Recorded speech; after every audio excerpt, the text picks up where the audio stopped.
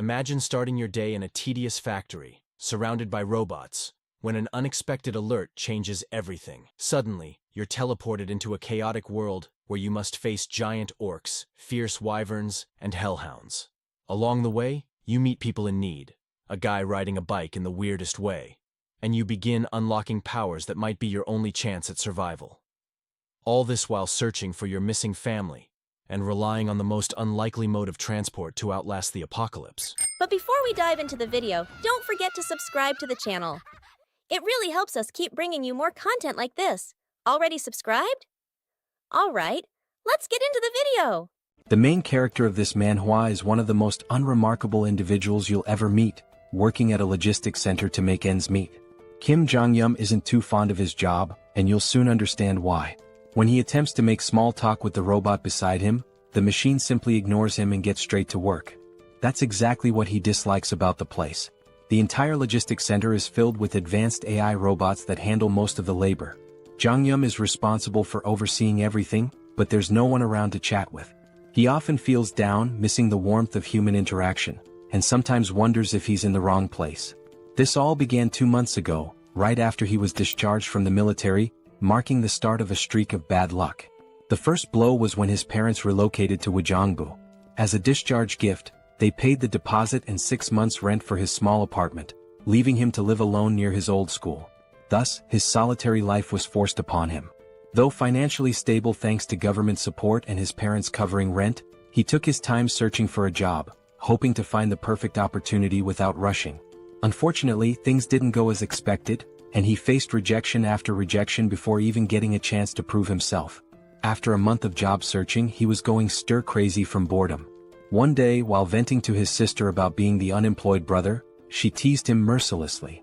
During their conversation, she mentioned that many people were working as operators for delivery companies using AI robots to make things easier. His interest was piqued, which led him to this lifeless place where there's literally no one to talk to. Just as I'm narrating this, someone else calls out to him. This person looks rather grumpy and unpleasant at first glance, someone who could easily pass for the manager. Anyway, the senior worker informs Jeong-gyeom that they're out of tuna stock, despite the system indicating there's still some. He tells Jeong-gyeom to check the warehouse for any missing stock, and of course Jeong-gyeom agrees with a forced smile. Let's be honest, he finds the robots much warmer than his cold-hearted senior.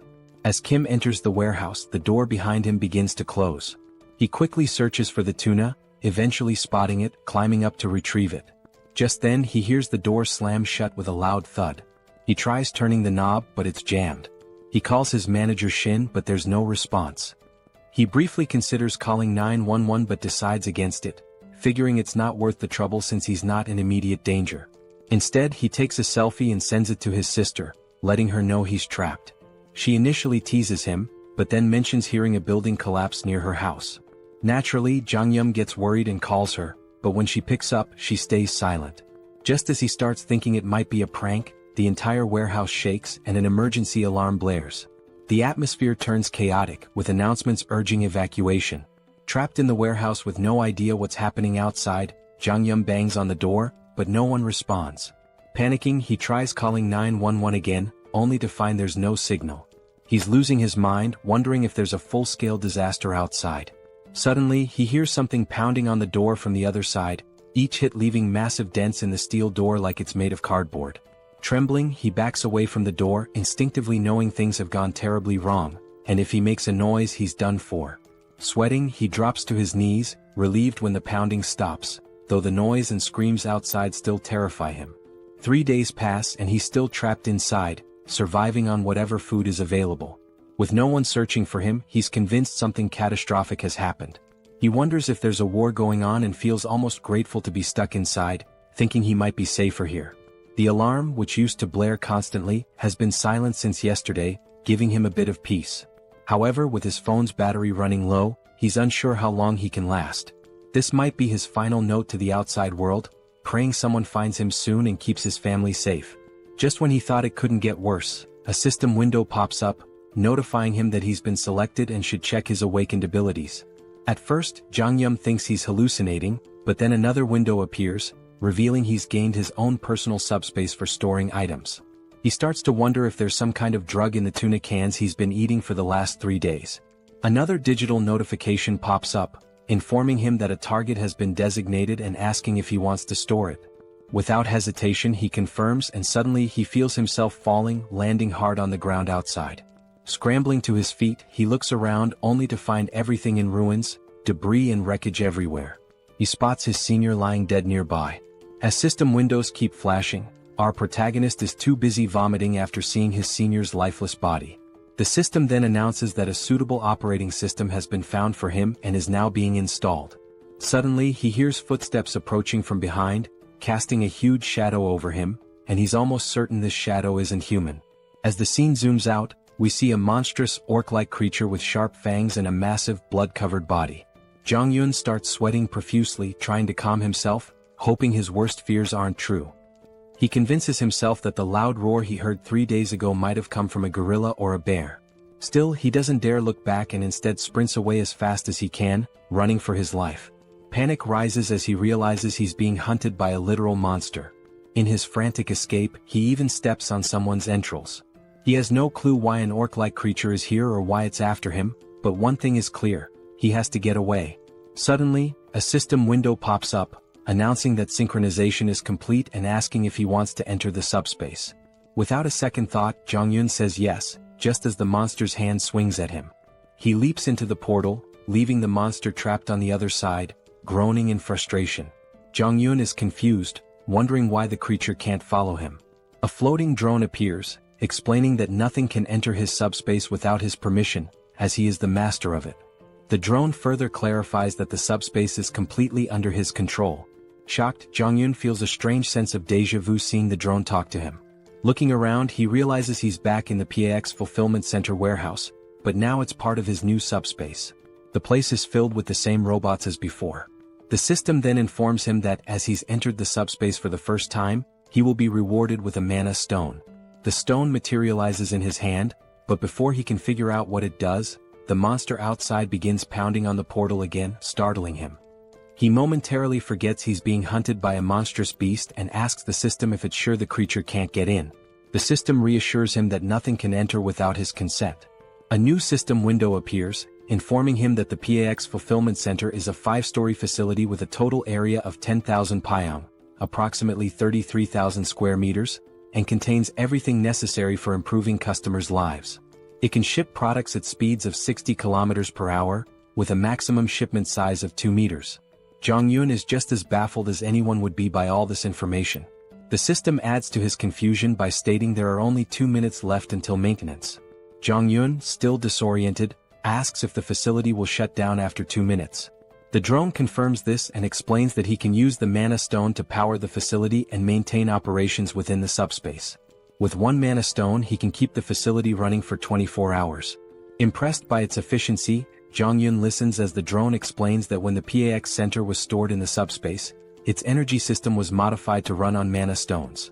Jong-yun, still skeptical, asks if this is even real or just some sci-fi nonsense.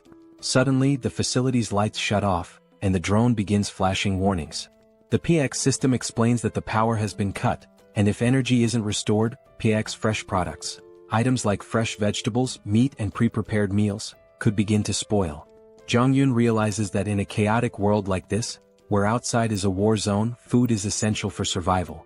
The power outage in the freezers and refrigerators could be a huge problem.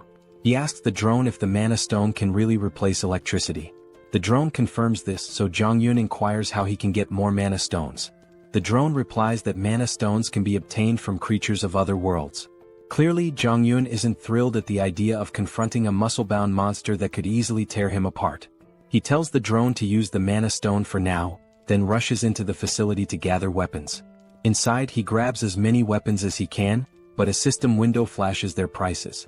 With limited resources, he's worried he might run out of stock if he throws everything at the monster too quickly. He's also unsure whether these blades can even pierce the monster's thick skin. He figures that wounding the monster slowly rather than trying to kill it outright might be a smarter strategy. Since the creature can't enter his subspace, there's no rush to finish it off in one go. He'll focus on injuring it little by little, ensuring he doesn't waste resources or run out of weapons too quickly. Jong-yun hurls an axe at the monster, but it only grazes its body, which only enrages the creature further. With his original plan failing and aware that his weapon supply is limited, he decides to give the heavy axe another try, hoping it will have a more noticeable effect this time. He asks the system how many axes are left in stock, and to his surprise, he's told there are 15 remaining. He was expecting far fewer, so the number takes him off guard. He quickly checks the location of these axes, and upon reaching the storage area, he's shocked to discover that the axes are duplicating infinitely. The system explains that the items are produced through a process that allows them to be duplicated endlessly. While they can be damaged or altered, they cannot be fully depleted. This revelation leaves Jeong-gyeom stunned. If the system is right, he has an endless supply of weapons at his disposal. Surprisingly, the system confirms this. With this newfound knowledge, Jeong-gyeom feels relieved, knowing he no longer needs to worry about running out of weapons. He can throw as many as he wants at the monster without fear of exhausting his stock. He realizes that his shoulders will probably give out before the monster does, but at least he has a seemingly unlimited arsenal. The system then reveals another useful detail. He doesn't even have to throw the weapons himself. He can automate the process, shipping items from the subspace to the outside world. The system clarifies that shipping can only occur every 30 seconds, but this speed can be increased by leveling up his skills. Jeong-gyeom quickly asks how to launch the weapons, and the system tells him he only needs to think of the registered item and say ship to have it automatically sent out. As soon as the system explains this, Jeong-gyeom says ship, and an axe hurtles through the air at incredible speed, slamming into the monster's grotesque face and bringing it down instantly. The axe was launched by the drone, and when Jeong-gyeom asks about the speed of the throw, the system replies that the default shipping velocity is 60 km per hour. Finally, Jeong-gyeom understands what the system meant earlier by shipping speed. The system then informs him that he can adjust the speed to a maximum of 75 km per hour, but anything faster will require skill upgrades. Naturally, Jeong-gyeom asks how to upgrade his skills, and the system explains that he can do so by using mana stones. At this point, Jeong-gyeom remembers the monster he just defeated and realizes that he'll need to fight more creatures to progress. He quickly gears up inside the facility. First, he grabs lightweight combat boots priced at about 50,000 KRW and matching tactical pants for 78,000 KRW. Once he's suited up, he also buys a detailed map of the Seoul metropolitan area and a permanent marker. He marks a circle around Gwangjin district, then highlights surrounding areas in a specific order. With his route planned, he decides to start with the nearest district and gradually work his way toward his final goal, Ijeongju, where he hopes to reunite with his parents. Since he's starting from Gunpo and doesn't have a car, Jeong-gyeom knows the journey will be long. Even though it's not as fast as a car or motorcycle, a regular bicycle is incredibly valuable in a post-apocalyptic world, and in this situation it might as well be a Lamborghini. He hops on the bike and pedals through the desolate landscape. After around 30 minutes, night falls and Jeong-gyeom has already taken down nearly 12 orcs. He reveals that he's learned a valuable lesson from defeating them, but before he can explain, a new monster appears and tries to attack him. Jeong-gyeom quickly retreats to his subspace, leaving the creature outside. While the monster is stuck, he uses the shipment ability again to launch an axe at high speed. Unfortunately, the axe only hits the monster's shoulder, wounding it but not finishing it off. With the cooldown period of 30 seconds before he can ship again and a range limit of 10 meters, Jeong-gyeom realizes that his abilities, though impressive, need more refinement, and that he can further improve them by collecting mana stones. Beyond shipment, Pax's ability has other applications, and we'll soon discover what those are. Suddenly, the monster notices movement and turns around, only to see the axe flying back into the portal and then returning, striking it in the face again and finishing it off. This is actually the second function of Pax's shipment ability, known as product retrieval, which automatically brings back dispatched items. Just as useful as the shipping ability itself. Jeong-gyeom uses the retrieval function once more to claim the mana stone from the monster, all while wondering why he can't simply retrieve the mana stone without killing the creature first. He then asks Pax the same question and learns that he can only use his retrieval skill on the stone after killing the monster, as it belongs to him at that point. Regardless, Jeong-gyeom steps out of his subspace and shares another vital piece of information about this apocalyptic world. It turns out that the strange orcs aren't the only creatures wreaking havoc. There are also winged monsters, and he knows it will be a serious challenge to hunt one of those. Suddenly, he hears cries for help, but before he can identify the source, the scene shifts to a man named Choi, desperately fleeing. He's so exhausted that each step feels heavier than the last, and a flying creature is chasing him. The monster swoops down, slamming into Choi from behind, sending him crashing to the ground in agony. There's another person behind Choi, but before he can help his fallen friend, the monster lands right in front of him, blocking his path. Its fierce, drooling mouth suggests that human flesh is the most appetizing thing around. However, strangely, the monster doesn't attack the man standing before it. Instead, it fixes its gaze on Choi, who is writhing in pain on the ground. The man, confused as to why the monster is ignoring him, realizes it has been targeting Choi all along, likely because he seems like an easier victim. He feels helpless, unsure of what to do with only a small knife in hand, doubting whether it could even distract the monster. Just then, the sound of a bicycle bell rings through the air, and not surprisingly, it's our boy speeding toward them, though these two have no idea who or what is approaching. Before they can process what's happening, they witness the monster that was hunting them get struck by a projectile, sending it sliding across the ground from the force of the impact. The creature was felled by a single axe throw, leaving both men in stunned disbelief. Jong-yun quickly checks if they are okay, but they're still in shock, their mouths agape as they try to understand how someone on a bicycle managed to defeat a flying wyvern with just an axe.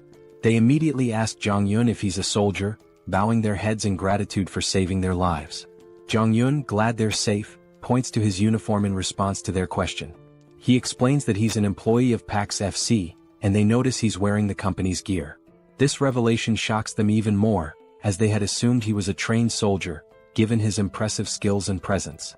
Even though he's not a soldier, his abilities are so extraordinary that if they hadn't seen it themselves, they wouldn't have believed someone could take down a wyvern with just an axe throw while riding a bicycle. Jong-yun is surprised to find out that these people are already familiar with the concept of abilities. One of them confirms this, mentioning that he himself has an awakened ability, though it's just a simple driving skill, which he hasn't had much chance to use under the circumstances.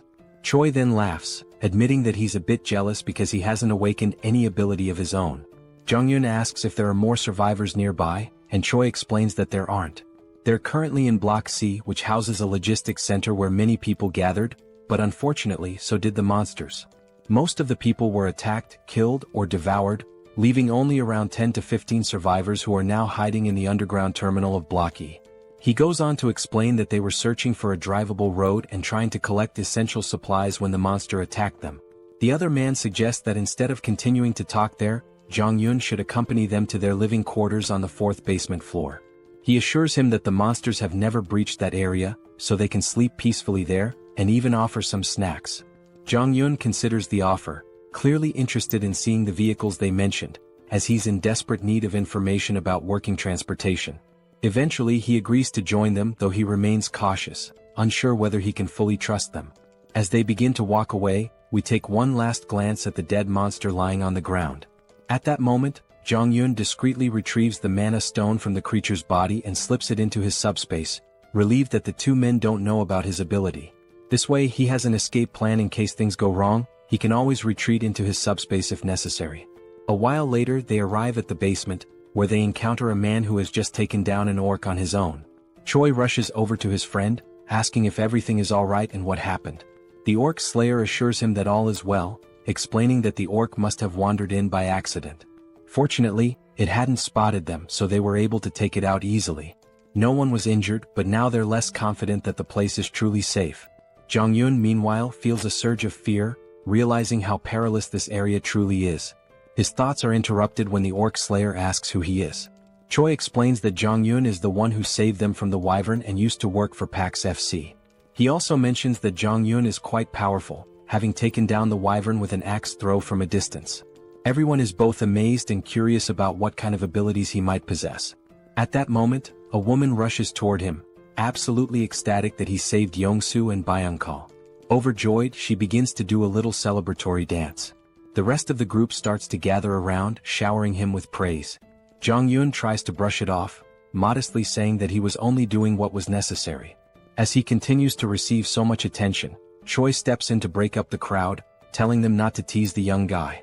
Just then, the orc slayer speaks up, revealing that everyone there has been working together for over a decade, and that Yong-soo and Byung-kal are like family to him.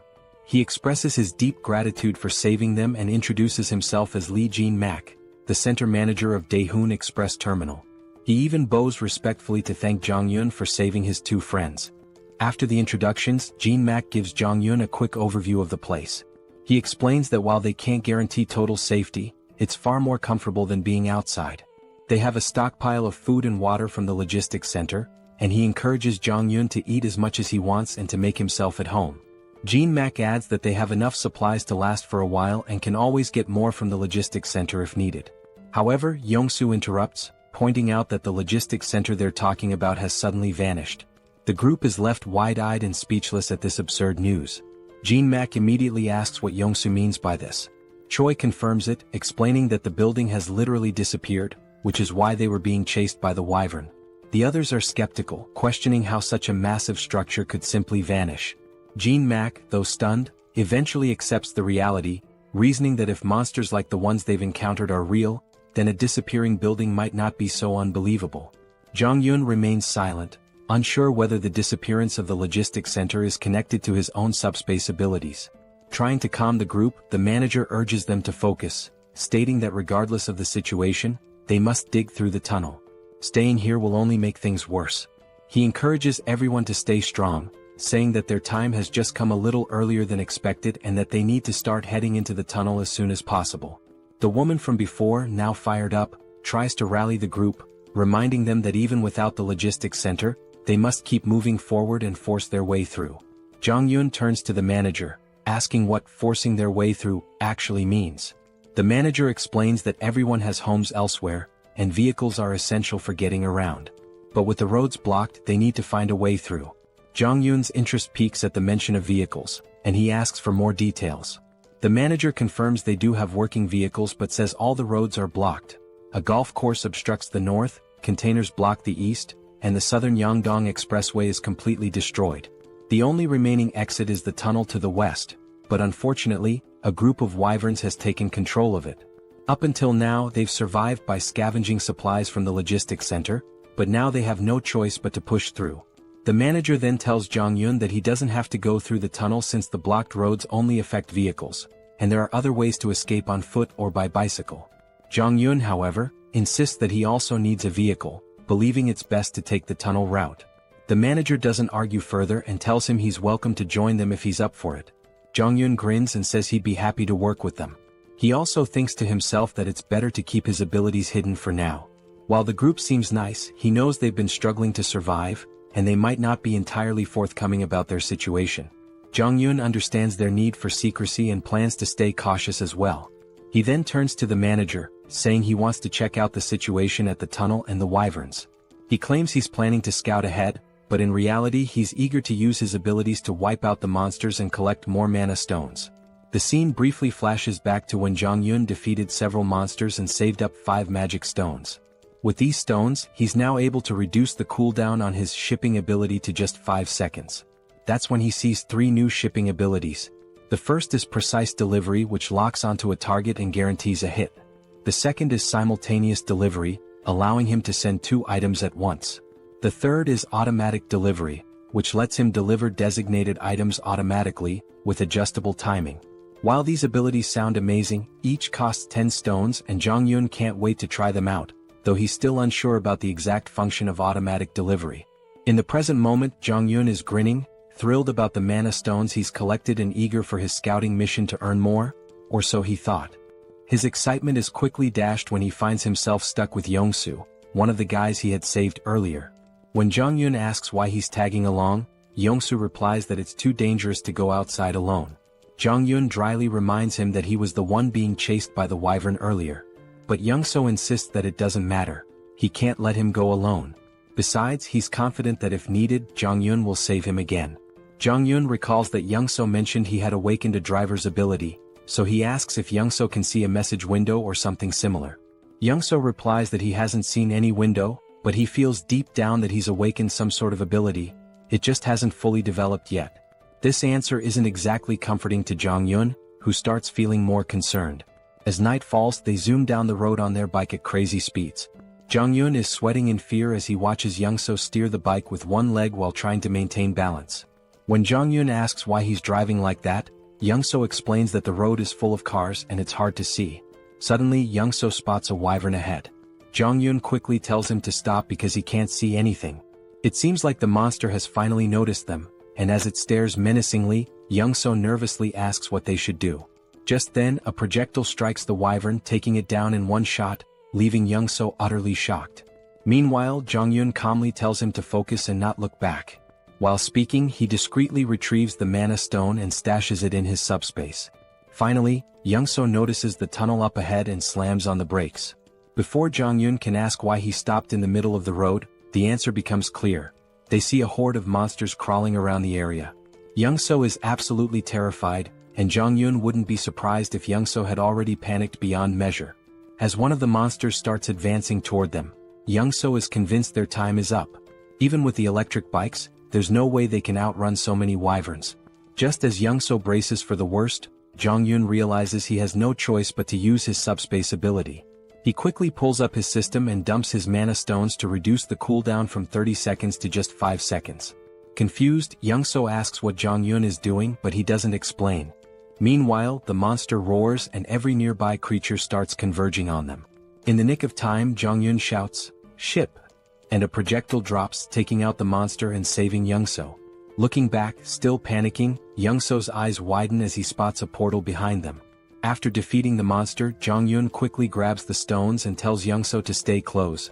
It's the only way he can protect him. Young-so agrees, though he remains completely clueless about what's happening or why there's a logistics center behind them.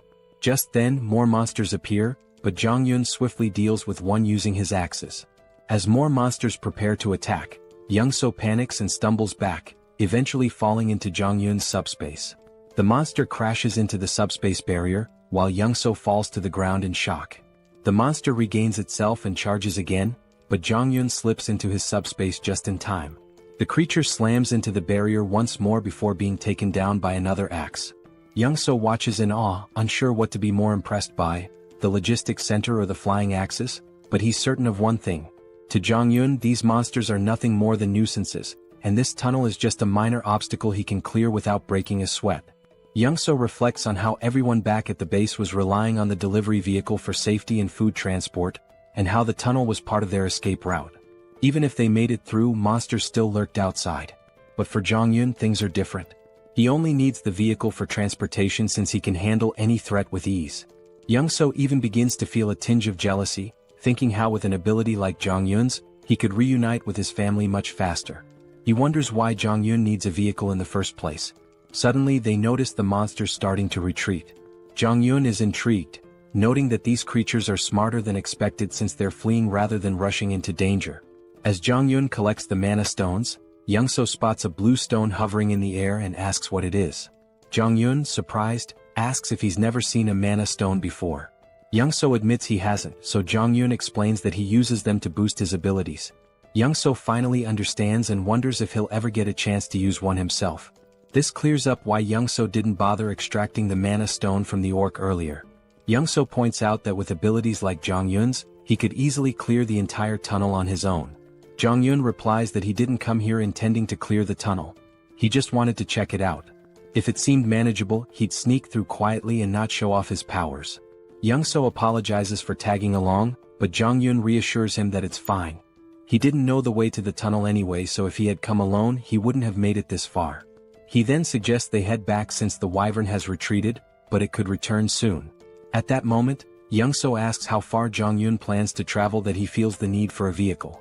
Jong-yun explains that he's trying to reach his family, with his final destination being Wojongbu, near the Gangnam district. This revelation surprises Young-so because his own destination is along the same route. He shares that he's heading to Indaequan, which is on the way, and asks if it would be too much trouble to let him tag along until then. Jong-yun hesitates, unsure how to respond, but Young-so continues, admitting that even if he makes it through the tunnel, he's not confident about reaching home safely. His driving ability isn't much help in combat, but since Jong-yun can fend off monsters, he might have a better chance of reuniting with his family. Young-so then promises to help Jong-yun get to Gangnam faster than anyone else and swears he won't be a burden. He even offers to provide food along the way. Jong-yun starts to see some merit in this partnership. Young-so's driving skills are impressive, and more importantly with him around, his secret abilities might stay hidden. It's a mutually beneficial arrangement since Jong-yun fears that if word got out about his powers, people might try to use or even eliminate him, though that might be overthinking. Still better safe than sorry. Ultimately, Jong-yun agrees to let Young-so come along, and Young-so beams with excitement like a child in a candy store. Jong-yun then informs him that he'll handle clearing the tunnel, but emphasizes that Young-so should keep his abilities a secret and make sure others don't interfere. Young-so eagerly agrees, vowing to make sure everyone cooperates and stays out of the way. However, things don't go as planned. Young-so, in his excitement, ends up telling everyone that Jong-yun will clear the tunnel using his awakened abilities. All they need to do is wait outside until he's finished. Jong-yun is left in disbelief, realizing that Young-so just spilled the secret. The others are stunned by the news and eager to watch Jong-yun in action, while Young-so proudly explains. Meanwhile, Jong-yun curses his bad luck, knowing he's now stuck in a difficult situation. In the end, Jong-yun steps forward and announces that by the next morning, he'll have the tunnel cleared so everyone can leave.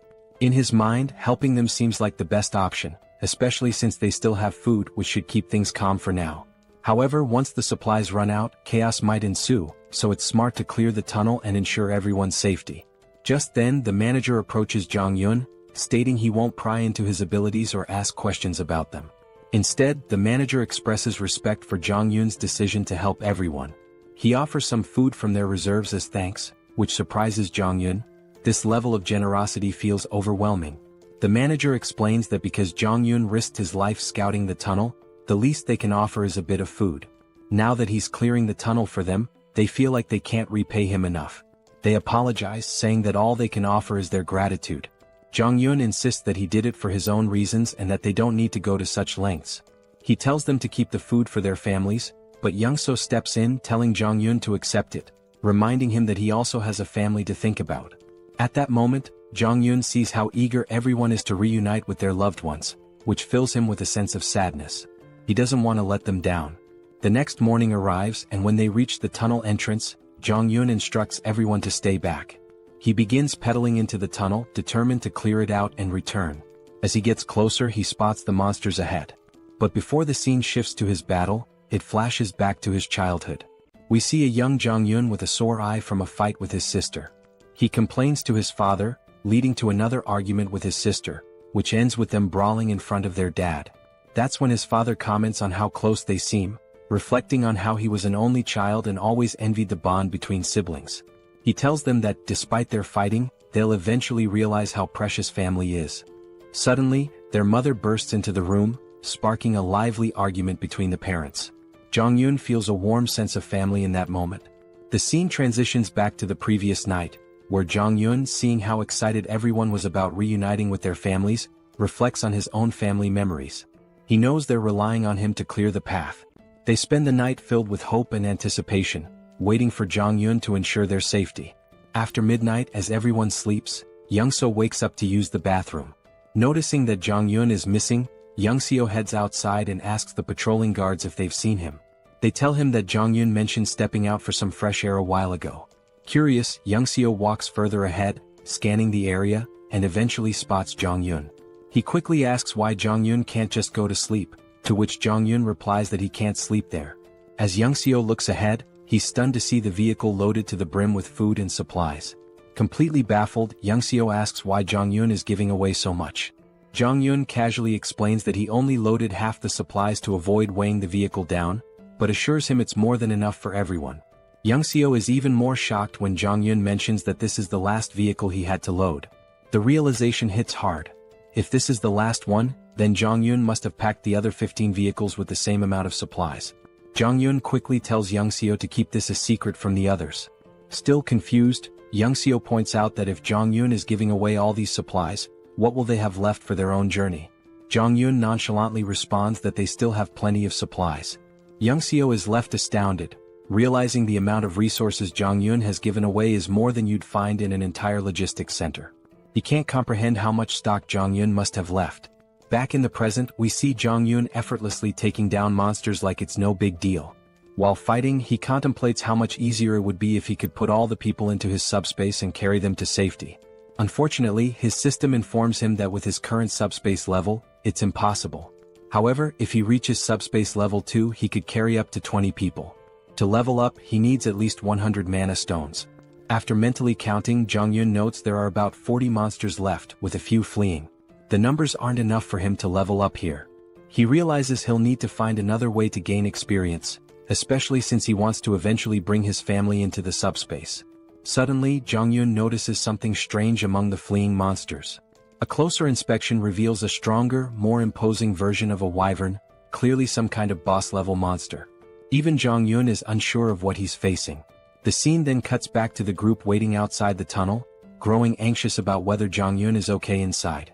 Finally, they see him emerge, pedaling his bike effortlessly, as if he's been out for a leisurely ride. His uniform is stained with blood, and the group anxiously watches until they see him smile. They burst into celebration, relieved that their mission was successful. It's finally time for everyone to part ways and reunite with their families. They thank the manager for sticking with them and wish him a safe journey home. Jong-yeon hints that if they face any trouble, they should open the cargo hold. He's left a little surprise that might help. Curious but eager to continue, they get into their trucks and slowly make their way through the traffic. After crossing the tunnel, they wave their final goodbyes before heading in different directions. In the truck, Jong-yeon sits in the passenger seat, still thinking about the monster he saw in the tunnel. He's unsure if it was really a wyvern since it fled before he could get a good look. He wonders if it was a leader or just an adult version of the monsters they've been fighting. His thoughts are interrupted by a disturbing crunching noise from under the truck. Looking near the tires, they see they've run over some corpses, and the driver's face is full of sorrow from hearing the bones break. Even Jong-yeon notices the regret in his friend's expression, but they have no choice but to keep moving. The road is filled with bodies and wreckage, leaving no clear path. Jong-yeon reflects on how, if his discharge had been delayed by just 3 months, he might have ended up as one of those dead soldiers. The situation is even worse than they imagined, with monsters still feasting on the remains. Suddenly, Young-seo calls out to him, snapping him out of his thoughts. When Jong-yeon looks ahead, he sees that the road is blocked. Young-seo points out that the barbed wire looks like it was set up by the military to block something, and they'll need to find another route. He suggests they try crossing another bridge, but just then Jong-yeon notices something at the far end of the blocked bridge. Upon closer inspection, they see a new type of monster they've never encountered before, and it becomes clear what the military was trying to contain. While Young-seo panics and considers turning back, Jong-yeon sees this as a perfect opportunity to level up his subspace. He spots a narrow sidewalk along the road, blocked on both sides, and quickly suggests they drive through it. He explains that he has a plan to get through without turning back and excitedly tells Young-seo to push the truck through the pedestrian path. Young-seo is horrified by the risky idea, especially when an orc appears ahead among the mutant hounds, scattering the pack. The monsters didn't seem to get along with each other at all. Despite the orc's advantage in size and strength, the mutated dogs had sheer numbers on their side. The poor orc stood no chance against such a ravenous pack, as their hollow mouths relentlessly tore into its flesh. Blood and chunks of meat flew in every direction, and our two protagonists could only watch the brutal scene unfold. Young-seo was truly terrified, and despite knowing the abilities of our hero, he seriously doubted the sanity of the plan to go straight ahead. He hesitantly asked if Jeonjaen really intended to cross the bridge, but Jeonjaen was completely confident in his skills, thinking it was easier than his frightened companion believed. As Young-seo tried to muster some courage, Jeonjaen suddenly asked him a strange question. Had he ever heard of a game where 3 different races are at war with each other? It was a space strategy game called Stark, but since Young-seo was older he didn't know anything about it. Jeonjaen went on to explain a little about the game. In it, players could customize maps and tweak settings for fun. Jeonjaen's favorite map involved holding off waves of monsters with limited units and clever use of terrain. As he saw it, the current situation was quite similar to that game. Young-seo of course had no clue why Jeonjaen was sharing this story, but it didn't really matter. His job was simply to follow instructions. The first step was for Young-seo to back the car up to the barbed wire barrier, ripping it down and making as much noise as possible, all to attract the attention of the mutant hounds who were busy feasting on the orc. After that, it was Jeonjaen's turn to get to work. Activating his system, he unlocked a skill he hadn't planned on using but realized it was perfect for the situation. Auto shipping. He spent 10 mana stones to unlock it, then instructed Pax to spend the rest of the stones to boost the shipping speed. Pax quickly complied, increasing the delivery speed to 100 km per hour. With everything set, Jeonjaen called out to the mutant hounds, inviting them to chase him after their meal. The unsuspecting creatures charged, but they weren't fast enough. A double-door refrigerator zoomed towards them and obliterated the pack. It was clear the hounds were in for a tough time. This game wasn't fun for them. And it didn't end with just one refrigerator. More kept coming, and within seconds Jeonjaen had collected 12 mana stones, much to his delight. The enhanced shipping range and precision targeting he had fine-tuned during his tunnel clearing worked perfectly now. Jeonjaen had initially planned to use axes, but with his upgraded precision delivery system, refrigerators proved to be much more effective. He had discovered earlier that the precision delivery skill didn't track targets fully but only adjusted the trajectory slightly based on their movements. Against these swift mutant hounds, an axe flying at 100 km per hour might still be dodged, making it a less reliable option. But the refrigerator, with its size and weight, was ideal for taking out multiple enemies at once. A mere graze from it was enough to crush several hounds. On top of that, the auto-shipping feature made things incredibly convenient. Jeonjaen didn't even need to monitor the battlefield anymore. The system automatically took care of any approaching threats. For now, our hero could just relax as the hounds continued their futile attempts to get closer. They howled with rage but were helpless against the flying refrigerators. As the battle raged on, Youngseo made the mistake of looking back. His jaw nearly dropped when he realized what he was witnessing. He had thought Jeonjaen could only throw axes, but what he saw was beyond his wildest imagination. Refrigerators flying through the air, one after another, every 2 seconds. The sheer number of refrigerators was unbelievable. Youngseo couldn't fathom why the logistics center would even have so many in stock. He began to wonder if Jeonjaen's system somehow replenished items, like how the axes were retrieved and reused. But how this worked with refrigerators remained a mystery. Youngseo stood frozen in shock, unable to comprehend what he was seeing. He didn't even notice when Jeonjaen came up to him and casually asked if he wanted something to eat. Yongsoo finally pieced things together and asked a question to confirm his suspicions. He wondered if it was possible that Jeonjaen's supply was actually infinite. Jeonjaen was a bit taken aback by the question, assuming Yongsoo had figured it out long ago, but clearly he hadn't.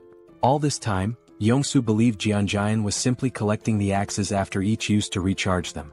He never imagined that Jeonjaen had an endless supply. In reality, Jeonjaen did collect the axes with his system, but only to prevent them from lying around and accidentally harming someone.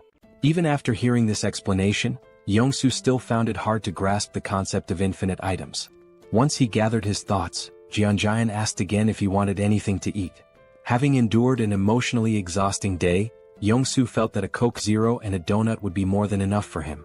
As they quietly enjoyed their food, behind them, the delivery system was relentlessly scattering the mutant hounds. Yongsoo felt a bit embarrassed for underestimating Jeonjaen's abilities and his own naivety, but he was still grateful for the meal, even if it came from an endless stock. Jeonjaen was happy to share and thanked Yongsoo for trusting him from the start. He told Yongsoo that if he ever needed anything he should just ask since he had almost everything in stock. However, Yongsoo wasn't keen on overusing someone else's generosity. Jeonjaen had already done enough by clearing the path of monsters and helping him get home faster. Once they crossed the bridge, it would only take an hour for Yongsoo to reach his house. Jeonjaen was glad to hear his friend would soon be reunited with his family, though he could sense Yongsoo's worry about what might be waiting for him there. Yongsoo hoped his family was safe, and Jeonjaen understood the concern all too well. He was worried about his own parents and sisters as well. Wanting to give Yongsoo a gift, Jeonjaen noticed his friend's tattered clothes and thought he shouldn't return home like that.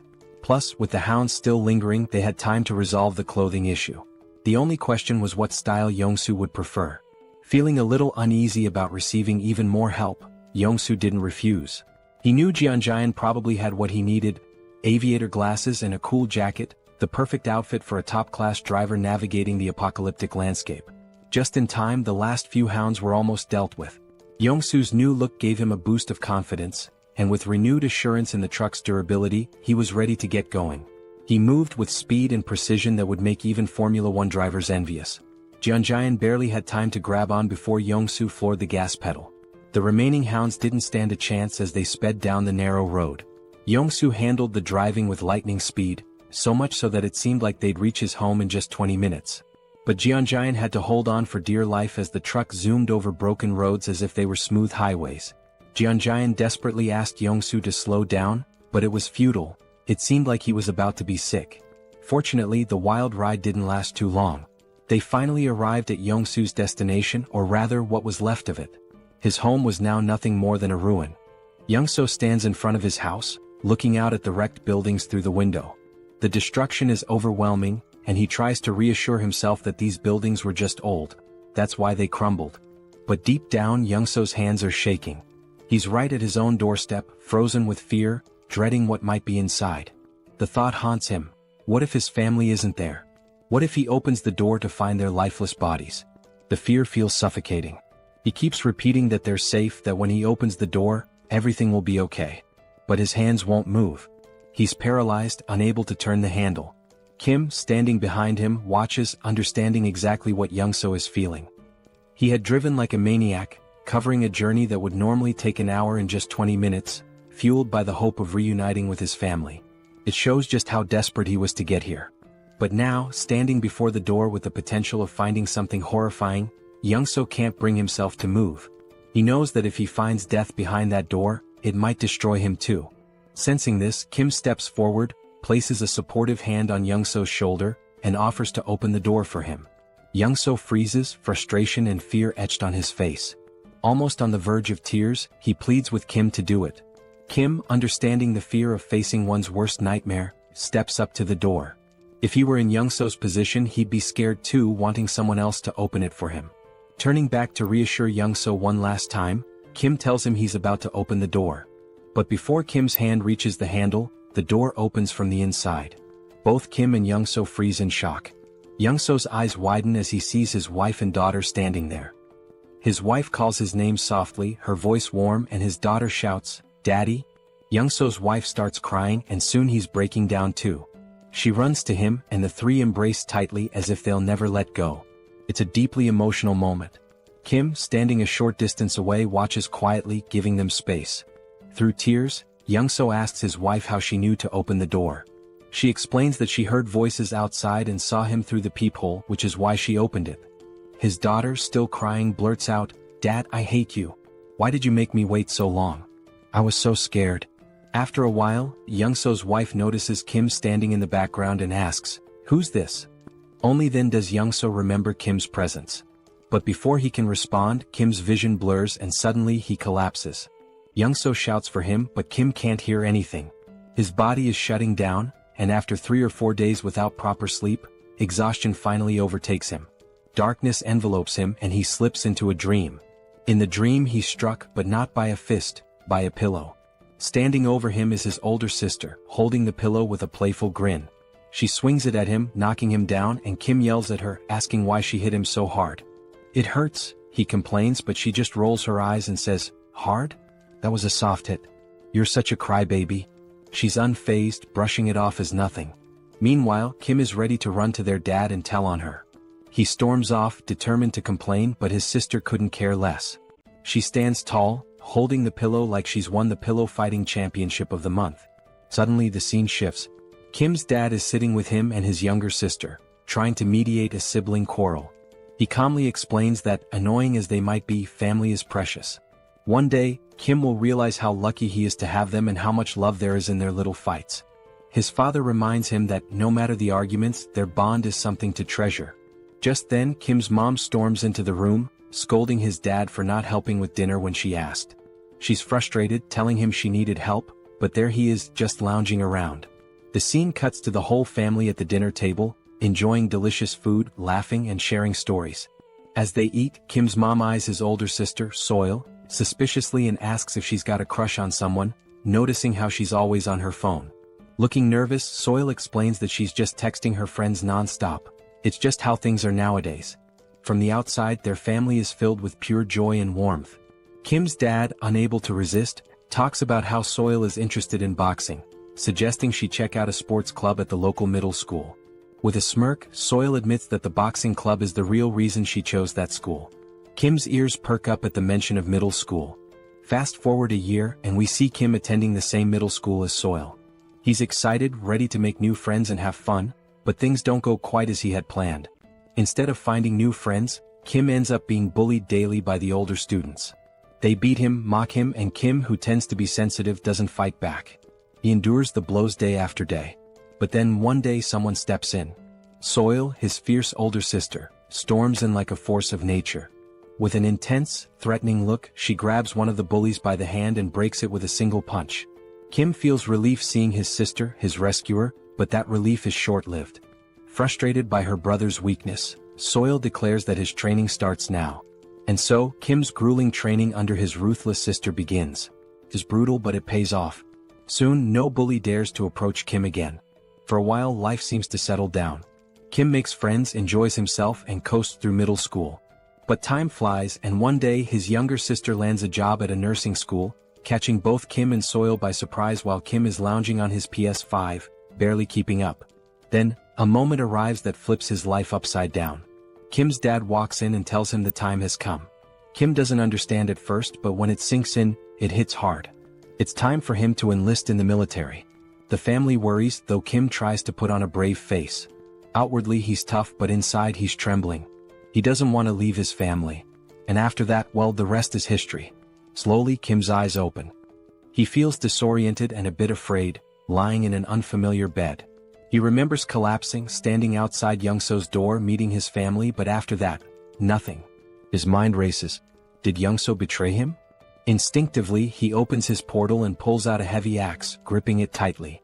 Suddenly, a calm, warm voice interrupts his thoughts. Kim turns, startled, and sees Youngso's wife and daughter at the table, looking at him with puzzled expressions. Reality hits him. He's in Youngso's house. Looking to the side, he spots Youngso sound asleep, completely out. It dawns on Kim, he must have been so exhausted that he collapsed at the door. Youngso's wife had said he fainted and had been out ever since. He must have been more worn out than he realized. Kim glances down at the heavy axe in his hands, momentarily confused as to why he even drew it. What had he been thinking? Quickly, he stashes it back in his portal, hoping no one noticed, especially Youngso's wife. She didn't need to see that. He asks how long he's been asleep, and she tells him it's only been a few hours. Then the mood shifts. With a soft smile, Youngso's wife begins to thank him, expressing her gratitude for everything he's done. Kim can feel the weight of her words, how he saved Youngso's life and brought him home safely. The gratitude in her eyes and her slight bow make him feel uneasy. Kim isn't used to this, feeling awkward and a little nervous, wanting to brush it off as no big deal. He thinks about how Youngso had helped him too. It hadn't all been on him. Just then Youngso wakes up. Still groggy, he chimes in to back up his wife, insisting that Kim had done far more than he lets on. Youngso makes it seem like driving Kim here was nothing compared to Kim saving him again and again. To Youngso, Kim was a true lifesaver. Even if Youngso hadn't made it, he believes Kim would have come through on his own. Then Youngso's wife changes the subject, saying everyone must be hungry. The atmosphere shifts once again as Kim's stomach growls, reminding him he hasn't eaten in what feels like ages. She mentions that Youngso had refused to eat without him, waiting until Kim woke up. Kim can't help but smile. Youngso, with that goofy grin, is all about eating together. With a warm chuckle, they decide it's time to dig in. Suddenly, Kim finds himself staring at a bowl of kimchi stew in front of him. The sight alone makes his mouth water. The smell pulls him back to memories of his mom, filling him with a bittersweet sense of warmth. The food isn't fancy. Youngso's wife even apologizes for the limited ingredients. But to Kim it doesn't matter. This is his favorite meal. After everything he's been through, nothing feels as comforting as kimchi stew. The first bite? Pure bliss. The moment the stew touches his tongue, it's like fireworks going off in his mind. Every cell in his body feels alive. The flavor, the warmth, it's almost unreal. And just like that, he's taken back. Back to when he'd sit down to meals with his family, back to simpler times. But as the meal ended, Kim felt a wave of sadness. For the first time in 3 months, he'd had a meal that reminded him of home, of family, and the ache of missing them overwhelmed him.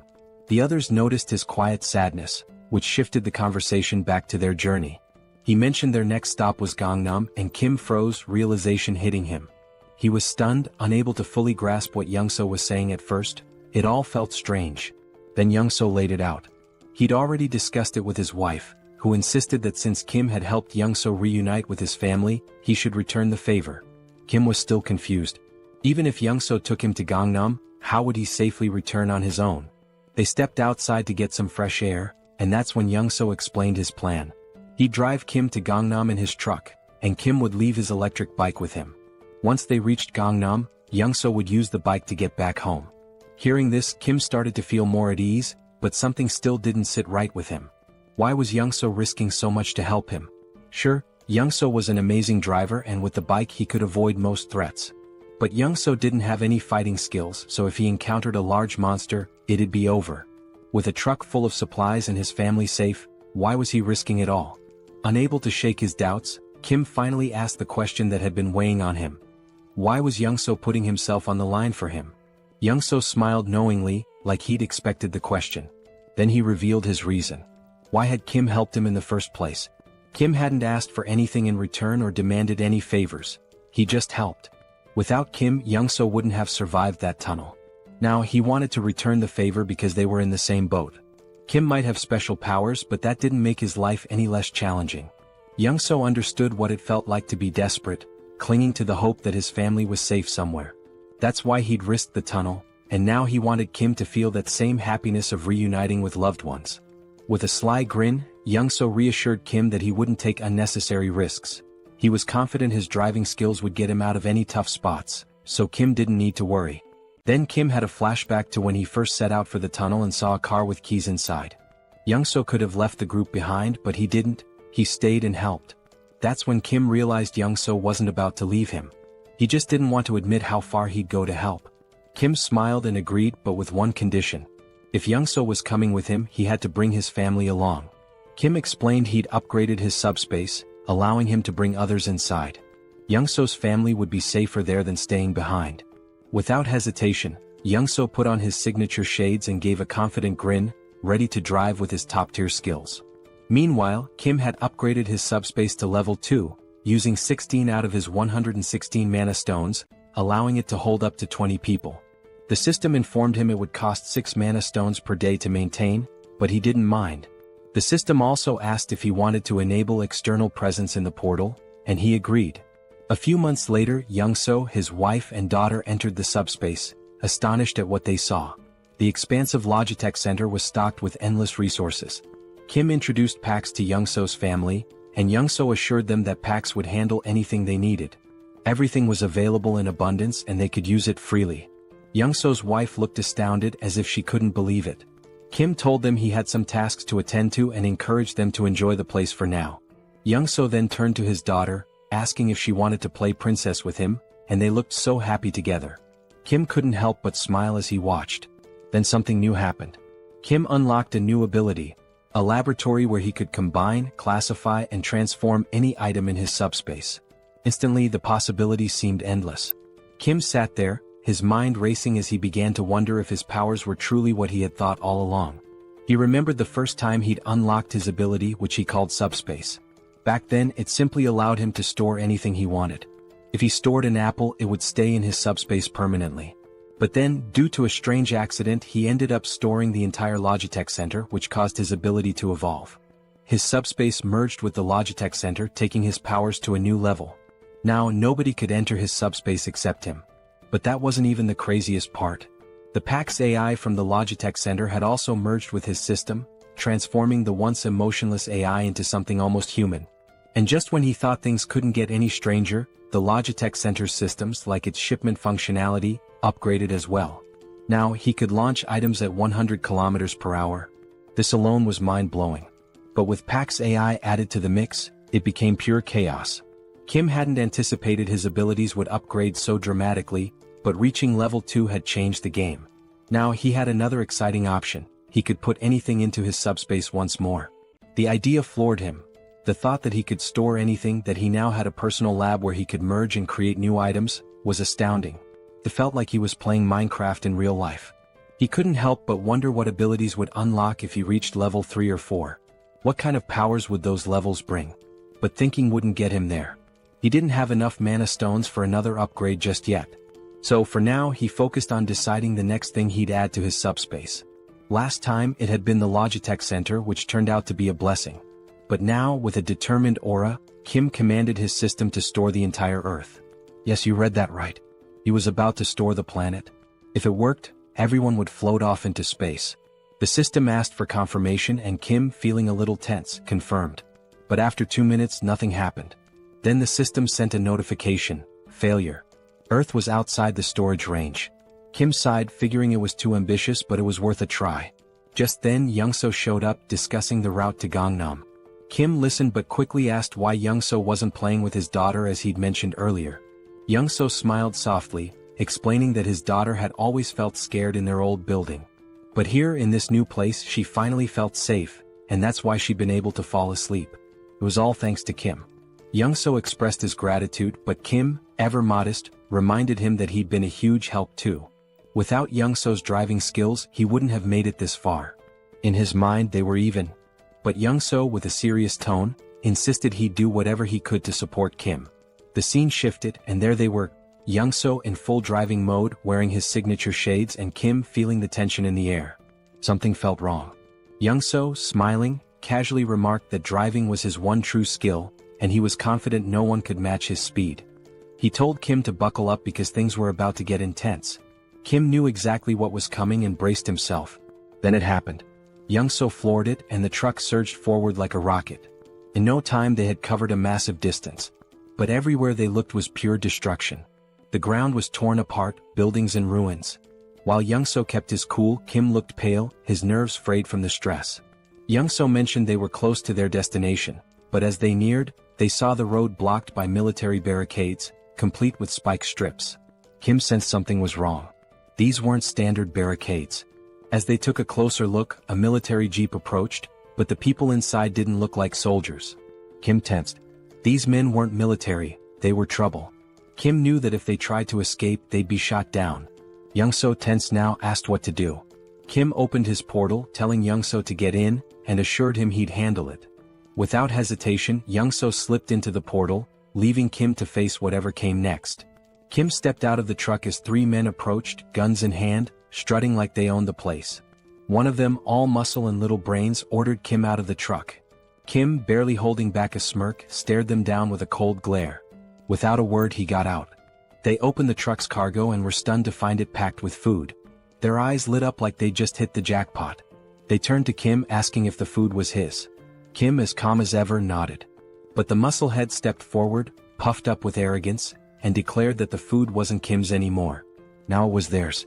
Kim knew these clowns were far from military, they were just greedy thugs after his supplies.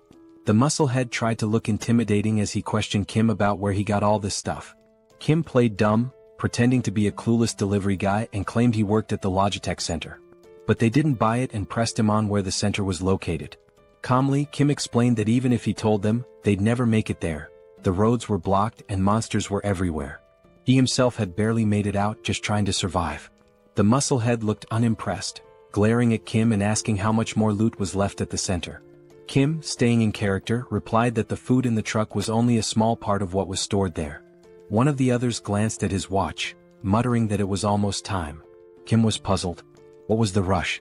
Before he could figure it out, wham! The musclehead punched him hard in the stomach and Kim crashed to the ground, wind knocked out of him. Before he could catch his breath, the bulky guy behind them clamped a cloth over Kim's face, knocking him out cold. When Kim woke up, he was tied to a chair in a dim room. His vision was still blurry, but he could see the bulky thug sitting on a makeshift commander's throne. Nearby, a body lay on the ground, a pool of blood spreading around it. Clearly a dead soldier. Kim quickly pieced it together. These guys had taken over the military base. The bulky guy started talking, bragging about how they'd wiped out the military and made themselves the new rulers here. Apparently they'd been fighting vibrants, monsters that swooped in every day at 6 p.m. The military had tried to fend them off with guns but couldn't keep up, so they'd recruited people like him and his crew. When the military was overrun, the gang had taken control, and now the bulky thug was the self-proclaimed commander. He made it clear that Kim was only alive because he needed him. Kim's task? To head back to the Logitech Center with some of the gang and raid it for more supplies. If he succeeded, maybe they'd let him join their group for protection. Kim was beyond annoyed. He was done with these lowlifes. Standing there, he decided what to do next. It struck him. This military base would make a perfect addition to his subspace. Without hesitating, he commanded Pax to store the entire Joint Commander Communication Headquarters in his subspace. The thug didn't even notice what was happening. He just sat there, confused as the entire base vanished around him. 1 second it was there, the next, poof, it was gone. He was left in his chair, now in the middle of nowhere, utterly clueless. By the time the thug realized what had happened, it was too late. Kim had already disappeared into his portal, leaving the thug sitting alone in the wasteland with nothing but his chair. At least Kim left him something to sit on. Around him, the thug's crew was completely baffled. They gripped their rifles, staring at the sky, trying to wrap their heads around the fact that the whole building had disappeared. The thug, wide-eyed and anxious, scanned his surroundings, his face showing a mix of fear and confusion. He was probably thinking, where did the whole building go? Meanwhile, Kim spat on the ground, noticing a trace of blood. That punch must have done some internal damage. He felt himself sway on the edge of fainting. Storing the base had drained his mana like nothing before. He was exhausted, completely wiped out. If he'd known it would take this much out of him, maybe he would have waited, maybe ducked into his subspace first. But it was too late for second-guessing. He had made his choice, now he just had to deal with the aftermath. His priority now was to get into his subspace to recover. As Kim slipped into the shadows, the thug's crew suddenly froze as the sky turned blood red. Dark, looming shadows filled the air. The wyverns were coming. Hundreds of them, wings spread wide, headed straight for them, growling and screeching, ready to tear anything in their path. The sight hit the thug's men like a slap, sending them scrambling in all directions, completely forgetting Kim as they bolted for their lives. Even the guy who had captured Kim took off, leaving him free to drop to the ground. The thug was furious, shouting at his crew to hold their ground. He yelled that their rifles could still take out the smaller wyverns, vowing to handle the largest one himself. But his men weren't listening, they were too busy running. Rage twisted his face as he cursed them, calling them traitors. Then bam! The ground shook. Something huge landed behind him, shaking the earth. He turned slowly, terror contorting his face, only to see a massive wyvern towering over him. This one wasn't like the others. It stands a solid 20 feet tall, with black scales gleaming under the blood-red sky, and its piercing yellow eyes locked on him with deadly focus. This wyvern is 20 times larger than any he's ever encountered, a real monster brought to life. Amidst the chaos, we see Kim slipping into his subspace, bringing along an injured soldier. The system pings asking if Kim wants to allow the outsider in. Kim nods, weary but resolute, and both are let inside. Kim feels exhaustion pulling him down even further, and he knows he's just seconds from passing out. His mind races, he barely managed to sneak himself and the soldier in, and he realizes he'll have to be careful with these aftereffects. Storing something as massive as a whole base during such a critical moment might be risky next time. The black-scaled wyvern is still looming behind, its fierce gaze fixed directly on him, making Kim wonder why it's so intensely focused on him. Meanwhile, Pighead stands confidently before the wyvern, boasting about his new physical enhancement power, bragging he can shatter boulders with a single punch. Without hesitation, he swings at the wyvern, but to the enormous creature, it's nothing more than a mosquito's tickle. The wyvern doesn't even react. Suddenly, a bone-crunching sound fills the air. Kim, dreading what's happening, turns around slowly to see Pighead's fate, eyes widening in shock. With a single chomp, the wyvern swallows Pighead whole. Just like that, he's gone. Young-soo rushes over to Kim, checking if he's okay. Kim assures him, though he's clearly drained, his energy barely hanging on. He managed to bring the injured soldier along, who looks worse for wear. Kim and Young-soo gently lay the soldier on a bed, relieved to see he's mostly unharmed, with just a few scratches. But the man is severely malnourished. Kim recalls Pighead's rant about taking over the military base while struggling with food shortages, which must have left the soldier without proper nutrition for weeks. Young-soo then mentions something strange happening in Kim's subspace. An enormous structure has appeared, and not just any structure, it looks like an entire city. He leads Kim to a vantage point and Kim's jaw drops. He thought he'd stored just the military base, but somehow he transported the whole base city into his subspace. His mind races. He hadn't realized the extent of his power. He'd only commanded the system to store the base, but without specifying a building, it interpreted it as the entire city. Young-soo is equally stunned, staring in awe at this impossible sight. Kim realizes he needs to explore the military base thoroughly. Young-soo agrees to watch over the soldier and let Kim know when he wakes. Kim hops into his Mercedes and begins driving through the military base city, his mind buzzing with possibilities. Weapons, ammo, gas masks, military vehicles, even tanks. It's the ultimate jackpot for surviving the apocalypse, but there's a catch. Unlike the Logitech Center, where PAX handles everything and can send supplies directly, this sprawling city means he'll have to locate and retrieve each item himself. As he drives, Kim starts to grasp just how huge this place really is, realizing he has a massive job ahead of him to map out every corner. If he'd known it was this vast, he might have stored all the weaponry and supplies directly in his subspace. Now he's planning his next move. Once he identifies the locations, he'll send Young-soo to retrieve ammo and weapons, while he prepares to strike from his portal. Then a crucial thought hits him: supplies here aren't endless. Unlike the Logitech Center's infinite stock, resources from the base could run out. No more limitless bullets or grenades for reckless use. As he's lost in thought, Pax suddenly appears, casually correcting him. Pax explains that the base isn't an ordinary storage area. It's been fully integrated into the Logitech system format. Kim's jaw drops as Pax continues, revealing that since the military base has merged with his subspace, he can now command it just like the Logitech center. Kim can hardly believe it, but Pax confirms that the base is synchronized. He'll have unlimited access to its supplies, vehicles, and equipment, just like in the Logitech center. This changes everything. Kim can barely comprehend it. His mind races through the possibilities, his face a mixture of shock, wonder, and pure excitement. He asks Pax for double confirmation. Are they really talking about endless rifles, ammo, grenades, everything? Pax nods, and it's like Kim's entire reality has flipped upside down. This isn't just groundbreaking, it's downright game-changing. Still buzzing with excitement, Kim needs more details. He asks Pax how long synchronization will take. Pax admits it's a massive job with only 0.81% done so far, so there's no clear timeline. But Pax offers a solution. If Kim prioritizes specific items, Pax can sync those first, making them immediately accessible. Without hesitation, Kim lists his essentials. Rifles, ammo, grenades, vehicles, and fuel, the lifeline for surviving this apocalypse.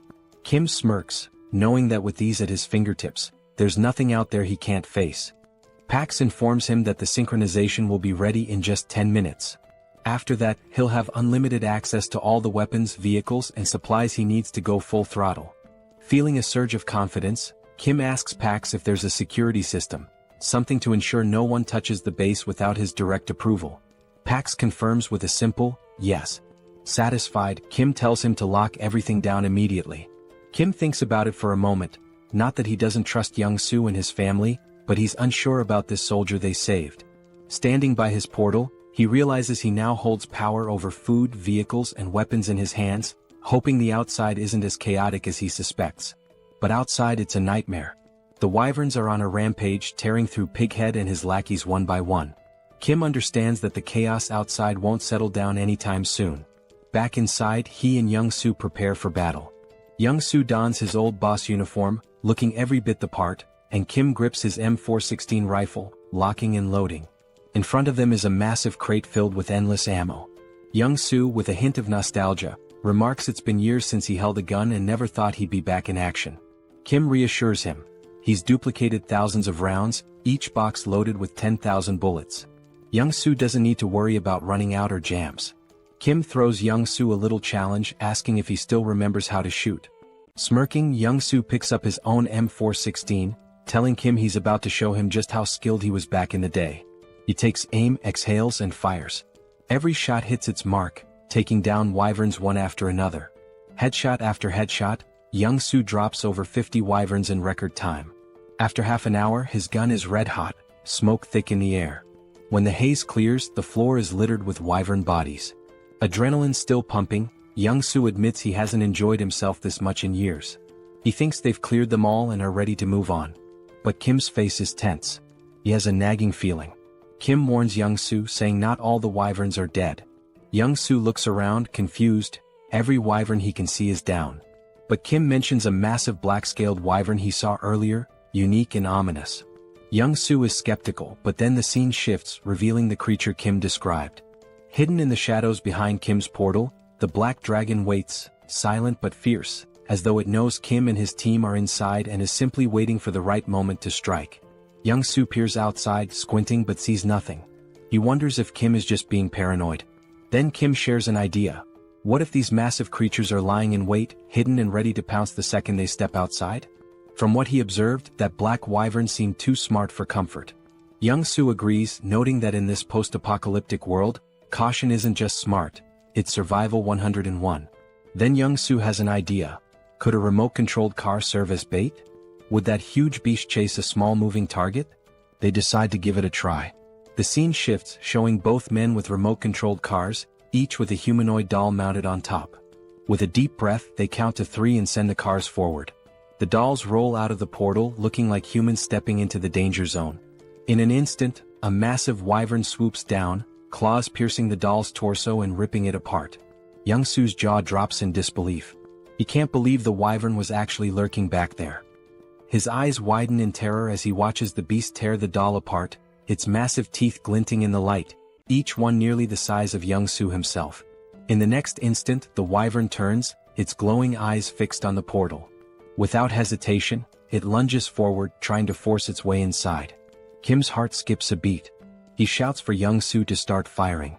Together, they unleash every round of ammo they have on the beast. For 15 solid minutes, they pour bullets into it, the room filling with thick smoke. They think maybe they've taken it down. But as the smoke clears, those glowing eyes remain fixed on them. The wyvern, undeterred, shoves its head closer, drool dripping as it tries to devour the portal itself. Young-soo and Kim stumble back, horrified. They can see every detail of the wyvern's mouth, its deadly teeth just inches away. Young-soo is stunned. How is this creature still standing after all this firepower? Kim recalls that Pighead mentioned a similar wyvern, a beast that shrugged off all the military's attacks, forcing them to retreat. Kim realizes it must be the same one.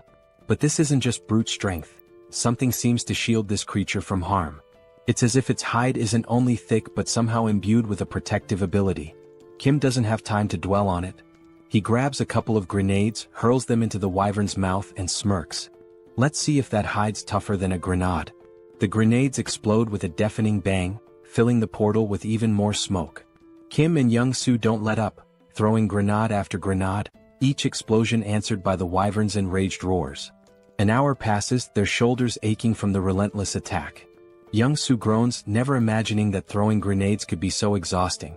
Kim's shoulder feels like it's about to give out, but the wyvern remains calm as ever, with its fierce gaze locked on the portal. They're trapped.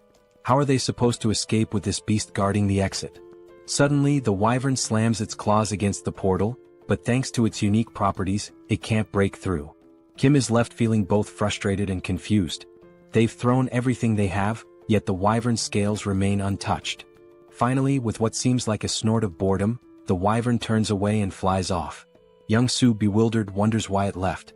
Kim suspects it got tired of waiting for them to make a mistake.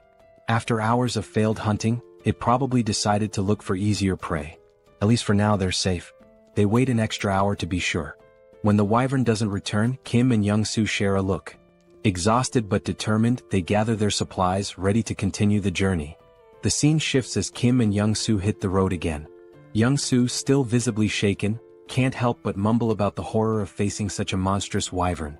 Kim shares his concern. Those dozens of grenade explosions barely left a mark. If a creature that size can withstand grenades, what kind of weapon would it take to bring it down? Kim realizes that regular explosives just aren't enough. Bombs are designed for taking out smaller targets like humans, not dragons. Sure, he could grab a rocket launcher or missile from his subspace, but that kind of firepower would destroy everything around them, risking innocent lives. He can't take that path, it would strip away his humanity. Frustrated, he realizes he needs a weapon as powerful as a bomb but without the massive destruction. The more he thinks, the more his head aches. Maybe, he muses, if he had something heavy enough dropped from an extreme height, it could seriously damage the wyvern. But using a tank wouldn't work, the wyvern would dodge it with ease. He needs something small, heavy and lethal, but such a thing doesn't exist yet. He's stuck with just grenades and guns. Just as he resigns to the situation, he decides to check his magic stones. When he glances at his crystal, he's stunned. 314 magic stones.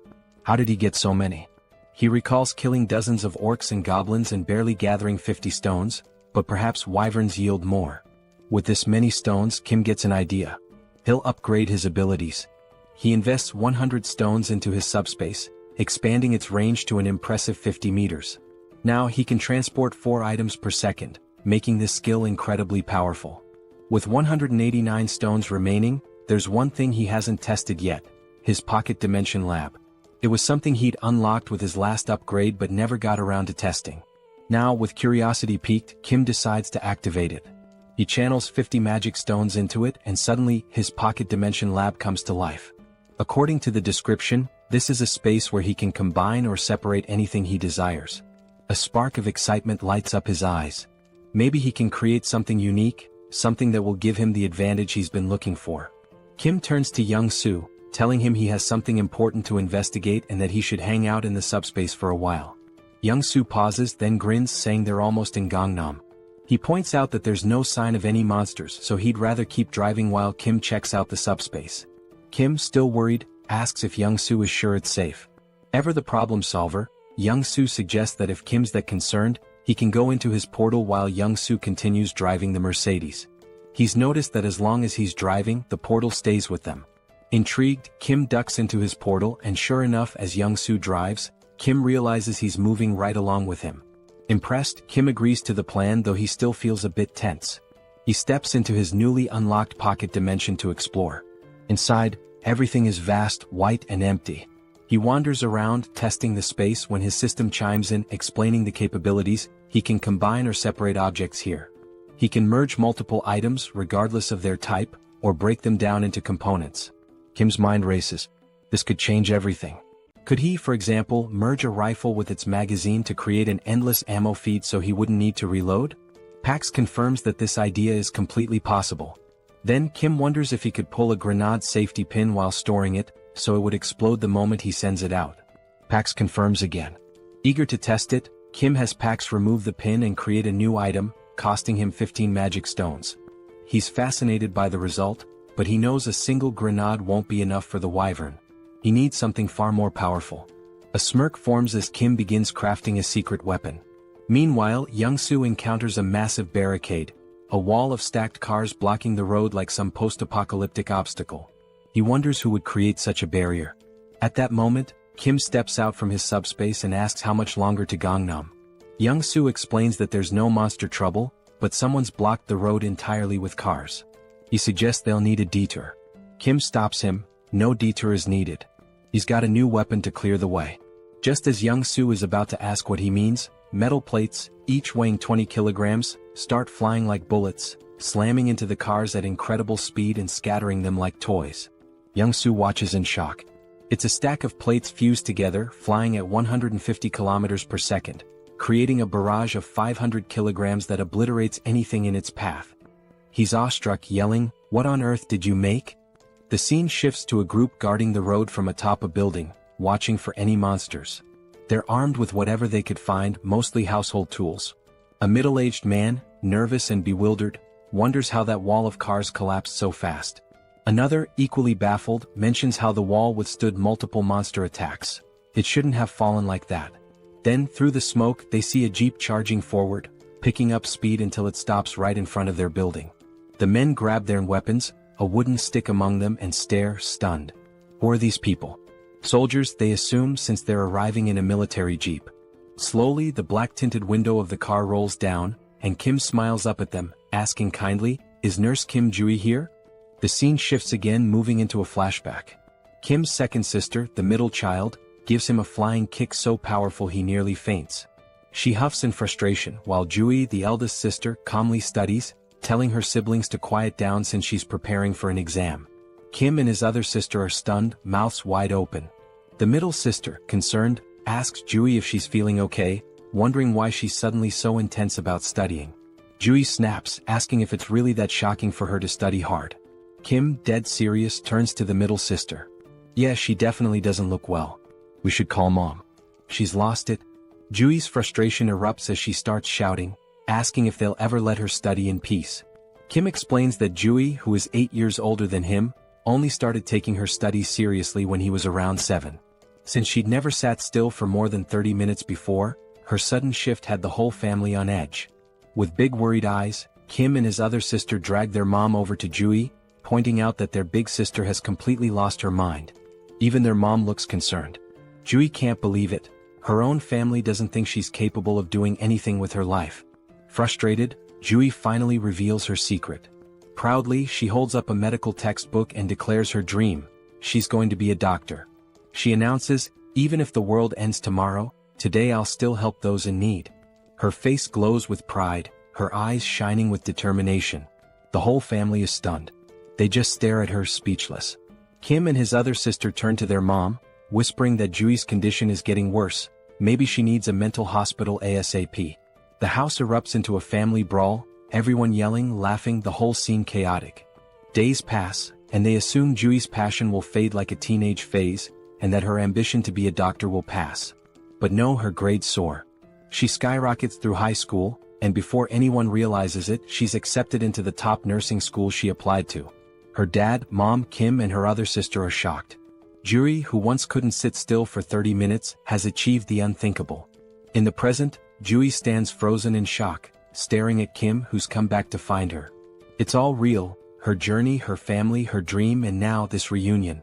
Tears start streaming down Jui's face, her cheeks red with emotion. Kim stands before her, his eyes filling with tears too, overwhelmed. Barely able to speak, Jui, still sobbing, asks Kim how he made it this far and if he's hurt. Kim, equally emotional, tries to reassure her, saying he's fine, nothing happened. Young-soo, watching from behind, smiles warmly, whispering to himself, grateful that Kim's sister is safe. Kim and Jui finally embrace, holding each other tightly, letting the weight of the world fall away, if only for a moment. Once they calm down, Kim wipes his tears and introduces Young-soo, explaining how much he helped him get here safely. Young-soo bows respectfully, introducing himself, and Jui, deeply grateful, introduces herself as Kim's older sister, thanking Young-soo for protecting her little brother in this apocalyptic nightmare. With a small, mischievous smile, Jui suddenly reaches into her pocket and tells Kim she has something for him, figuring he hasn't eaten well in all this chaos. She hands him a chocolate bar, but Kim stops her, saying, "I'm really full, sis. Actually, I've got enough chocolate to last me a lifetime." Then, Kim's expression turns serious as he explains that he has a critically injured patient. Jui's face shifts to concern, and she asks where the patient is, insisting they bring him to her immediately. But Kim explains that the patient isn't in the car. He's in Kim's subspace. Jui's jaw drops, her eyes wide with shock. "Kim, you have an ability too?" Kim nods, explaining he unlocked a power called subspace, where he can open a portal to a hidden area that only he and those he invites can enter.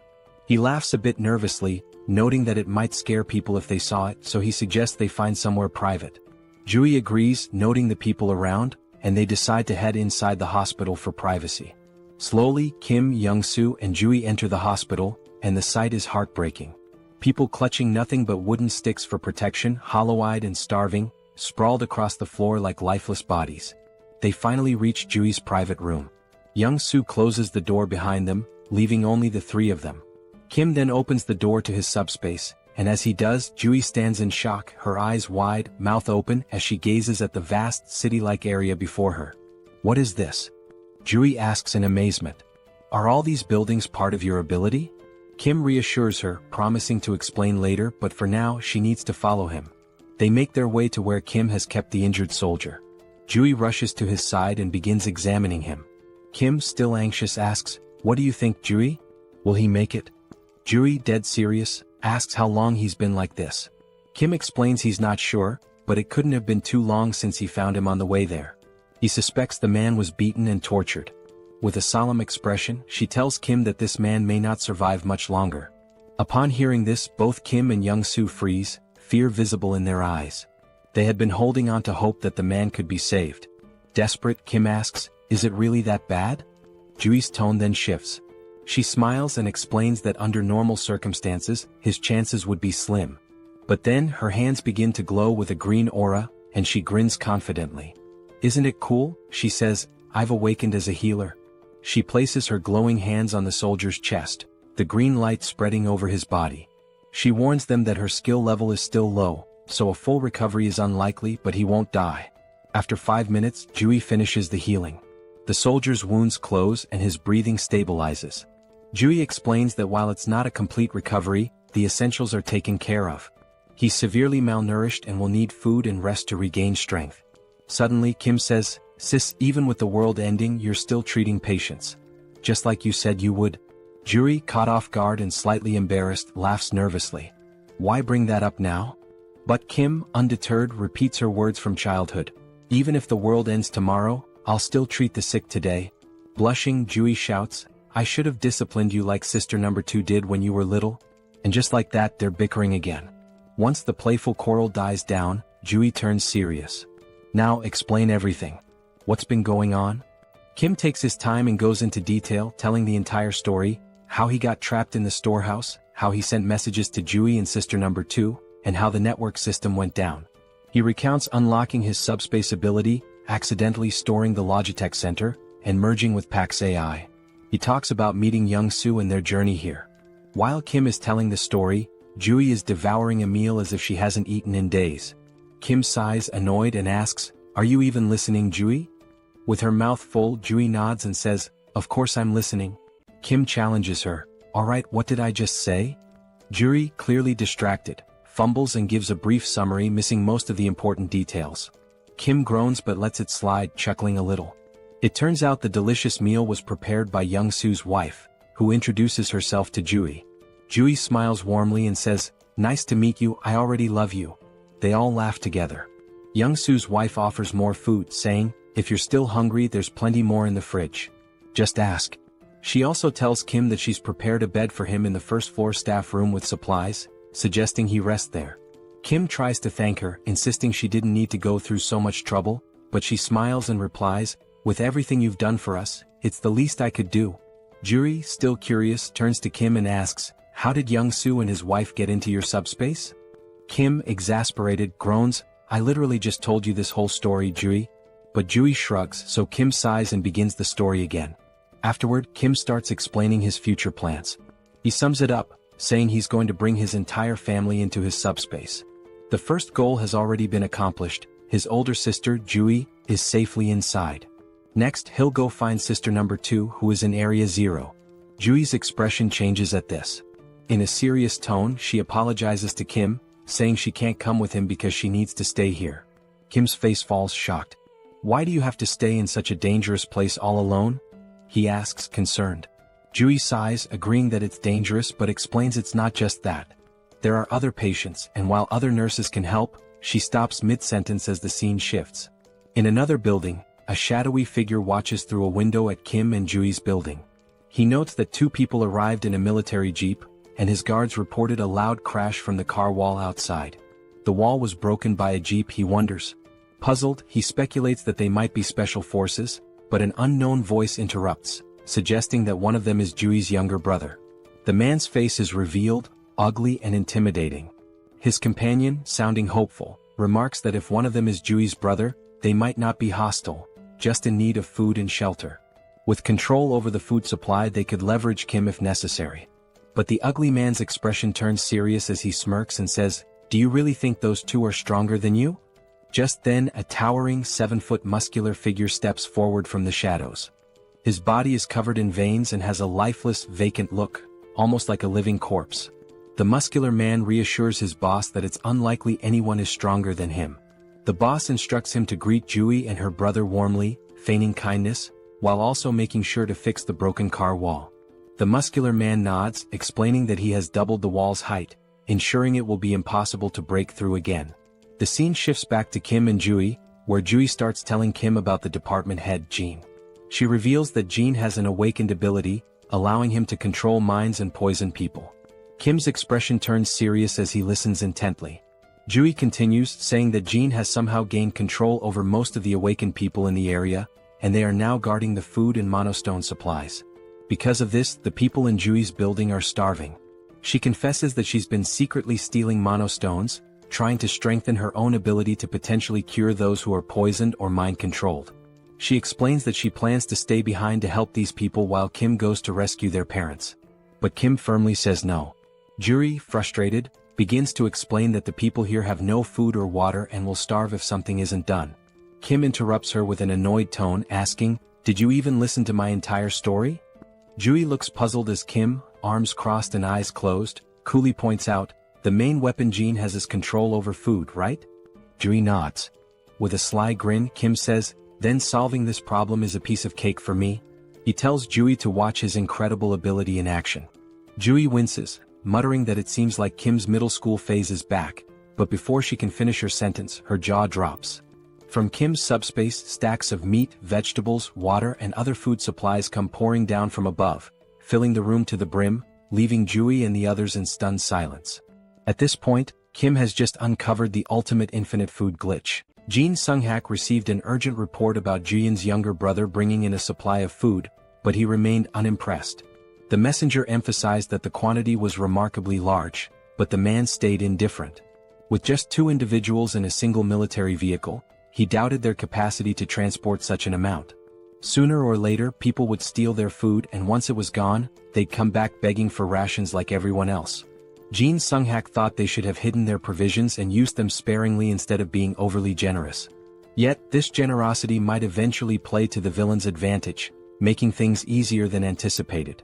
The messenger added that the newcomers had brought in more supplies than the entire hospital had managed to gather so far. This revelation sent a chill down Jin Sung-hak's spine. No matter how one looked at it, it was physically impossible for two people to collect such a large quantity of food for everyone. The hospital's current stash had been gathered by their scouting team, enough to fill an entire truck. Jin Sung-hak speculated that the newcomers possessed some sort of ability to duplicate items or manipulate object sizes. Whatever the case, they clearly relied on an ability to secure those provisions, and the hospital needed to recruit them. Jin Sung-hak prepared his signature drug and tasked his strongest subordinate, Song Hyun-gu, with the job of getting Ju-hyun's younger brother addicted to it. If the plan failed, they could simply kill the boy. There was also the driver to consider. Late at night, Jung-hyun distributed food among the hospital's residents, all while searching for someone in the crowd. He believed that finding this person would simplify matters significantly. A short while earlier, he had shared his strategy for neutralizing all of Jin Sung-hak's weapons. The plan involved dumping the poisoned food and replacing it with fresh supplies, subduing the addicted ability users, and dealing with Jin Sung-hak, who was no combat threat at all. Jung-hyun tried to gather as much information as Ju-hyun had. Most of the abilities possessed by the addicted users were trivial. One could reseal cans and another could automatically do laundry. In general, very few awakened abilities were combat relevant, with the exception of one individual in the hospital. That person was Song Hyun-gu, whose presence alone was intimidating. After the world descended into chaos, Hyun-gu traveled from Iljiro to Gangnam, concerned for his mother in the hospital. Ju-hyun didn't know much about Hyun-gu's ability other than that he was unnaturally strong. His massive frame was impossible to miss, and the car wall protecting everyone had been built by him with his bare hands. Now, that giant of a man had finally come face to face with Jung-hyun for a private conversation. Although Jung-hyun felt nervous, he had some business to settle with the muscle-bound man, making this encounter ideal. Hyun-gu couldn't fathom what kind of business the younger man had in mind, but it no longer mattered. The two stepped outside near the car wall that started it all. Calmly, Hyun-gu presented Jung-hyun with two options: either drink the medicine willingly or face a painful death. He strongly advised against trying to flee as it would be futile. It became clear why Hyun-gu had chosen such a secluded location for their meeting. Jung-hyun, however, never planned to run. He knew he'd be caught if he did. Instead, he opted for a secret third choice, trapping Song Hyun-gu on the spot. Provoked by the young man's defiance, Hyun-gu lunged to grab and crush him. Before he could, his fingers touched an immovable barrier. Jung-hyun had disappeared, leaving behind only a strange portal to the logistics center. At first, Hyun-gu couldn't make sense of what he was seeing. By the time he noticed the drone hovering before him, it was already too late. A professional-grade high-speed bowling ball struck him in the stomach, winding him. Jung-hyun wondered if a 90 km/h bowling ball was excessive but decided mercy wasn't an option. He followed up with another strike, this time targeting Hyun-gu's right leg. The attack left Hyun-gu groaning in pain, unable to move effectively. When the muscleman demanded to know what ability Jung-hyun was using, the young man responded by launching a barbell plate stack to the ground. Immobilized, Hyun-gu was warned to stay put. The plates, though slowed, were still heavy enough to shatter bones or end lives. Refusing to stay idle, Hyun-gu charged at one of the stacks and managed to grasp it firmly, surprising Jung-hyun. The brute began lifting the stack, disrupting Jung-hyun's plan. But while Hyun-gu focused on lifting the stack, he unknowingly triggered the metal trap. Jung-hyun apologized for the cramped conditions of the makeshift prison and promised to release Hyun-gu once the situation was resolved. For now, all Hyun-gu could do was endure the heaviest cell ever devised.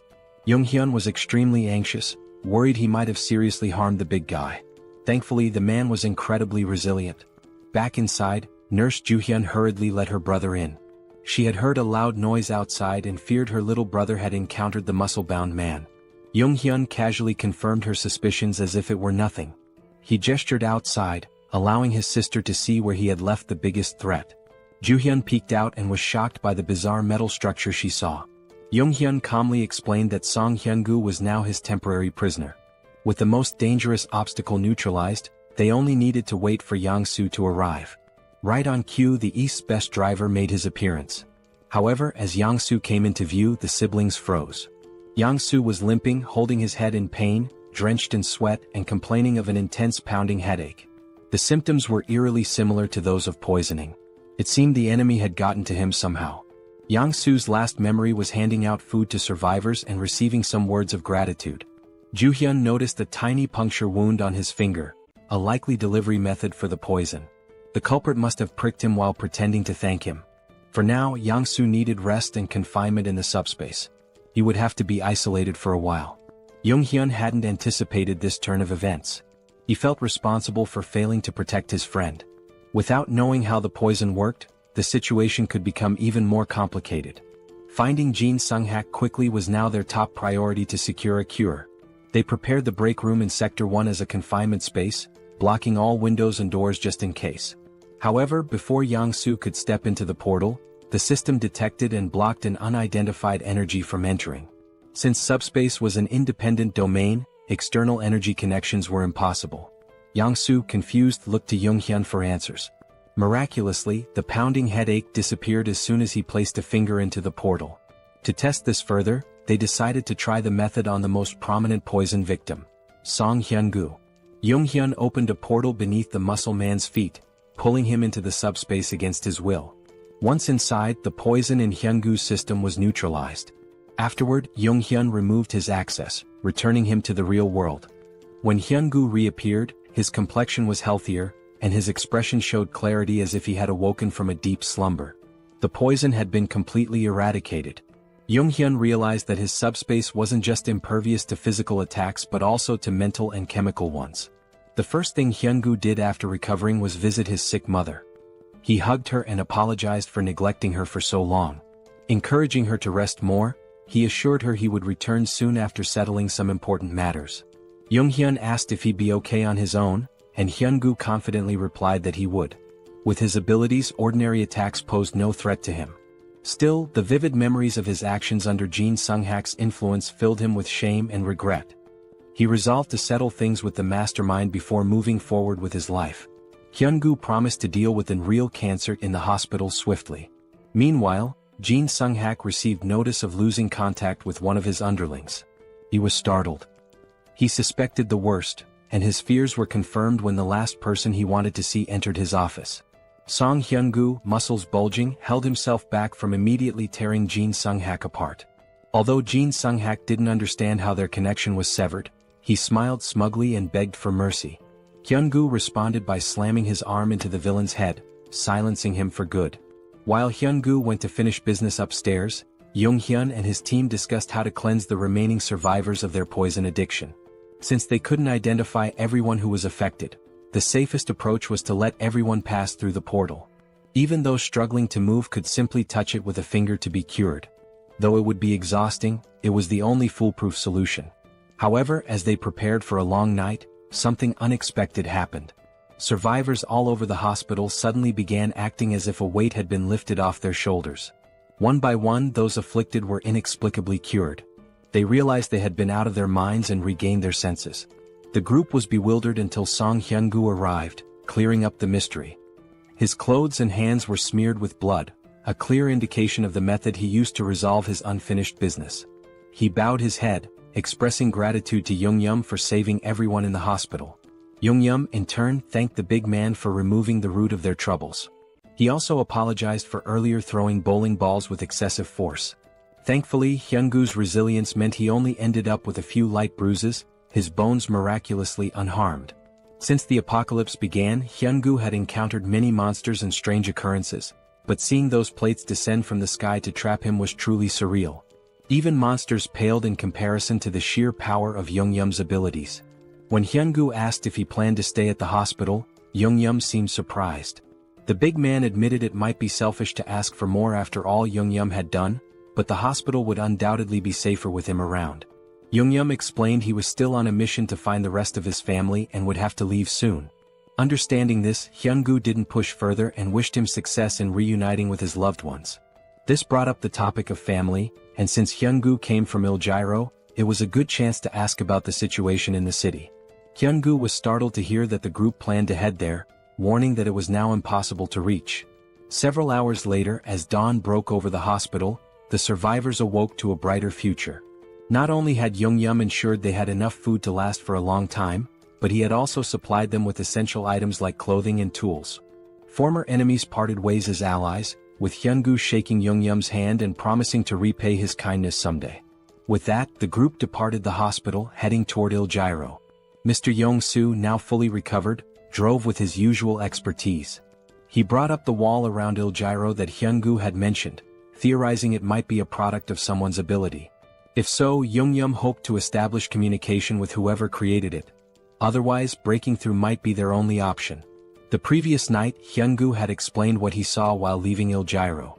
He described the wall growing out of the ground like a tooth emerging, eventually reaching the height of a typical skyscraper. This meant ground travel was nearly impossible. Hyungu also mentioned something peculiar about the monsters in Il-Gyro. Unlike those in Gangnam, the city was infested with undead creatures, skeletons that reanimated even after being destroyed. Walking corpses were a common sight there. Despite Il-Gyro's challenges, Yeongyum wasn't worried about his sister, Seoul, who was trapped inside. He believed she could handle herself, even without awakening any special powers. While inside his subspace, Yeongyum received a call from Ju-yeon, who had finally agreed to join them after the hospital was freed of poison. When he lazily asked why she was calling, Big Sis immediately scolded him to adjust his tone. She informed him that the soldier they had rescued had regained consciousness. Yeongyum quickly entered the subspace, where the soldier sincerely thanked him for saving his life. The soldier introduced himself as Colonel Han Hyung-ho of the 50th Intelligence Communications Battalion. Thanks to Ju-yeon's careful treatment, he had made a full recovery. Looking around, the colonel seemed confused. He could see the military command center outside but found the rest of the surroundings unfamiliar. There shouldn't have been any buildings in that area, let alone a logistics center. Yeongyum explained they were currently inside the staff lounge of the PAX FC Logistics Center within his subspace. Outside, they were in Gangnam, heading toward Harem Bridge. The colonel struggled to process this information until Ju-yeon simplified it. They were inside the kid's ability, situated in Gangnam. Upon learning this, the colonel humbly requested to be dropped off on the road. Yeongyum assured him they meant no harm and only wished to help. The colonel acknowledged this as the group had saved him from near death, but he couldn't share the details of his mission, which was to reach the Joint Chiefs of Staff as soon as possible. Recognizing the national importance of the mission, Yeongyum called PAX for assistance. Instead of simply letting the colonel go, he handed him banana milk and a sandwich, insisting he eat before explaining more about his mission.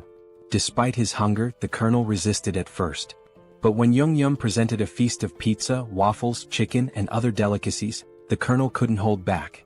As he ate, he began to reveal classified information. It all started when creatures from the other world appeared simultaneously across the globe. These entities included more than just monsters. There were insects, animals, plants, and even geographical features like mountains suddenly emerging. They attacked indiscriminately, targeting humans, animals, and even each other. They showed no mercy to anyone or anything. With the appearance of these monsters, the government began enlisting individuals known as the Awakened to form a specialized unit. These recruits, wielding their extraordinary abilities, were highly effective against the creatures. Colonel Han's unit was stationed near Gwacheon and Anyang, where they maintained a relatively stable situation. Everything was under control until that beast appeared. He witnessed his men being massacred and devoured by a massive wyvern. Their weapons, guns, grenades, and even heavy artillery were completely useless against the creature. They repeatedly called for reinforcements from nearby military units, but everyone else was overwhelmed by their own battles against other formidable monsters. Strangely, they were able to communicate with Gwacheon and Anyang during the battles, yet no reports or updates ever came from command. Ultimately, Colonel Han made the tough decision to retreat to avoid complete annihilation by the wyverns. Their destination became the National Communication Command. As the monsters relentlessly hunted the remaining members of his unit, more comrades fell. When they reached a city, they attempted to recruit additional awakened individuals to strengthen their numbers.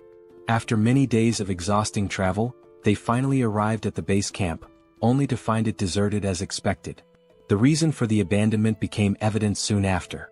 While searching the command center, they discovered suspicious documents containing references to a coup. It appeared a rebellion was unfolding.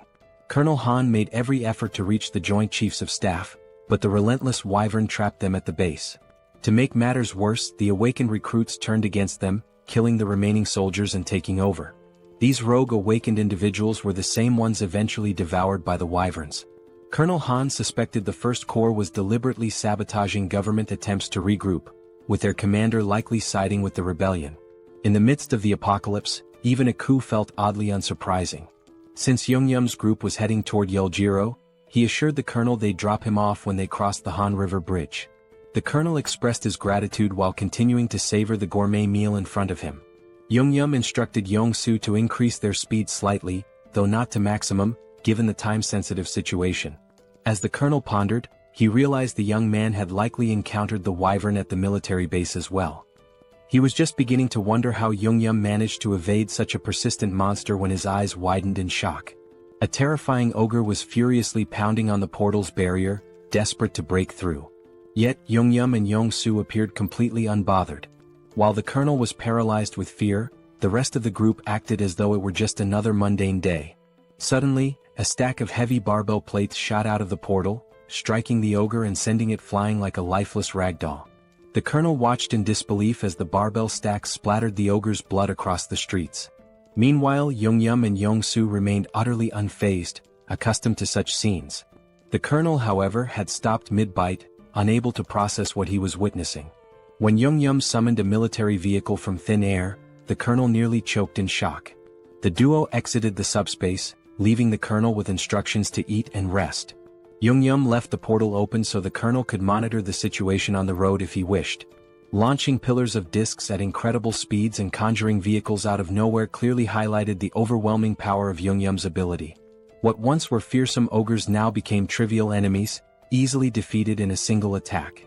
Jeong-gyeom's method was simple: hurl stacks of discs at the monsters, crushing them instantly. Colonel Han was so captivated by the ogre massacre that he leaned closer to observe. He saw magic stones from the slain ogres being effortlessly absorbed into the subspace. At first he doubted his eyes, but it was all happening before him. The portals were indeed propelling heavy objects at breakneck speeds, obliterating enemies at a rate of 4 per second. The trajectory of the discs could even shift mid-air, while magic stone collection had been streamlined through an automated system. Anyone could see that Jeong-gyeom's subspace ability was nothing short of broken when used this efficiently. Eventually the group reached Banpo Bridge, only to find it completely destroyed by some unknown force. Jeong-gyeom apologized to the colonel, explaining their travel time would increase slightly as they sought an alternative route. The colonel, however, remained grateful for their assistance and decided to rest in the subspace while they searched for a new path. Even with the detour and the constant monster attacks, it was remarkable that they had reached Banpo Bridge from Gangnam in just an hour. Although Jeong-gyeom's ability played a significant role, most of the credit belonged to Yong-soo, who was in the driver's seat. Jong-soo might seem like a bit of a clown at times, but his driving skills were absolutely top-notch. Even from the passenger's seat, watching him navigate the roads was enough to make one's head spin. When the colonel experienced it for the first time, he was so startled that he almost threw up in the back seat. It didn't take him long to figure out that staying inside the comfort of the subspace was the only way to avoid serious motion sickness. The colonel's evaluation of Jeong-gyeom and Jong-soo was nothing short of stellar. Both young men were incredibly skilled and resourceful. After more driving and monster slaying, the group reached another bridge. It looked worn and unstable, but at least it was still intact.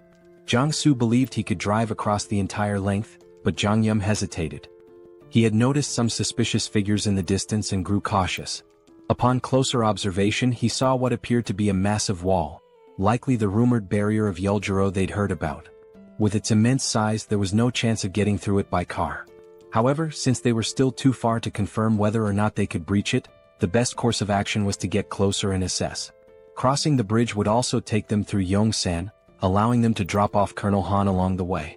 After a few minutes of uneventful driving, they reached the colonel's stop. He expressed his gratitude for being safely escorted, even though it wasn't their responsibility. Jeong-gyeom wished him luck with his urgent mission and they parted ways. Meanwhile, Jeong-gyeom's focus returned to finding a way into Yeoljiro, where his little sister might be.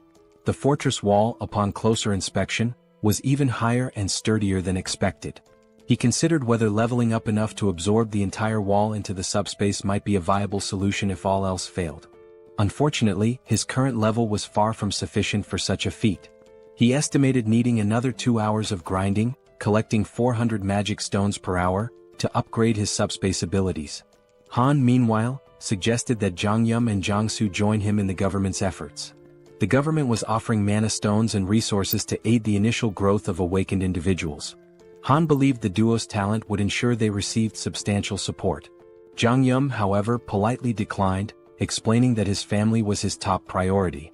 As for the magic stones, he had no issue collecting them himself while hunting monsters. Han, though disappointed, understood Jeong-gyeom's reasoning. However, he mentioned that if they went to the Joint Chiefs of Staff headquarters, Jeong-gyeom might reconsider since they likely had helicopters available. Han guessed correctly, they probably did. Meanwhile, the headquarters was abuzz with reports of Gwacheon and Anyang falling, along with the destruction of the 56th Division. It seemed that only the 1st Corps retained any semblance of operational strength. In such chaos, the existence of a governing body was uncertain. The military forces that survived were completely in the dark. The director, lost in pessimistic thoughts, was interrupted by a messenger announcing a visitor. Colonel Han, the commander of the 50th Battalion of the National Communications Agency, had arrived. He insisted on delivering a personal message to the director, detailing how his entire unit was wiped out and how he'd made it to HQ. Han gave a flawless salute before recounting the events in excruciating detail, omitting nothing. He concluded his report by handing over a document containing undeniable evidence of rebellion within the 1st Corps. The director's stomach dropped as he read through the papers. He had been oblivious to the treachery brewing beneath the surface during this crisis. Glancing outside, he saw the men who had helped Han deliver the critical intel. Both the director and the colonel hurried to thank Jeong-gyeom and Jong-soo for their incredible service to the country. The director also mentioned Jeong-gyeom's abilities and his request for a helicopter in exchange for supplies. Given the strategic importance of helicopters, the director agreed to provide one, on one condition. He formally invited Jeong-gyeom to join the military as an awakened operative. The government was desperate to stabilize the situation, and Jeong-gyeom's abilities could be a game-changer. However, Jeong-gyeom respectfully declined, reiterating that his priority was rescuing his family. The military, unable to force him into service, had to withhold the helicopter. Jeong-gyeom understood, acknowledging the director's position and wishing him success in restoring order. With a proper goodbye, Jeong-gyeom returned to his vehicle. The director stood there, puzzled and frustrated, realizing he had mishandled the situation entirely. He assumed the young man would eventually give in.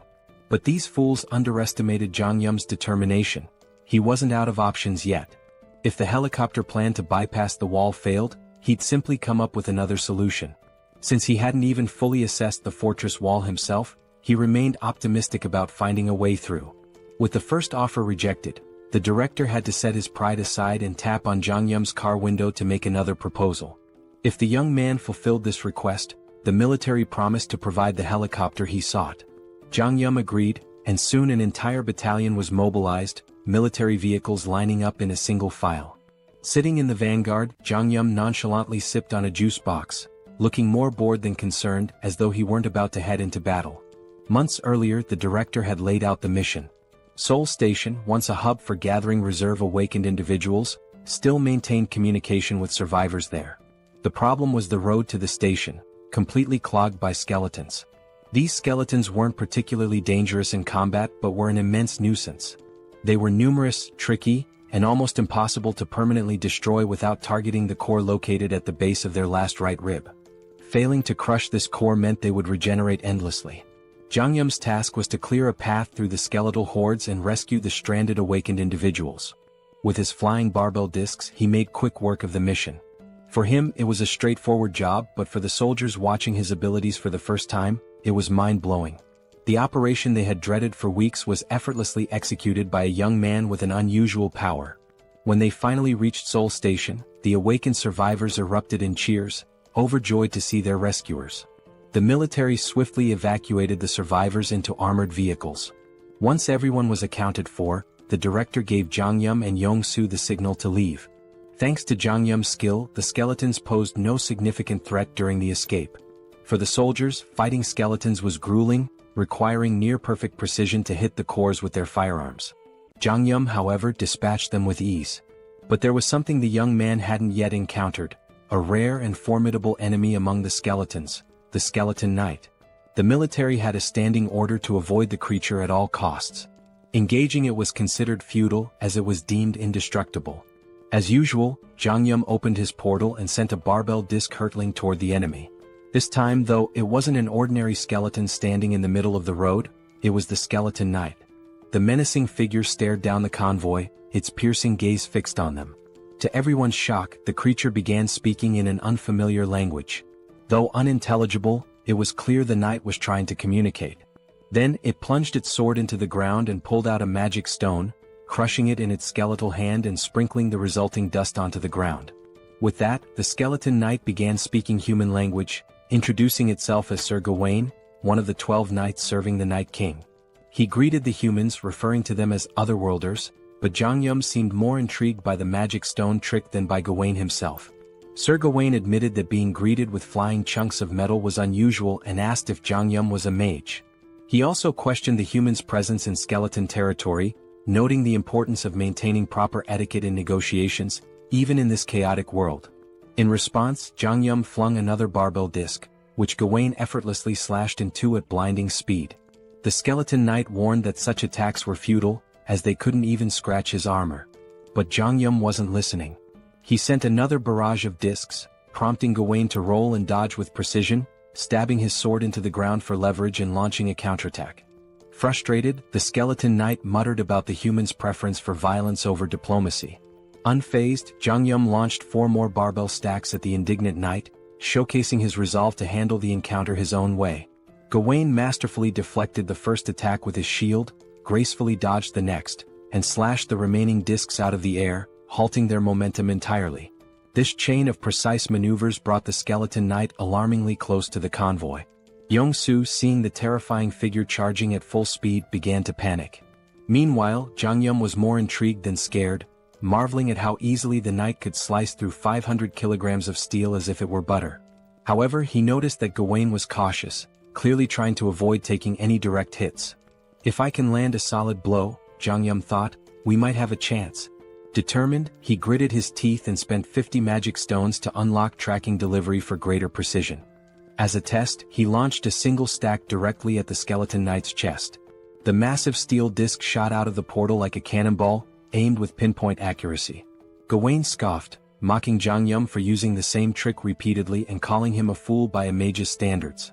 Confidently bragging that he could dodge any projectile thrown at him, Gawain was blindsided when the disc suddenly adjusted its trajectory midair.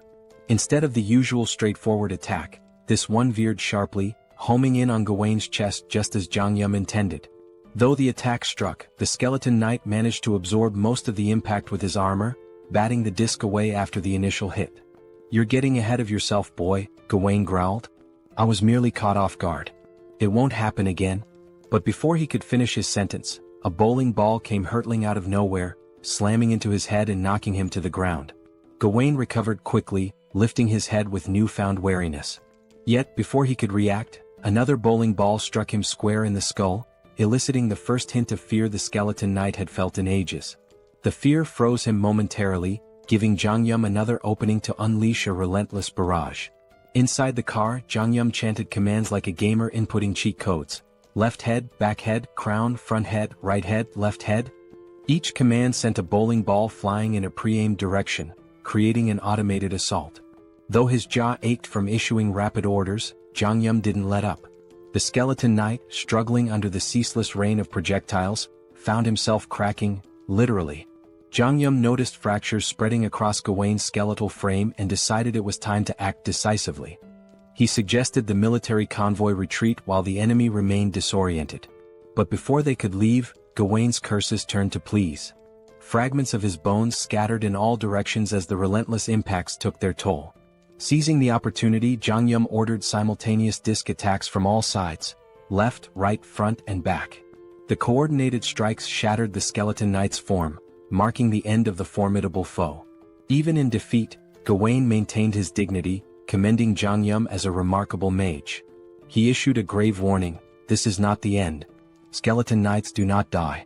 Even in death we serve the Night King." As his body disintegrated, 3 magical shards fell, a pair of large blue mana stones and a small red reinforcement shard. Jeong-gyeom swiftly secured the loot through his portal. The soldiers trailing behind were dumbfounded. They had just witnessed a young man defeat a skeleton knight, a creature impervious to tank shells, with nothing but flying discs and bowling balls. At the rear, the survivors erupted into cheers, chanting Jeong-gyeom's name in celebration. The unkillable knight had been slain, and their victory deserved to be celebrated. Back at HQ, the director listened to the report with astonishment. He had explicitly instructed Jeong-gyeom to avoid engaging the skeleton knight at all costs. Yet, the young man had not only ignored the order but triumphed spectacularly. Despite his initial disapproval, the director realized the importance of having Jeong-gyeom and Yong-soo on their side. Swallowing his pride, he practically begged the duo to join the military's efforts. But Jeong-gyeom, unwavering in his resolve, politely declined.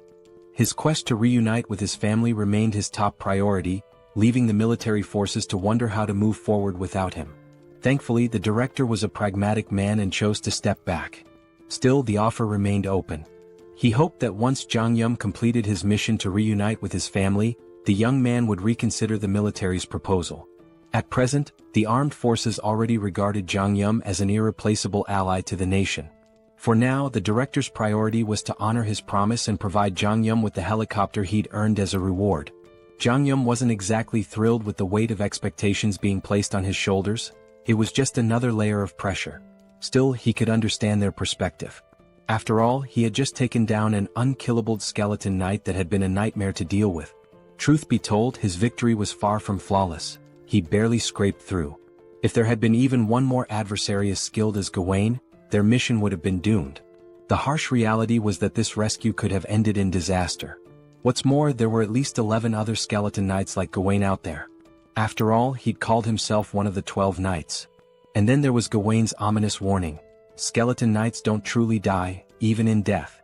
Jeong-gyeom couldn't ignore the implications. If the skeleton knights were that strong, their master, the Night King, had to be even more terrifying. It was time to rethink his arsenal. The pillar stacks, while powerful, had barely left a dent. On the other hand, the bowling balls, for reasons that defied logic, had managed to crack Gawain's near-impenetrable armor. But then again, logic had ceased to exist in this world long ago. As they ascended to the helipad, the director asked if Jeong-gyeom was really planning to head to Yeoljiro. From the HQ, everyone could see the high walls encircling the area. The military had already dispatched a unit to investigate the nature of these mysterious walls, but contact with the team was lost. Since then, aerial reconnaissance missions had been conducted whenever feasible. These expeditions confirmed that people were still active inside the walls. The director believed his troops, and perhaps Jeong-gyeom's family, were safe within. Jeong-gyeom appreciated the director's optimism, though he felt a twinge of guilt. He had almost forgotten that his sister might be in danger. To be honest, he wasn't worried about her at all. That girl was more of a monster than anything he'd encountered since the apocalypse began. The director shared another peculiar observation. The top of the wall appeared to be growing and curving inward, as though it were forming a roof. While they couldn't estimate how long it would take for the structure to fully enclose, the director was relieved they could provide Jeong-gyeom with a helicopter before it did. At last, after a long climb to the rooftop, they arrived at the helipad. Jeong-gyeom's gaze landed on a battered, worn-out helicopter that looked like it had been plucked from a battlefield. Did I really go through all that trouble for this? He thought. Trying to convince himself it would suffice, he reasoned that as long as it could fly over the wall, it didn't matter how it looked. But the director quickly redirected his attention to the other side of the rooftop. There, parked at the far end, was a pristine cutting-edge helicopter, gleaming brilliantly under the fading sunlight. Jeong-gyeom and Yong-soo were momentarily stunned into silence. Meanwhile, the director allowed himself a smug smile, finally able to prove his usefulness. Yong-soo burst into laughter, his excitement palpable. With his aviator sunglasses and Top Gun jacket, he now looked perfectly at home next to the sleek, powerful aircraft. Kim was equally taken aback. At the same time, the director began explaining something, but Yong-soo interrupted with loud laughter. Turning to the director, Yong-soo expressed how touched he was that the director was lending them a Black Hawk helicopter in such a desperate situation. He was already thrilled at the prospect of flying it. The director chuckled, remarking that he had been wondering who would pilot the Black Hawk, but it seemed Yong-soo had prior experience with such aircraft. Before the director could finish, Yong-soo interjected, "I've never flown a Black Hawk before." Yong-soo then glanced at his system notification and explained that while he'd never flown a helicopter, he felt confident about piloting this one. As he inspected the Black Hawk, a notification appeared on his system. It stated that by using 50 magic stones, he could register the helicopter into his system, which would instantly transfer all the knowledge necessary to fly it directly into his mind. Excited, Yong-soo enthusiastically shared this discovery with the group, explaining his unique ability, Best Driver. This skill allowed him to operate any vehicle effortlessly. Until now, he had believed his ability only worked with vehicles he'd already driven, but this moment revealed something new. Instead of leveling up his skill traditionally, Young-soo realized he could register new vehicles to his system individually. This revelation exhilarated him. Kim was equally amazed, and things began to fall into place. Reflecting on their countless battles together, Kim recalled how Young-soo's ability never seemed to evolve in a conventional sense. Now it was clear, Young-soo's skill wasn't about progression but about expanding his arsenal by registering new vehicles. The director then surprised them by retrieving a suitcase from the Black Hawk. Opening it, he revealed a collection of magic stones. Placing the suitcase before Kim, he explained that it contained 200 magic stones. Originally intended as a surprise for their journey, the director now offered the stones so Young-soo could register the Black Hawk immediately. Hearing this, both Kim and Young-soo expressed their deep gratitude. Without delay, Young-soo took 50 magic stones and began the registration process. As the process completed, a torrent of information flooded into Young-soo's mind about piloting the Black Hawk. His excitement surged, his grin growing wicked, almost as if he were possessed by some malevolent spirit. Kim, observing the transformation, felt a shiver run down his spine. With a devilish smirk, Young-soo declared, "I've got this bad boy all figured out." He urged Kim to board the helicopter quickly, claiming he couldn't wait to take off.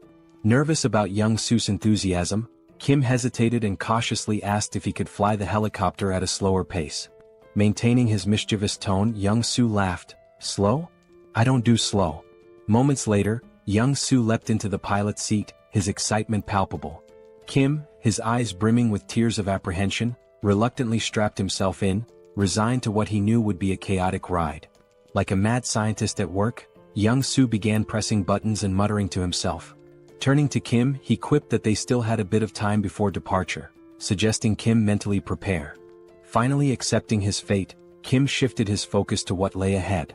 He knew that once they entered the city, they would face more skeleton knights. With this in mind, Kim decided to check his inventory to assess how many magic stones he had. He needed to upgrade his subspace level. Kim thought upgrading his subspace might unlock a new skill. Opening his inventory, he used 2 large mana stones and 1 enhancement stone. The system notified him that the large mana stones had been converted, along with 200 regular mana stones, leaving Kim with a total of 1,393 mana stones. Shocked at the sheer quantity, Kim used 1,000 mana stones to upgrade his subspace to level 3. The system informed him the upgrade would take a few minutes. While waiting, Kim inspected the enhancement stone. The system explained that enhancement stones were unique, imbued with special properties. Unlike regular mana stones, they could be consumed via the awakening system to grant specific enhancements to an item. The enhancement stone in his possession carried the fire property. A spark of inspiration struck Kim. He now had an idea of how to use the enhancement stone. However, the critical question loomed: which item should he upgrade? More importantly, Kim had no way of knowing how much his ability would increase from enhancing an item with the stone. He considers his 2 primary weapons for offense, the bowling ball and the iron pillars. However, whenever Kim used the iron pillars, the skeleton warriors easily sliced through them. Only the bowling ball proved effective against them. This is why Kim decides to upgrade the bowling ball.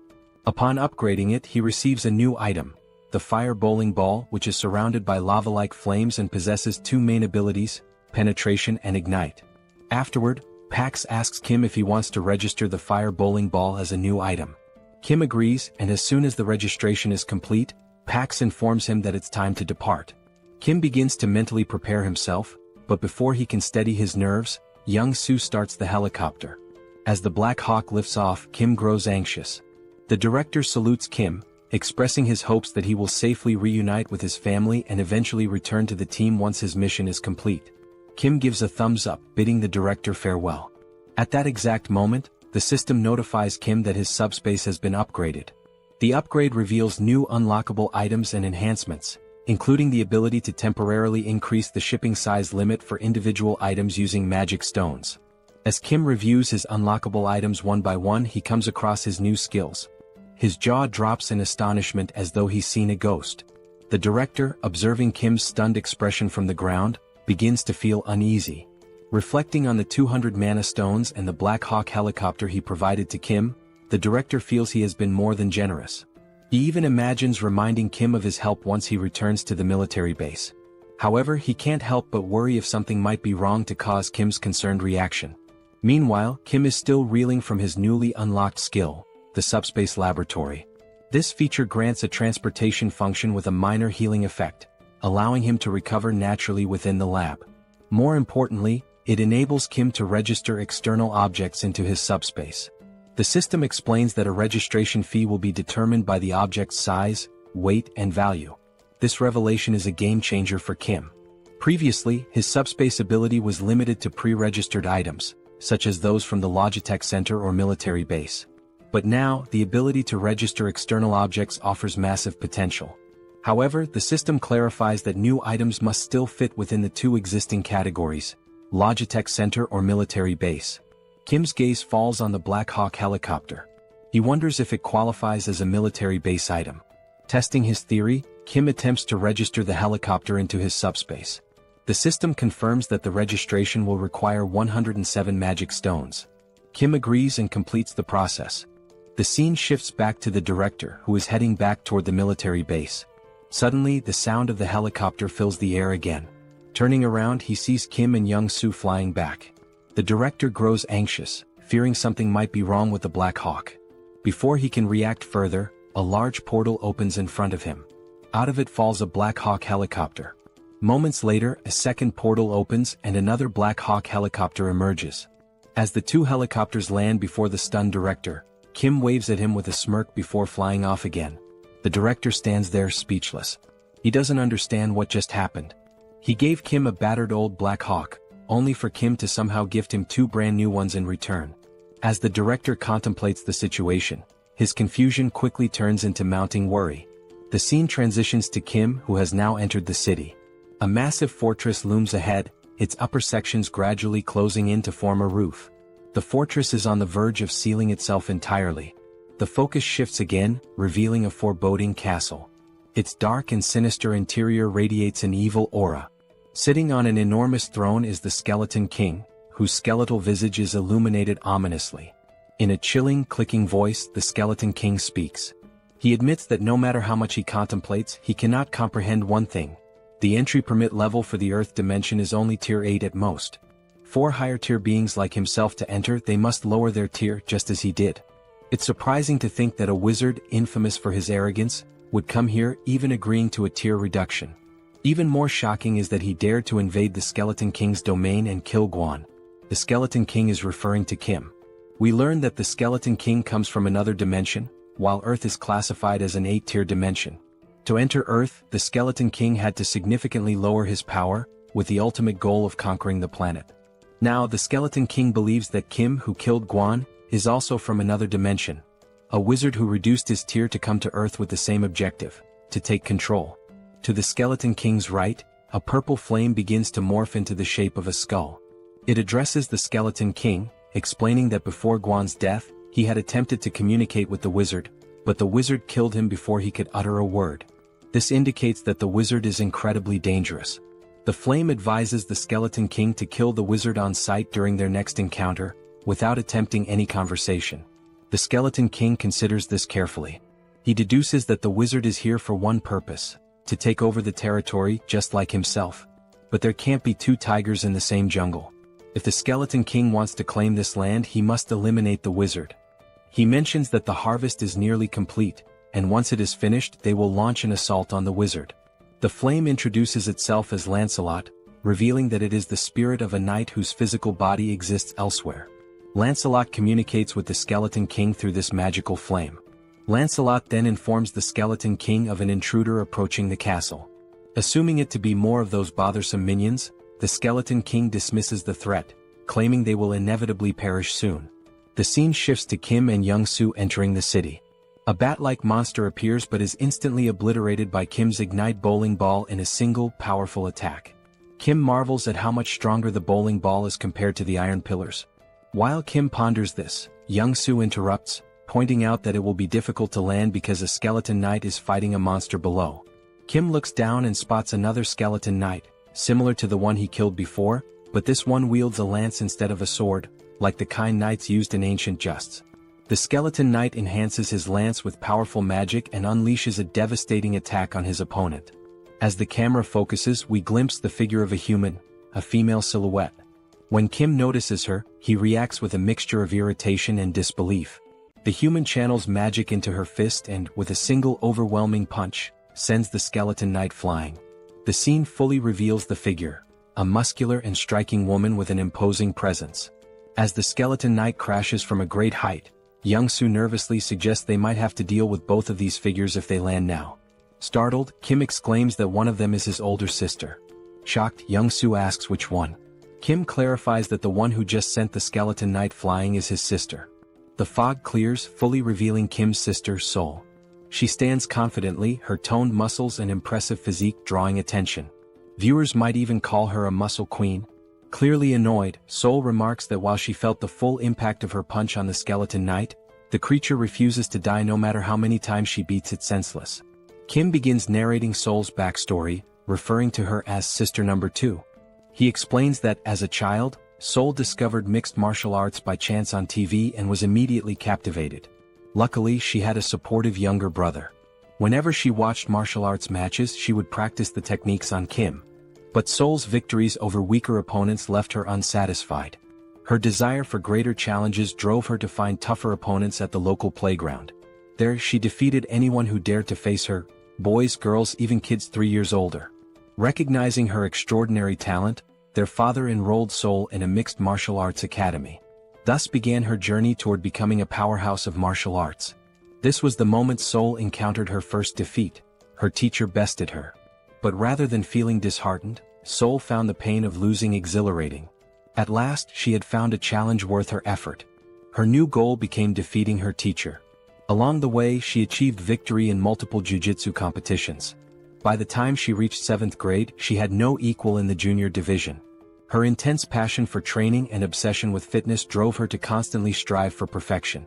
However, this fixation soon spiraled into a dangerous addiction. Eventually, Seoul sustained a serious injury, tearing the cruciate ligaments in both legs. Impatient with the recovery process, she resumed training prematurely, leading to further injuries. The cycle continued, injury, recovery, and relapse, until she finally made her professional fighting debut at the age of 24. Her skill level could have allowed her to debut much earlier, but her stubbornness and repeated setbacks delayed her entry. Despite the late start, Seoul became so formidable that she easily ranked among Korea's top 10 fighters. Young-soo, hearing this, is dumbfounded.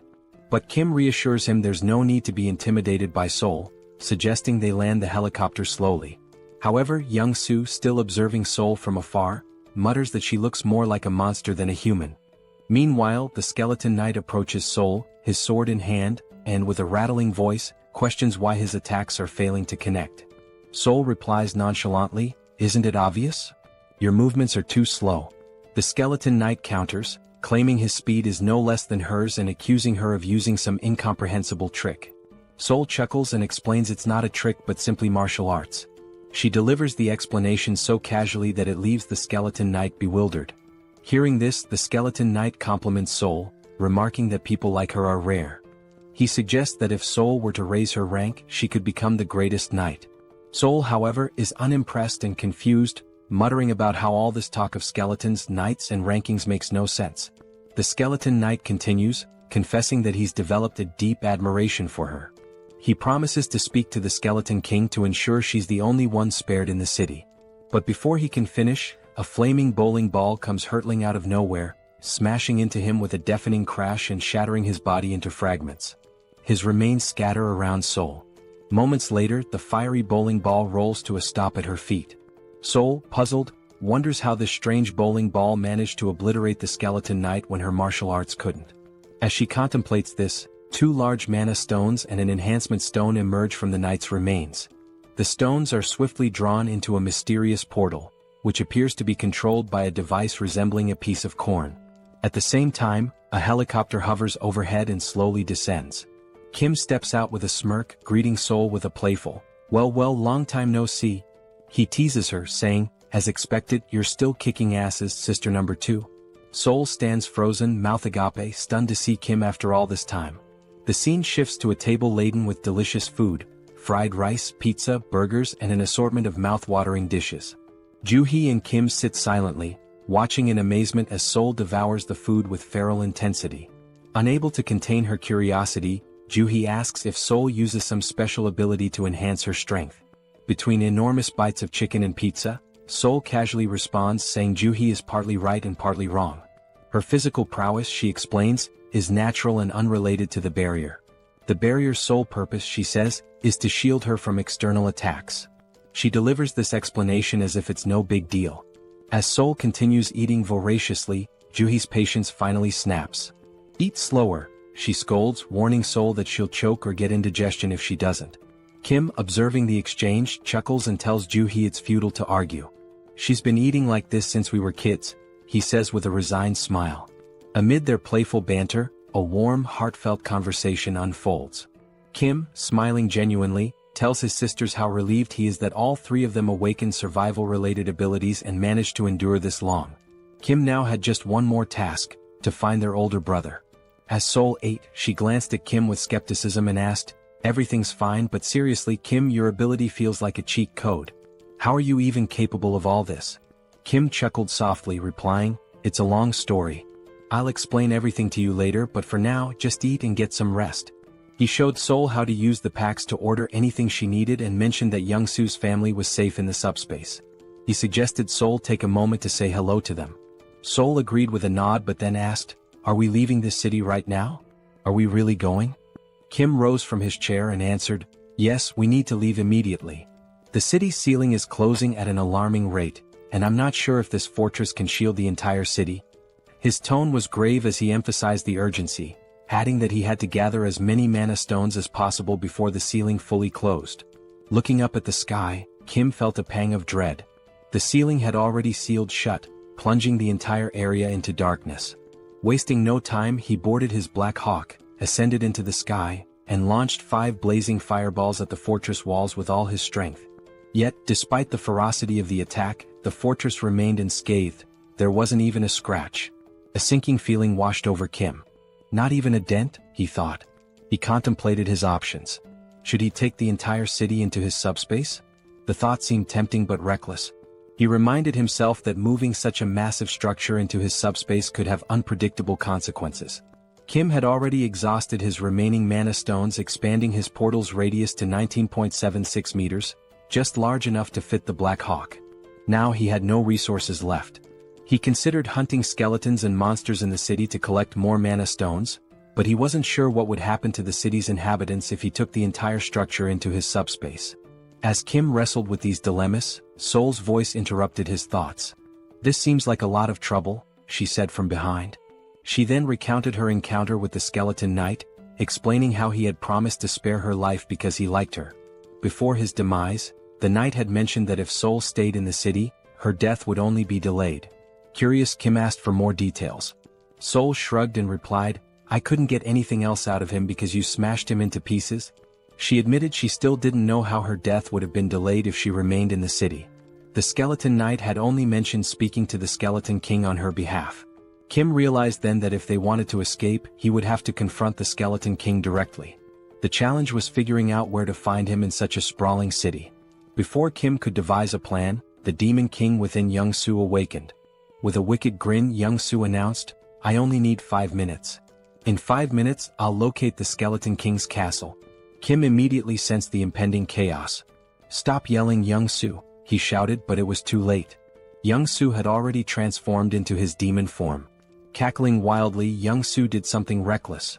He flipped the helicopter into a full 360-degree spin and declared, "I'll scour every corner of this city." The helicopter twisted and dove like a snake, zigzagging through the air as it covered every inch of the city. Inside the cockpit, Kim clung to his seat, nauseated and dizzy, while Seoul remained calm watching the chaos outside. The scene shifted to the Skeleton King's castle. Lancelot informed the Skeleton King that Lionheart had been destroyed by Kim's fireball. He reported that the knight was obliterated in a single strike, suggesting their opponent was exceptionally powerful. Enraged, the Skeleton King bellowed, "The harvest is so close, and now this intruder is meddling in my plans again." His anger boiled over as he vowed to personally kill the intruder. He demanded to know the enemy's location, but Lancelot calmly replied, there's no need to search. The intruder is coming here. At this, the Skeleton King let out a deep, ominous laugh. From his vantage point within the castle, he watched Kim's helicopter approaching. Initially, he assumed it was a wizard's trick, but after studying Kim more closely, the Skeleton King murmured, "This doesn't look like a wizard. It seems undead." For a moment, the irony hung in the air. When even the undead think you're undead, things have clearly gone awry. Yet, the Skeleton King dismissed his confusion. His focus remained on annihilating the intruder no matter what. Wizard or undead, whoever dared to ruin his plans would not leave alive. The scene shifts again to reveal a massive door leading into the Skeleton King's chamber. Inside the castle, bat-like monsters cling to the walls, poised to ambush any intruder. The huge door creaks open and Kim stumbles into the room, looking barely alive, almost ghostly. In a faint voice he mutters, "I'm never getting on a helicopter again." The motion sickness was on another level. Suddenly Seoul notices something behind Kim. She bolts forward, calling his name, but before Kim can react, he sees a massive, muscular bat monster with razor-sharp teeth lunging at his neck. Just in time, Seoul leaps into action. With a devastating punch, she obliterates the bat monster, tearing it apart in one blow. The attack jolts Kim out of his dizziness. He quickly thanks Seoul, but she rolls her eyes and tells him to stop being so formal.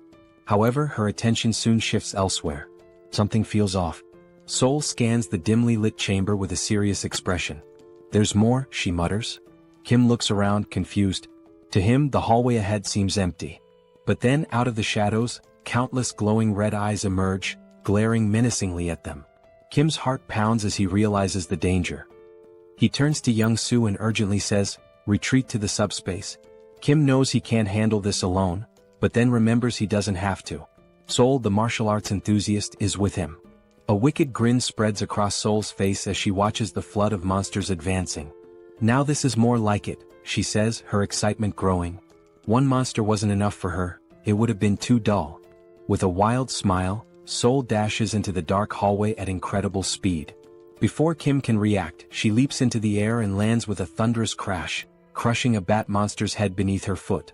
Her movements are graceful yet ferocious, each attack filled with precision and power. One by one, Seoul annihilates the monsters, slashing, punching, and smashing with almost playful fury. When a bat monster sneaks up from behind and sinks its teeth into her neck, she doesn't even flinch. Instead, she grabs it by the head and slams it into the ground with enough force to shatter it completely. The blood-soaked ground becomes a testament to Seoul's relentless rampage. Her laughter echoes through the chamber, unhinged and chaotic. The remaining monsters tremble, their resolve crumbling in the face of her ferocity. Kim watches from the sidelines, torn between awe and concern. He knows Seoul is in her element, but he's also aware of the risks. He retreats to his portal, an idea forming in his mind. Inside the subspace, Kim begins constructing a strange device. A high-powered electric pest repellent designed to lure and eliminate the bat monsters. As the machine powers up, it emits a strong current that draws the monsters in. One by one they are electrocuted, falling lifeless to the ground.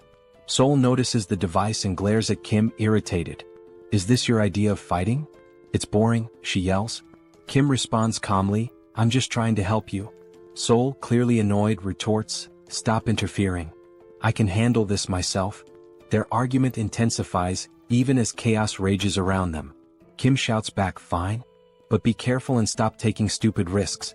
Meanwhile, outside the chamber, Lancelot reports to the Skeleton King. The wizard is struggling, Lancelot begins, but he's not alone. "There's another warrior with him, someone as strong as I am." Lancelot adds that the wizard is using unconventional tools and seemingly limitless resources. Hearing this, the Skeleton King's irritation grows. He growls in frustration, realizing the fight is far more complicated than anticipated.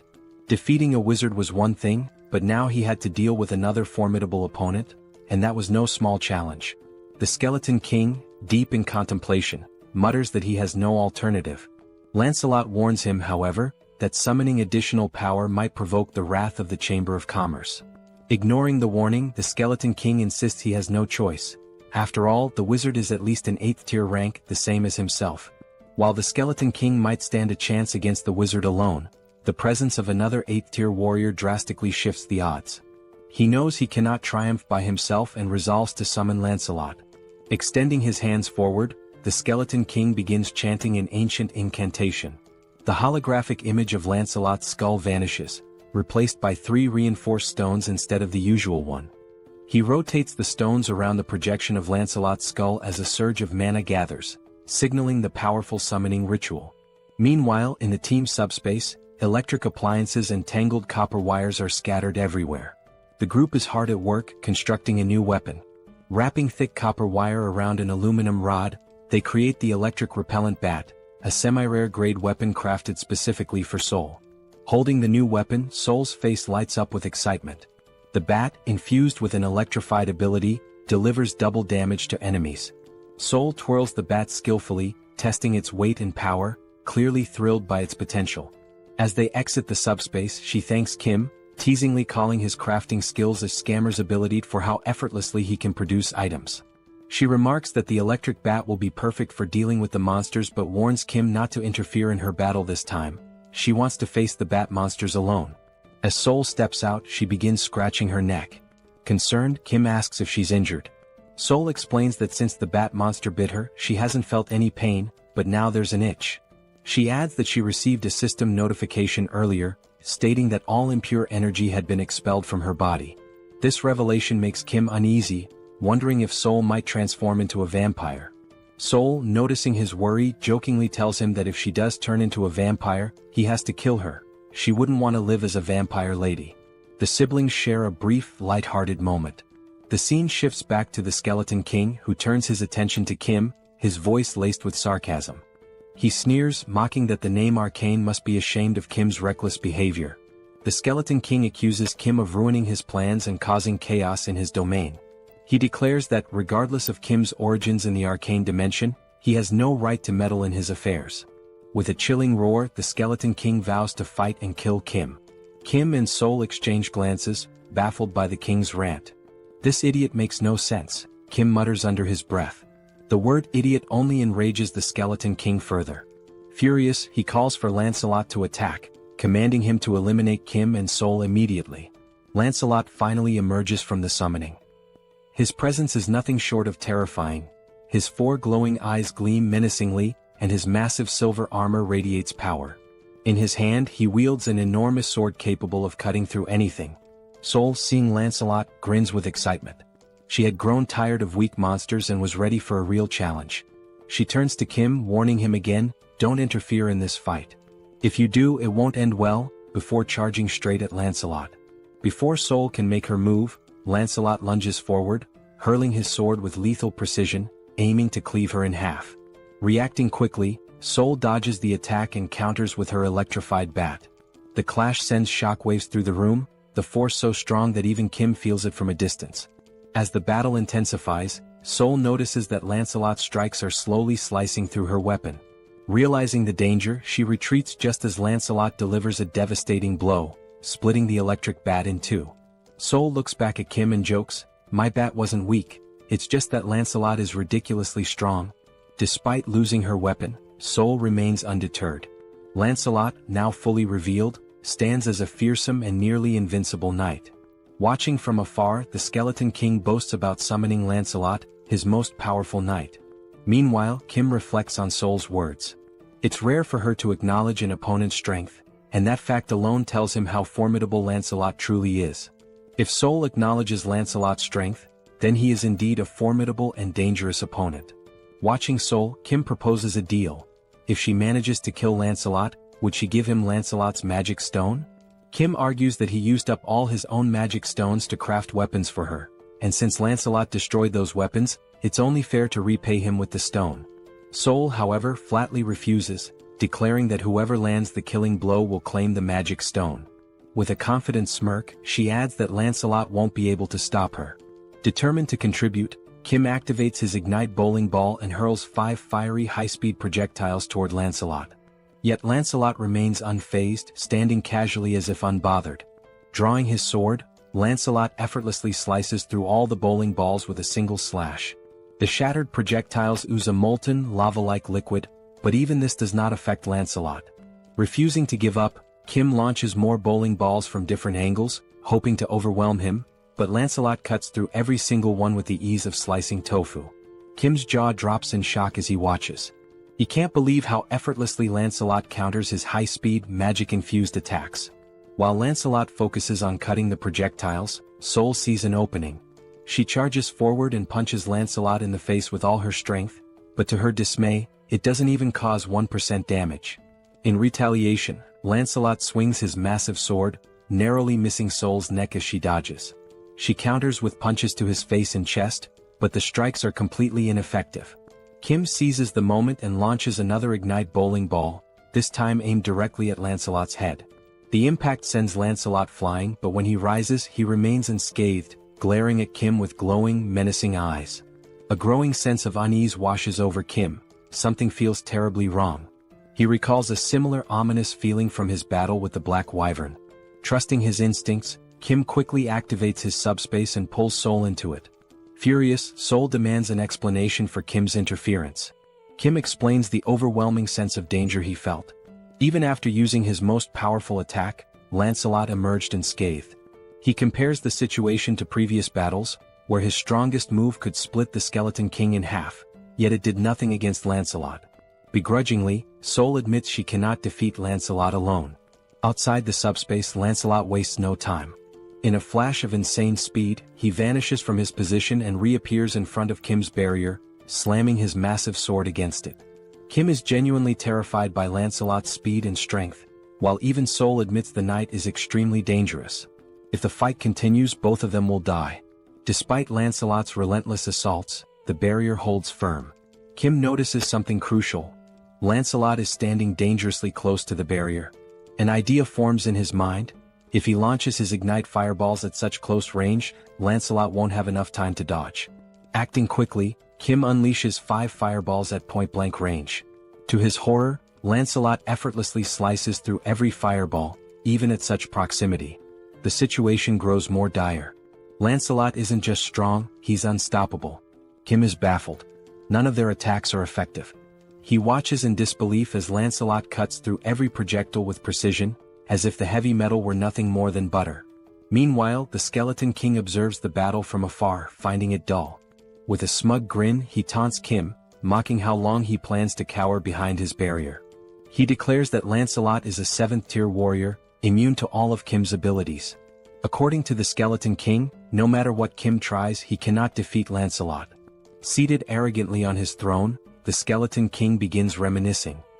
He reveals that he poured all his resources and wealth into coming to Earth and believed summoning Lancelot was the only way to survive against Kim and Seoul. Now, watching their futile efforts, he expresses disappointment. Had he known how weak they truly were, he wouldn't have taken the risk of summoning Lancelot. As the Skeleton King observes, something unusual catches his attention. Kim is no longer using magic. Instead, he's pulling strange, unconventional items from his portal in an endless stream. Realizing this, the Skeleton King's eyes gleam with inspiration as an idea begins to take shape. Meanwhile, Kim is at a complete loss. He checks all of his abilities: subspace laboratory, replicate, extra-large subspace life support, but none seem useful in defeating either the Skeleton King or Lancelot.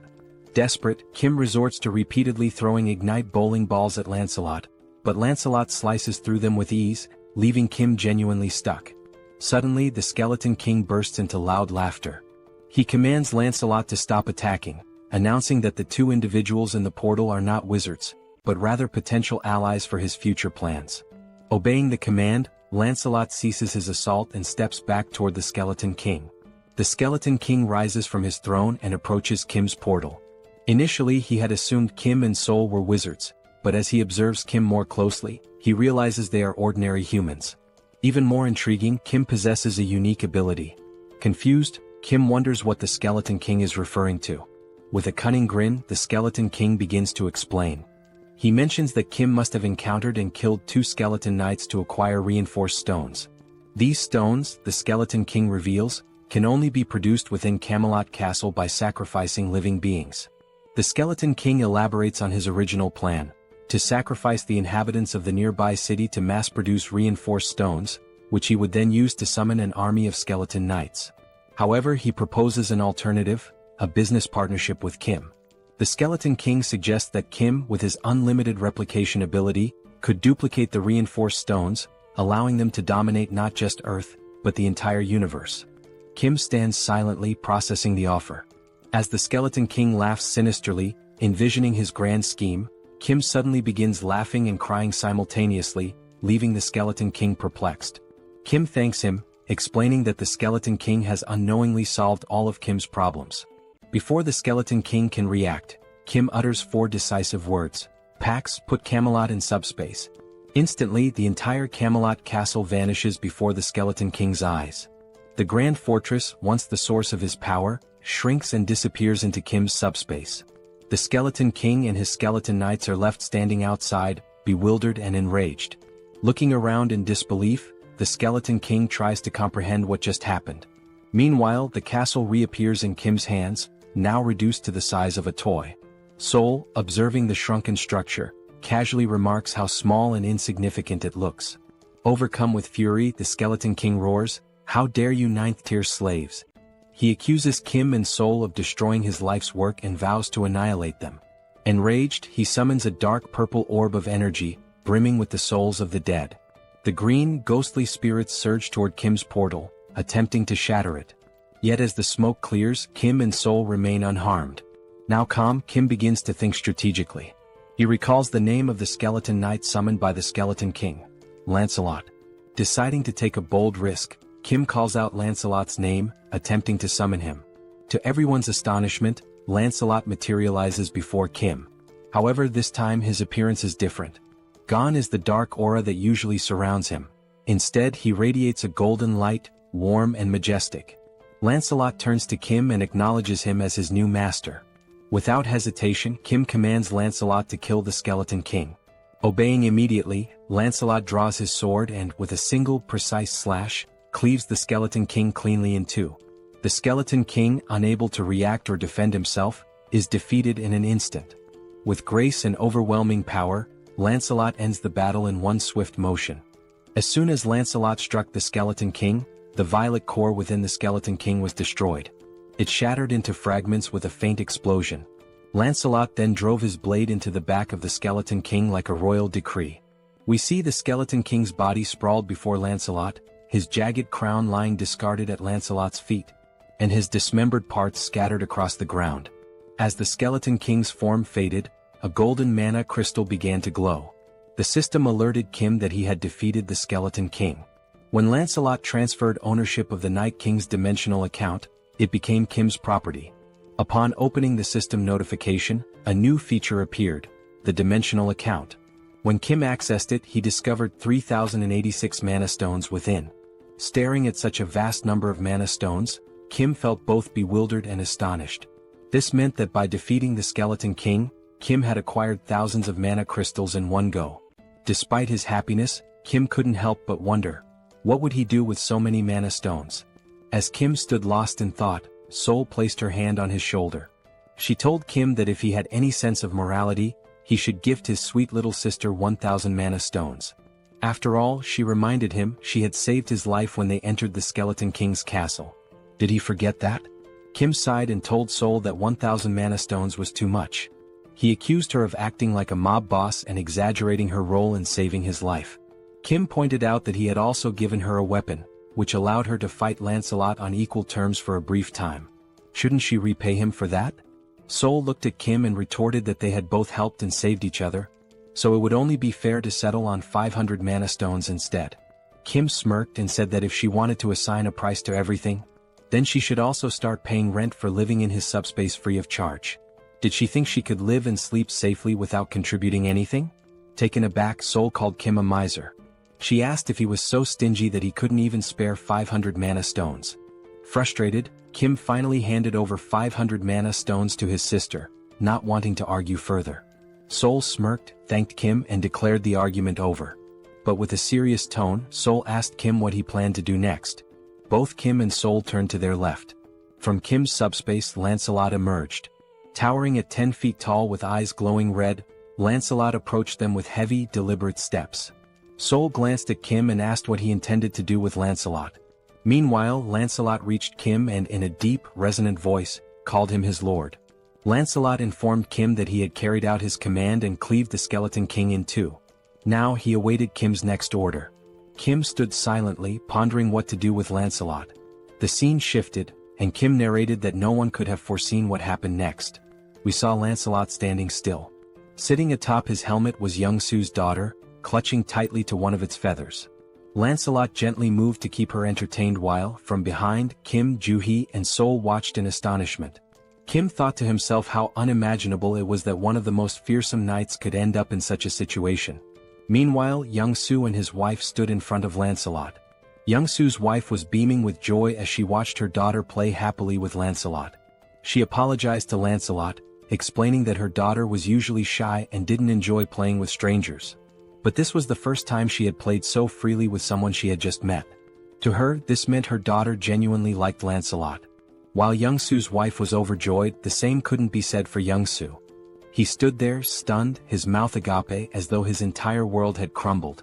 His face reflected despair, like someone who had just received a dire sentence. Lancelot, meanwhile, continued playing with Young-Soo's daughter. He calmly assured Young-Soo's wife that aiding the Lord's companions was equivalent to serving the Lord himself. She apologized repeatedly, worried that her daughter would keep bothering Lancelot to play.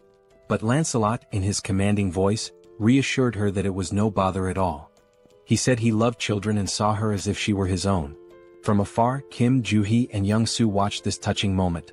Joo-hee, with a warm smile, turned to Kim and remarked that it was impossible not to admire someone so considerate.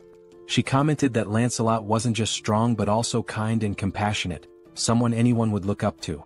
But Kim didn't share her sentiment. With a side eye, he muttered that calling Lancelot a person felt strange. After all, Lancelot was a skeletal knight, and no one really knew what lay beneath his armor. Yet, after a moment of reflection, Kim admitted that Lancelot was never truly evil. He realized that Lancelot had simply been following the Skeleton King's orders. The true villain had been the Skeleton King all along. Now, with Lancelot under Kim's command, away from his former master's dark influence, Kim saw that Lancelot displayed qualities of goodness and loyalty. This made Kim reconsider his initial judgment, allowing him to trust Lancelot at least for now. Joo-hee, noticing Kim's thoughtful expression, turns to him with a serious tone and asks, "Are you planning to go to Daebongu City right now?" Kim glances at Joo-hee and replies that he intends to head to Daebongu City immediately since their older brother's new home is located there. Hearing this, Joo-hee looks visibly concerned. She tells Kim that she has observed from the start how tirelessly he's been working, without taking proper rest for days. With a worried expression, Joo-hee warns Kim that, while she understands his urgency, what if he collapses or falls ill? She pleads with him to prioritize his health, cautioning that overworking himself could lead to severe problems. If that happens, she asks who will look after him. Joo-hee insists that it's already too late to leave tonight. She advises Kim to rest and wait until sunrise to set out and rescue their brother. Kim listens to her advice and nods in agreement. He then turns to look at his wife and daughter. His daughter is still perched atop Lancelot's head, while Young-Soo is trying all sorts of ways to coax her down. With a mix of exasperation and humor, Young-Soo tells his daughter to climb down from Lancelot and sit on his shoulders instead. He even volunteers to play the role of a brave knight. However, Young-Soo's daughter begins playfully hitting Lancelot's head and declares that her father is boring. She loudly proclaims she wants to play with a real knight, not a pretend one. Hearing this, Young-Soo feels a bit hurt, though he hides it behind a strained smile. Meanwhile, Young-Soo's wife teases her husband, joking that even she wouldn't want to play with a fake knight like him. Instead, she quips she'd rather choose Lancelot, the real deal. And yet, despite the humor, Kim finds himself momentarily distracted by a ridiculous thought. Why, of all things, is he imagining Lancelot playing with Young-Soo's wife? Kim shakes his head, silently cursing his own wandering mind. Watching this heartwarming scene, Kim pauses for a moment, his face softening into a warm smile. He announces that they will take the night to rest, enjoy the moment, and set out in the morning to rescue their brother. The scene shifts to Young-Soo carrying his now sleeping daughter on his shoulders, her face peaceful after hours of play with Lancelot. Young-Soo wears a contented smile, as if this moment alone fulfills him completely. Kim suggests that Young-Soo take his wife and daughter to a private room to rest for the night. Young-Soo agrees, nodding appreciatively before leaving with his family. As time passes and the room empties, Saul smirks mischievously. Slowly, he removes his shirt and walks toward Kim, suggesting with a sly grin that now, with everyone asleep, they can begin their real work. Kim responds with a knowing smile and turns to Lancelot, asking if he needs a place to rest. Kim summons the Camelot Castle, and a miniature version of the castle materializes in his hand. The system notifies Kim that this artifact is a unique grade item known as the Palace of the Cursed Knight. It explains that the castle's size depends on the number of mana stones invested. The system further details its 3 powerful abilities. Blood Sacrifice. By sacrificing livestock, Kim can create reinforcement stones. Summon a Ghost. Using mana crystals, Kim can call forth ghosts from the castle. Knight Investment. By combining ghosts with reinforcement stones, Kim can forge knights as powerful as Lancelot. Kim marvels at the artifact's capabilities, deeming them both overpowered and fascinating. However, he notes that the castle's size scales directly with his investment. For example, 500 mana stones would result in a 500 square foot castle, while 1,000 stones would yield a 1,000 square foot one. After some deliberation, Kim decides on a size sufficient for housing 12 knights, opting for a 300 square foot castle. He invests 300 mana stones, and the Camelot Castle grows and expands to its new dimensions. The now enlarged castle stands before Kim, Lancelot, and Saul. As Kim observes the structure, a slight unease creeps in due to its eerie appearance. He turns to Lancelot and asks if the castle's size is adequate for 12 knights like him. Lancelot, with a calm demeanor, responds that he doesn't care about the size as he can adapt to any space. Then, with a wry sense of humor, Lancelot jokes that the castle is as tiny as the Skeleton King's little PP, adding that, compared to Kim's vast subspace, this castle is nothing. Lancelot explains that when Kim summons more skeleton knights in the future, they will reside in his subspace, while Camelot Castle will primarily serve as a summoning hub. Saul meanwhile looks stunned. She realizes how large the Skeleton King's castle must have been, at least 30 times the size of Kim's. This revelation leaves her wondering just how many mana stones the Skeleton King had used to build his massive fortress. Lancelot, overhearing the conversation, confirms that while he doesn't know the precise number, he remembers the Skeleton King using tens of thousands of mana stones to construct Camelot Castle. Hearing this, Saul is even more astonished, realizing the immense effort and resources the Skeleton King devoted to building his massive fortress. Meanwhile, Kim begins to reflect. Even though he stored such a large structure in his subspace, there were no side effects. Kim wonders if it's because the castle is initially small, but this thought leaves him uneasy. Camelot Castle is practically a city in itself, yet storing it caused no disruptions in his subspace.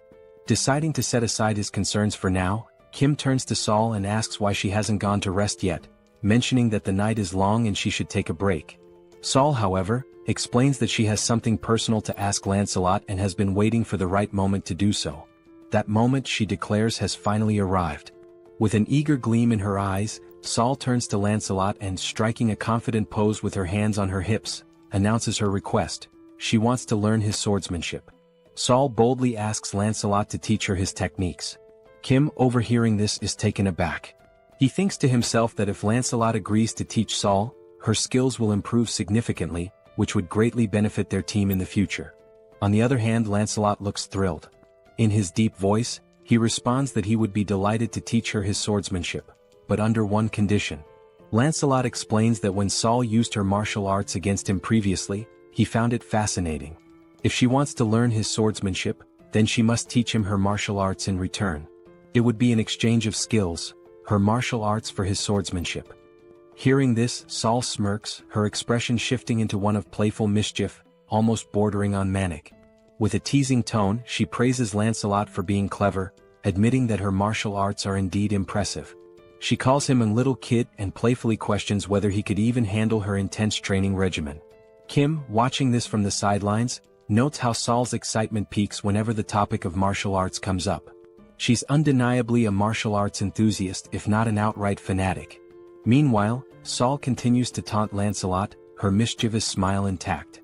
She suggests they start with a simple sparring session before beginning formal training. The scene shifts to Kim, who, feeling drowsy, starts heading toward his room in Camelot Castle for some rest. Meanwhile, Lancelot and Saul engage in their sparring session.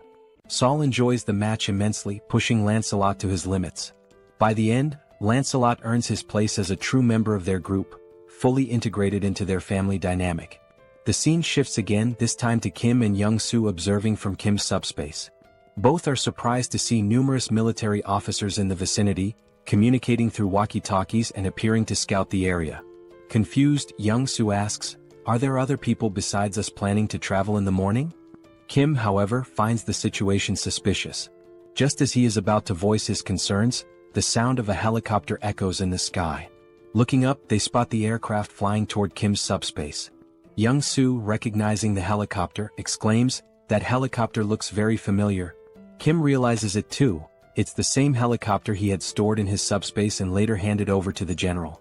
The helicopter lands and the general steps out with an elated expression. Hurrying toward Kim, he greets him warmly, saying, "Hello, Kim." Kim returns the greeting and asks if the general is alright. The general replies that he's fine but shares that he's been searching for Kim for a long time and has finally found him.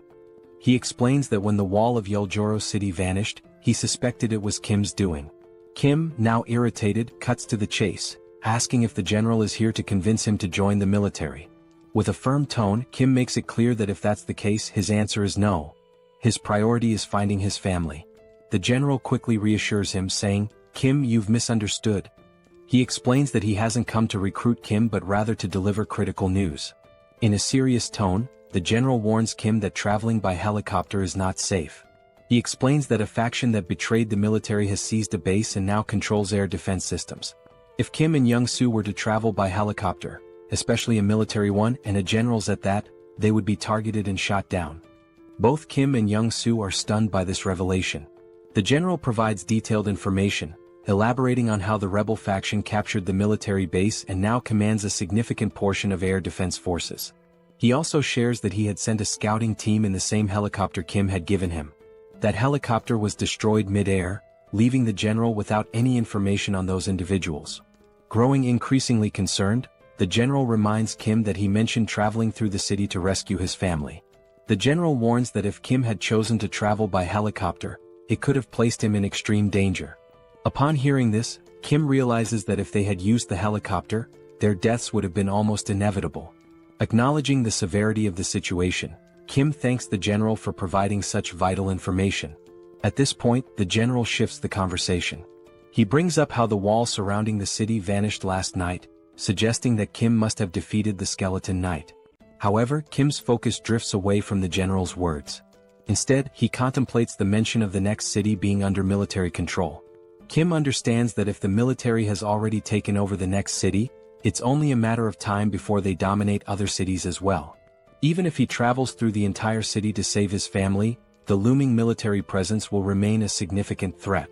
Adding to the peril is the Black Wyvern, a formidable force capable of annihilating helicopters, intensifying the danger. Kim resolves that to save his brother, he must head to Donggu City, a city now under military control.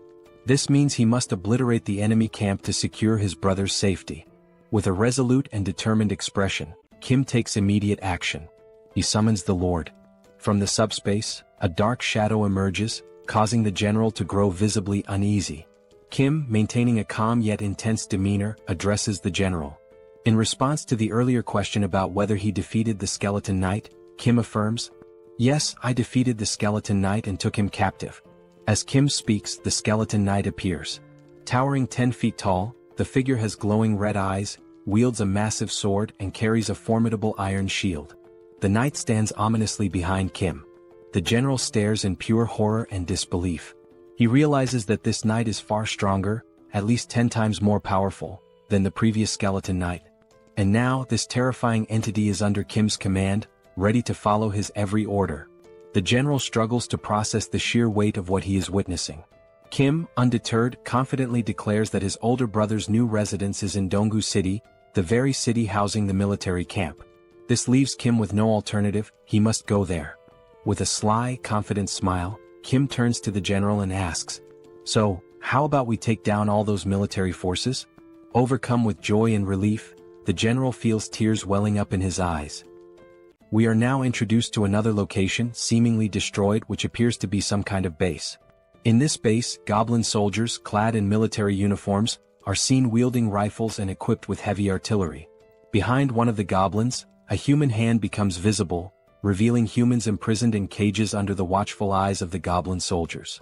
As the goblin squints to focus, it notices something unusual ahead, though it cannot determine what it is. From a distance, we see Lancelot's ghostly head infiltrating the goblin base, investigating how it operates. Noticing that the goblin is approaching, Lancelot decides to retreat to avoid alerting the enemy. While flying to gather more information, he overhears a conversation between two goblins but cannot understand their language. However, upon observing their movements more closely, he notices that even within the goblin army, there is a ranking system that dictates the level of importance and influence each goblin holds over the others. Still concealed behind a tree, the ghostly head concludes it has gathered enough information and decides to return to the command center to report his findings. As he departs, the system screen reveals how the summoning ability for this ghostly form works, named Phantom Summon. This ability allows the summoning of Camelot's ghosts, with specific costs associated with each invocation. It is also shown that while knights are in their ghostly forms, they cannot physically interact with the environment, but they are also immune to physical interference. Moreover, this ability enables them to pass through walls and even fly freely. Summoning a ghost consumes 1 enhancement stone and 500 magic stones, the same cost as summoning a knight. Although not explicitly stated in the description, once summoned as a ghost or knight, they can switch forms without incurring additional costs. In other words, phantomization can be considered an optimal means of reconnaissance behind enemy lines. A few hours earlier, the general had been outlining the strategy they would use, showing on a map the cities involved and relying on Lancelot to patrol the enemy lines, determining the strength of their forces, the location of anti-aircraft weapons, and other characteristics of the enemy troops. Based on the information gathered, the plan was to devise a strategy to outmaneuver the enemies. However, due to the ghost's limited range, everyone needed to move closer to the enemy lines and pinpoint where government forces were stationed before reconnaissance could begin. Lancelot returned to the Allied base after taking 2 hours and 30 minutes to complete his reconnaissance. While reporting his findings, Kim was shocked to learn that the soldiers had mutated into goblins and had imprisoned over 200 people, referring to them as sacrifices. Additionally, Lancelot shared further details he had overheard. First, the enemy had a total of 9 anti-aircraft weapons. Second, they planned to recruit additional manpower from Bangkok Dong. Third, the brigade commander, a high-ranking officer, was stationed in the eastern wing. Lastly, they mentioned that the world would change when a certain someone arrived. Lancelot confirmed the accuracy of this information, leaving the 4 members listening utterly astonished. The commander remarked that security had indeed been tighter than usual and suspected they were plotting something but hadn't anticipated the capture of civilians. Kim mentioned rumors that some had voluntarily joined the rebel forces but expressed confusion about their motives and the reason for imprisoning civilians. He also questioned who this person capable of changing the world might be. Lancelot's ghost replied that he didn't know who this individual was but speculated that the reason for capturing people was likely to gain repulsive force. He explained that all beings across dimensions have a classification system known as hierarchy. Repulsive force is the power granted by this hierarchy, essentially the right to be protected from lower-ranked beings. The lower the hierarchy number, the stronger the repulsive force, preventing attacks from lower ranks, e.g., a 9th rank attack cannot affect an 8th rank being. However, this is not an absolute rule. At this point, Kim recalled the attack by the skeletal knight. The sister asks if they are sacrificing people to achieve this hierarchy. Lancelot, based on prior information, confirms it, stating that this method is instinctively used by beings with lower intelligence as a shortcut. With a serious expression, he explains that when this method is used in a lower dimensional hierarchy, it signifies that contact has been made, and possibly an agreement, with a higher-ranked being. Intrigued, Kim asks what kind of agreement this could be, but Lancelot admits he doesn't know the specifics. Seoul, now furious, says that since they are sacrificing people, they're undoubtedly up to no good and suggests going to the base to eliminate them all. Kim responds that if it were that simple they would have already done it. The colonel adds that these enemies seem extremely dangerous. The colonel also notes that the information provided by Lancelot has been excellent. They now know the positions of the brigade commander and the anti-aircraft cannons, which increases their chances of success. However, he emphasizes that the enemy's defensive line is much stronger than expected. Once the operation begins, the enemy will likely call reinforcements from the 1st Legion, potentially escalating this into a large-scale war. Given that they don't know the full strength of the 1st Legion, it's crucial to capture the enemy before reinforcements arrive. This will require requesting support from nearby units to handle such a large-scale target with sufficient weaponry and troops. Deep in thought, Kim realizes they don't have time to wait for reinforcements. Moreover, Bangkok Dong, where his brother lives, is at risk, making it imperative to finish the mission before the enemy moves there. He also remarks that since Lancelot is of the 7th hierarchy, he could theoretically eliminate the enemy on his own, but the area is too vast for him to cover alone, giving the First Legion's reinforcements enough time to arrive and turn this into a full-scale war. Lancelot suggests that if the anti-aircraft cannons are a problem, Kim could simply summon another knight, and points out that summoning requires both enhancement stones and magic stones. While they have enough magic stones, they are short on enhancement stones. Kim also mentions that while he could unsummon Lancelot and summon another knight, it wouldn't increase their overall strength, making it an unwise move. More importantly, he feels it wouldn't be right to dismiss Lancelot just to summon someone else. Frustrated, Kim says it would be ideal if they could duplicate the enhancement stones and magic stones in their subspace. Lancelot then recalls that after defeating the Skeleton King, they acquired another enhancement stone. Surprised, Kim admits he doesn't remember this, but upon reflection, he recalls that Lancelot did indeed retrieve a stone. Now, with everyone staring at Kim in judgment, he apologizes, saying anyone can have a lapse in memory. He then asks which knight should be summoned. Lancelot explains that all 12 knights of Camelot are exceptional, possessing both skill and loyalty. He assures Kim that regardless of who is summoned, it will be a good choice. However, there is one knight in particular who would be the most logical choice: Bedivere. He describes Bedivere as a genius archer unparalleled in skill, specializing in long-range attacks.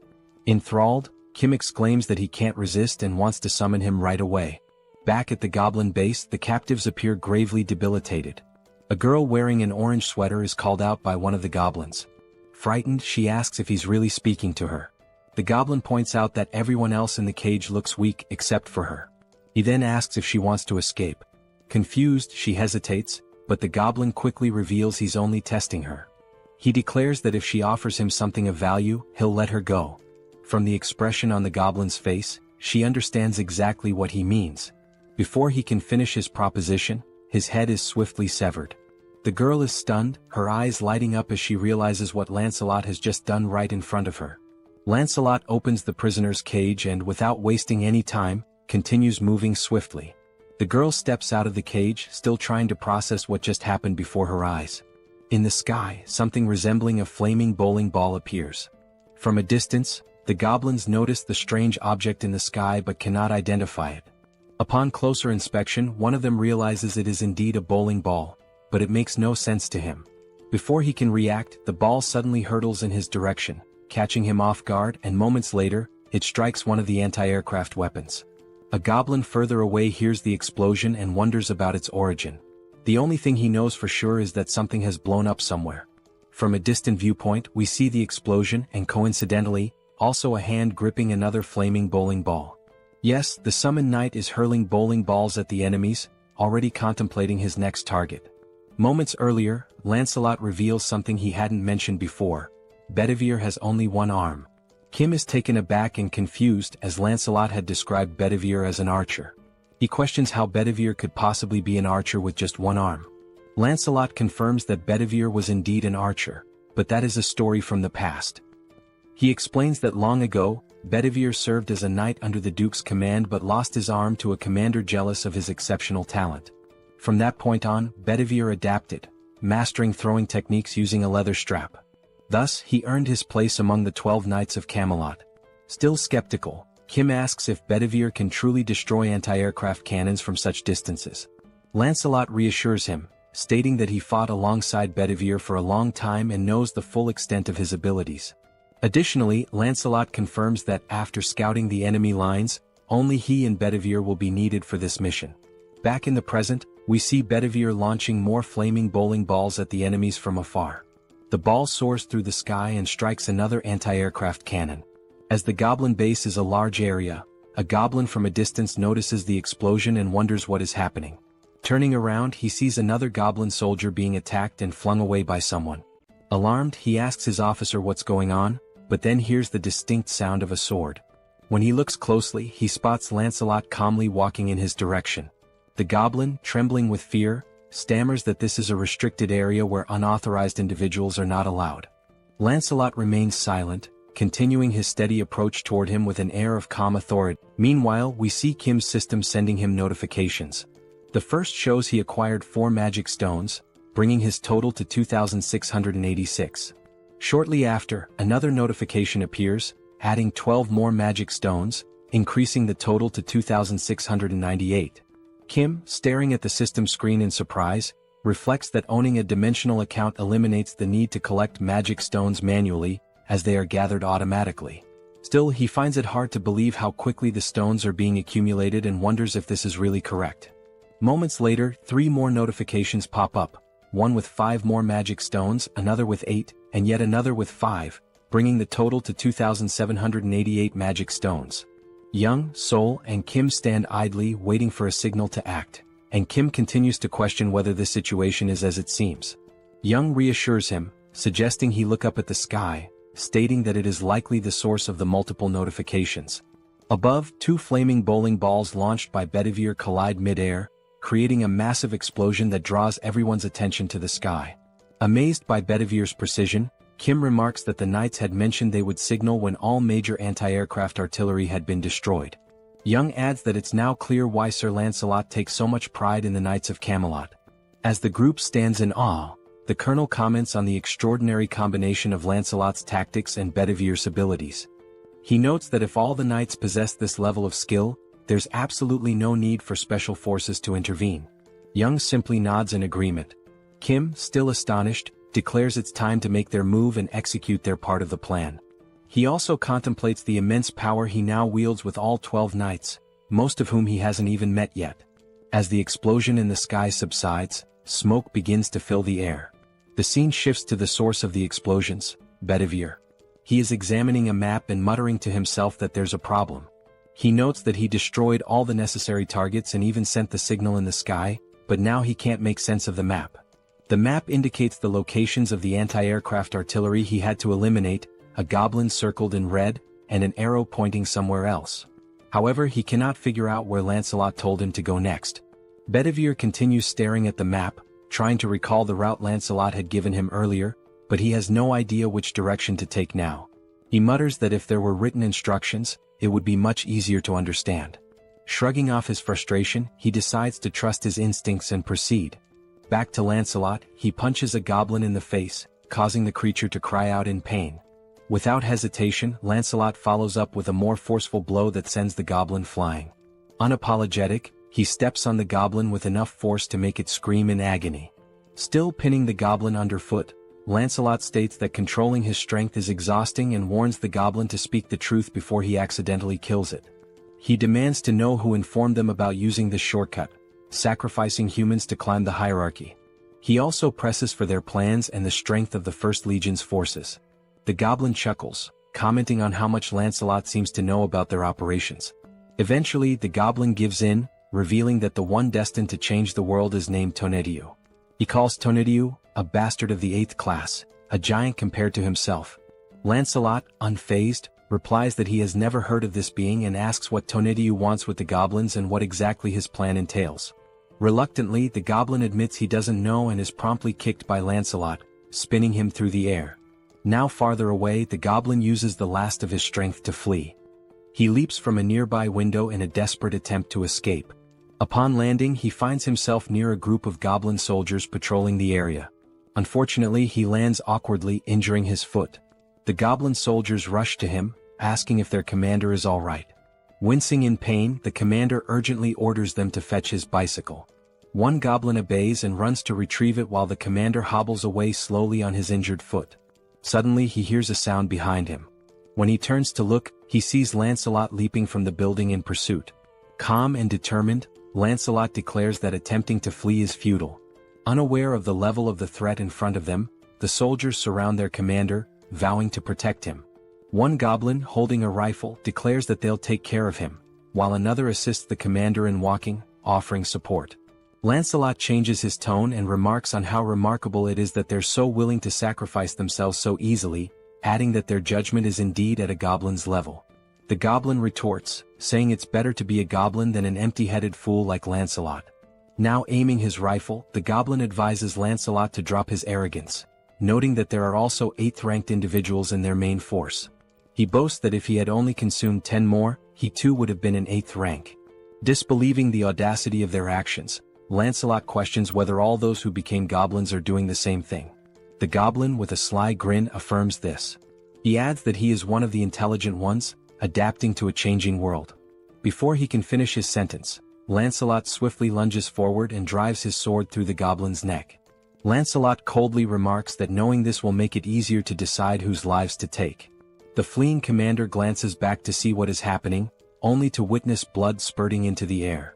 Lancelot's sword is now soaked in blood, and his gaze shifts toward his next target. The goblin commander, once again in danger, has no choice but to run. But as he glances up at the sky, he freezes in shock. There he sees a helicopter, unaware that the anti-aircraft artillery has been destroyed. Inside the helicopter are Kim and Young. Young announces his intention to land the helicopter, but Kim, feeling nauseous, warns that landing there is too dangerous and suggests entering the subspace. The goblin commander realizes that government forces are also attacking them. However, with a newfound dark aura, the commander mercilessly strikes down one of his own soldiers. From a distance, Lancelot observes this gruesome act, disgusted by the goblin's depravity. Kim descends from the helicopter and runs toward Lancelot, but upon looking to his side, he is horrified by the goblin commander's actions. With the magic stones of the fallen goblin in hand, the commander consumes them. Lancelot curses him, calling him a bastard and accusing him of becoming an 8th rank because of the stones. From behind, we see the goblin commander now transformed into a monstrous figure with long hair. As he turns, his glowing red eyes burn with rage. Kim asks Lancelot if the commander truly abandoned his humanity to become an 8th rank. Lancelot replies that the commander tried to ascend ranks too quickly and dismisses it as nothing more than a cheap trick. Now consumed by fury, the mutated goblin roars and charges forward to attack. Calmly, Kim asks Lancelot about his rank. Lancelot replies that he is 7th ranked but assures Kim there's no need to intervene since Bedivere can handle it with ease. On the rooftop, Bedivere readies his weapon to launch another flaming bowling ball. He comments that he's glad he trusted his instincts and found the correct location. The mutated goblin's blood sprays far and wide. The system notification flashes, showing that Kim has acquired 322 magic stones, bringing the total to 3,542. Moments later, government reinforcements arrive. The head of operations acknowledges that thanks to the knights, the removal of enemies and the rescue of civilians is progressing much faster. Kim feels a wave of relief hearing this. A soldier asks where the commander is, and Kim directs him to look to the side, where the lifeless body of the goblin commander lies. The head of operations is stunned. Kim asks Lancelot if he has uncovered more information about their plans. Lancelot apologizes, stating that the only piece of information he managed to extract was the name of a high-ranking being, Tonetiuh. He adds that it's the first time he has ever heard that name. Kim remarks that everything remains a mystery. The head of operations suggests searching the building's documents for clues. Lancelot points to the shattered windows on the 4th floor, explaining that the commander was staying in that room. He notes that there are numerous documents to sort through in that area. The chief of operations thanks them for their service, but Kim quickly interjects, asking if the PX system is capable of storing all the military documents from the building. Pax confirms and immediately begins calculating the number of documents and the cost to process them. The system reveals there are 5,086 documents, with a cost of 120 magic stones. Kim gives the order to proceed. The chief of operations remarks that such measures weren't necessary, but Kim explains that PX will handle it efficiently, and he needs to locate the family as quickly as possible. Soon after, the system alerts him that an unsuitable document has been detected among the military files, labeling it as an incompatible item. Confused, Kim tries to understand what an incompatible item might be. Now holding the document, he attempts to read it. It turns out to be a registration form for dimensional beings. Lancelot clarifies that it's a document capable of increasing someone's rank. Examining the two documents in hand, Kim notes that one is in poor condition. Lancelot explains that the pristine document is the official form, while the damaged one is a shortcut. He further elaborates that the soldiers likely turned into goblins because they failed to register properly using the official method. To add to this, Sir Lancelot explains that registering a dimensional being requires magic stones and a dimensional account. He states that Earth's dimension is still in its early stages of exploration, and no one currently meets these conditions, except for Master Kim, who defeated an 8th rank being possessing a dimensional account. Kim and the Colonel fail to grasp much of what he says, but Lancelot continues, emphasizing that despite the oddity of the document's existence, Kim should register since he meets the requirements. This suggestion catches Kim off guard. However, Lancelot assures him that by completing the official form, Kim will avoid becoming a goblin. He also explains that dimensional being registration is automatically adjusted for each dimension, and the reason Kim can read it in a standard language is that it's the official document. Holding the document, Kim scans the fine print and notes that the process would consume only 1,000 magic stones. Without hesitation, he signs his name on the form. The system announces that the dimensional being registration is complete, leaving Kim with 2,422 magic stones. After signing, the document begins to glow and disintegrates into dust. Jokingly, Kim remarks that he's curious to know where the system wants him to submit the documents. Outside, someone arrives on a motorcycle, calling out to the commander and apologizing for the delay. The individual explains that the holdup was due to something being incredibly heavy to carry. However, upon taking a closer look around, they are baffled by what happened to the goblins in the area. From atop the building, Bedivere watches the scene with curiosity, wondering aloud if the vehicle the goblin is riding might be a horse. Meanwhile, back in the document room after the PX scan, they manage to retrieve not only the contract but also approximately 40,728 pages of military documents. Kim informs the colonel that he remains worried about his family and won't be able to review the documents himself since he's heading out to search for them. He adds that the director of operations will handle the verification and assures the colonel that once he finds his family, he will return to assist the government forces. The colonel thanks him and wishes him good luck. As they leave, Kim tells Lancelot that the plan is to enter without the rebels mistaking them for government troops. However, they learn that Dobongu has been occupied by the rebels, making it too dangerous for Yong-soo to drive. Kim decides to take the wheel instead. He considers that, for now, it's safer for him and the two knights to travel in unassuming vehicles to avoid drawing attention and being identified as enemies. However, a significant problem arises. Upon inspecting the subspace inventory, they discover that only military vehicles are available, which completely disrupts the plan. Kim wonders how they will resolve this issue, convinced there must be a non-military vehicle somewhere. Determined, he decides to search thoroughly to find something usable. Descending the stairs, he acknowledges that the task will be slow and dangerous but accepts that there is no other option. He also expresses hope that they will locate a drivable vehicle. As they step outside, they are startled by the sound of a roaring engine. Looking ahead, they see Bedivere perched atop the motorcycle previously owned by the goblin. Suffice it to say, he looks incredibly stylish. Stunned, Kim, still processing what he's seeing, asks why Bedivere is on a motorcycle. The newly self-proclaimed rider explains that he thought it was a horse. Pointing to the goblin's corpse on the ground, Bedivere says the goblin had been riding this modern horse, and he found it amusing, so he decided to learn how to use it. It wasn't even that difficult, he adds. Kim, still surprised, recognizes the vehicle as the brigade commander's motorcycle and hatches an idea. Opening the system, he learns it will cost only 22 mana stones to store the motorcycle under the military unit category. With 2,400 stones remaining, he approves the storage. A while later, goblin soldiers armed with rifles notice something unusual approaching them. One goblin, puffing on a cigarette, asks what the hell that thing is. As it gets closer, the goblins realize it's a motorcycle, but they don't feel alarmed. Another goblin asks if they're expecting any visitors, to which the first responds he hasn't heard about any. They decide to point their rifles and shout at the approaching figure, demanding to know who they are and where they came from, warning them to stop immediately. One goblin adds that, regardless of who they are, no one can enter without proper authorization. Seconds later, before the goblins can react, one of them is struck by a bowling ball, leaving only the cigarette burning in his hand. Here's a lesson: if you're a goblin, don't smoke. The other goblin, bewildered by the sudden demise of his comrade, turns around to investigate what just happened. Still astride the motorcycle, Lancelot unsheathes his sword, turning those few seconds into the goblin's last. Without hesitation, he eliminates the goblin with a precise strike to the neck. The group continues forward, now riding two motorcycles, Kim and Lancelot on one with Bedivere piloting the other, steadily distancing themselves from the scene. A goblin watching from afar notices the suspicious movement and remarks that he's never seen anyone ride motorcycles like that before. Eventually, they seem to reach their final destination and decide to stop.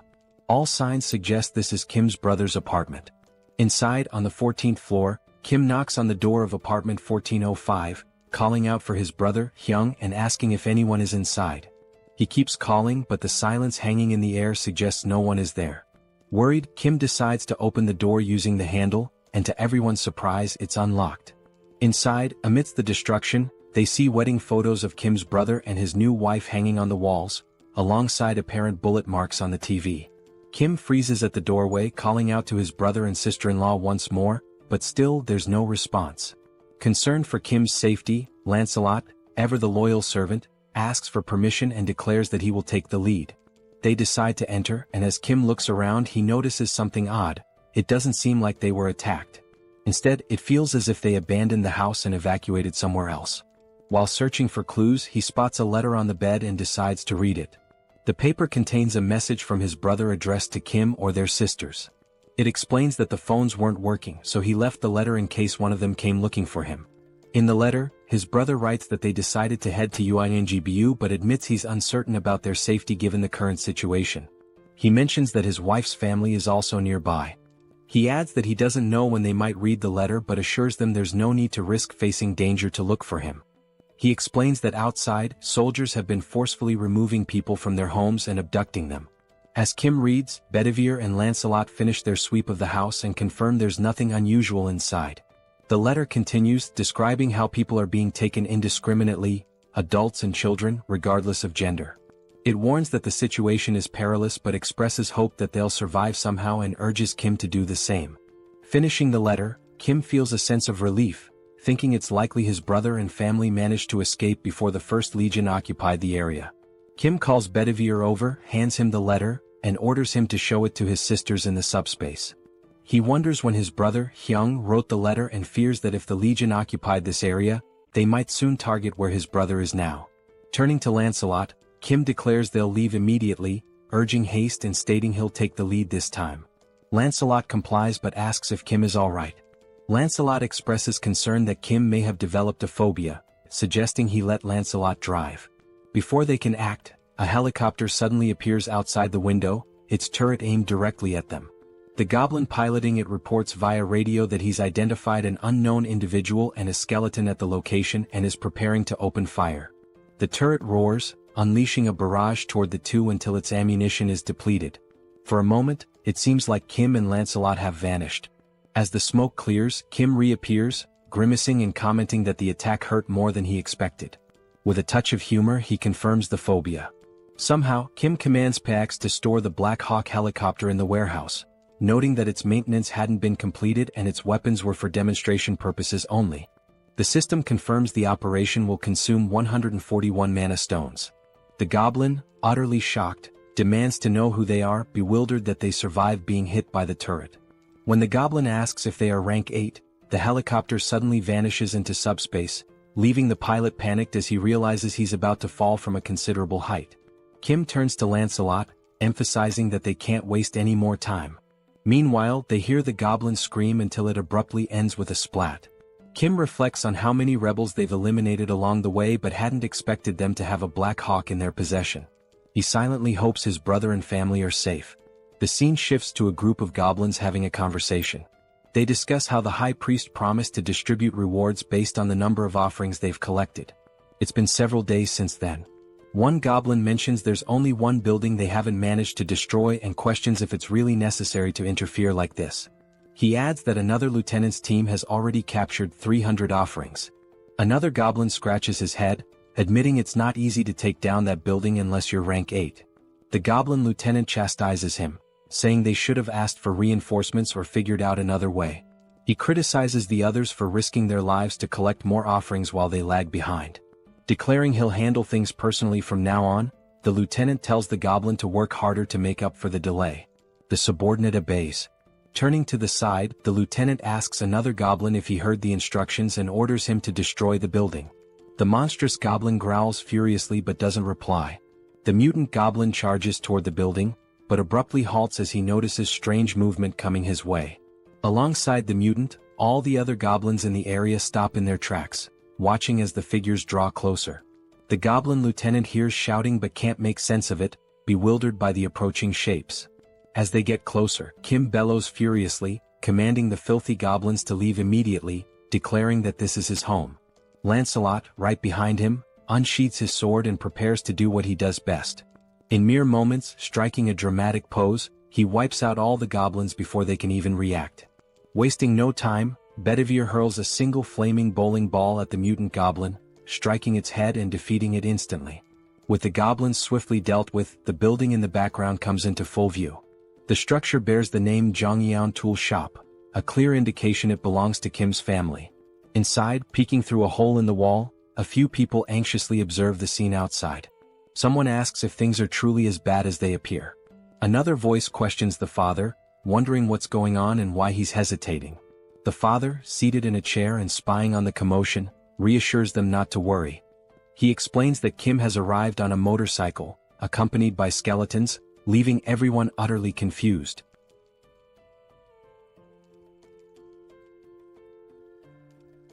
Then we are shown a flashback of his father reminiscing about when he was young. His mother used to say that good and bad things only happen because of people, and this idea had fascinated him. Having survived many challenges, he realized that not a single word his mother had said was wrong. Even when his business failed, the reason he was able to get back on his feet was because of the people who stood by him, and love. He reflects that this is why he raised his children with the values of love and compassion. Watching them grow up from small children into capable adults, he felt like a dream had come true. A scene follows of Kim losing to his sister in a video game. The father continues, sharing his dream of building a large, spacious home where he could live with his family. To pursue this, he began studying civil construction, something he had never done before and found immensely difficult and complex. The financial burden made the dream seem unattainable. In the end, his children all grew up well. His eldest son recently married, his eldest daughter became a nurse, the youngest daughter became an athlete, and his youngest son had just completed his military service. Their futures seemed so bright, until the monsters appeared. He recounts how, luckily, as the manager of a tool shop, he survived the monster attack using hammers and other tools. However, even with that resourcefulness, the situation was dire. They had to constantly worry about food and water. He often pretended not to be hungry to give his wife the little food they had. On top of that, there were neighbors who raided for food and monsters roaming about, forcing them to hide as silently as mice. Amid this catastrophic situation, the first to arrive at their refuge were his eldest son's in-laws. Shortly after, his eldest son and his daughter-in-law made it there as well. Looking at his eldest son's face, stained with tears and blood, he could guess what they had been through to get there. He simply embraced him and silently wept. Another blessing came when his daughter-in-law awakened a new ability to generate water, eliminating one major concern in this apocalypse. He recalls how, over time, soldiers mutated into goblins and began wandering around. These goblin soldiers started abducting civilians regardless of age or gender, isolating their family even further. It was utter chaos. The very soldiers who were meant to protect them were now capturing people. He wished deeply for the safety of his children amidst such disorder.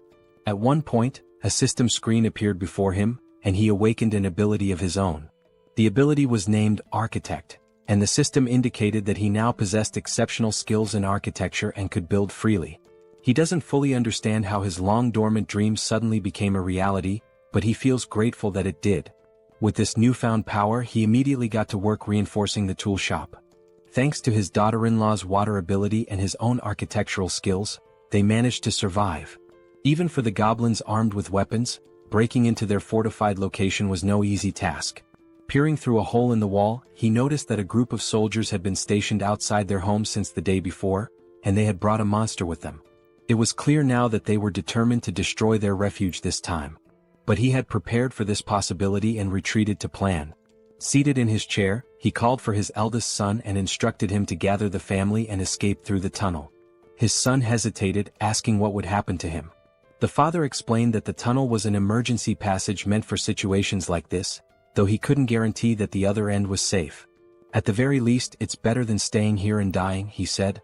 His wife, looking concerned, asked if he intended to stay behind. With a confident smile, he assures them he will leave as soon as everyone is safely out, telling them not to worry. In the meantime, a strange noise from outside catches his attention, sparking his curiosity. Before inspecting, he urges everyone to hurry, warning that the goblins are already moving and time is running out. Peeking through the hole, he goes silent for a few seconds. Those around him grow concerned, whispering questions about whether the situation outside is dire or if something is wrong. causing him to hesitate. Still in shock, he turns to them and says it's not what they think. It's just Kim. He's out there.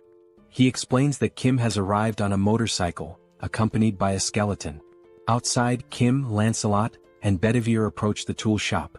Kim points to the building, now fortified with metal spikes and barricades, and declares, "This is my house." Then, sighing, he adds, "But that doesn't matter now. What matters is my family. Are they okay?" Suddenly, the door handle turns in front of him, catching him off guard. Looking more closely at who's in front of him, he freezes in shock. The father steps forward and asks in disbelief, "Is it really you, Kim?" At that moment, Kim realizes the rest of his family, the ones he'd been desperately searching for, are standing right in front of him. Without hesitation, he bursts into tears, running toward them like a child, wrapping his father in a tight embrace he'd been longing for. But the father and brother interrupt the emotional moment, startled by what was standing behind Kim. He glances back to confirm. "Don't worry," Kim says reassuringly, "despite how they look, they're friends, they're on our side." Kim then reveals, "And that's not the only surprise I've got." Using his powers, he opens a subspace portal. Inside, his two sisters are safe and enjoying a hearty meal. Seeing them eating brings tears of relief and joy. His sisters, realizing what's happening, break down, sobbing uncontrollably. Inside Kim's subspace, the reunited family sits down for a meal they haven't had in ages. For the parents especially, it's a heartwarming moment. Tasting the food, the mother is taken aback. She thinks to herself, "No matter where I go, I always trust my cooking. But this grilled mackerel is on a whole other level." She turns to Young-so's wife and asks if she's a professional chef. The wife thanks her for the compliment, smiling. The mother declares, "Now that you've set the bar with such a delicious meal, I can't back down." She takes it upon herself to make a dessert worthy of matching it.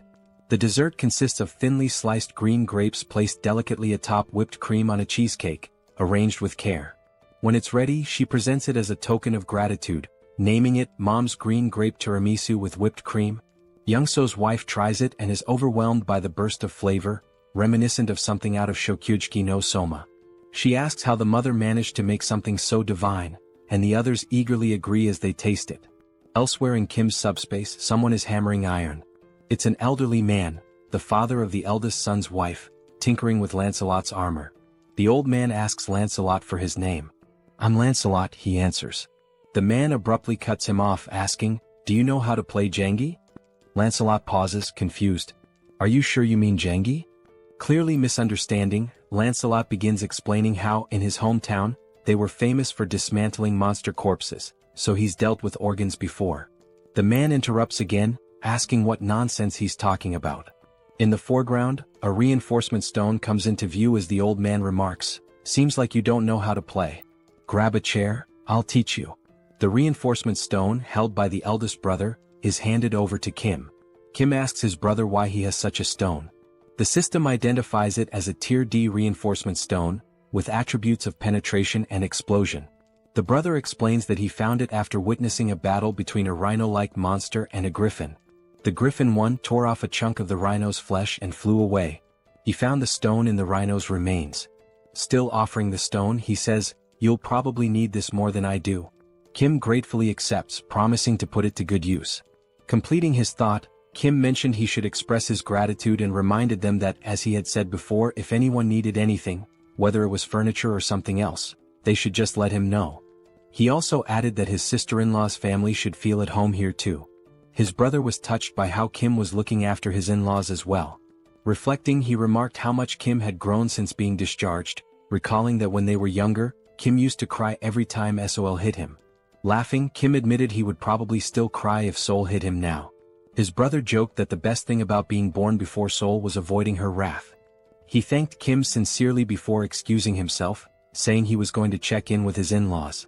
As Kim noticed the scar on his brother's face, he commented on how they had managed to survive so far with the help of their father's and sister-in-law's abilities. He couldn't imagine how hard it must have been. Suddenly, someone approached Kim from behind. Turning, he realized it was his father. The father spoke, saying how happy he was, not only because the family was safe but also because of Kim's abilities, which gave everyone the chance to eat in a secure place. Then his father asked if Kim knew that good and bad things, but Kim interrupted, completing the saying, "Can only happen when there are people." Kim nodded, saying he understood. He added that no matter how powerful his abilities were, he wouldn't have made it this far alone. He shared that this realization hit him when he started helping people cross a tunnel filled with wyverns. Yongsoo had told him that even with awakened abilities, the challenges were the same for everyone. That was when Kim understood the real reason people help each other. It's because everyone wants their family to be safe. People help with the hope that someone else might assist them in return, especially in an apocalypse where empathy is essential. Smiling, Kim concluded, "After all, we're all human. Everyone feels pain when they're hurt and everyone fears death. We help each other because we're in the same situation. Otherwise, it would be unbearably cruel." Looking at his father, Kim asked, "Am I right?" His father, now smiling with pride, replied, "I couldn't be prouder to have you as my son." Kim smiled back, saying he was grateful to have him as a father. Kim then suggested that his father rest as he must be tired, and mentioned that he would have to leave soon. His father cautioned him to be careful, and Kim reassured him, joking, "I can't even get hurt now, even if I wanted to." Meanwhile, back at the headquarters, the commander was sorting through documents that had piled up, finally feeling some relief that half of them had been taken care of. Thanking the soldiers for their efforts, he told them to take a short break. One of the soldiers joked, saying his eyes felt like they were about to fall out from all the reading.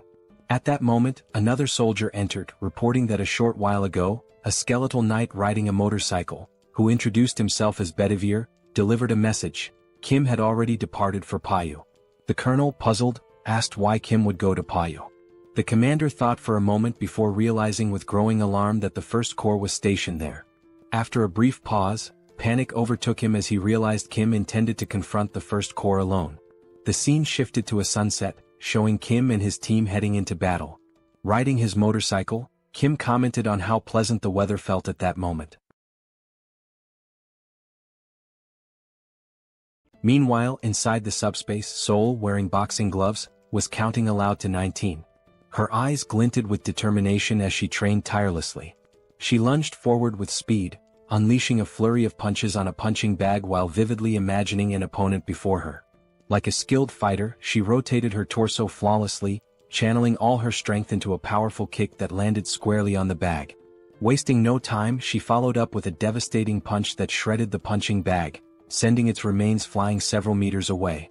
The count of 19, as it turned out, referred to the number of punching bags she had already destroyed. Frustrated, she called out to Pax, demanding he bring another bag and chastising him for being too slow. Nearby, her eldest brother, joystick in hand, observed the scene while Pax muttered that the speed of requests was set by Kim. The older brothers were engrossed in a video game and one of them asked why Seoul was so angry. She replied that it was because Kim refused to let her leave the subspace and risk her life. She added that while Kim acknowledged her awakened abilities, he reminded her that facing weapons, electric vehicles and similar dangers was still too risky. Seoul had insisted on at least being allowed to set up punching bags to train, and ever since she had been relentlessly hitting them. As they continued playing Overcooked, her older brother noted that Seoul had mentioned her awakened abilities. He agreed it was dangerous outside and questioned her eagerness to leave, adding, "But then again, we're talking about Seoul." Joyeon chimed in, agreeing, and mentioned that she'd overheard Kim talking about a scar on their brother's face. Touching his face, the brother dismissed it as nothing to worry about. Suddenly he heard a faint buzzing sound.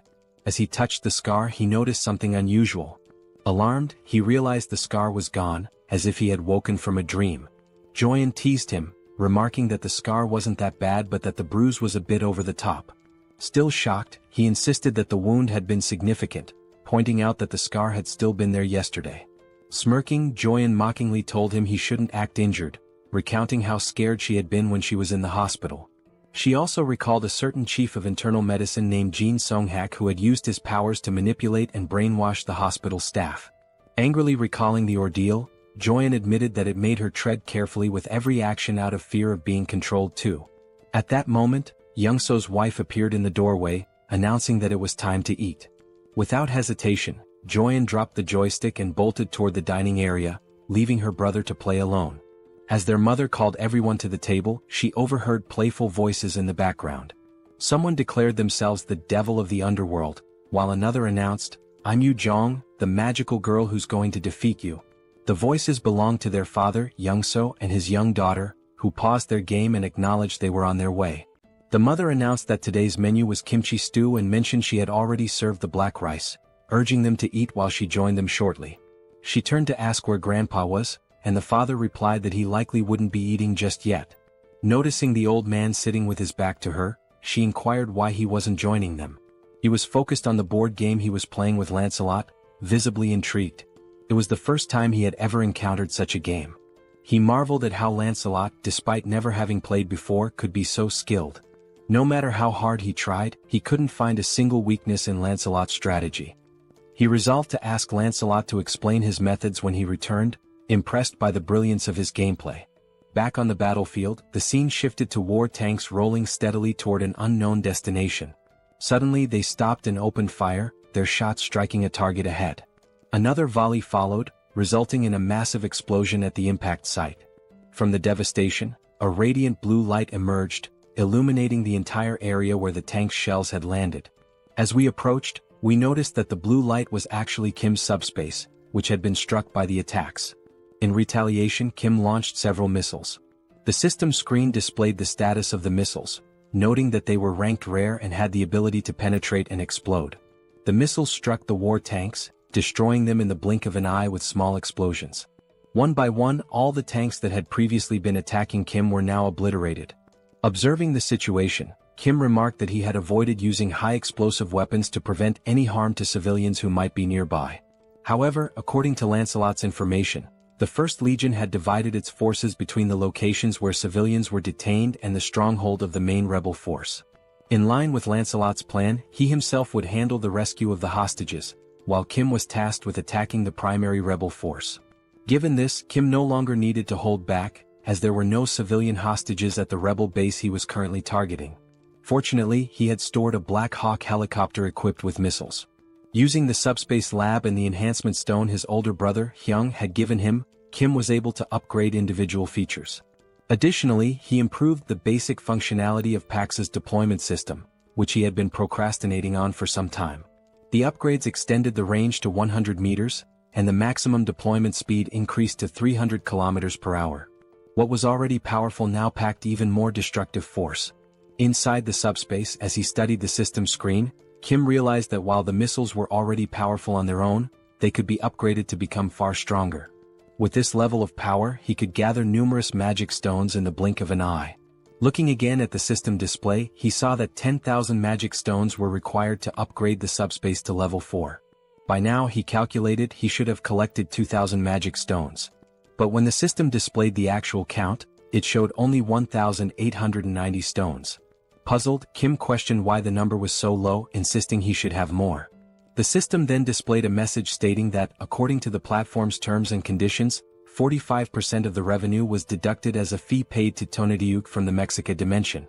Additionally, the regulations required that 25% of the magic stones acquired be allocated to Priest Bongsu. Confused, Kim remarked that the names Tonatiuh from the Mexica division and Priest Bongsu sounded familiar. At that moment, he recalled a conversation with Lancelot in which Lancelot had revealed that the goblins had made contact with a high-ranking entity known as Tonatiuh.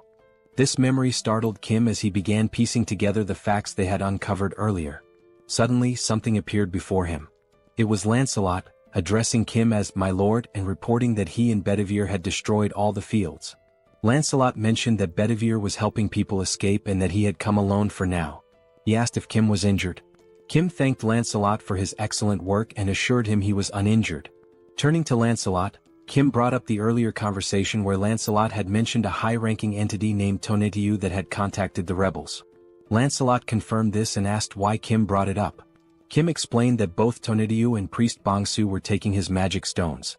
He added that Tonatiuh was from the Mexica division and asked Lancelot what the Mexica division was.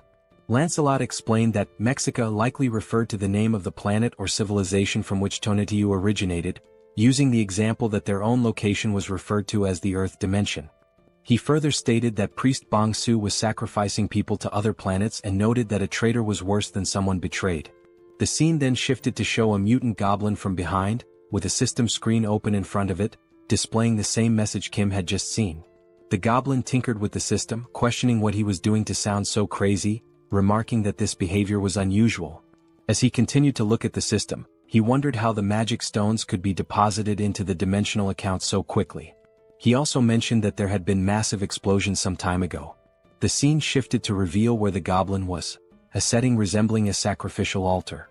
He muttered that he hadn't heard the sound of helicopters or jets, much less any gunfire, which made him question where such powerful weaponry had come from. As a light approached him, he commented that, despite everything, none of his soldiers had come to report anything amiss. That light turned out to be a missile launched by Kim, which pierced the goblin's body like a donut. Due to the upgraded missile speed, the goblin had no time to react. After being struck, the goblin was hurled backward, landing hard on the ground. Moments later, Kim arrived, calling the goblin by his name, Priest Bongsu. Lancelot and Kim climbed to the altar, with Kim exhausted and joking that the stairs had nearly killed him. Kim also remarked that he had long wondered who Bongsu was, then asked if he was the commander of the legion. The goblin lay on the ground, pierced like a donut, with smoke rising from the hole left by the missile. While writhing in pain, the smoke seemed to have a regenerative effect, beginning to heal the goblin's wounded body. Kim, astonished by the sight, asked what was happening. Lancelot explained that the goblin was recovering from his injuries. As the goblin rose to his feet, Lancelot remarked that he had been curious about the blackish red smoke that had been rising throughout the camp. Kim, still stunned, asked if such a thing was possible. Now fully healed, the goblin smiled and revealed his sharp claws. He yelled at the two, saying this was more surprising than he had imagined. In front of him stood a human and a skeletal knight, with the latter being loyal to the former. Kim, equally surprised, remarked that he didn't know goblins could talk. The mutant goblin responded, saying that they must have already encountered his goblin soldiers. He explained that the goblins had recklessly consumed magic stones, transforming themselves into goblins. This transformation was a side effect of trying to gain power too quickly before their bodies could adapt. He added that he had given them guidelines, but their greed had led them astray. The goblin then speculated that since Kim had a dimensional account, he must be an 8th level hierarchy user.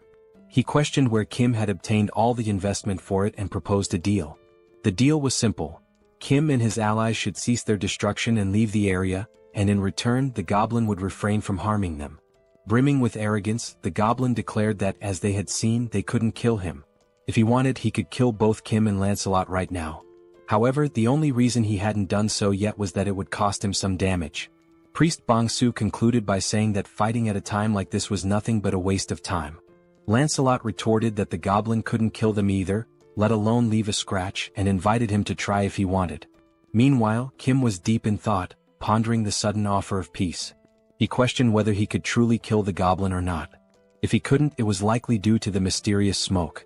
Staring at the goblin, Kim wondered about the true nature of the smoke, suspecting it might be a remnant of human sacrifices. He recalled that Lancelot had mentioned seeing the smoke at the camp, though he hadn't seen it himself. If he had, perhaps he could have deduced its principles. Looking beyond the goblin, Kim noticed a strange hum and a dark red smoke gathering in the sky. He glanced upward, questioning why the smoke was also in the sky. The heavens glowed a deep scarlet, resembling a scene that signified the end of the world. As Kim stared upward, he was caught off guard by something that made his eyes widen and his body tremble with fear. In the sky, a massive sphere appeared, resembling a glowing, terrifying red eye, unlike anything he had ever seen before. The smoke enveloped the sky, particularly around the enormous eye. Kim stood frozen, overwhelmed and unsure of what to do as he gazed upon such a colossal and awe-inspiring sight. Looking up at the sky, Kim wonders what exactly he is seeing. Still in shock, chills run down his spine as he questions whether the entity before him is truly a high-ranking being. Priest Bongsu smirks, clearly amused by Kim's reaction. The goblin remarks that it must be Kim's first time encountering such a creature, as they usually never appear due to classification restrictions. However, he explains that Lord Tonediu is different from other beings. Unlike them, Tonediu will descend in person. Placing a hand on his chest, Bongsu claims that he alone has the power to make this happen. Still grinning mockingly, he taunts Kim, pointing out how foolish he has been. Despite that, he decides to grant Kim a chance, but only because of his abilities, which he finds too intriguing to waste. But there is a condition. Kim must kneel, beg for forgiveness and plead for his life. Only then will he be granted the honor of becoming Bongsu's right-hand man. Before he can finish speaking, Lancelot dashes forward, delivering a powerful strike that slices through Bongsu's neck in an instant. Lancelot is enraged that a mere goblin dared to place himself above his master. The goblin's severed head flies several meters away, Yet even as his body collapses, he erupts into laughter, knowing his regeneration ability will soon restore him. Seconds later, the goblin's head begins floating back toward his fallen body. Smirking, he tells them to stop wasting their time, as they should already realize how pointless these games are. With Tonatiuh watching from above and Bongsu rapidly recovering, the goblin declares that no matter how many times they kill him, he will simply return to life. His expression darkens as he mocks Lancelot, questioning if his brain is so empty that he still cannot grasp such a simple concept. He also adds that Lancelot has no idea how useful he could be. As a true knight, Lancelot replies that he indeed does not understand, but then corrects himself, saying that honestly he doesn't care to. With unwavering conviction, he states that the only thing that matters to him is Master Kim. He will cut down anyone who threatens his master's safety, no matter how many times it takes. The goblin sharpens his claws and sneers, remarking that the knight truly has an empty head. Without hesitation, the goblin lunges forward, inviting Lancelot to attack him as many times as he wants. Watching Bongsu's reckless charge, Lancelot reconsiders his approach. Instead of drawing his sword, he clenches his fists and decides that if cutting won't kill him, he will simply pummel him into dust instead.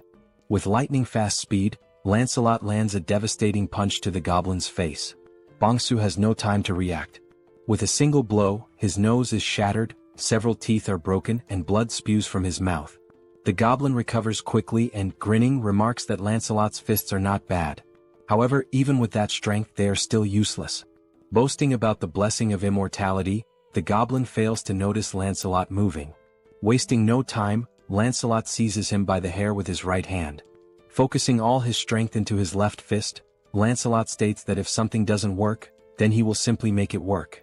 Bongsu's expression instantly shifts to fear as he stammers, pleading for Lancelot to wait a moment. Without mercy, Lancelot begins his onslaught. With the first punch, even more teeth shatter and blood splatters everywhere. But he does not stop there. He continues throwing blow after blow, a relentless flurry of strikes so brutal that the scene is censored, as there may be children watching this absolute manhwa. While Lancelot buries his fists into the goblin's disfigured face, Kim silently observes. He recognizes that Lancelot is doing his best, but if he cannot defeat Tonatiuh, Bongsu's regeneration will continue endlessly. Looking up at the gigantic eye in the sky, Kim realizes that it must be dealt with. However, removing it might be impossible without a proper plan. Still gazing upward, Kim forces himself to think. After a few moments, he wonders whether there is at least a way to stop Bongsu's regeneration. Then, a memory surfaces. He recalls how he disrupted the mind control of that muscular man. He had used SUBSPACE. While Lancelot continues pounding Bongsu's face beyond recognition, Kim finally calls out to him. Lancelot halts his fun momentarily. Bongsu, still suffering in Lancelot's grip, keeps insisting that none of this matters. It is pointless. Ignoring him, Kim activates his power and gives a command: throw the goblin into SUBSPACE. Without hesitation, Lancelot swiftly hurls Bongsu toward the portal. The moment the goblin makes contact with it, the system issues a notification. Warning: Entity Bongsu is attempting to enter SUBSPACE. Do you wish to allow access? Then, Kim grants permission, and the system confirms that entry has been allowed. Inside SUBSPACE, while Joyeon is carrying supplies, she notices the portal opening. Instinctively, she assumes that Kim, her third brother, has returned faster than usual this time. However, before she can finish her thought, the system issues an alert. An unidentified energy attempting to enter from the outside has been blocked. Her eyes widen in shock as she sees what is now before her. A scream escapes her lips as a malnourished goblin comes flying into SUBSPACE, hurtling directly toward her. Before the goblin can crash into her, potentially causing harm, someone catches him midair. It is Seoul, who, with a sharp glare reflecting her frustration at being trapped in SUBSPACE, declares that this is not number 3 and demands to know what exactly it is. Lifting the goblin by the head, she catches sight of something beyond the portal that immediately grabs her attention. She spots Kim and, still holding the goblin up, asks if this creature is one of his friends. With a demonic grin, Seoul surges forward, dragging the miserable Bongsu toward Kim. Kim, eyes wide with panic, shouts for her to stop. Terrified and drenched in sweat, he quickly defends himself and orders the system to shut the SUBSPACE portal immediately. Only then does he issue the command to remove Bongsu's registration from SUBSPACE. The system notifies that it is canceling Bongsu's registration. A moment later, the malnourished goblin is forcefully ejected, thrown out of subspace, losing one of his teeth in the process. In the background, Seoul watches the scene unfold, her expression filled with hatred and amusement. As the portal closes, she speaks again, asking if Kim sees what just happened, because that will be his future. Bong-soo, now sprawled out on the ground, remains motionless. Meanwhile, Kim is still shaken, not by the goblin but by what Seoul might do to him. With a shudder, he mutters that, for a brief moment, Seoul was more terrifying than Tonetiyu has ever been.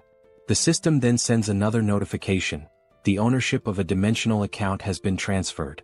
Since Kim already possesses a dimensional account, the mana stones will automatically merge. The new total, 14,823 mana stones. Reading the notification, Kim is stunned. The suddenness of it all leaves him struggling to process what just happened. Staring at the system display, he realizes that Bong-soo must have acquired a massive amount of mana stones through taxation. Then, something else catches his attention. The Tonetiyu tax notification is missing. That means, Kim abruptly halts his train of thought and looks up toward the sky. Only then does he realize, the enormous threat and the ominous red-black smoke are gone.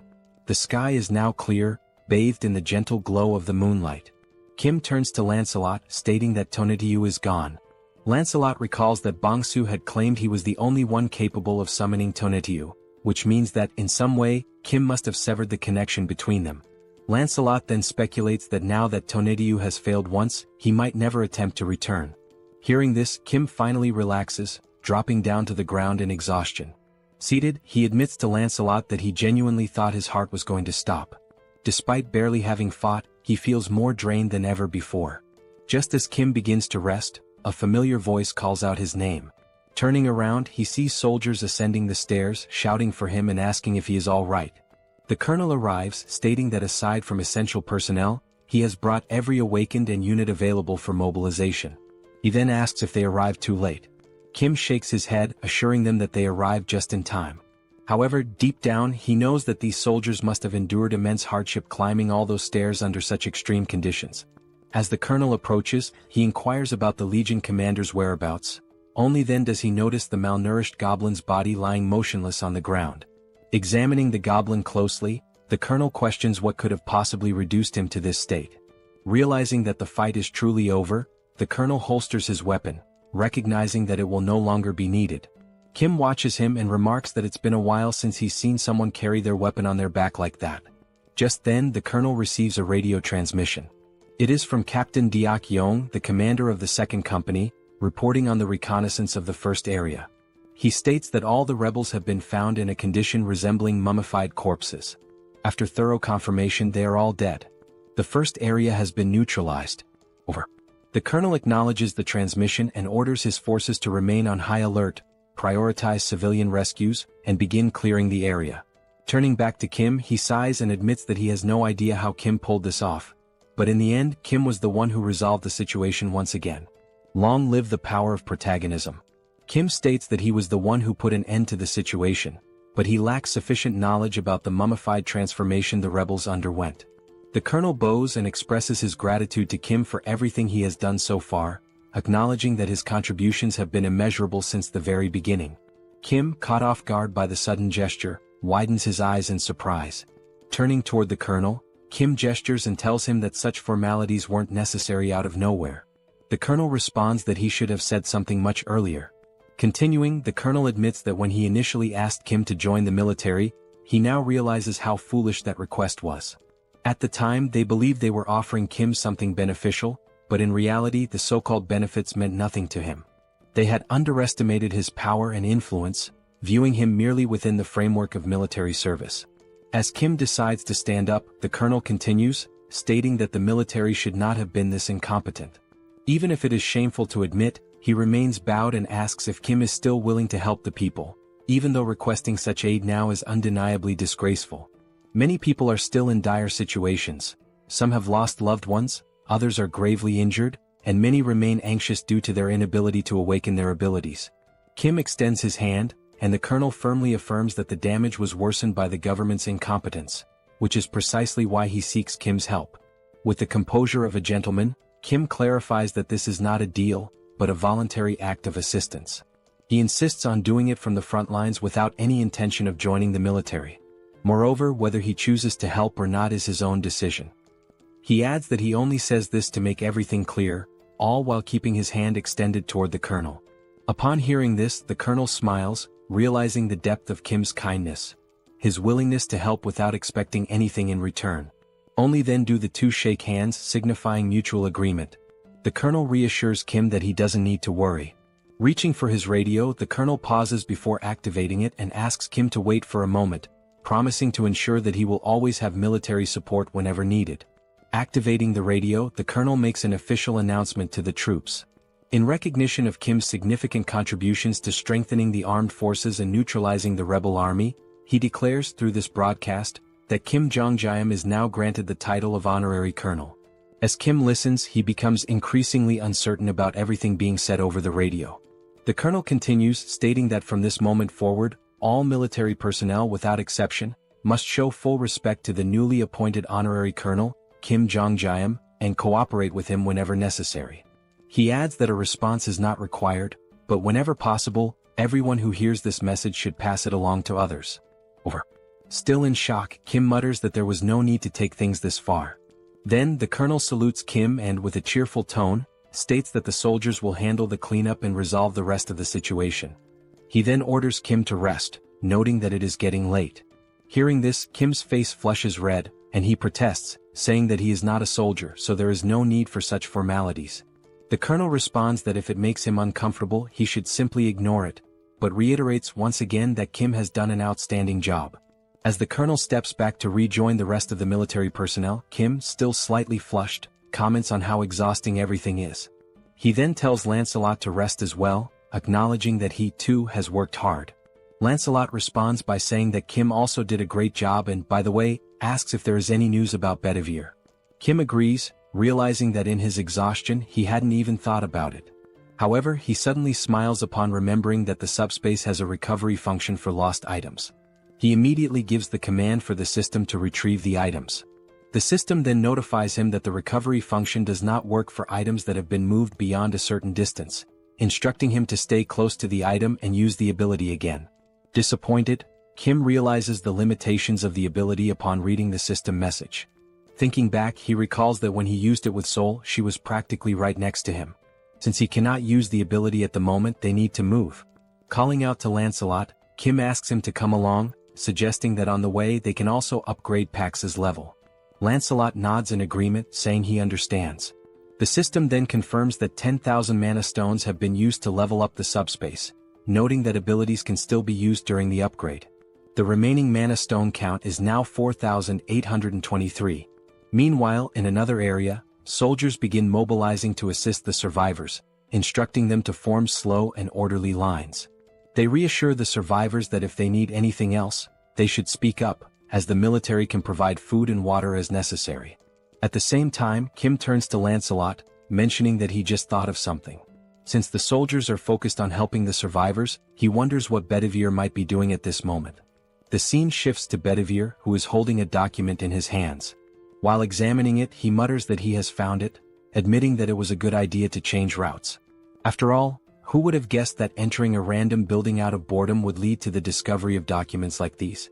Now crouching as he reads through the papers, Bedivere remarks that Kim will definitely be pleased when he brings these findings back. However, he can't help but wonder what kind of place this is, given the sheer number of documents. This is already the third one he has come across. Some time had passed, and in the meantime the system continued displaying the progress of the subspace upgrade, now at 45%.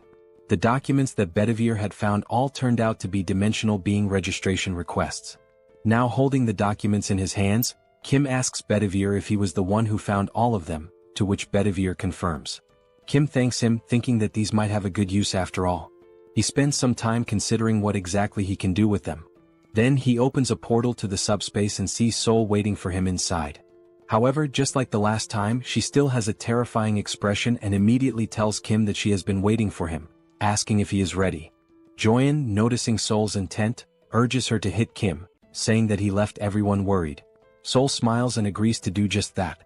Kim quickly tries to calm them down, presenting the dimensional being registration document to Seoul, who at first does not understand what it means.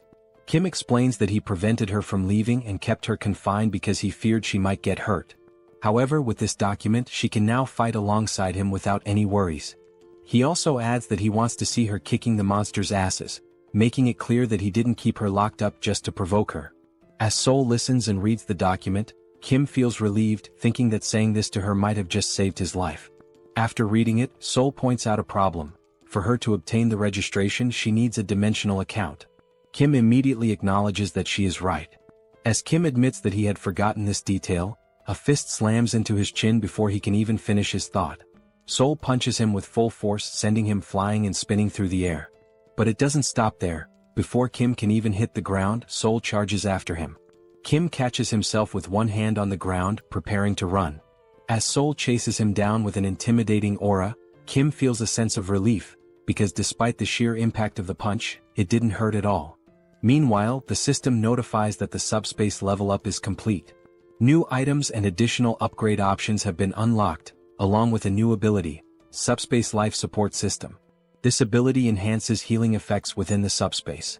As Seoul continues chasing Kim, in the background, Lancelot, Bedivere, and Joyeon are watching the scene unfold.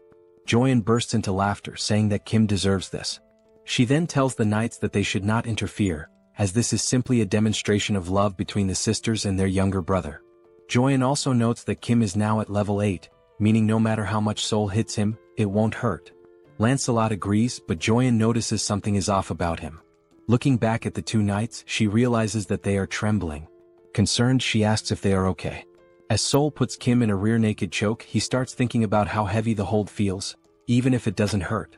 However, Joyeon suddenly interrupts their scuffle, shouting that something is wrong with the knights and calling for help.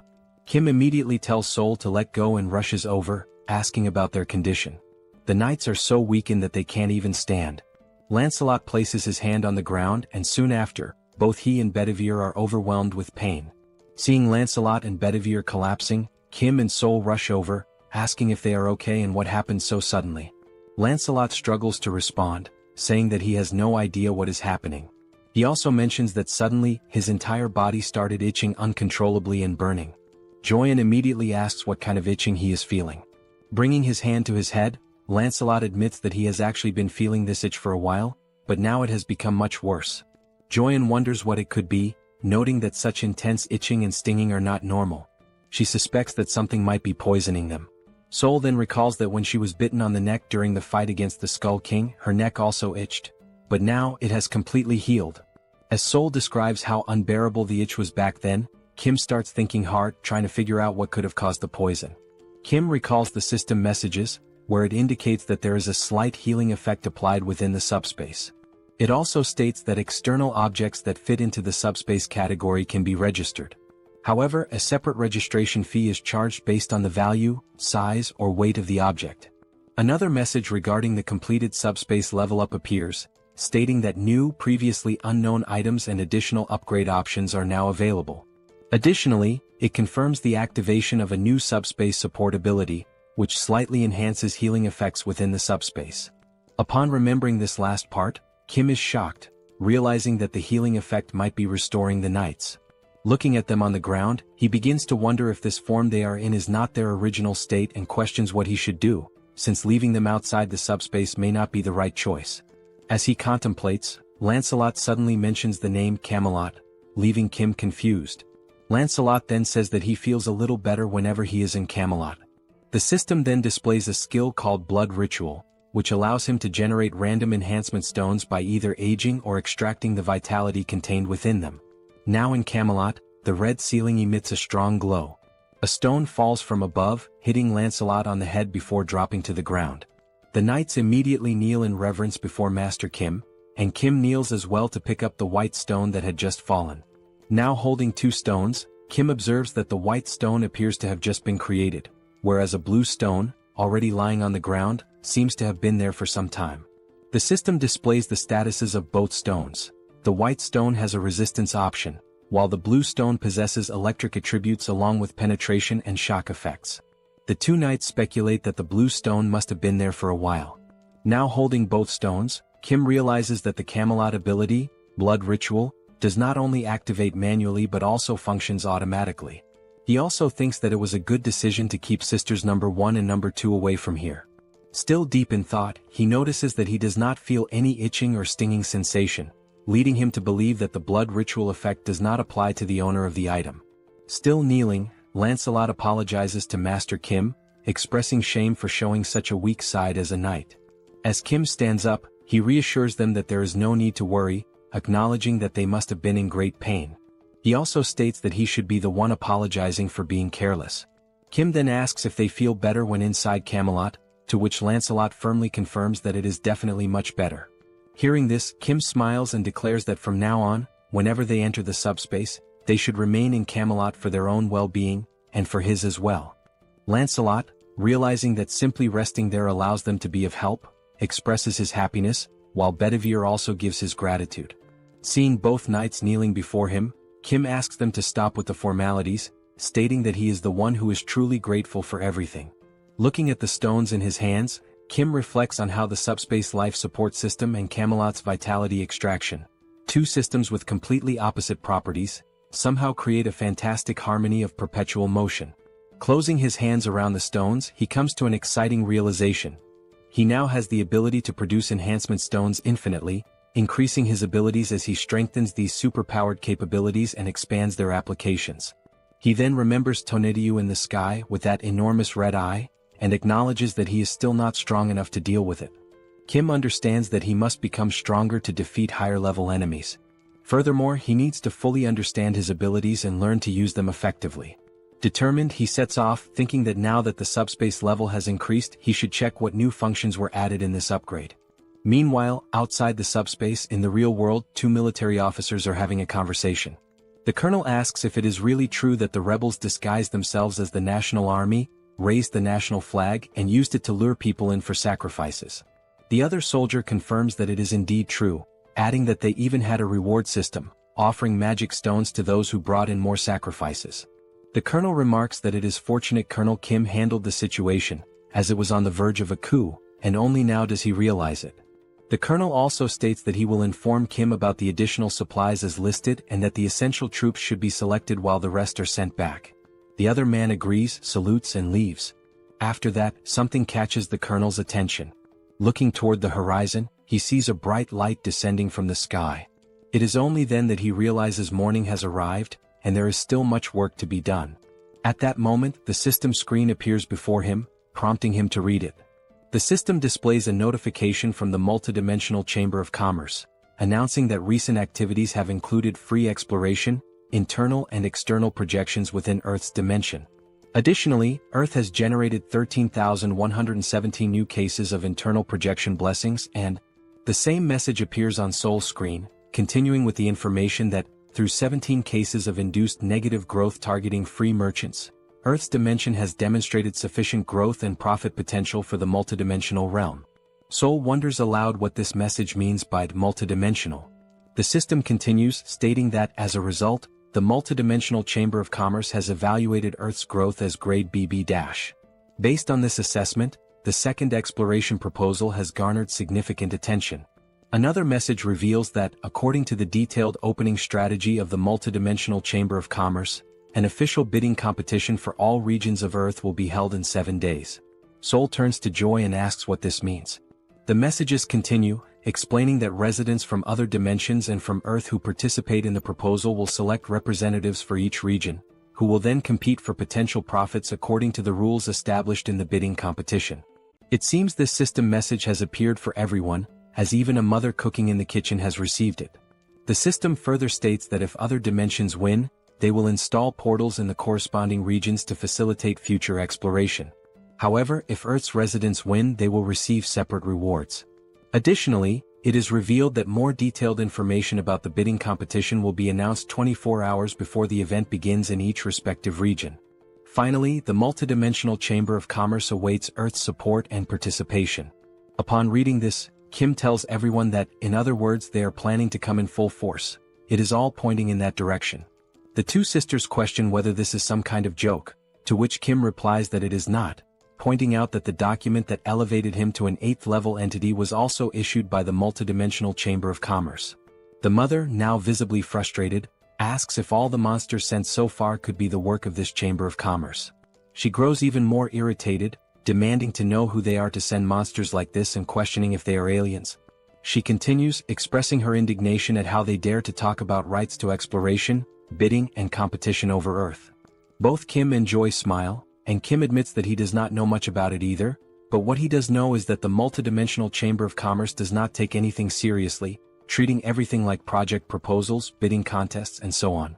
Realizing this, it becomes clear that the bidding competition, structured with these rules, is essentially a kind of game that will take place across the entire Earth. At that moment, the system reappears, but this time only for Kim, announcing that he has been identified as the entity with the highest profit in the Seoul region during the free exploration period. It further states that if he accepts the position of regional representative, he will gain access to more detailed information about the competition. However, if he refuses, the selection authority will be transferred to the second highest profit-generating entity. Reading this message, both Kim and Joy are taken aback, and Joy questions what it means, pointing out that she did not receive the same message. Kim's older brother then explains that if Kim accepts the role of Seoul's representative, he will be participating in the bidding competition. The mother asks what exactly this competition entails, to which the older brother admits he does not fully understand, but judging by the context and system messages, it is likely that they will be competing against alien life forms from other dimensions. Upon hearing this, everyone in the room falls silent, their expressions shifting as their eyes widen in shock, creating a tense yet electrifying atmosphere in the room. The system reappears before Kim, stating that if he accepts the position of representative, he will be able to select up to 100 members, including himself, to participate in the bidding competition. It then asks if he accepts the role of representative.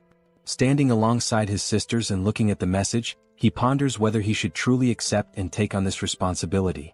Then, with a determined look, it seems that Kim has made his decision. Sometime later, the Colonel questions whether this is really true. He is speaking with Kim, who confirms that it is indeed true. He has accepted the role of Seoul's representative. He explains that they have tasked him with recruiting up to 100 team members to face the alien forces invading Seoul. Kim also mentions that for now he has included the 2 knights in Seoul to participate in the first battle, but as a precaution he has also registered his family members in the SUBSPACE. However, they still need to recruit approximately 80 more people. The Colonel, now excited, shakes Kim's hand, exclaiming that this is a stroke of luck. With a relieved smile, he admits that he was deeply concerned about who would become the representative upon hearing about the bidding competition, but now that it is Colonel Kim, he feels much more at ease. Taking out a notebook from the pocket of his uniform, he asks Kim to take a look at it. Kim, surprised, asks what it is before reaching for it. Handing over the notebook, the Colonel explains that it is a simple list of awakened individuals and their abilities, compiled by the Joint Chiefs of Staff. Since Kim mentioned needing to find 80 more fighters for the competition, this list should prove useful. Kim expresses his gratitude, but comments that perhaps special-class snipers would be better suited. The Colonel, caught off guard, asks if he heard that correctly. Kim confirms, stating that it is exactly as he said, regardless of whether they are awakened or not. The Colonel hesitates, pointing out that they still do not know whom they will be fighting. However, Kim disagrees, stating that when he accepted the position of representative, he gained access to detailed information about the bidding competition. As he navigates through the system, Kim explains that the enemies worship the goddess Eames, and their specialty lies in construction and the production of weapons infused with divine power. Instead of explaining further, he suggests that it might be better for the Colonel to see it for himself. The system then displays a saved message, containing the advance warning from the Eames dimension. It states that the goddess Eames is so revered by her followers that they carry her image as a blessing upon their helmets. In their devotion to the goddess Eames, the enemies proclaim that she shines with compassion, and that the inhabitants of Earth are nothing more than barbaric and primitive beings, destined to receive the holy mace filled with the goddess's light.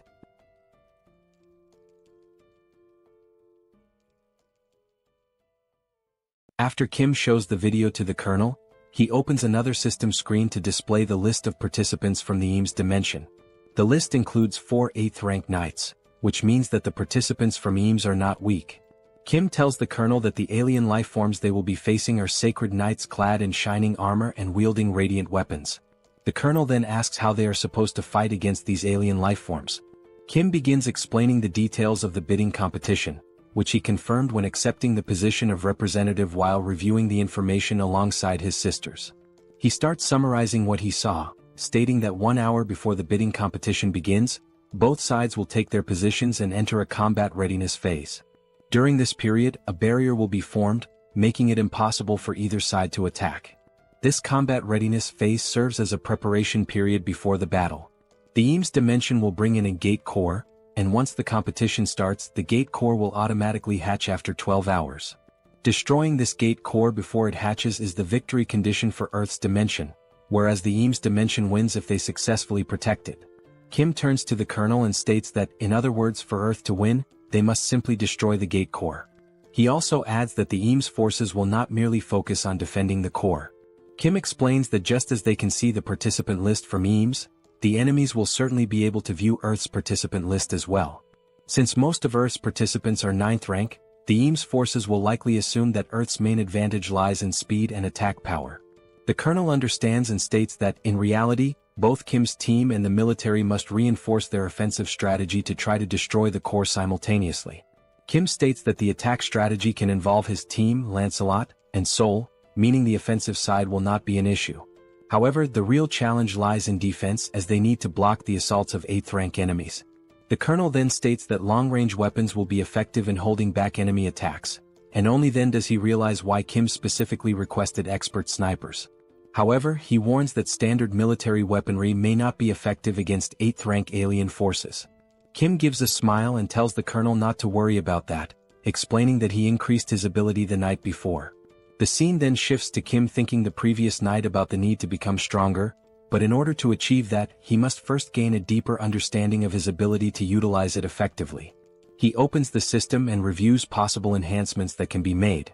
Options include the ability to send up to 8 products simultaneously, access information about improvement results or combinations in advance, run simulations for upgrades or product combinations, and even create new categories to be included in the logistics center, with a limit of up to 2. After examining the abilities, Kim states that no entirely new functions have been added, but there are supplementary features to enhance existing abilities, such as the 2 available options in the SUBSPACE laboratory.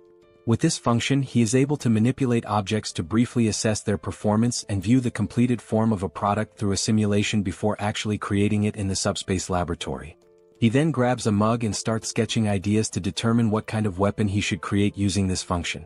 While writing down that he has electric enhancement stones and durability enhancement stones, he considers that the weapon needs to be easy to use, even for those without special abilities, and, moreover, must be capable of killing 8th rank beings. After much thought, deliberation, and research, the weapon he creates is an enhanced rifle with upgraded ammunition. Initially, he tries enhancing only the ammunition, but as soon as he fires, the weapon is completely destroyed. Then, using enhancement stones, he attempts to modify the rifle to withstand the powerful shots. However, in the end he manages to improve the weapon just enough to barely endure 3 shots. Now, holding one of the rifles he created, Kim states that regardless, the strategy is to stack these 3-shot weapons to defend against enemy advances and destroy the core to secure victory. After hearing all of this, the Colonel, practically drooling with excitement, exclaims that he understands and that he expected nothing less from Kim. He then adds that he will send over a list of the best expert snipers and begin preparations immediately. And so, the 1-week preparation period began with the specialist snipers training their shooting skills, weapon switching, and tactical maneuvers for the competition.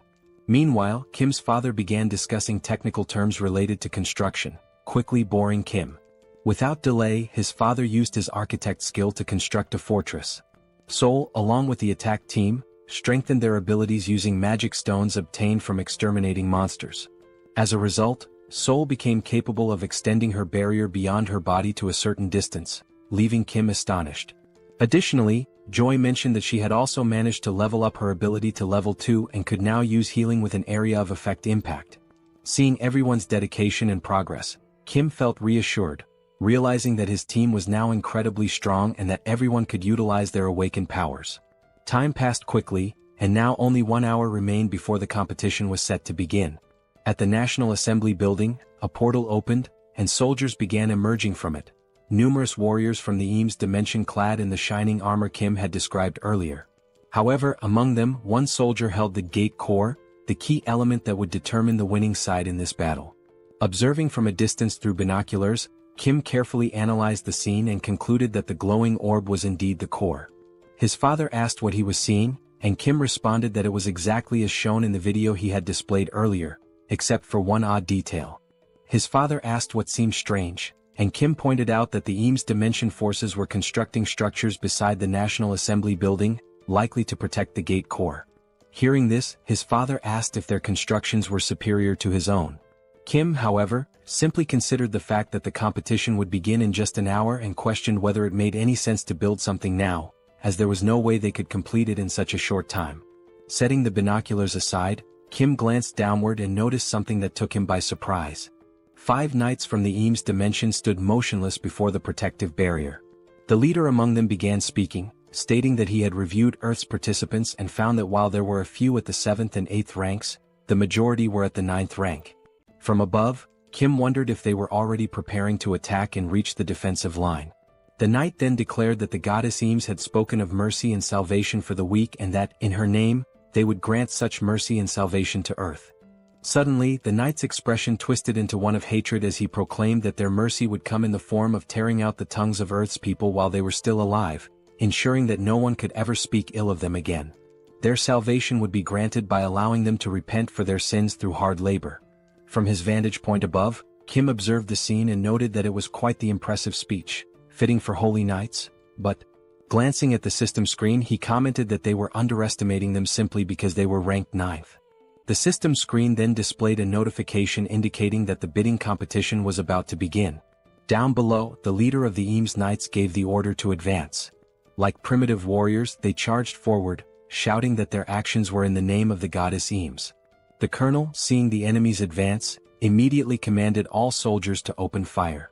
The troops, armed with the rifles Kim had developed, took their positions and began shooting.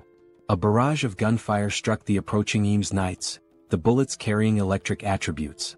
The shots pierced through their armor, leaving the knights stunned and confused as they struggled to understand what was happening. One of the soldiers, bewildered, questioned how it was possible for 9th rank fighters to accomplish such a feat. Another knight shouted an order to use their shields for protection and continue advancing.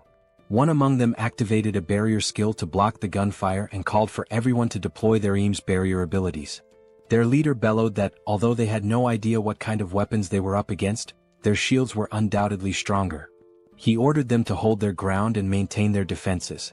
Believing himself to be insightful and strategic, one of the knights remarked that since their enemies were relying on long-range weapons, they would eventually run out of ammunition. If they could endure long enough, victory would belong to the Eames Dimension. Meanwhile, up above, countless rifles were lined up, ready for use as the soldiers assisted each other in switching weapons after each rifle broke from firing its 3 allotted shots. The pile of discarded weapons had grown massive, prompting the military to inform Kim via radio that approximately 20% of the total weapon stock had already been used. Hearing this, Kim put away the radio and remarked that things were going much better than expected. He instructed them to keep up the momentum, as the attack team would soon begin their advance. The attack team, consisting of Lancelot, Seoul, and Kim, set out on 2 motorcycles to carry out their mission. The bikes moved at such incredible speed that they passed through the knights before they even had a chance to react or block their advance. One of the knights mentioned having seen 3 individuals heading toward the gate core, but another dismissed the concern, stating that it didn't matter and should be ignored since the core wouldn't be destroyed anyway. While defending with his shield, he shouted that their current priority was to hold the line and maintain their position. He acknowledged that the enemy appeared to have far more weapons than expected but reassured everyone that, once reinforcements arrived, they would be able to advance little by little. As a way to encourage his fellow knights, he urged them to endure just a little longer, assuring them that reinforcements would be there soon. Ignoring the knights entirely, Bedivere began hurling his infamous flaming bowling balls toward the battlefield. His absurd precision allowed the balls to curve perfectly through the air before striking their targets. His targets were none other than the Eames reinforcements advancing through the center of the battlefield. One of the knights, casually walking forward, noticed something unusual approaching but couldn't quite make out what it was. Then the flaming bowling ball struck, triggering a massive explosion that sent the Eames Knights flying in all directions. Upon hearing the explosion, Kim hit the brakes on his motorcycle. He already knew exactly what had happened. It was Bedivere's handiwork, expertly carrying out his task of intercepting the enemy in the middle of the battlefield. Refocusing on the attack line, the final objective remained. There they stood, Lancelot, Seoul and Kim, stationed in front of the massive statue of the goddess Eames, awaiting the signal to launch their assault and destroy the core. Gazing up at the colossal statue before him, Kim recalled his initial thoughts when he saw them constructing something earlier. At the time, he had dismissed it as nothing important.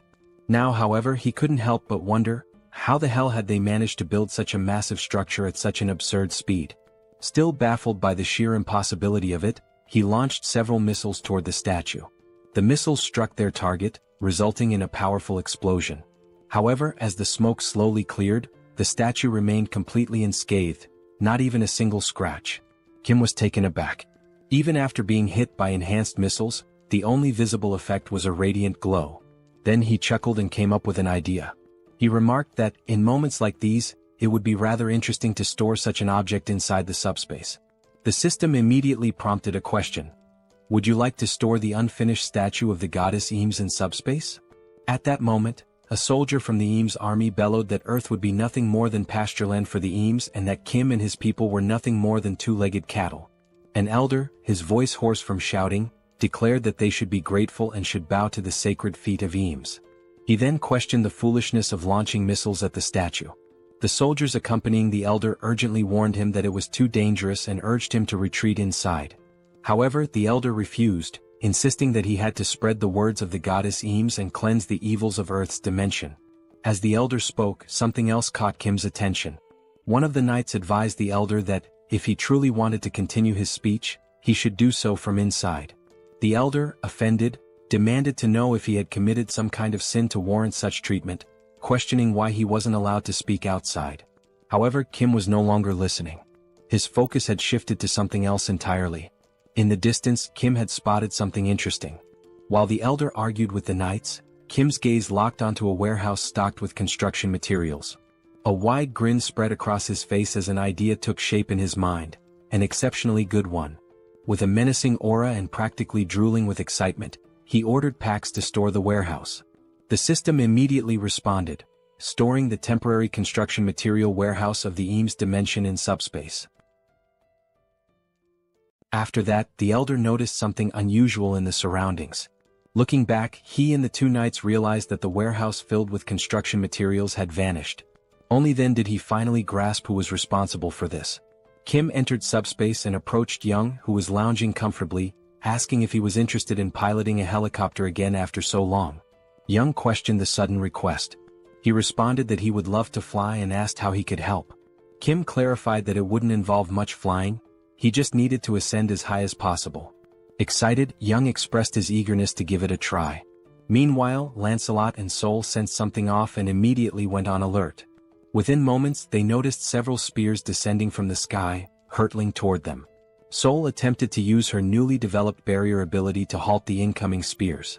However, the materials used to create objects in this dimension were far too strong, and the barrier could not withstand the impact. The spears shattered through the barrier, perfectly aligned to strike Seoul, who was momentarily frozen in place. Reacting swiftly, Lancelot stepped forward, using his sword to deflect the spear that was about to hit Seoul. She turned to Lancelot, questioning whether these were no ordinary spears. She explained that her ability had evolved to the point of stopping even Kim's enhanced bullets, yet she had failed to block these. Lancelot confirmed that these were far from ordinary spears, though it wasn't a matter of enhancement. Hearing this, Seoul became puzzled and asked what made them so special. Lancelot explained that he had heard of something like this before. A certain dimension had developed a technique that produced an effect similar to item enhancement. The knights then realized that Kim's group had been the ones who looted the warehouse. Enraged, they shouted the order to attack and continued hurling spears. Preparing to defend, Lancelot explained that this technique was referred to as a blessing, and that the construction materials likely carried such a blessing, which was why they had resisted Kim's attacks. With his sword, Lancelot skillfully deflected another spear aimed at them. The deflected spear soared toward Seoul, who caught it midair. Now holding the spear in her hands, Seoul grinned and remarked that, regardless of the origin, this spear was incredibly powerful. Inside the helicopter, Kim observed everything happening below. Young noted that the number of incoming spears had decreased and announced that he was about to take off. Kim acknowledged the update and instructed him to ascend as high as possible. Still watching from the window, Kim set his sights on the enormous statue. It was undoubtedly the source of the enemy's increasing strength. As the helicopter approached the statue, he declared that he would bestow a blessing in the form of a gift to the Eames dimension. At that moment he released the stolen construction materials from the highest altitude, naming the attack god's staff. The materials plummeted, striking the statue and obliterating it with the very essence of its own dimension. From a distance, Lancelot and Seoul observed in awe as the sheer power of these materials reduced the statue to rubble. As the dust slowly settled, something crushed beneath the debris became visible. Then the system broadcasted a message. The Earth dimension has won the bidding competition in the Seoul region by destroying the core of the Eames dimension's gate. Rewards will be distributed to all inhabitants of the dimension who participated in the competition. The rewards included dimensional accounts for all participants, 5,000 destroyed magic stones based on individual contributions, and additional items from the Eames dimension, which would be transferred and allocated accordingly. Without hesitation, the very first thing Kim did was register his entire family as 8th rank. As soon as the registration process was complete, the documents began dissolving in the hands of those receiving them. Just then a paper descended from the sky, landing near Kim. He picked it up, puzzled by its contents and its sudden appearance. The system then issued another announcement. The commercial rights of the Lettal dimension, previously held by the Eames dimension, have now been transferred and allocated to the representatives of Seoul. With this, Kim had essentially obtained exclusive commercial rights to the Tertius region. As soon as they finished reading, a new portal, this time glowing red, appeared before them. Both his father and Seoul questioned what the portal was. Kim admitted that he wasn't sure, as he hadn't been the one to create it this time. He speculated that it might be related to the commercial rights mentioned in the document. Determined to uncover the truth, he gathered his courage and stepped forward, reaching out to touch the portal. However, a system message immediately popped up, stating, "Not a registered company. Please verify authority." Looking at the document, Kim was taken aback. Even with the rights granted to him, he still needed to register as a business entity. Opening the system, he was presented with an option. Would you like to sell the commercial rights to the multidimensional Chamber of Commerce? If sold, a total of 10,000 magic stones will be paid as the purchase price. Looking at the system message, Kim felt even more confused. He wondered what these commercial rights for the Lettal dimension really were, granted as a reward yet unusable without being registered as a company. And despite not being able to use them at the moment, the system was already offering to buy them for 10,000 magic stones. Kim pressed the option to decline the sale and grew increasingly frustrated as he read the message. To him, they were nothing but a bunch of thieves. They had given him a reward that he couldn't even use. Thinking about it further, he realized that the multidimensional Chamber of Commerce had been unfair from the very beginning. They had been forced to participate in a competition organized by the chamber itself, where every single opponent was of the 8th rank. Even while facing overwhelming disadvantages and unfavorable conditions, they had won. Yet the chamber was now pretending to offer a reward. Kim's anger only intensified. Crumpling the document in his hand, he refused to let the chamber profit from this. He wouldn't throw the document away, but unless they increased the number of magic stones, he wouldn't sell it either. After all, without his intervention, many more lives would have been lost. Observing Kim's irritation from afar, his father asked what was wrong. Kim, trying to keep himself composed, responded that it was nothing significant, just that they had won a useless portal that they couldn't even use. Joy then asked if the only urgent task now was to fill out the paperwork, as she still needed to finish treating the wounded. Kim apologized for gathering everyone right after the competition ended, realizing they were all exhausted. His father reassured him that it was fine, especially since filling out the documents would only make him stronger. Kim acknowledged that everything was settled and stated that he would open the portal to go rest. Meanwhile, Seoul mentioned that she would play around for a bit to test her new spear and told him to call her if he needed anything. Kim simply nodded in understanding. Young said he planned to finish some games he hadn't completed on his console, while his father decided to rest as well, complaining that his body ached from all the effort put into building the base. Just then, his father's eyes widened as he noticed the newly acquired construction materials. There were now several high-quality options available. Still in awe, he began listing them: bricks, drywall, beams, and even rebar. At that moment, Kim realized he had forgotten to mention them. But the real shock came when Kim casually revealed that all these construction materials were infinite. Kim had anticipated that this revelation would leave his father speechless. As he entered the portal, another thought crossed his mind. he wondered about the results of the competition in other regions. Given the 12-hour time limit, the results might be available by nightfall. When night finally arrived, the competition results were displayed, confirming that the event had concluded. The system then announced the final rankings for the Earth region's bidding competition. The results for South Korea showed that out of 5 competitions, there were 4 victories and only 1 defeat. Then, another system message revealed the global outcome. Out of 761 competitions, there had been only 113 victories and a staggering 648 defeats. Based on these results, the multidimensional Chamber of Commerce decided to downgrade Earth's growth potential from BB to CCC. This message was broadcast to everyone. Kim immediately recognized how disastrous this was, while Young admitted he hadn't expected the competition's overall results to be so terrible. Kim analyzed the data and noticed that some areas had an equal ratio of wins and losses, but the majority had suffered significantly more defeats. As a result, the global situation was dire. Even though he had anticipated this, he hadn't expected it to be this severe. The colonel pointed out that, fortunately, South Korea's situation wasn't as bad. If it came down to Incheon, they could quickly resolve the issue by concentrating their forces. He also mentioned that Incheon was nearby, so they could deploy as soon as they were ready. At that moment, a soldier rushed in, apologizing for interrupting the meeting. He handed a report to the colonel, informing him that they had just received an urgent radio transmission from the 17th Division in Incheon and that the colonel needed to read the report immediately. Scanning the document, the colonel asked why Incheon had contacted them. The report stated that they had been defeated and were transmitting urgent engagement information. The enemy force was identified as the Lizard Men from the Sabros dimension, and their portal was currently located in Chinatown. These Lizard Men appear to be a highly trained military force, engaging in both ground and aerial combat simultaneously, demonstrating superior mobility, and completely annihilating Incheon's team. The battle had ceased approximately 2 hours before the end of the competition, and after the fighting had stopped, the Lizard Men began organizing their forces, with even more troops emerging from the portal.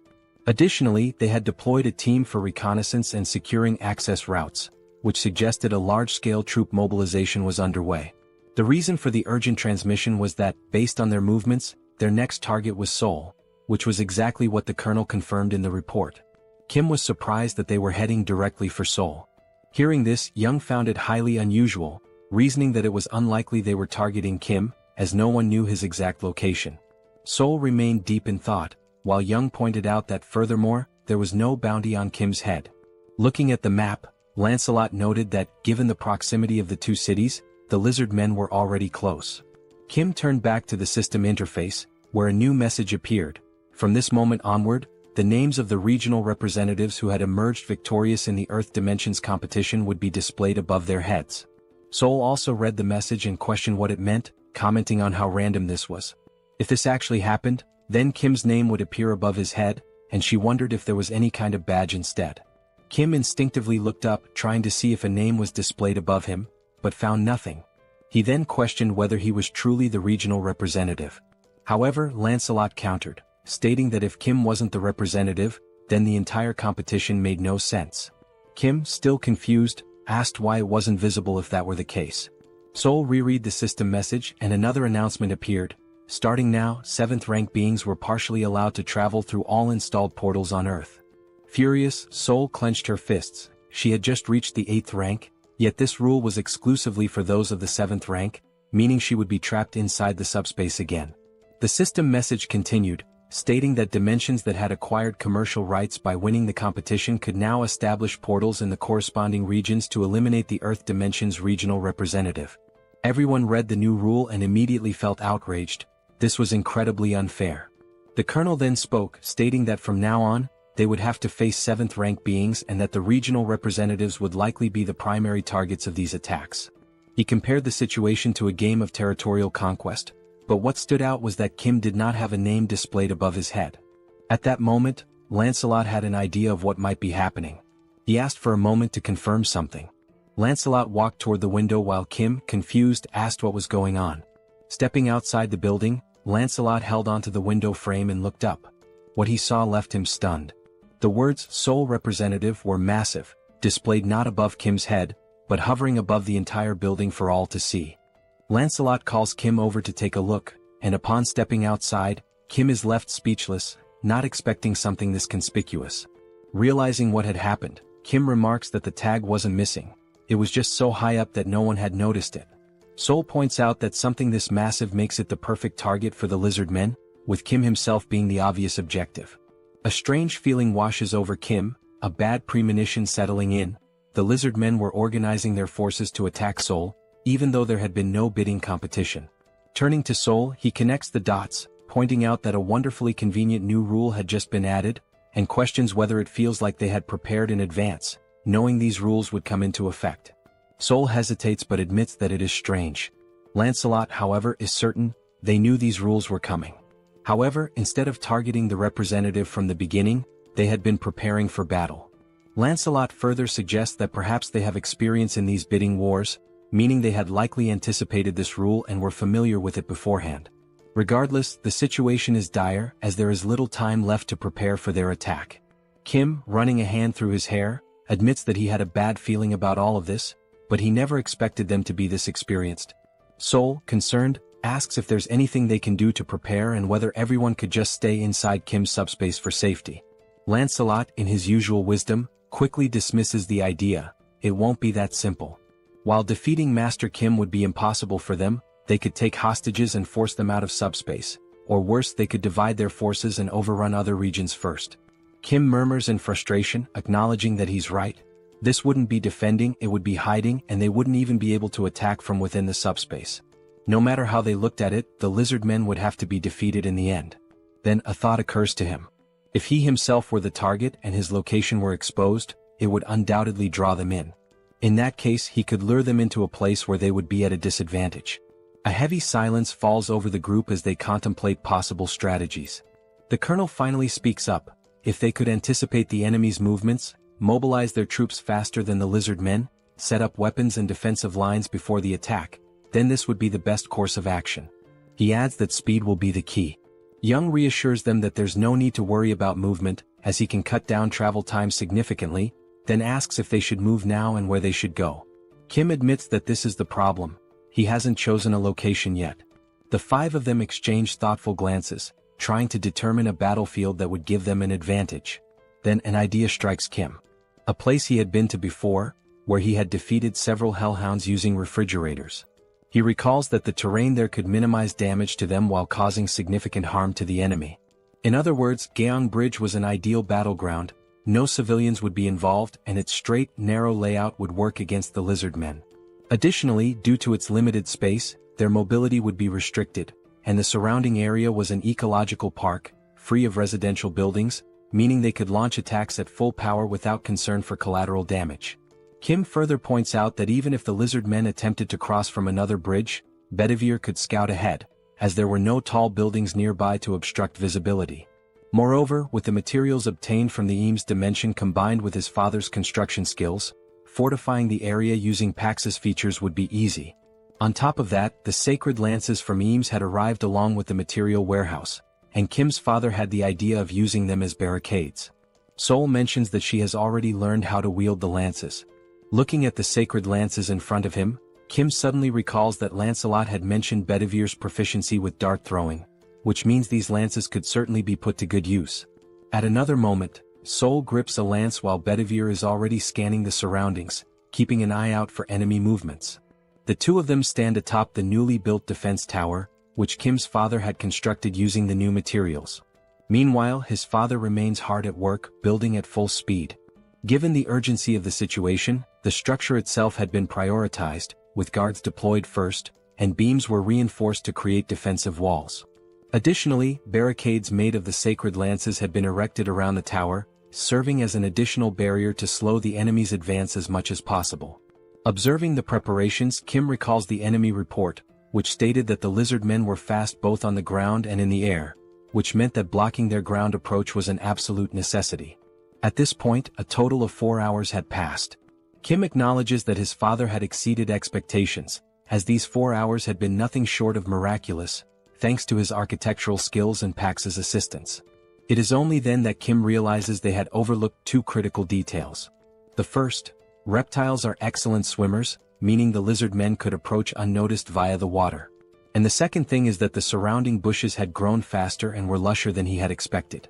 And yes, the lizard men were doing exactly that, taking advantage of the gaps. One of the lizard men then remarks that he cannot understand how the warriors of the Eames dimension lost to these people from Earth. Even though they seem weak, their defense is something to be considered, and with this construction they wasted a lot of valuable materials. The lizard man pauses and says that, for now, he will not be able to hold his head high in the multidimensional battlefield, but perhaps he can extract something more. This lizard man is a general named Lakis. He states that last time he took a spear and this time he will take armor. The lizard man soldier informs him that the other general, Yatu, is also ready. Back at the bridge, Bedivere is closely observing everything, trying to detect any suspicious movement. Then he notices a strange noise and Seoul also senses that something is wrong. Looking carefully, Seoul is taken aback. The lizard men, armed with spears and mounted on giant lizards, are advancing to attack the tower. From afar, Kim and Lancelot hear a shout, warning that the enemies have appeared.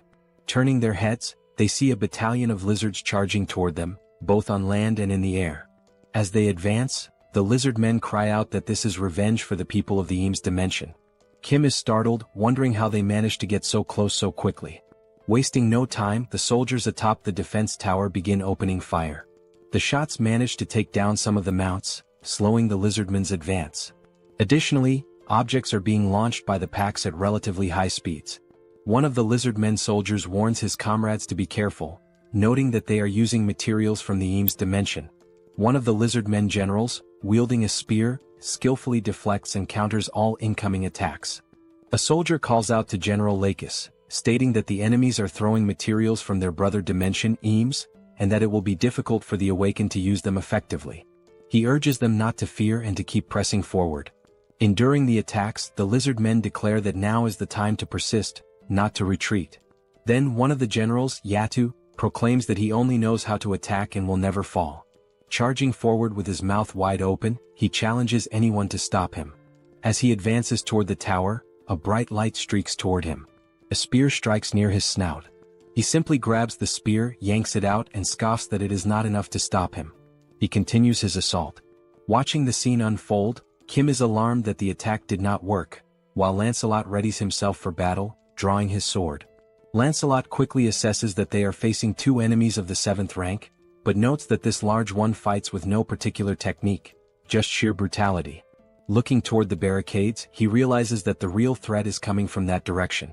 Still gripping his sword, he turns to Kim and warns that this will be a tough battle. However, he adds that the previous attacks were effective against the bulky lizard.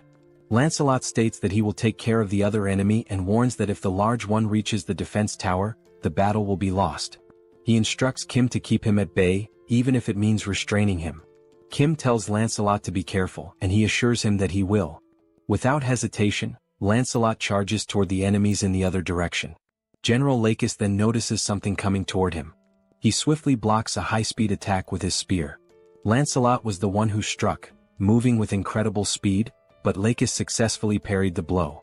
A lizard man soldier asks General Lakis if he is alright, to which the general replies that he is fine and orders him to keep attacking. Turning to Lancelot, Lakis states that it seems he has a personal matter to settle. Studying Lancelot, the general comments on his boldness for leaping alone into enemy lines. Furthermore, he notes that Lancelot specifically aimed for his neck, calling it a remarkable move.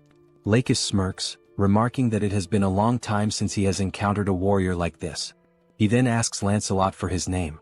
Lancelot introduces himself, and the lizard man is enthralled, calling it a magnificent name. Lakis introduces himself in return. Lakis acknowledges that Lancelot's goal is to keep him occupied. The only reason he is paying attention to him is because he recognizes him as a true warrior. Lakis adds that a warrior's instinct is to seek battle when faced with a strong opponent, and so he challenges Lancelot to a duel where their lives will be on the line. Without hesitation, Lancelot accepts, declaring that if Lakis does not value his own life, neither will he. Lakis laughs, praising Lancelot's fighting spirit, and declares that he will test whether his skills are as great as his resolve. Lancelot then raises a finger and tells him to wait, asking if he plans to fight while mounted on his lizard. Lakis states that this is truly unfair, as a warrior's duel to the death is meant to determine who is the strongest. Lancelot then remarks that the mount is merely a way for him to compensate for his lack of skill or even to save his own life. He goes on to say that even if he loses, he will not complain, urging the lizard man to come at him. Hearing this irritates Lakis and a tense atmosphere floods the area. Dismounting, Lakis begins walking toward Lancelot, who then asks if they are now evenly matched and ready to engage in a battle where their lives are at stake. Meanwhile, on the other side, the soldiers continue firing toward the lizard men. Their bullets find their marks and some of the reptilian warriors are hit, tumbling from their mounts amidst the chaos. However, despite the casualties, their assault does not slow down. Determined, the lizard men keep advancing toward the defense tower, ignoring the danger and pressing forward. The soldiers, realizing that the enemy is closing in dangerously, shout to one another, ordering them to keep firing without hesitation. Suddenly, one of the mounts leaps unexpectedly and with its sharp fangs, sinks a brutal bite into the shoulder of one of the military soldiers. The force of the attack sends him crashing to the ground, and as he falls, his comrades rush to his aid, shouting that there is a wounded man. Amid the chaos, a lizard man and his mount attempt to break through. One of the soldiers quickly takes command, declaring that he will tend to the injured and requesting cover fire. Additionally, he warns that more enemies are approaching rapidly. Before anyone can react, someone appears wielding a spear. In a swift motion, the spear is thrown, striking the mount that was about to breach the defenses. The impact is so powerful that the lizard man riding it loses his balance and crashes to the ground.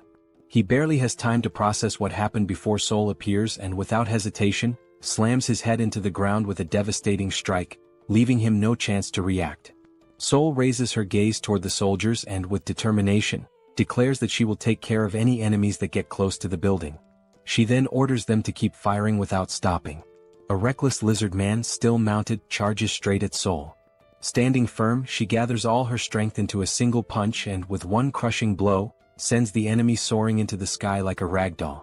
Once again, Seoul shouts for the soldiers to keep shooting. They quickly obey and their bullets strike the charging mount, bringing it down mid-attack. In the back line, Joy begins to act, using her healing abilities. The wounded soldier groans in pain as she works swiftly to treat him, assuring him that it will only take a little longer to finish. Meanwhile, the lizard men riding flying mounts notice a weak spot in the defense and launch a direct assault.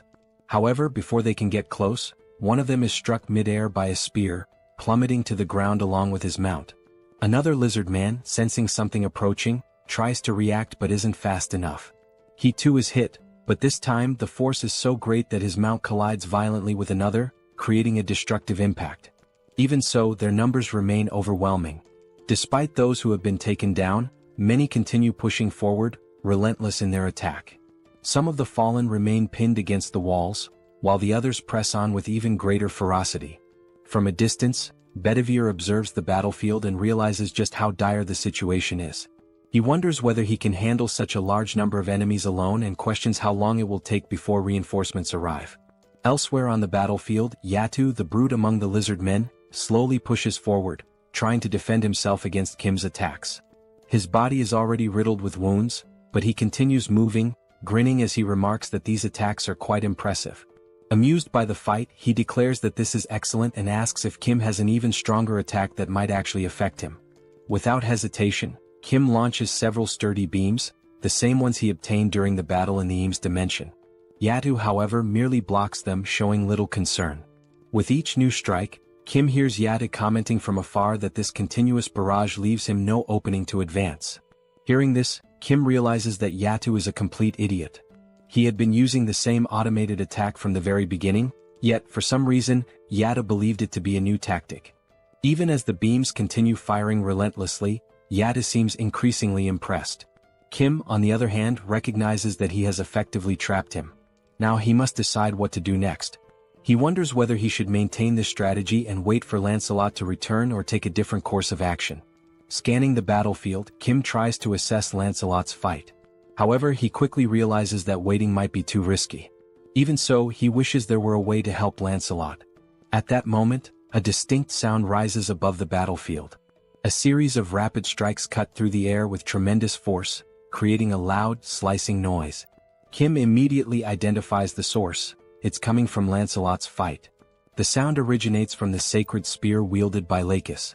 The power of the spear is so immense that, even when Lakis swings and Lancelot manages to dodge, the impact completely shatters the ground beneath them. Right now, Lancelot is focused entirely on evasion. He knows that the spear is incredibly powerful and that facing it head-on would be a fatal mistake. Noticing this, Lakis taunts him, questioning how long he intends to keep running. He remarks that he thought Lancelot was a true warrior, but perhaps he had been mistaken. Lancelot puts some distance between himself and Lakis, reflecting on his words. He wants to respond to the provocation, but in some way Lakis isn't wrong. The truth is that his weapon is overwhelmingly powerful, and Lancelot realized this before it was too late. Observing closely, Lancelot confirms that the power of this spear surpasses that of the spears from the Eames dimension. Moreover, he recognizes that it possesses additional properties, making it far more dangerous than he initially expected. Lancelot interrupts his thoughts and remarks that, upon further reflection, the lizard men refer to the Eames dimension as their sister dimension. He then inquires whether the spear was created in Eames. In response, Lakis immediately denies it and adds that the spear was actually forged in the SUBSPACE dimension. However, he explains that the people from Eames provided a special enhancement to it. Lancelot states that he suspected as much and then mentions that he has a proposal. However, he quickly corrects himself, calling it a question instead, which causes Lakis to hesitate momentarily. Without missing a beat, Lancelot then taunts Lakis by questioning whether that weapon is merely a means to conceal the lizardman's lack of skill. Hearing this, Lakis gives a faint smile and calmly states that he is not foolish enough to fall for Lancelot's provocation a second time. Without a moment's hesitation, Lakis charges forward, aiming to strike Lancelot with his spear. Lancelot evades the attack with ease. However, in the midst of his assault, Lakis abruptly alters the direction of his strike. Yet, as if anticipating this maneuver, Lancelot is already prepared and successfully defends against the blow. The sheer power of the spear proves overwhelming, pushing Lancelot several meters back upon impact. Not allowing him a chance to recover, Lakis presses the attack, determined to prevent Lancelot from regaining his footing. However, Lancelot is already prepared, kneeling on the ground with his sword pointed forward in defense. Lakis deflects the strike effortlessly with his spear. Seizing the opportunity to counterattack, Lakis declares that Lancelot may be a warrior, but his life will end here. Lancelot remains still, watching the incoming strike without any visible reaction. Just as the attack is about to land, ending the fight once and for all, something entirely unexpected occurs. The spear begins to tremble violently, as if resisting the act of striking Lancelot. With an immense effort, his face flushing red from the strain, Lakis demands to know what is happening to the sacred spear. Suddenly, the spear wrenches itself free from Lakis's grasp, leaving him utterly shocked. This has never happened before. To his astonishment, the spear then soars through the air in a completely different direction. This was Kim's doing. The spear had been pulled into subspace. A notification from the system appears, stating that 238 magic stones were used to store the spear under the category Eames Dimension Construction Materials. Kim stands momentarily stunned, realizing that his plan had actually worked under such circumstances, and that, in doing so, he had also saved Lancelot. Even so, he does not fully understand why such a powerful weapon has been classified under construction materials. Regardless, he expresses his gratitude and resolves to make good use of it. Back on the battlefield, Lancelot remains kneeling as Lakis turns his furious gaze toward Kim, struggling to comprehend what has just happened. Frustration growing, Lakis demands to know why Kim has chosen to disgrace a duel between sacred warriors in such a manner. Redirecting his anger back toward Lancelot, Lakis accuses him of speaking so much about lacking skill, when in reality, Lancelot himself is the disgraceful one. Lancelot swiftly denies the accusation and explains that Sir Kim took the spear because he clearly had a purpose for doing so. He then warns Lakis not to speak so recklessly. Lakis's irritation only intensifies. His voice dripping with anger, he asks whether Lancelot is making a joke out of this situation. With a smirk, Lakis then raises his index finger, pointing it directly at Lancelot. His voice is laced with mockery as he questions whether this so-called master whom Lancelot follows is truly so dishonorable that he does not even understand the concept of honor. Lancelot, unshaken, demands that Lakis take back his words. His tone shifting, Lancelot declares that he now fully understands his opponent. He states that the reason Lakis is so enraged is not because of the duel itself but because he fears losing his spear. However, Lancelot reassures him that there is no need to worry, after all he himself is a warrior. With that, Lancelot drives his sword into the ground, proclaiming that whether he perishes by decapitation or by being beaten to death, the end result remains the same. Now raising his fists, ready for a hand-to-hand battle, Lancelot asserts that one fact remains unchanged: Lakis will die. The lizard man smirks, remarking that Lancelot has quite the nerve for someone who was nearly killed just moments ago. Accepting the challenge, Lakis takes a step forward. Lancelot stands firm, calling his enemy to battle. And so, the two warriors prepare to engage in a fight to the death, this time with their bare hands. From another perspective, the remaining lizard man soldiers continue their advance toward the defense tower, their numbers pressing forward relentlessly. Meanwhile, following his acquisition of the sacred spear, Kim watches the system while Seoul effortlessly cuts down every lizard man that dares approach the tower's perimeter. While observing the system, Kim notices something peculiar and wonders what exactly it could be. The system then displays the spear, along with its status information. It is identified as the Lakis' Sacred Spear, Enhanced Level 3. The classification is marked as Epic, with enhancements provided by God Eames. The listed attributes include plus 31 penetration, plus 31 acceleration and purification. Reading through the details, Kim immediately realizes that this spear is on an entirely different level. The scene shifts back to the lizard man Yatu, who remains trapped within the beams launched by Kim. With a smirk, Yatu questions Kim, asking why he has suddenly stopped attacking. His gaze filled with arrogance, he assumes that Kim must have been overwhelmed by the sheer might of the great Yatu. He convinces himself that this must be the case. After all, his body is incredibly resilient. Kim must have exhausted himself trying to attack, realizing that he simply cannot bring Yatu down. He then asks Kim if he is aware that, in the 7th hierarchy, there are only two individuals, Brother Costes and the other lizard man, Lakis. They are the only ones who have ever succeeded in halting Yatu's advance. Never in his life has he encountered warriors like them. Given this, Yatu assures Kim that it is inevitable. Kim will die without ever being able to stop his advance. However, at the very least he made an attempt. Once again Yatu grins, declaring that for a warrior, death is an honorable fate. He asserts that Kim should feel proud to perish by his hands, as once the dust settles, he will end this battle swiftly. As Yatu revels in his own strength, something suddenly strikes his hands, rendering him completely speechless. His eyes widen in shock. Looking down at his now pierced hand, he stares at the wound and realizes that it is the sacred spear of Lakis embedded within it. Confusion floods his mind as he wonders why that spear is in his hands. Before he can even comprehend what is happening, multiple strikes follow. His body is pierced in several other places, leaving him unable to react. Kneeling to the ground, Yatu's strength quickly fades, and with one final breath, he collapses, succumbing to the devastating assault of the sacred spear.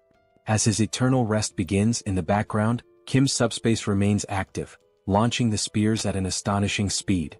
At that moment, the system notifies Kim that Yatu's dimensional account has been transferred to him.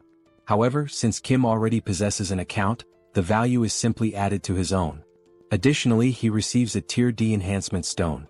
This new enhancement stone does not possess any active attributes but offers the option of liquefaction. On the other side of the battlefield, the soldiers continue their relentless barrage, firing their rifles. The electric-charged shots strike down the lizard men and their mounts one after another. Seoul observes the battlefield and realizes that only one lizard man remains standing, charging forward in a desperate all-in attack. Growing bored, Seoul notes that no more lizard men are near the building and concludes that there is nothing left for her to do. Just then, a sound from above catches her attention. As she tries to make sense of the situation, she hears a wyvern's piercing cry from high above. Only at that moment does she remember, she had completely forgotten about Bedivere, leaving him alone up there to deal with all the lizard men riding wyverns. Rushing up to the defense tower, the first sight that greets her is Bedivere sitting on the ground, surrounded by lifeless lizardmen, all of them pierced through by spears. Sensing someone behind him, Bedivere turns to see who it is.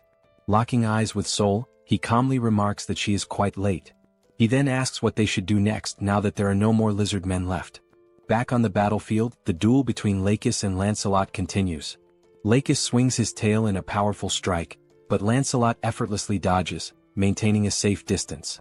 With swift footwork, Lancelot closes in, keeping his guard up, and delivers a solid punch to Lakis's face. Following the initial strike, Lancelot immediately plants his foot firmly on the ground, rotating his torso to throw another powerful punch, this time, landing directly on Lakis's abdomen. Still dazed from the first hit, Lakis finds himself taking blow after blow, unable to react as Lancelot's relentless barrage continues across his entire body. After a brief moment as his consciousness begins to return, Lakis finally registers another incoming punch. However, just as Lancelot's fist is about to make contact, it swings through empty air. Lakis manages to evade at the last second by ducking low to the ground.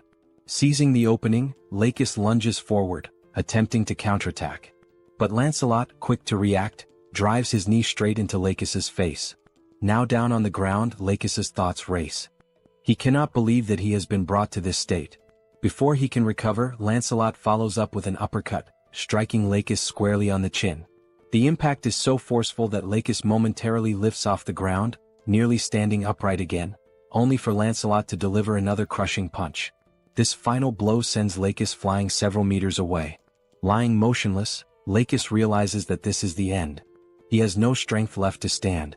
Slowly, Lancelot approaches the fallen lizard man. Standing over him, he asks if Lakis has any final words. Still on the ground, drained of all energy, Lakis calls Lancelot a true warrior and acknowledges that it was a splendid duel. Lancelot agrees, admitting that it was indeed a good fight. Summoning his remaining strength, Lancelot clenches his fist and delivers a devastating punch to Lakis's face, slamming him into the ground. The impact is so brutal that blood splatters across the battlefield. The fist of the now victorious Lancelot remains stained with the blood of his fallen enemy. From atop the tower, the soldiers observe the battlefield, and the commander, seeing the outcome, states that it is finally over. At that moment, one of the soldiers calls out to him. The soldier informs him that they have just received an urgent message from the Joint Chiefs of Staff headquarters, causing the colonel to feel a slight unease. As the battle comes to an end, Kim takes a moment to process the difficulty of the fight. The lizardmen had proven to be formidable opponents, and the strategies initially devised had not worked as expected. However, what matters now is that the portal to the lizardmen's dimension remains open.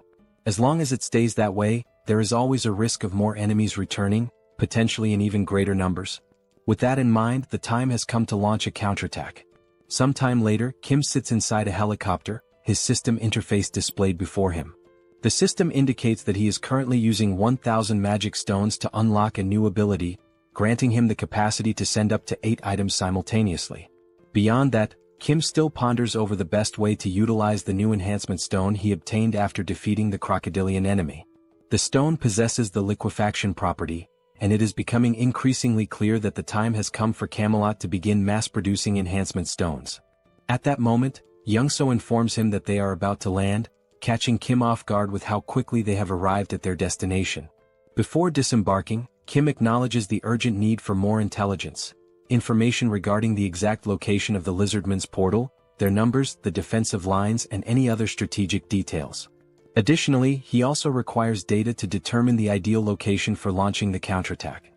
As he steps off the helicopter, one of the soldiers suddenly calls out, instructing the others to salute Colonel Kim. Watching the scene unfold before him, Kim scratches his head, feeling slightly uncomfortable. He has always found these formal salutes to be rather embarrassing whenever he receives them. A soldier steps forward, introducing himself as Park Inbo, Lieutenant Colonel and Operations Officer of the 17th Division of Incheon.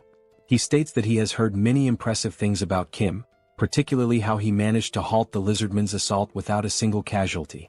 He mentions that he received this information directly from the Chief of Operations, who unfortunately could not be present due to urgent business matters. Kim recalls that the Chief of Operations had received a wireless message and had immediately sprinted off without offering any explanation. Thinking back, Kim vaguely remembers overhearing something about insects attacking headquarters as the officer rushed away. Shrugging off the thought, Kim comments that it is probably nothing too serious. He also recalls that the colonel mentioned having some unfinished business to handle at the Joint Chiefs of Staff. Lieutenant Colonel Park nods, expressing relief that the situation is not a major issue, and then invites Kim inside to discuss the matter further. Once inside, Lieutenant Colonel Park wastes no time, opting to get straight to the point. He reveals that they have discovered the location of the enemy's gate. However, there is one major issue: the core of the gate remains unknown. Park explains that their forces were initially able to position snipers to track the location of the core. However, after the bidding competition ended, a strange sludge-like substance began seeping from the portal. As a result, they lost all visibility of the core's position. Hearing this, Kim inquires if it is really just sludge. Lieutenant Colonel Park, reaching into his pocket, confirms that it is. However, he adds that it would be easier for Kim to see it for himself. He then places 2 photographs on the table, explaining that these were the best images they managed to capture. He points out that, as Kim can observe, a thick, mud-like substance has spread outward, engulfing the area surrounding the gate. Park further clarifies that this sludge does not cause any harm upon contact with the skin. However, it makes movement incredibly difficult, almost impossible to traverse normally. The lizard men have taken advantage of this terrain, using it both as a means of concealment and free movement, treating it as if it were a swamp. Examining the photographs, Kim remains unfazed. He remarks that this is not a problem. Kim states that he has allies capable of traversing and gathering intelligence within this swamp freely, summoning Lancelot. Lancelot takes the photographs in hand, carefully analyzing the situation depicted. Without hesitation, he immediately apologizes, admitting that this will be difficult, leaving Kim momentarily uncertain. Lancelot then elaborates, explaining that movement itself would not be an issue due to the phantom effect. However, if the entire area is submerged in the swamp, their presence would be easily detected as there would be nowhere to hide. Kim acknowledges that he had not considered this factor. However, Lancelot, as always, reassures him that there is still a way. He states that he knows someone who is both swift and stealthy. Kim, curious, immediately asks who fits that description. Moments later, the system interface activates, notifying that an enhancement stone and 500 magic stones have been consumed. As a result, Mordred has been officially appointed as one of the 12 Knights of Camelot. At that very instant, a portal materializes before them, heralding the arrival of a new warrior. The figure steps forth and, without hesitation, announces that he has arrived in response to Lord Kim's summons. Introducing himself, the newly summoned ally declares his name as Mordred, one of the 12 knights under Lancelot's command. With unwavering resolve, he swears to serve Lord Kim with his life.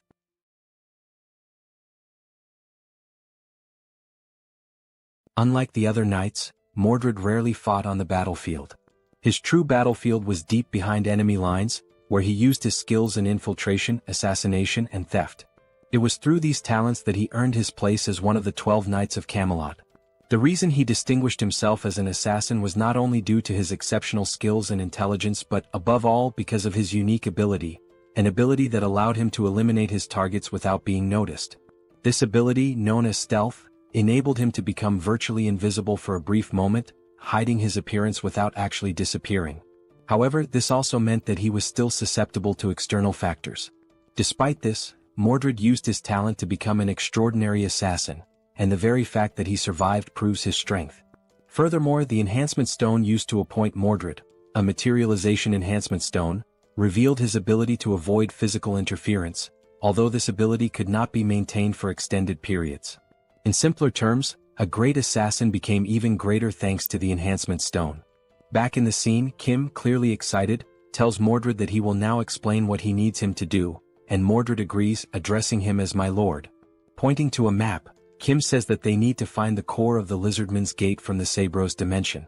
Upon hearing these straightforward instructions from his master, Mordred responds that he understands perfectly. Kim praises him, saying that it is just as he expected from someone with experience.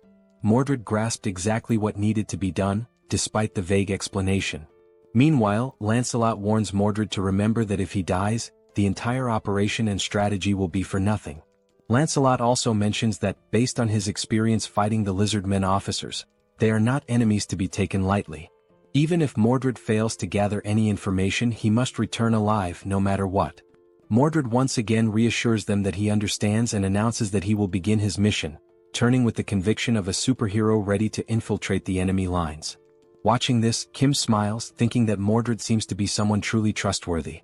At that moment, the colonel asks if they are sure about sending that knight on the mission alone. Kim turns to the colonel and assures him that of course they are. After all, these knights are the best of the best. He tells the colonel that they can simply trust and wait for the Knights of Camelot, for they will do what needs to be done. Kim suggests that the colonel take a break for now, as they will need to wait for Mordred's return in order to come up with a plan. He also says that he will let the colonel know once Mordred is back. The colonel thanks him and asks for permission to leave. He also advises Lancelot to rest in subspace, since it hasn't been long since he fought against that powerful lizard man. Lancelot nods, explaining that since he is an undead, he doesn't feel fatigue, so Kim need not worry about him. As Kim is about to say that he still needs to rest, something catches his attention. Looking at Lancelot, Kim wonders if there have always been so few scratches on his armor. Lancelot thanks Kim for his concern, but Kim, more curious now, says that he is sure that Lancelot's armor and sword were much more damaged before. Lancelot responds, explaining that even if the armor or weapons are damaged, they regenerate within Camelot. This revelation leaves Kim astonished, as he never knew that Camelot had such a function.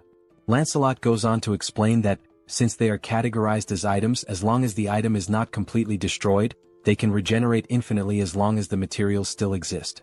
On the subject of Camelot, Lancelot adds that there is something he needs to inform Kim about. He tells him that a new enhancement stone has been created in Camelot, and its property is wound regeneration.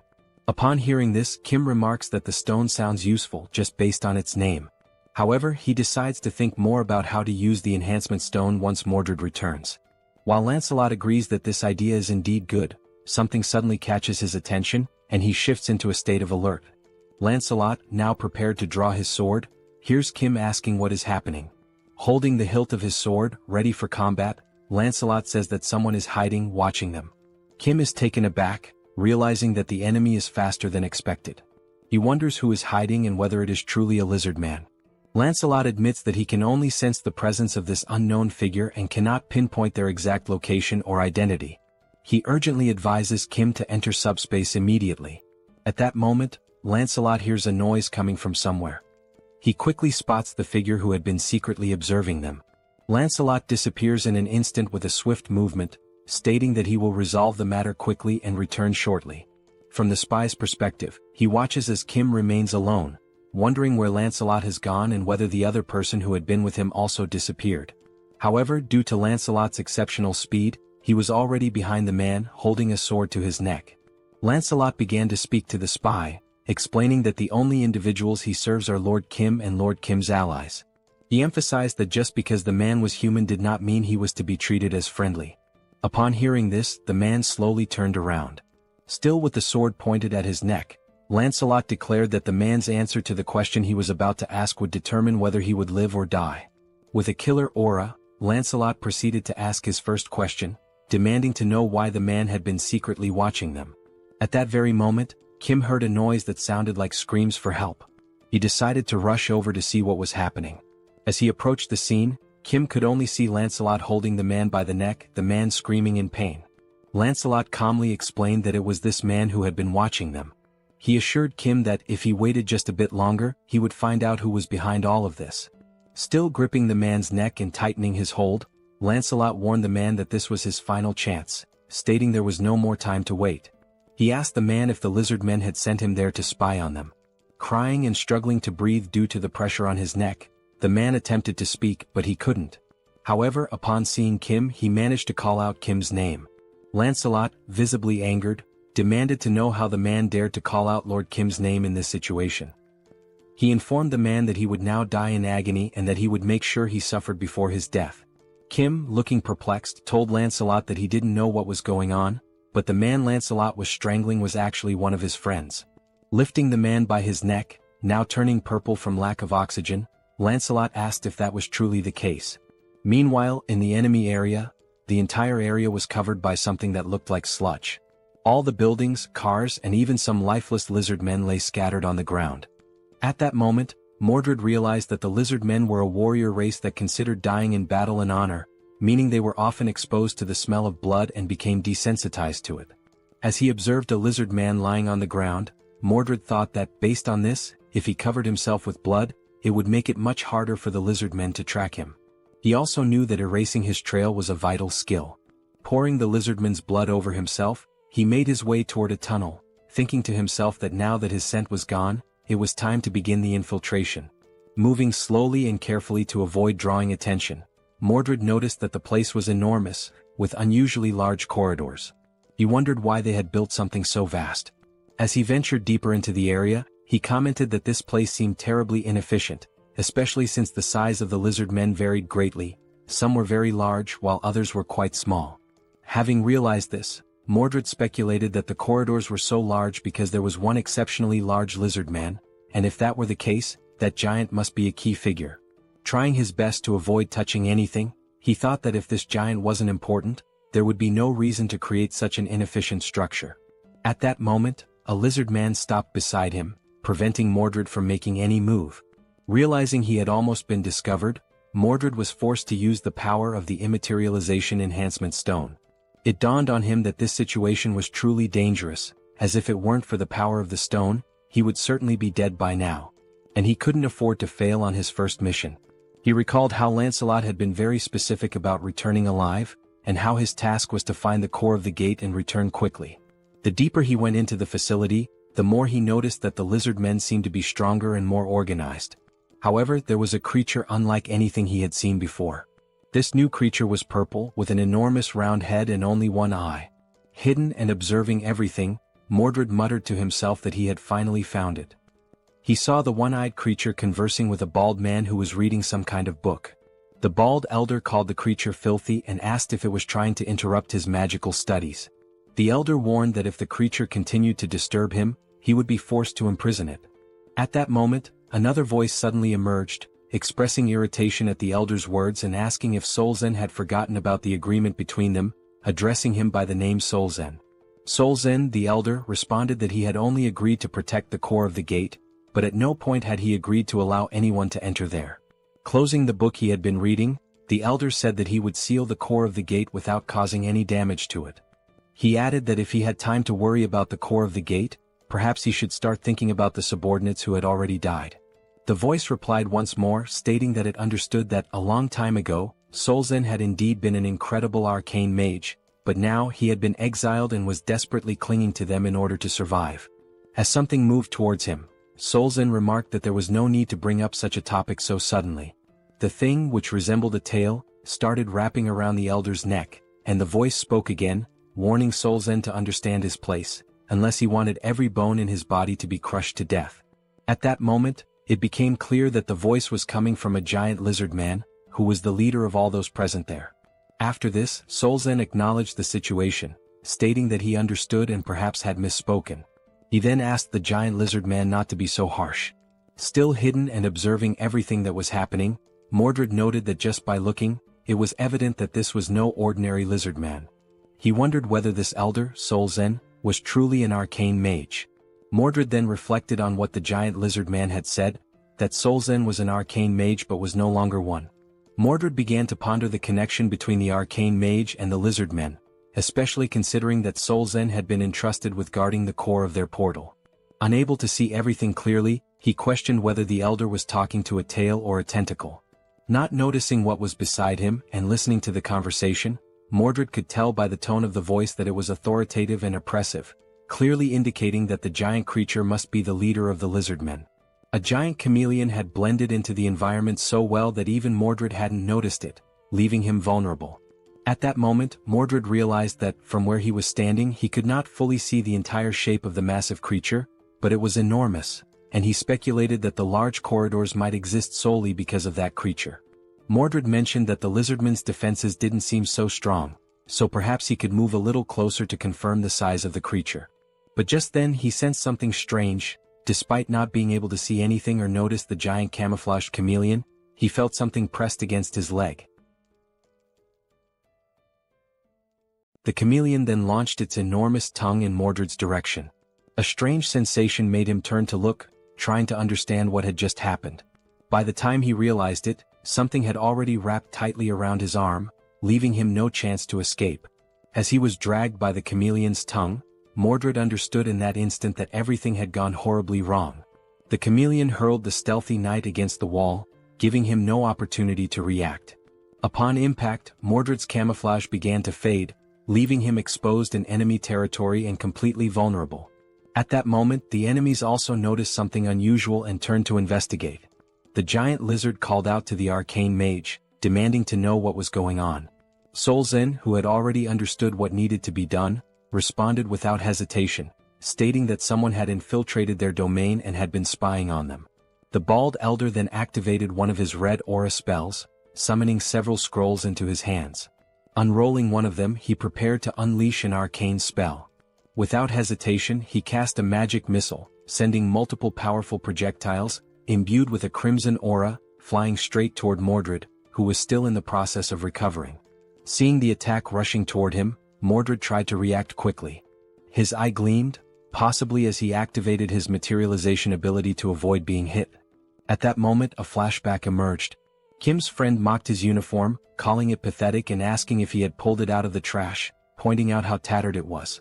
Kim thought back to the very first impression he had of this guy, and how it made him want to buy him a new pair of glasses.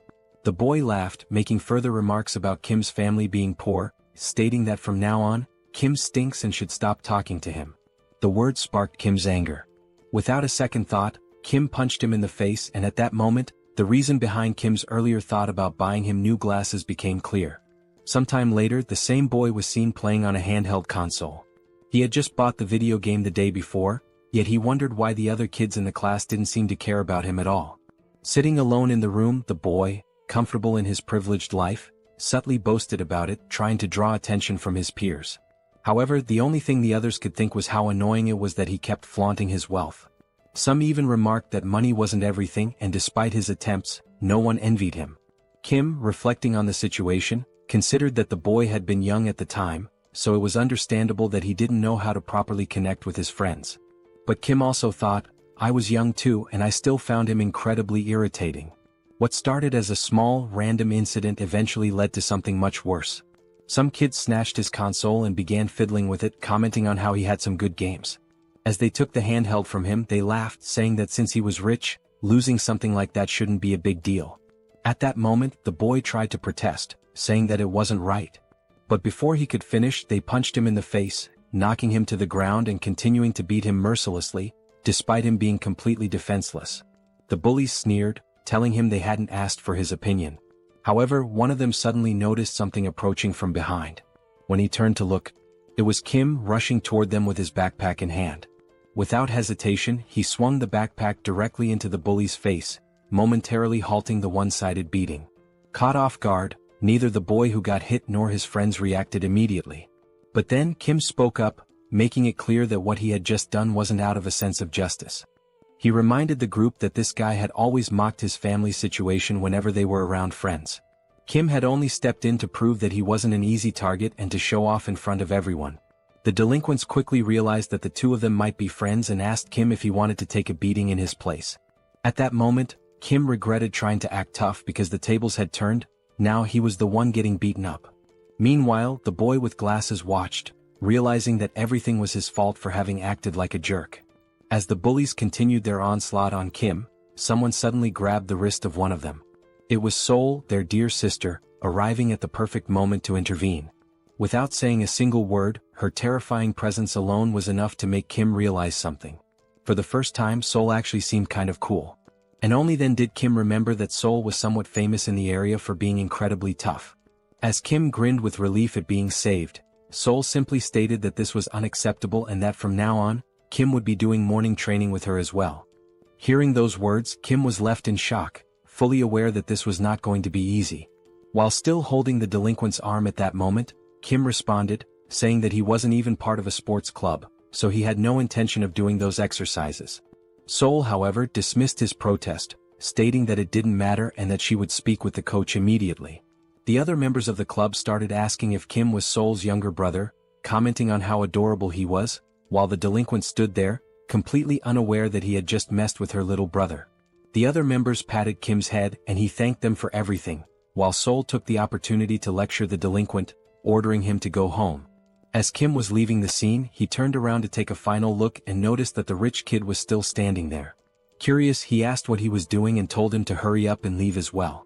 Tears streamed down the boy's face, and at that moment, the only emotion filling his heart was gratitude. From that incident onward, the two of them grew close remarkably fast throughout high school. They began spending more time together both at school and outside of it, watching promotional fights featuring famous fighters, cheating on tests, and laughing when Kim got annoyed for still scoring lower than his friend despite his efforts. Even after going to different schools, they remained in frequent contact, constantly checking in on each other's academic performances and sharing updates about their lives. Then, after graduating high school, they ended up enrolling in the same university, and over time their bond grew even stronger. Now, they were not just close friends but the kind of best friends who genuinely influenced each other's lives. The two even played League of Legends together, where the glasses-wearing friend would come up with wild builds. At some point during one of their matches, he casually mentioned that he had been thinking about joining a kendo dojo. Kim, caught off guard, asked why he suddenly had that idea. His friend explained that watching Kim and Seoul train had looked really cool, and it made him want to try a sport of his own. Since there was a kendo dojo near his house, he figured it would be a good place to start. Still shocked that his friend found that kind of training cool, Kim jokingly asked if he had hit his head recently. His friend simply responded that not all training was as brutal as Seoul made it seem. At that moment, Kim realized something. That was the exact moment Manhwa started training kendo. Thinking back, before that, he would have never even considered joining a dojo. Returning to the present, Manhwa suddenly said something that left Kim completely stunned. Manhwa repeated himself, revealing that he had awakened swordsman abilities, leaving Kim wide-eyed with shock. Manhwa, noticing Kim's reaction, questioned why he looked so surprised. After all, Kim was the one who should be more shocking. He had become Seoul's representative after all. Manhwa even admitted that, at first, he wasn't sure if it was really the same Kim he knew. The sight of Kim's skeletal companion had terrified him so much that he hadn't been able to approach. Explaining further, Manhwa admitted that he had hidden himself, waiting for the skeleton to leave before stepping out. Even though it had been dangerous, he understood that Lancelot had simply been doing his duty.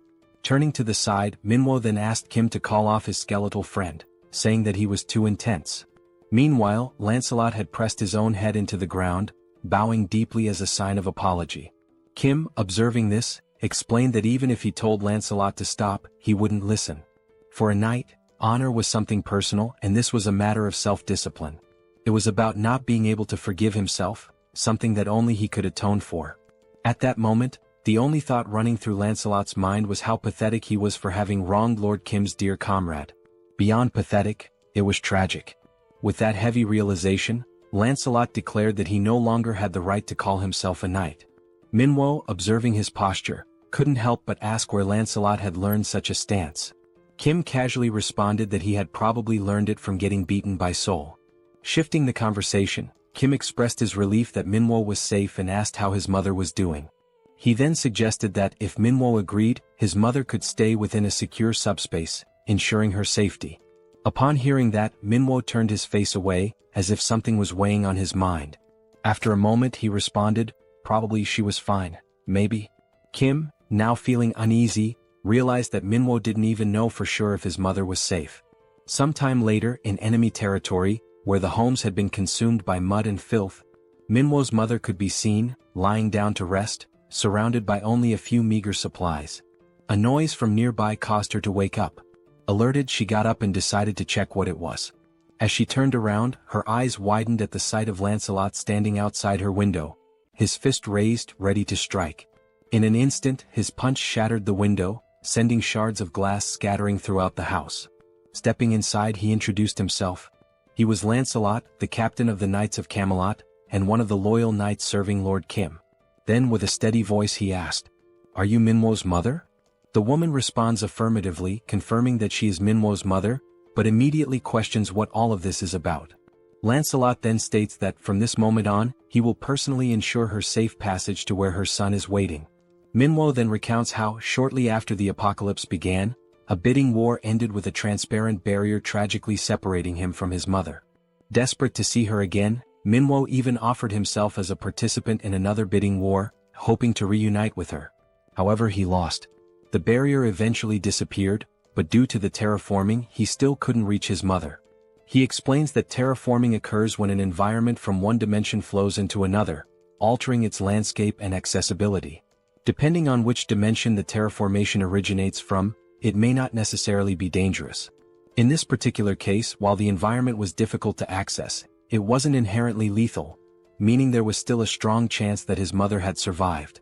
Filled with renewed hope at the thought that his mother might still be safe, Manhwa's excitement grows. However, Lancelot tempers that optimism, warning that despite these conditions she may not be as safe as they assume. While this terraforming event may not have been toxic or deadly, the reality remains that this territory belongs to another dimension. In other words, it is still enemy territory. That is precisely why, as Lancelot carries Manhwa's mother on his back, he speaks with unwavering conviction. Even if the risk of failure is high, even if the mission is arduous and dangerous, he must prove himself worthy of being called a knight. And so, Lancelot declares that he will not repeat the failures of his past. At that moment, Lancelot notices a sudden increase in noise nearby. Glancing to the side, his eyes catch sight of someone running while shouting his name. The voice grows clearer as the person calls out, addressing him as Captain, while sprinting toward him. Focusing on the approaching figure, Lancelot recognizes Mordred, running frantically and yelling that he doesn't know why Lancelot is here, but that he needs to hurry. Mordred, looking increasingly desperate, pleads once more for Lancelot to run and look behind him. For a brief moment, Lancelot struggles to process the urgency in Mordred's words. Then, making the decision to turn around, he finally sees it. A wave of enemies surging toward them at full speed. The advancing enemies, their voices filled with pure hatred, declare that under no circumstances can they let that rat escape. It is only now that Lancelot fully realizes the grim reality before him. The plan to rescue Minwo's mother quietly has completely fallen apart. Irritated by the situation, Lancelot turns his frustration toward Mordred. Fuming, he snaps at him, calling him a useless idiot, blaming him not only for failing the stealth mission but also for making the rescue significantly more difficult.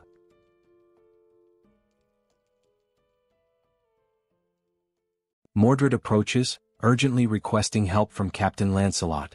Remaining calm, Lancelot addresses Mordred by name and asks how many of the approaching enemies belong to the 7th tier.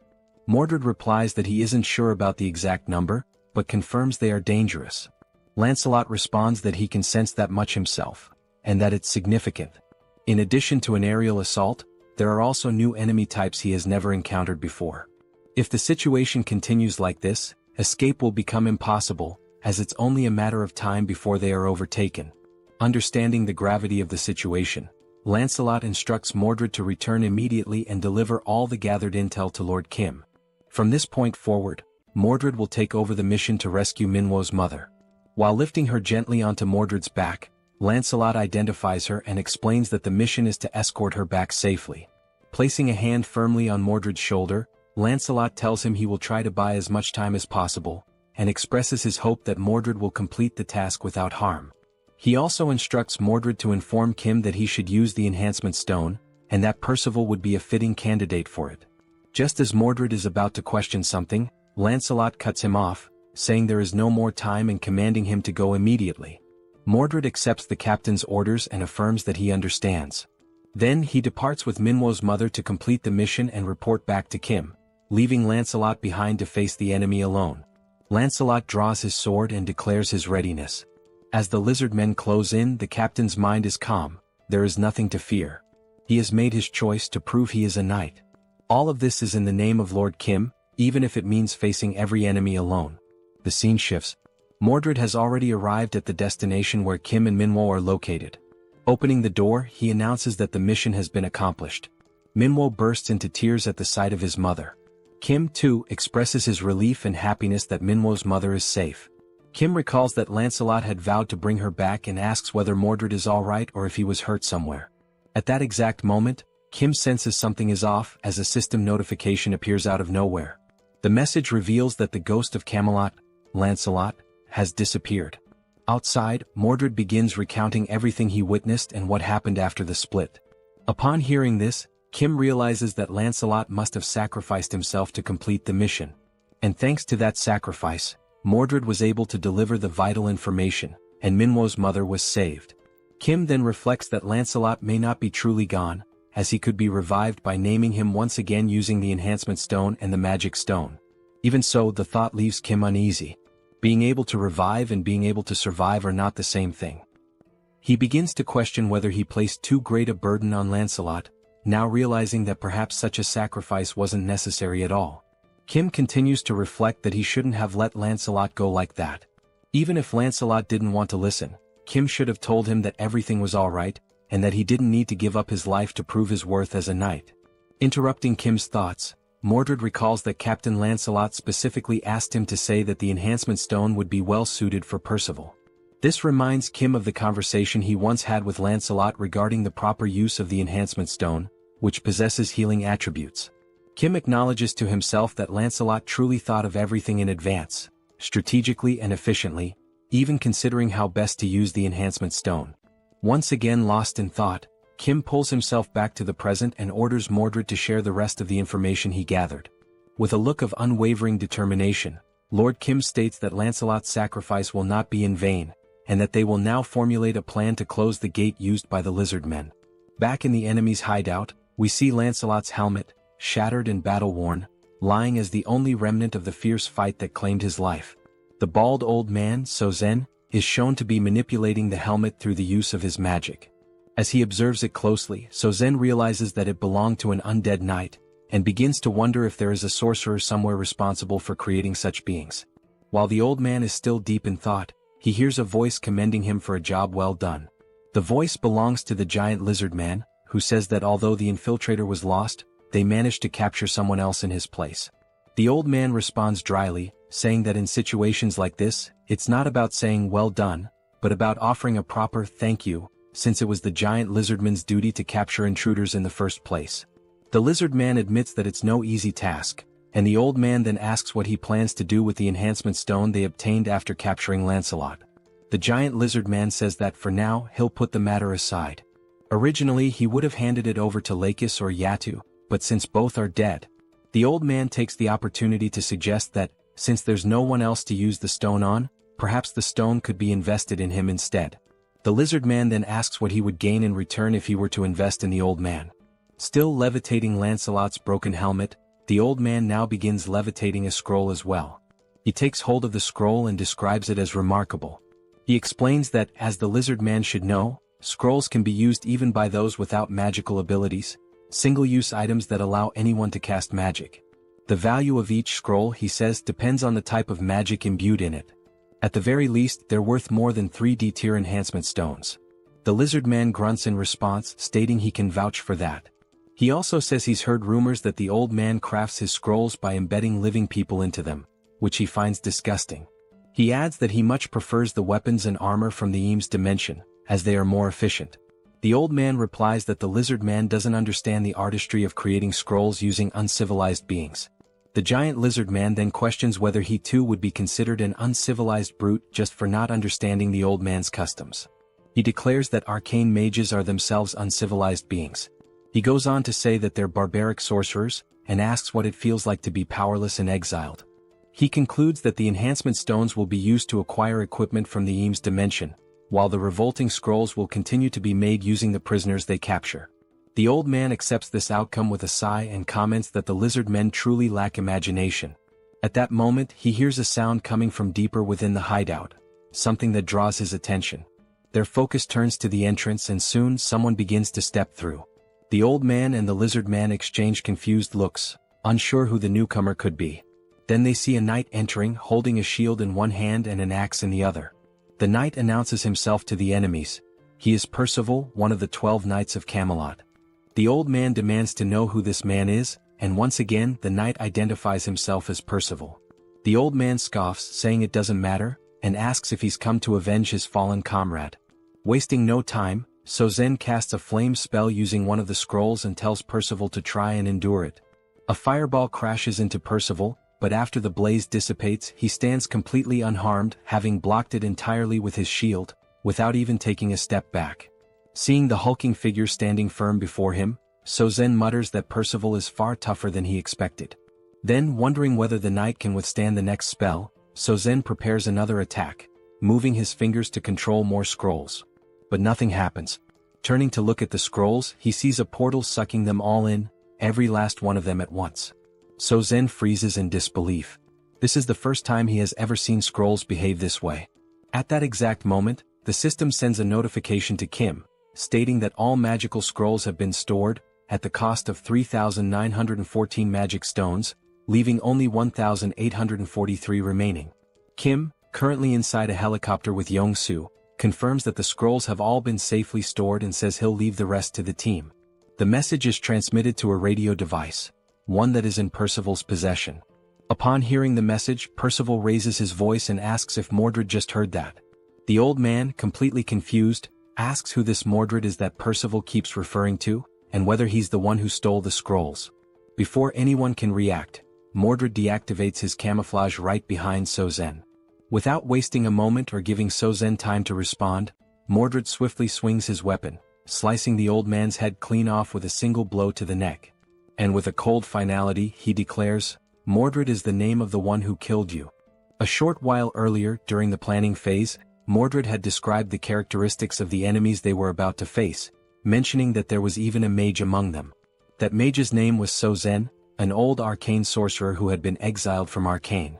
Kim then recalled how the man who used to be called the King of Knights had once mistakenly referred to Kim as an arcane. Bedivere took the opportunity to explain that arcane is the dimension of the most powerful mages. According to what he remembers, there are 3 levels of mages there, and even the lowest ranked among them is classified as 6th tier. Seoul, surprised, pointed out that if even the weakest mages from that place are ranked 6th tier, then they must be incredibly powerful. Mordred then added that, for reasons still unknown, perhaps due to his exile, Sozen, the bald old man, was unable to use magic freely and immediately. Seoul commented that if a mage cannot use magic at will, then maybe he isn't as dangerous as they had initially thought. Once again, Mordred said that Sozen certainly lost both his status and magical strength after being expelled, and that there was no reason they shouldn't be able to kill him. However, since he was unable to cast spells normally, Sozen had devised a way to use magic through the creation of scrolls. Seoul asked what exactly a scroll was. Mordred explained that a scroll is a piece of paper capable of storing magical energy. In theory, it can only contain relatively simple spells, but because it can be used by anyone, regardless of magical ability, it's considered a valuable item due to how easily it grants access to magic.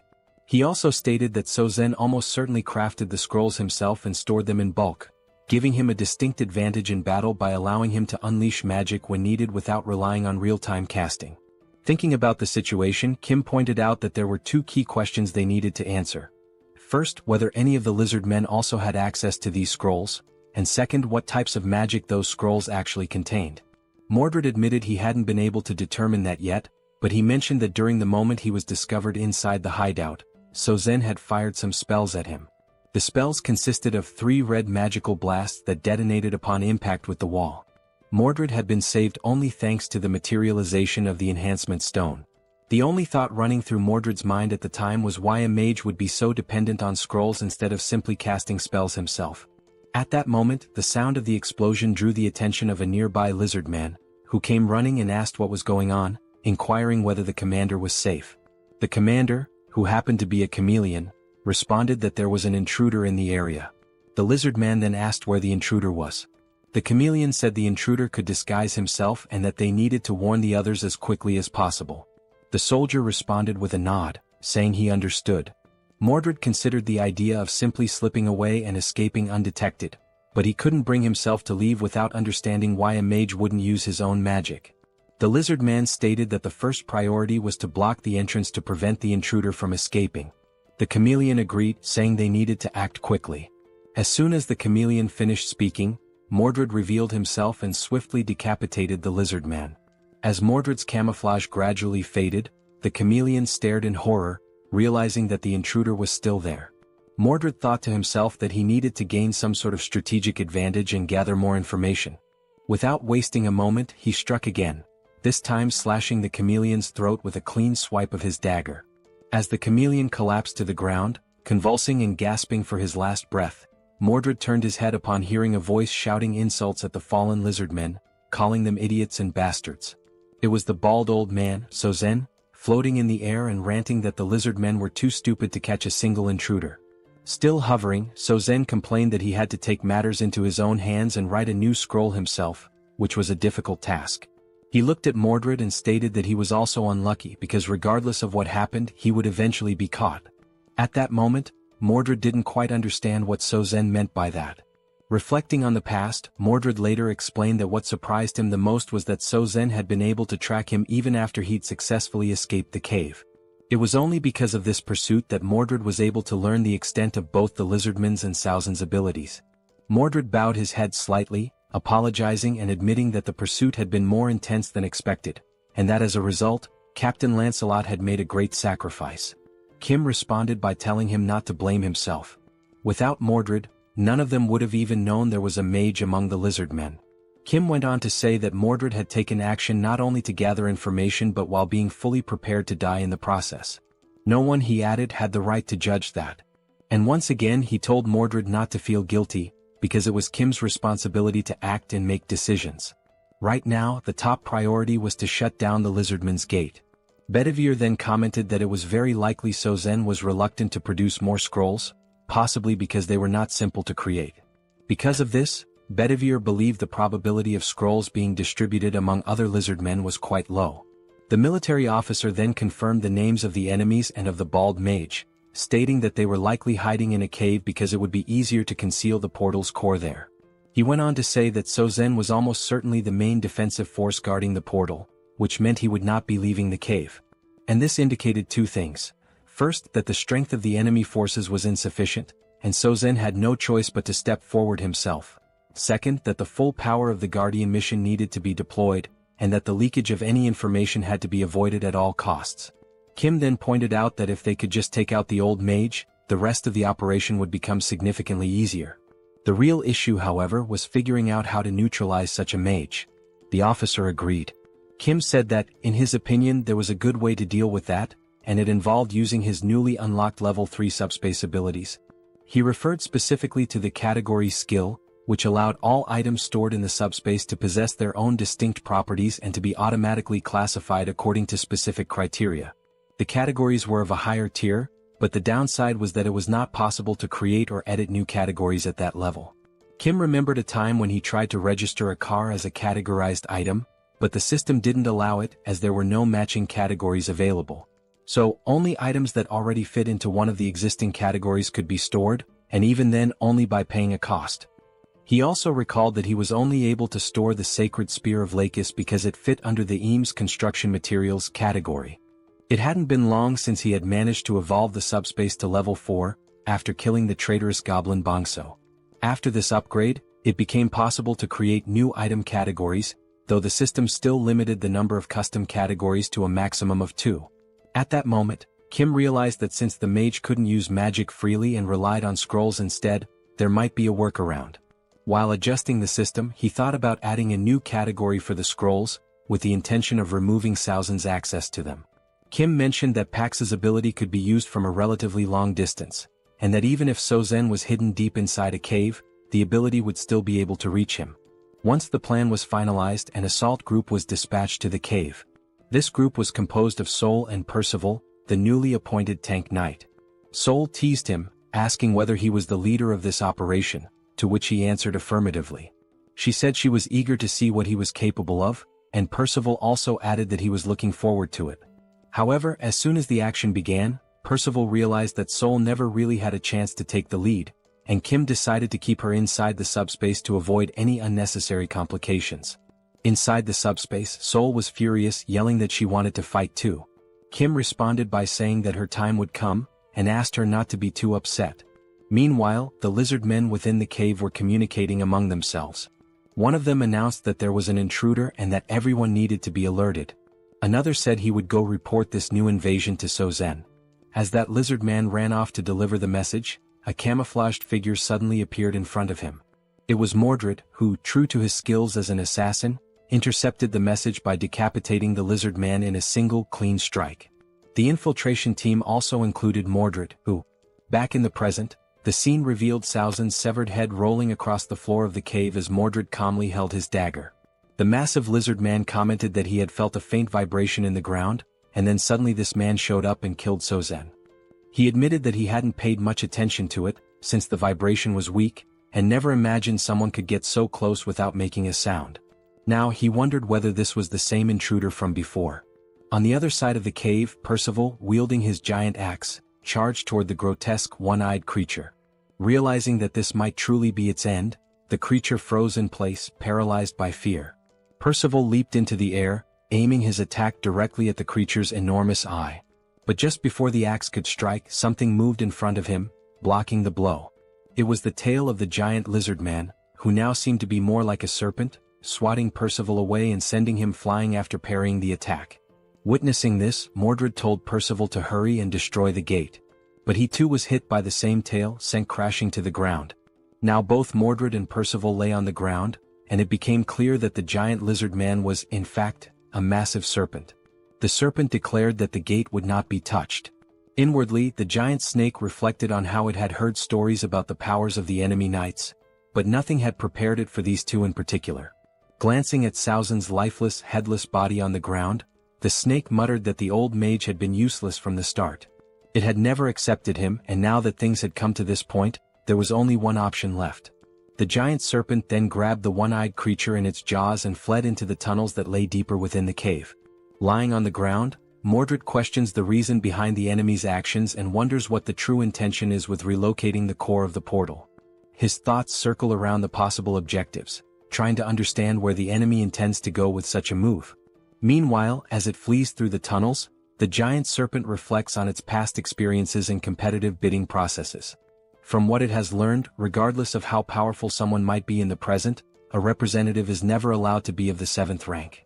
That rule, deeply ingrained in its understanding of power dynamics, makes the current situation more complex. The serpent considers that perhaps its leader has chosen to remain outside the cave for protection, yet is still observing and monitoring everything that is unfolding inside. As the serpent moves swiftly through the passageways and begins to see the light of the cave's exit, it becomes aware that with all the forces now focused within the cave, the leader, Kim, will be left exposed. And as the serpent had anticipated, just outside the cave inside the helicopter stood Kim, marked with a massive representative sign glowing above his head. Approaching quickly, the serpent concludes that it has finally found what it had been searching for. Inside the helicopter, Kim suddenly senses something rapidly approaching his position. Looking out and focusing his gaze, he is taken aback by a sudden and startling sight. A gigantic creature is closing in at high speed, preparing to swallow the entire helicopter in a single overwhelming bite.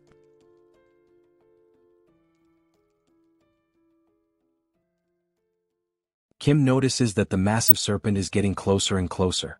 However, in some way he remains composed, perhaps due to the confidence he has in the capabilities of his powers. Recognizing the imminent danger, he calmly instructs Pax to throw something at the enormous creature approaching the helicopter. Without hesitation, Pax hurls an object at incredible speed, striking the serpent and causing it to recoil in pain, thereby interrupting its attempt to attack the aircraft. The impact is so intense that the colossal snake is slammed into the ground with tremendous force. The object thrown is revealed to be a beam from the Eames dimension, known for its highly durable properties. The serpent, catching the beam with its tail, flings it far away. After tossing the object aside, it realizes that the material is indeed a construction element from the Eames dimension.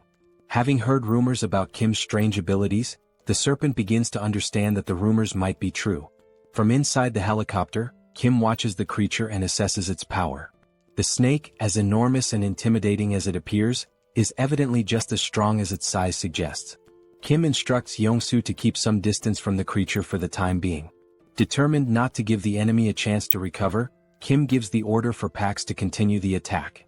In response, Pax rapidly launches several Eames dimension beams at astonishing speed, all directed at the giant serpent once again. Sensing the incoming assault, the serpent coils its massive body in an effort to shield itself from the barrage. With its incredibly resilient body and the advantage of anticipating the strike this time, it manages to block the incoming beams, seemingly taking no damage at all. Observing the creature's movements as it defends itself, Kim realizes that defeating this enemy may not be so simple. The beam barrage from Pax continues, but this time the giant serpent seems to come up with a plan. It begins dodging each of the beams one by one with precise and agile movements. It slithers swiftly through the area until it comes across a building which it begins to climb. Reaching the top, the serpent positions itself at an altitude parallel to the helicopter. From inside the aircraft, Kim and Yongsoo remain unsure of the creature's strategy. Then, trying to catch them off guard, the serpent suddenly spits a venomous substance from its mouth, aiming directly at the helicopter. Noticing the incoming attack, Yongsoo attempts to maneuver the helicopter out of harm's way. However, the evasion is only partially successful. The venom still manages to strike part of the windshield.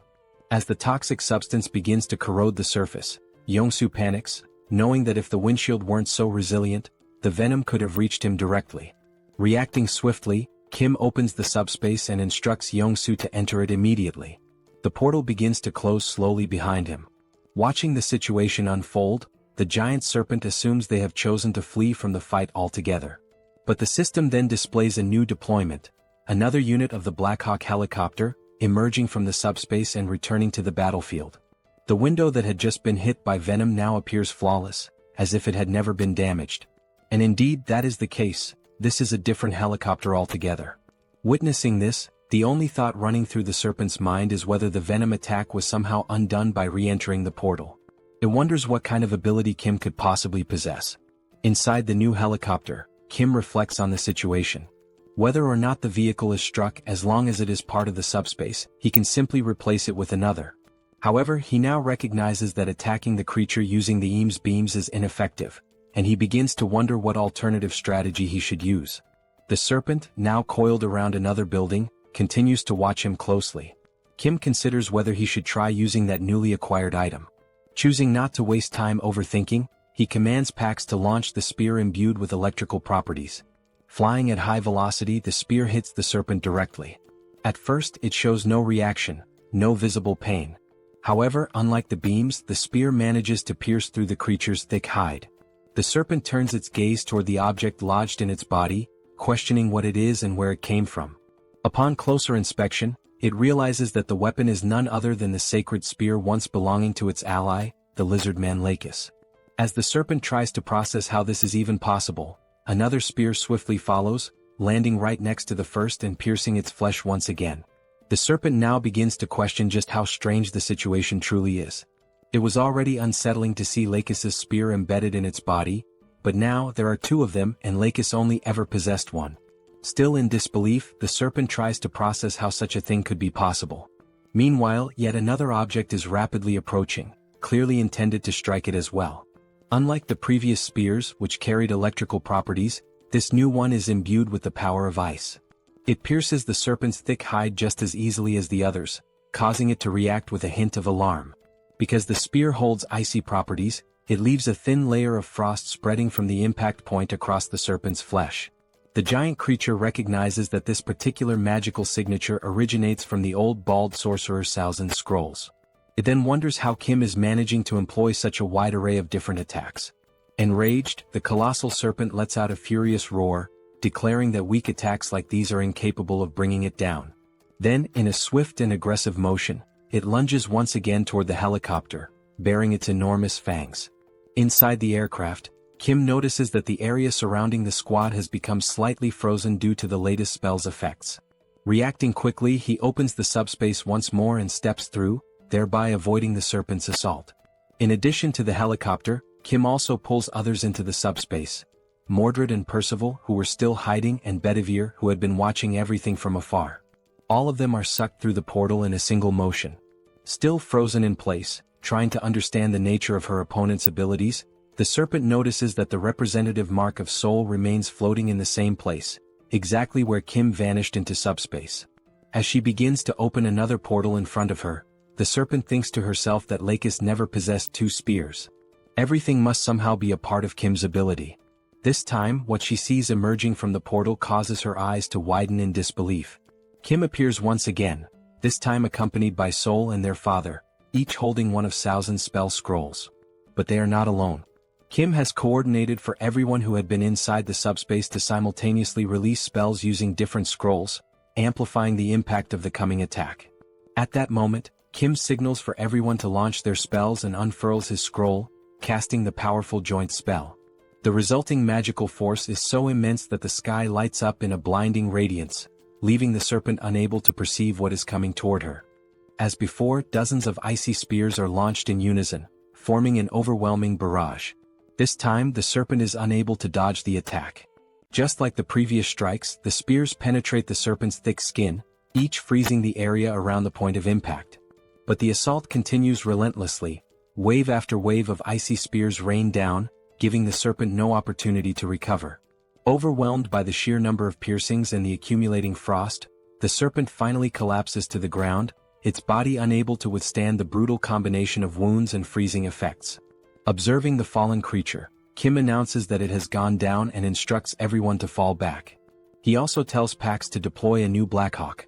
Within seconds, a Blackhawk materializes in front of them, and Kim calls out to his pilot, Yongsu, preparing for departure. They board the helicopter and exit the subspace together. Looking out the open door, Kim sees the serpent writhing in pain on the ground, clearly struggling to rise. He remarks that for now the massive beast won't be moving anytime soon. Opening another portal to subspace, Kim gives a sharp command for everyone to launch more scroll-based spells. Now, each person within the subspace is seen holding scrolls of different colors, ready to cast once more. Realizing what's about to happen, the serpent reflects on what it could have done differently. Now its body is frozen and it can no longer move. Once again, the sky erupts in a blinding flash, caused by the immense power of the many scrolls being unleashed at once. At that moment, the system begins displaying multiple notifications, each indicating a different type of attack being launched at the serpent. This powerful, multifaceted magical strike heads straight toward the immobilized creature, which can do nothing but watch as the wave of destruction closes in. Thus, spells of various elements and properties strike the serpent with full force. Sometime later, as the dust finally begins to settle, Kim cautiously approaches the area. He states that he only has one question to ask. Then, looking ahead, he calmly asks why the enemies have been so desperate to launch their invasion. The serpent then states that things had to unfold exactly the way they did. Kim asks why. The serpent replies that he would not understand the reason, at least not now. Kim questions why he wouldn't be able to understand it. The serpent continues, explaining that the Earth's dimension is not far, and that, in time, Kim will realize that instead of simply defending himself as he is now, he will eventually become the one hunting other dimensions. It finishes by saying, "The universe, that is how the system was designed from the very beginning." And with those words, the giant serpent speaks for the last time. At that very moment, the system displays a notification stating that the dimensional account has been transferred, along with a total of 5,911 magical stones. Another screen appears, confirming that since Kim already holds a dimensional account, the values are combined, bringing his new total to 17,668 magical stones. Mordred, approaching silently like the assassin he is, comments that the serpent does indeed appear to be dead. The serpent's final phrases are echoed once more, raising questions about what she meant when she said there was no other choice but to invade, and about the system of the universe having been structured that way from the beginning. Mordred explains that although the leader of their enemies is now dead, the core of their dimensional gate is still intact. Kim asks if he knows where it is, and Mordred responds that he saw the serpent swallow the gate's core in an effort to protect it, something he witnessed not long ago while they were still in hiding. Upon hearing that, Kim points out that even after everything they went through to defeat her, they now have to locate the gate's core inside the enormous corpse of the serpent. Mordred confirms this. However, Mordred adds that Lord Kim doesn't need to worry. Back in their hometown, they were well known for dismantling and breaking down corpses. Taking the lead, Mordred calls out to the other knights, stating that their objective is to destroy the gate's core and drive the Sabros dimension out for good. All of them step into the remains. After some time, the system displays another transfer notification, this time for 33,638 magical stones, with no depositor information provided. Another screen confirms that since Kim already has an active dimensional account, the total value is updated to 51,306 magical stones.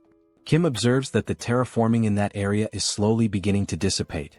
Then Mordred calls out to him, saying that while destroying the core of the portal, he happened to stumble upon something unexpected. Impressed by Mordred's speed and efficiency, Kim turns to see what it is.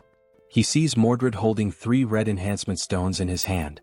Without hesitation, Kim commands the system to use the stones. The system then displays a message. The 3 enhancement stones are being consumed, along with 500 magical stones, to designate Lancelot as one of the 12 Knights of Camelot. The enhancement stones begin to float, enveloped by a glowing red aura. Then a voice resonates. "Knight Lancelot, I swear to serve you with unwavering loyalty and devote my life to you, my lord." The system reveals Lancelot's updated stats. He is now a level 7 knight, one of the Knights of the Round Table. His attributes include penetration, acceleration, immunity, control, and critical accuracy. Lancelot is summoned once again, though now he may be in a factory reset state with no memories of his previous self, but stronger than ever before. At that very moment, a system notification appeared, announcing that the Sabros dimension had officially lost its commercial rights over the Incheon region. The message indicated that, because of this, Incheon had now been fully restored as part of Earth's territory. The land, which had previously been altered to favor the lizard men with its thick layer of mud, was now gradually returning to its original state, slowly but steadily. Lancelot stood quietly, taking in the scene unfolding before his eyes, while someone nearby remarked that all of this was happening thanks to him. The comment caught Lancelot's attention. As Lancelot turned to face Kim Kim said that although it might be a little late to say it, he was grateful for everything Lancelot had done. Lancelot paused for a few seconds, falling silent. Then finally he spoke, not to deny the gratitude but to apologize, explaining that he had only done what was required of him as a knight. Kim responded by acknowledging how hard it must have been to do what needed to be done. He added that, regardless of whether Lancelot was good or bad, simply saying thank you would be better than offering an apology. Lancelot seemed ready to apologize again, but he stopped himself midway and instead offered a sincere, heartfelt thank you to Kim. And in that brief moment, Kim felt a quiet joy as he realized that his friend Lancelot had truly returned. He had not been reset from scratch, but was genuinely himself once again. At that exact moment, something caught Kim's attention, prompting him to look toward the sky. There, multiple helicopters were approaching in formation, heading in their direction. The city was no longer covered in mud. Throughout Korea, only Incheon had lost the bid for territorial rights. And now that it had been recovered, it meant that all the monsters who had attempted to conquer Korea had been successfully eliminated. Of course, this did not mean that the situation was entirely safe. Primitive monsters such as orcs and wyverns still roamed the land. Those remaining threats would need to be dealt with before the country could truly resume its normal functions, and that process could take a very long time. The helicopters completed their descent and landed at the site. The head of operations disembarked and addressed Kim as Colonel Kim, a title that made Kim pause for a moment, slightly puzzled by being called Colonel. The operations chief explained that they had not arrived earlier due to the ongoing terraforming process, but now additional helicopters were on their way transporting supplies. As he looked up at Kim, who stood atop the massive serpent's corpse, the chief remarked that this enormous creature had to be the leader of the lizardmen, and asked how something that size could even exist. Kim replied that he hoped the other head of operations was doing alright, since the last time they met, that man had fled the scene, claiming he had been attacked by insects. Sometime later within the subspace, it was finally time for a meal. Plates were being served to everyone, and Kim couldn't help but think about the strange contrast, being served Chinese food in a world where monsters still roamed the streets. He wondered where the dish had even come from. The story had begun shortly after Minwo's mother had been rescued and received care from Joy inside the subspace. Minwo's mother had mentioned that she should offer food to express her gratitude to everyone, but Joy reassured her that she was fine. She had eaten a lot lately, though she would gladly accept the offer as a kind gesture. Curious, Minwo's mother asked how Joy had managed to eat so much food in a place like that. In response, Joy asked if she really didn't know. That was how Minwo's mother came to learn about Kim's abilities, specifically his power to produce infinite ingredients. She then mentioned that she had a friend who was an excellent cook. With materials provided by PX, dishes were prepared by the owner of a renowned Chinese restaurant located in Chinatown. This chef cooked with joy in his heart, because even in such a ruined world, he could still prepare food for others. It made him feel blessed to serve people again. And that was the story behind the Chinese dish. Thanks to the kind heart of the chef, it had become possible to enjoy a meal of such quality even in the midst of the apocalypse. Of course, even if the ingredients were unlimited, it was still questionable how the chef had prepared so much food alone. In truth, he had made only one dish, and from that single plate PX had duplicated the rest. Seoul, known for her large appetite, devoured the meal and repeatedly asked Kim to bring more food, faster. Hearing this, Kim told her to slow down, commenting that it didn't even look like she was chewing. The women around them were astonished, still wondering how food could possibly taste that good. Meanwhile, Kim reflected on everything that had happened. He had defeated the lizard men, reclaimed Incheon, and now, everyone was able to sit down and enjoy delicious Chinese food together, and celebrate. And there was one more reason to celebrate. At that moment, Kim's sister-in-law, his older brother's wife, was not feeling very well. Joy asked her if she was okay, suggesting she might have caught a cold or something like that, since she hadn't eaten much. Looking down at her nearly full plate, the sister-in-law told them not to worry. But Joy continued, asking whether she had been feeling more nauseous lately, if her urination had decreased, if her mouth felt dry, and whether she experienced dizziness when moving quickly. The sister-in-law responded affirmatively, clearly confused as to how Joy could know all of that. Then Joy said something that took everyone by surprise, even the sister-in-law herself. She explained that those were early symptoms of pregnancy. Shortly after the meal, this information was shared with the rest of the family. Song, Kim's older brother, called everyone together for an important announcement. He explained that after Joy's suspicions, his wife had taken a test, and it had confirmed the pregnancy. Everyone congratulated them with smiles and heartfelt joy. Yangso turns to Kim and congratulates him as well, acknowledging that Kim is now about to have his very first nephew.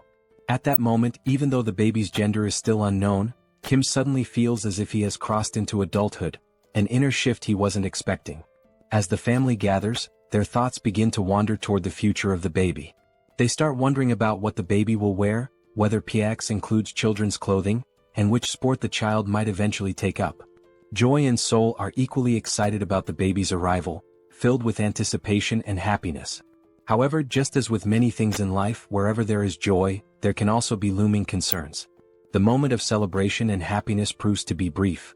A soldier approaches Kim and speaks quietly, informing him of an urgent radio transmission coming from the chief of the Central Operations Command. He suggests that Kim should hear it immediately. Kim heads over to the transmission line and confirms to the operations chief that he is now listening. After receiving several initial details, Kim explains that the terraforming has disappeared from Incheon and asks if the chief will be returning soon. The chief of operations then reports that, through the remaining direct communication lines with both China and Japan, he is currently sharing the developing situation among the nations. He explains that terraforming is now occurring on a large scale in those areas, and its effects are slowly spreading. He adds that the impact varies from country to country. At the moment, they are facing specific dangers. Toxic gases are pouring from the Beijing Gate, while poisonous water is erupting from the Fukuoka Gate. Kim realizes that being in Korea, China and Japan are neighboring countries, practically next door. He asks which of the two is currently experiencing the most severe damage. The operations chief responds that neither situation is minor, but among the two, the most urgent threat is definitely the toxic gas leaking from the Beijing Gate. While the colonel continues speaking to Kim, a shot reveals a massive insect, already dead, lying on the ground. He explains that the toxic atmosphere hasn't reached them yet, but the arrival of these giant insects shows it's only a matter of time before the real danger begins. The colonel emphasizes that closing the toxic gate in Beijing is now the highest priority. He explains that troops are being organized for deployment, but this isn't a problem that can be solved through military might alone. That's why he has remained calm until now. Admitting he feels a bit ashamed, the colonel says he needs to ask Kim for a favor. Kim tells him there's no need to feel embarrassed. If they do nothing, the entire Korean peninsula could soon become a living hell. Wanting to understand the situation more deeply, Kim offers to fly directly to China by helicopter and asks whether that would be acceptable. The colonel instructs him to first visit the 3rd Guard Brigade before heading to China. Kim confirms the order, says he will leave tonight, and ends the radio transmission with the colonel. Now driven by the thought that he cannot allow his future nephew to grow up in a world filled with giant insects, air pollution and poison, Kim feels an even deeper determination to resolve these problems and restore balance to Earth. He gives the command for PAX to increase the level of the subspace. Immediately, the system displays the progress. 30,000 magic stones are consumed to raise the level, leaving 20,000 stones remaining in the system's reserves.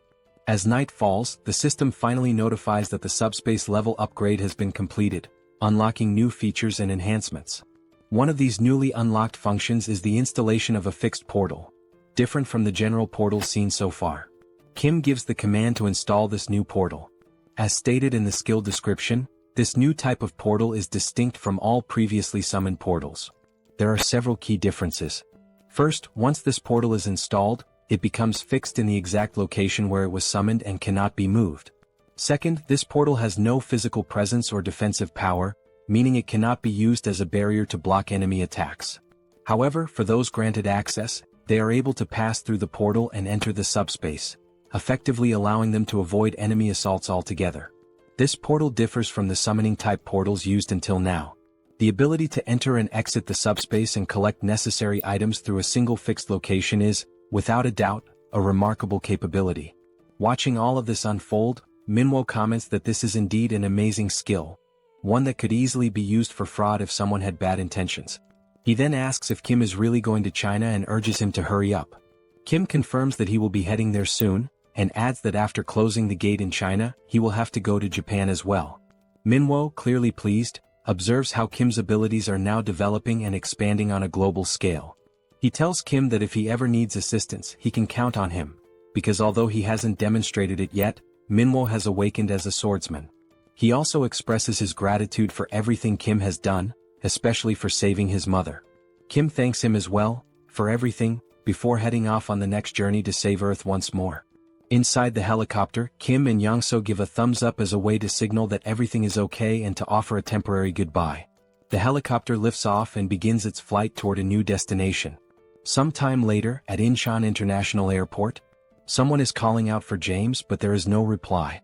A man approaches an aircraft while James's name is called again, urging him to come out. The man says he just received a call from the Joint Chiefs of Staff, informing him that the individuals they had discussed, the ones heading to China, have now arrived. Suddenly, James appears from underneath the plane, asking how they arrived so quickly. From his appearance and actions, it seems James is a mechanic. Still processing the sudden arrival, James expresses surprise at the speed of their arrival and comments that the aircraft hasn't even been fully remodeled yet for a long-range flight to China. As things stand, they won't be able to depart at this moment.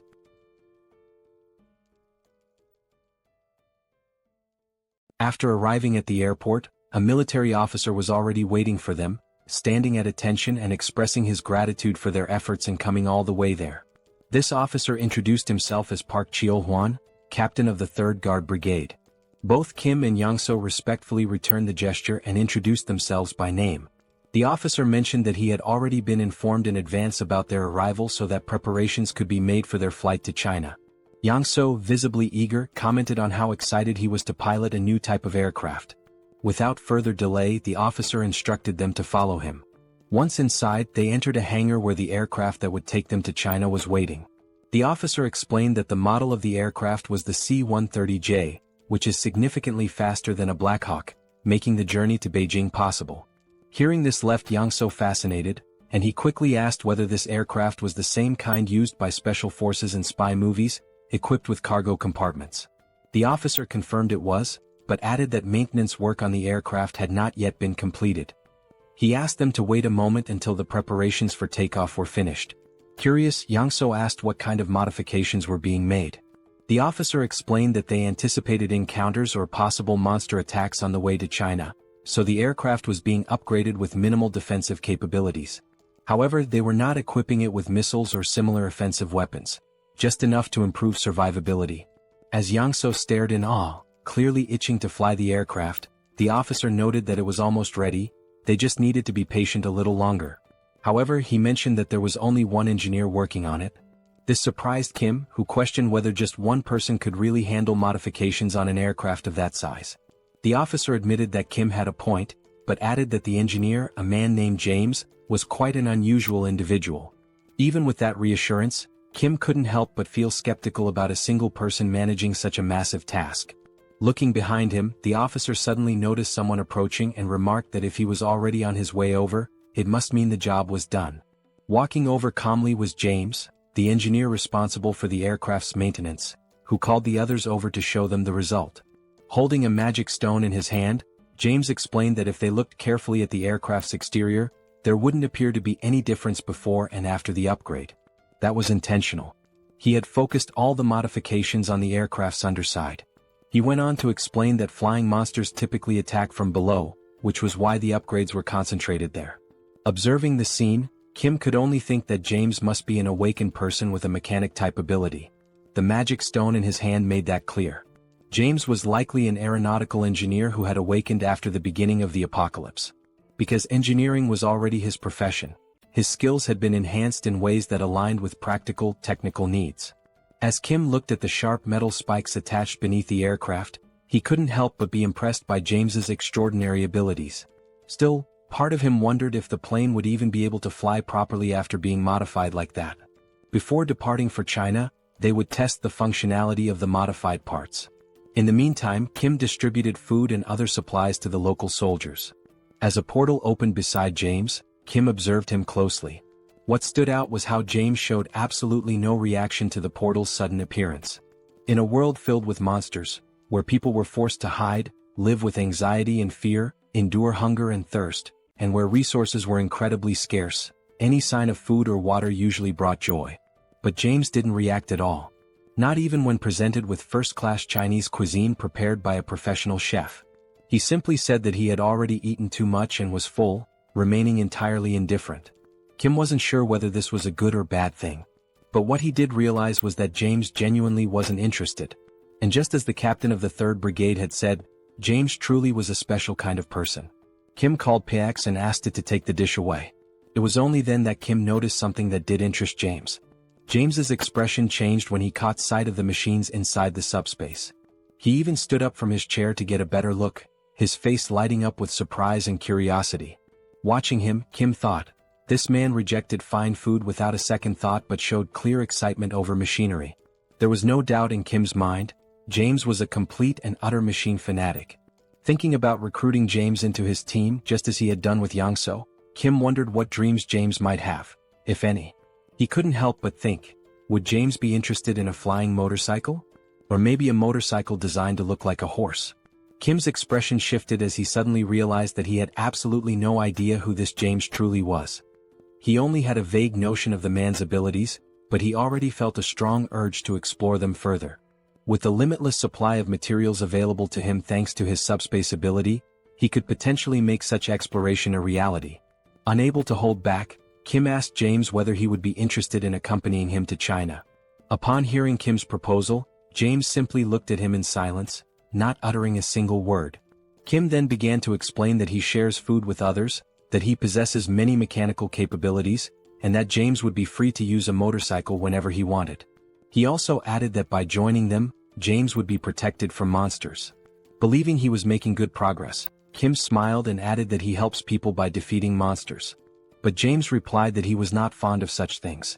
James then stated that this was the first day he had even met Kim, and they had barely spoken at all, so he couldn't place his trust in someone so unfamiliar.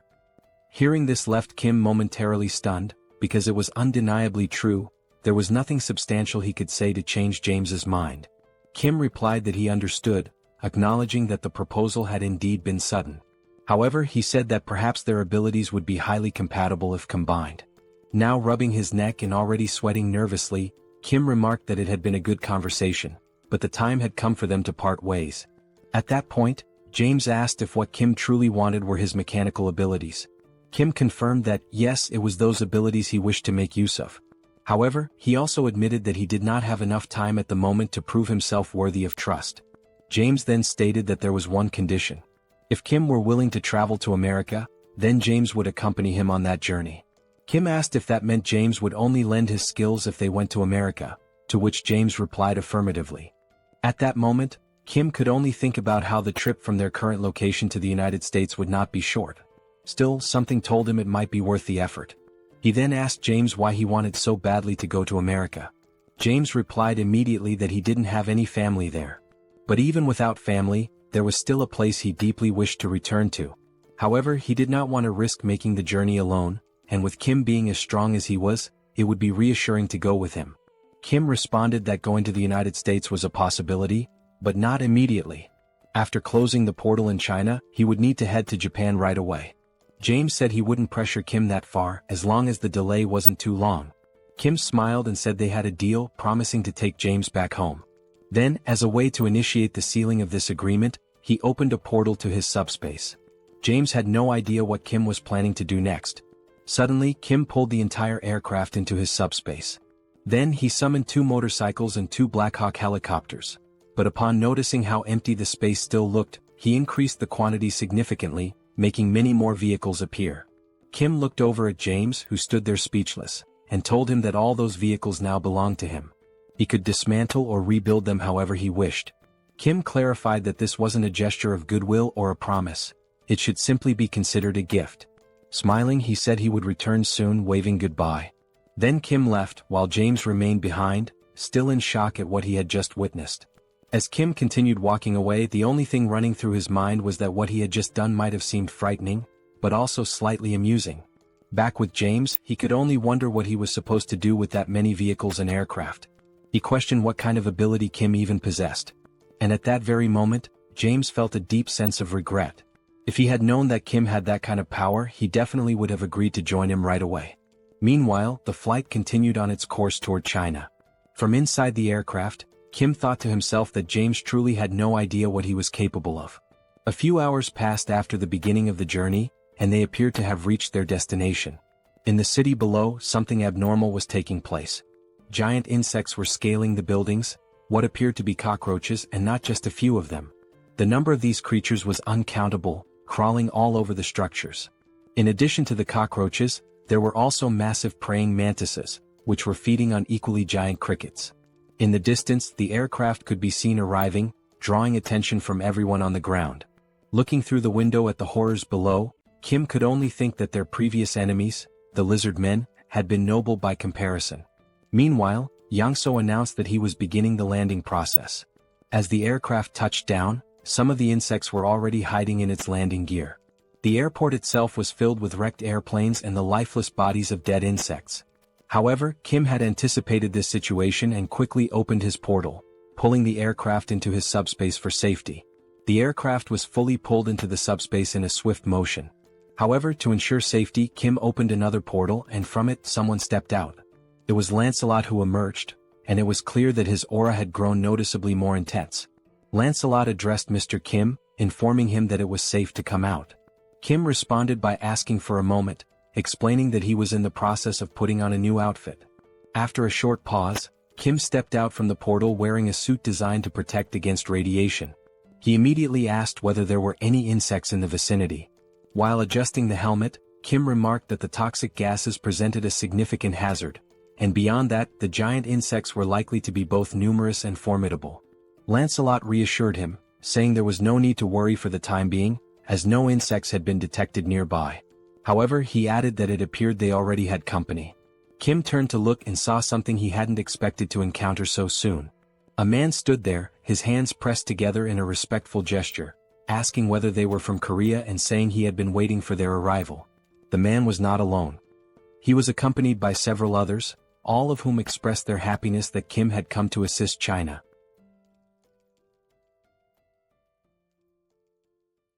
Besides the giant insects, the toxic air remains one of the most pressing concerns at the moment. Inside one of the buildings, a man with long hair cautiously opens the door. He takes a quick glance outside and notices to his relief that there do not appear to be any insects following them. After closing the door, he turns toward Kim, mentioning that the place might not be very comfortable but hopes it will suffice. Kim responds that the conditions are acceptable, yet something unusual catches his attention. There are individuals inside, cultivating a type of energy that radiates a blue light. It is not just one person but several, all meditating while emitting this aura. The men, however, do not appear to be in good health. Their eyes are marked by dark circles, and they seem noticeably dehydrated. While observing alongside Lancelot, Kim inquires about the condition of everyone present. The long-haired man explains that he has expelled all the toxins from the area using internal energy, so it is safe to remove the gas mask. Curious, Kim asks what exactly internal energy is. The man explains that, among awakened members of the Murim family, it is an inherited ability. He goes on to clarify that there are awakened members from the world of martial arts. In various parts of China, traditions that have been preserved since ancient times coexist with the new reality. One day, when monsters suddenly appeared in the world, individuals with awakened abilities also began to emerge. The abilities of regular people differed greatly from those of the martial arts school members. For instance, Kim's ability is SUBSPACE, while Joy, his sister, possesses the ability to heal wounds. In contrast to individuals awakening unique abilities, martial arts members utilize internal energy. Thus, it becomes essential to wield inner strength with personal meaning and individuality, according to each practitioner's skills. The abilities of awakened martial arts members are remarkably extraordinary, to the extent that the Chinese government officially recognized them, quickly mobilizing them to exterminate monsters. These awakened martial artists have a leader, the long-haired man who goes by the nickname Anyang. Anyang explains that not everyone belongs to the martial arts world like his group. Sipping tea, he mentions receiving a call from the Chinese government with instructions to eliminate all kinds of monsters. However, the main issue lay in the competitive bids, and in Beijing alone, there had been 2 bidding contests. The dimension that won the bid was called Beelzebub. Kim briefly reflects, considering that Beijing's population is twice that of Seoul, so it would not be surprising if there were indeed 2 competitions for bidding. Anyang continues, emphasizing that there was a lack of crucial information about the enemies. While he detected the presence of toxic gases, the real issue proved to be the poison itself. Ordinary awakened individuals and soldiers, unaware of how to use internal energy, lost their lives almost instantly. Although the martial artists eventually deciphered the poison, The energy required for purification was so immense that it made simultaneous combat impossible. Even after resolving the initial problem, the gate opened, leading to a surge in the number of insects, which is the current situation. Anyang explains that detoxification requires continuously consuming a vast amount of internal energy, meaning the longer it takes, the worse the situation becomes. Moreover, for those who must breathe fresh air to accumulate and utilize energy, the toxic atmosphere becomes increasingly lethal. He further mentions that the toxic gases continue spreading through various channels, leaving no time to spare. Surprised, Kim asks him to wait for a moment before proceeding. He then inquires whether Anyang feels invigorated by fresh air. Anyang confirms this, somewhat puzzled while standing up. Kim reassures him that it is not a problem. Without further explanation, Kim opens the subspace, announcing that he will return shortly. As he steps inside, Anyang remains unsure about what Kim intends to do. The system displays the cost of an air canister, 9,901 each. Kim instructs the system to generate several canisters. Once produced, Kim commands the system to remove the canisters and stack the air bubbles in layers. As the layers of air accumulate, they begin to form a mass as large as a giant boulder, with each portion of air being recorded as a separate product. Near the martial artist deciphering the gas, the system is set to automatically release fresh air at intervals of 1 second. Suddenly, a powerful explosion erupts near the men, catching them off guard. The force of the air blast is so intense that it pushes all the toxic gas out of the area, creating a clean and breathable environment. And only then did the men finally manage to breathe properly after so much time.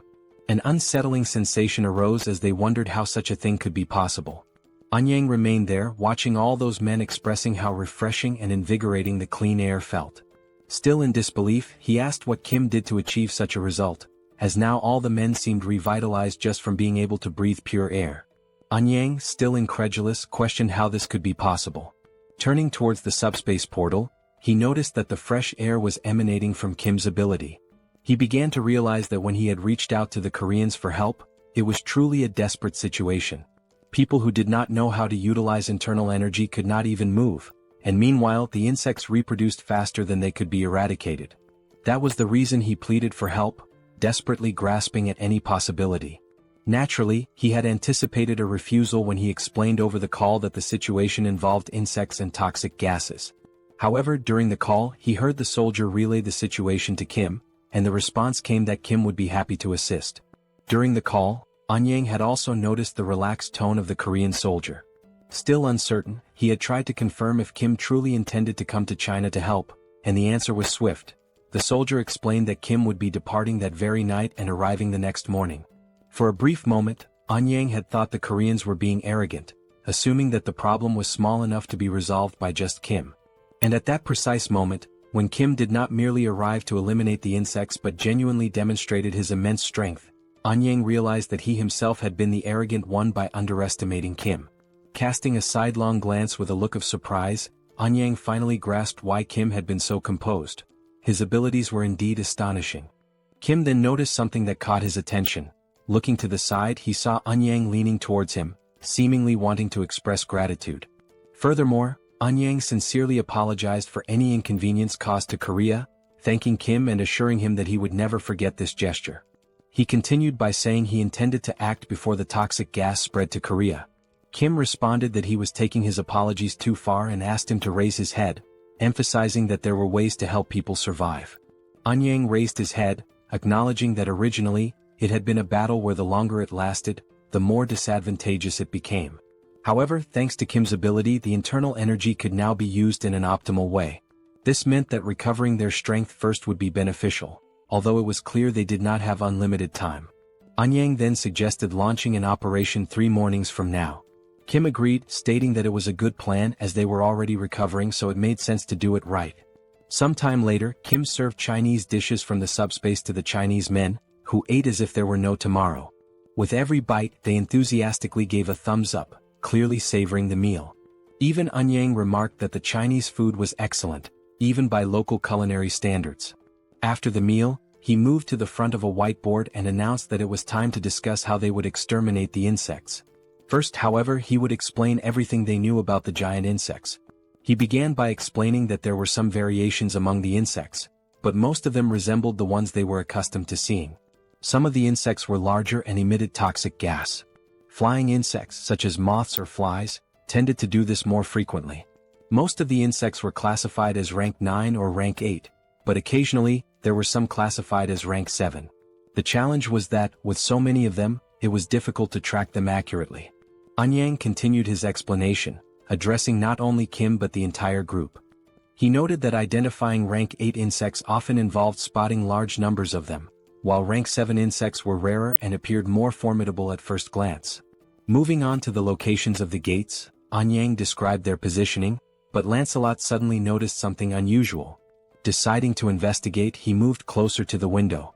The toxic gas was still present in the area, except inside the building, where Kim had configured the air to refresh every second. Suddenly, the leg of an insect appeared near the building. Lancelot, interrupting the explanation, called out to Lord Kim, mentioning that something had shown up. Kim inquired what had appeared, but Lancelot admitted he had never seen such a creature before and could not accurately describe it. The creature continued to approach the building, revealing itself as a giant centipede with a seemingly resilient carapace. Observing it carefully, Lancelot remarked that just from looking at it, it was evident that the creature was rank 7. As the centipede approaches rapidly, its immense size and speed become increasingly evident. Kim comments that although he already found it disgusting before, it now seems even worse due to its larger size and increased speed. He also mentions that it does not seem to be a 7th level creature, but rather a 6th level one.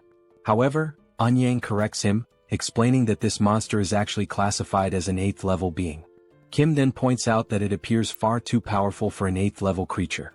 Anyang agrees that it is indeed strong, but continues to explain that, compared to other insects, this centipede is particularly formidable. Suddenly, Seoul interrupts the conversation by questioning whether that creature truly belongs to the 8th classification. Cracking her neck with a sense of anticipation, she remarks that she has been feeling extremely bored and hopes that this fight might finally satisfy her. She firmly requests that the others refrain from intervening. Continuing to stretch, Seoul mentions that it has been a day since she moved from Korea to China, and she feels the need to move her body to relieve stress. After preparing herself, she dashes toward the giant centipede with remarkable speed and determination. Seeing her rushing forward, Kim encourages her to show the monster what they are truly capable of. Anyang, however, becomes worried, but Kim reassures him, insisting that everything is fine and that there is no need to worry, as Seoul is so strong that it almost feels like something is amiss. At that moment, another man interjects, questioning whether Seoul is prepared to deal with the toxic gases, leaving Kim stunned as he realizes they had completely overlooked that crucial detail.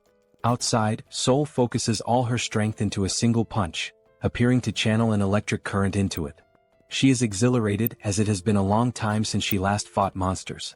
In one powerful motion, she delivers a punch to the centipede's head, strong enough to shatter its exoskeleton.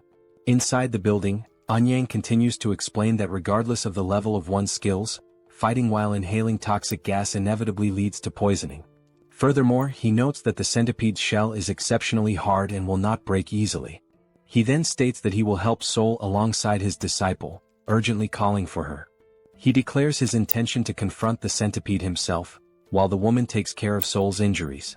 However, an unusual noise suddenly draws their attention, and out of curiosity, they decide to investigate its source.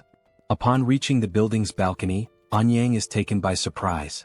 As he closely observes the scene, he realizes that Seoul managed to break the exoskeleton and defeat the centipede with just one punch. While Seoul jubilantly celebrates her victory, Anyang and his disciple cannot help but think about the tremendous amount of internal energy they would need to break through that monster's shell. Amidst the commotion caused by that singular punch, Kim merely reflects that to him, it was just another one of Seoul's usual blows. Meanwhile, the man contemplates the possibility that Seoul's body might be a gift from the heavens, as she possesses remarkable physical capabilities and an innate talent for martial arts. As Seoul continues to rejoice in having defeated the monster, blood suddenly spurts from her nose, a consequence of the toxic gas present in the air. Subsequently, she collapses on the ground, leaving Anyang in a state of panic as he urgently instructs his disciple to quickly attend to Seoul's internal injuries. Returning to the ongoing lesson about insects and proceeding with the plan to breach the insect gate, the situation is summarized as follows. Firstly, there is a polluted atmosphere that significantly hinders movement. Secondly, it is extremely challenging to identify multiple insects simultaneously, as there could even be unidentified 7th-level creatures among them. Thirdly, the maximum deadline for closing the gate is 3 days. Therefore, the primary objective is to destroy the gate's core while avoiding contact with the insects as much as possible. The destination is to move rapidly toward the mountain. Eun-yang continues explaining, acknowledging the difficulty of the task, as it is certain that the closer they get to the gate, the more insects will appear. He admits that the plan may seem somewhat reckless and bold, but for now it remains the best strategy available. Hearing this, Seoul becomes deeply thoughtful. Eun-yang then states that they will teach Seoul all the skills they possess. He proposes a sparring session as it would not take long to accurately assess her abilities. He hints that Seoul seems to prefer fighting bare-handed rather than using weapons and suggests that it would be beneficial for her to learn the secrets of martial arts from Ryeong, his disciple. Seoul, however, declines, expressing gratitude for the assistance with her injuries and the willingness to teach new skills, but questions whether it is truly necessary to go to such lengths. Ryeong then explains that it is also a training exercise for them and will aid in closing the gate. She assures Seoul that despite being young, she is skilled enough and that there is no need for concern. Seoul states that since Ryeong insists so much, she will go ahead with it, but she reminds her that she is still in the process of recovering. In response, Ryeong politely requests her assistance with the training. Without hesitation, Seoul quickly raises her fists and declares that she will begin first. Moving with remarkable speed and agility, she advances toward Ryeong, initiating the confrontation. In that instant, a frenzied exchange of blows commences, capturing the attention of everyone present and filling the atmosphere with excitement. Despite the intensity of the scene, Kim remains somewhat unaffected, as he can only perceive the movements as typical punches and ordinary techniques. This reaction stems from having spent his entire life alongside Seoul, making such actions appear completely usual to him. Amid the ongoing combat, Eun-yang remarks that it would be advantageous if Seoul wielded a sword, a statement that catches Kim off guard. Eun-yang elaborates, explaining that his own expertise lies in fencing, and then inquires whether Kim would be interested in learning the art from him. Politely, Kim declines the offer but follows up with a question, wondering if a friend of his might learn and practice fencing instead. He reveals that this friend has a deep passion for swords. Naturally, this friend is Manhwa, who initially underwent posture training as part of the learning process.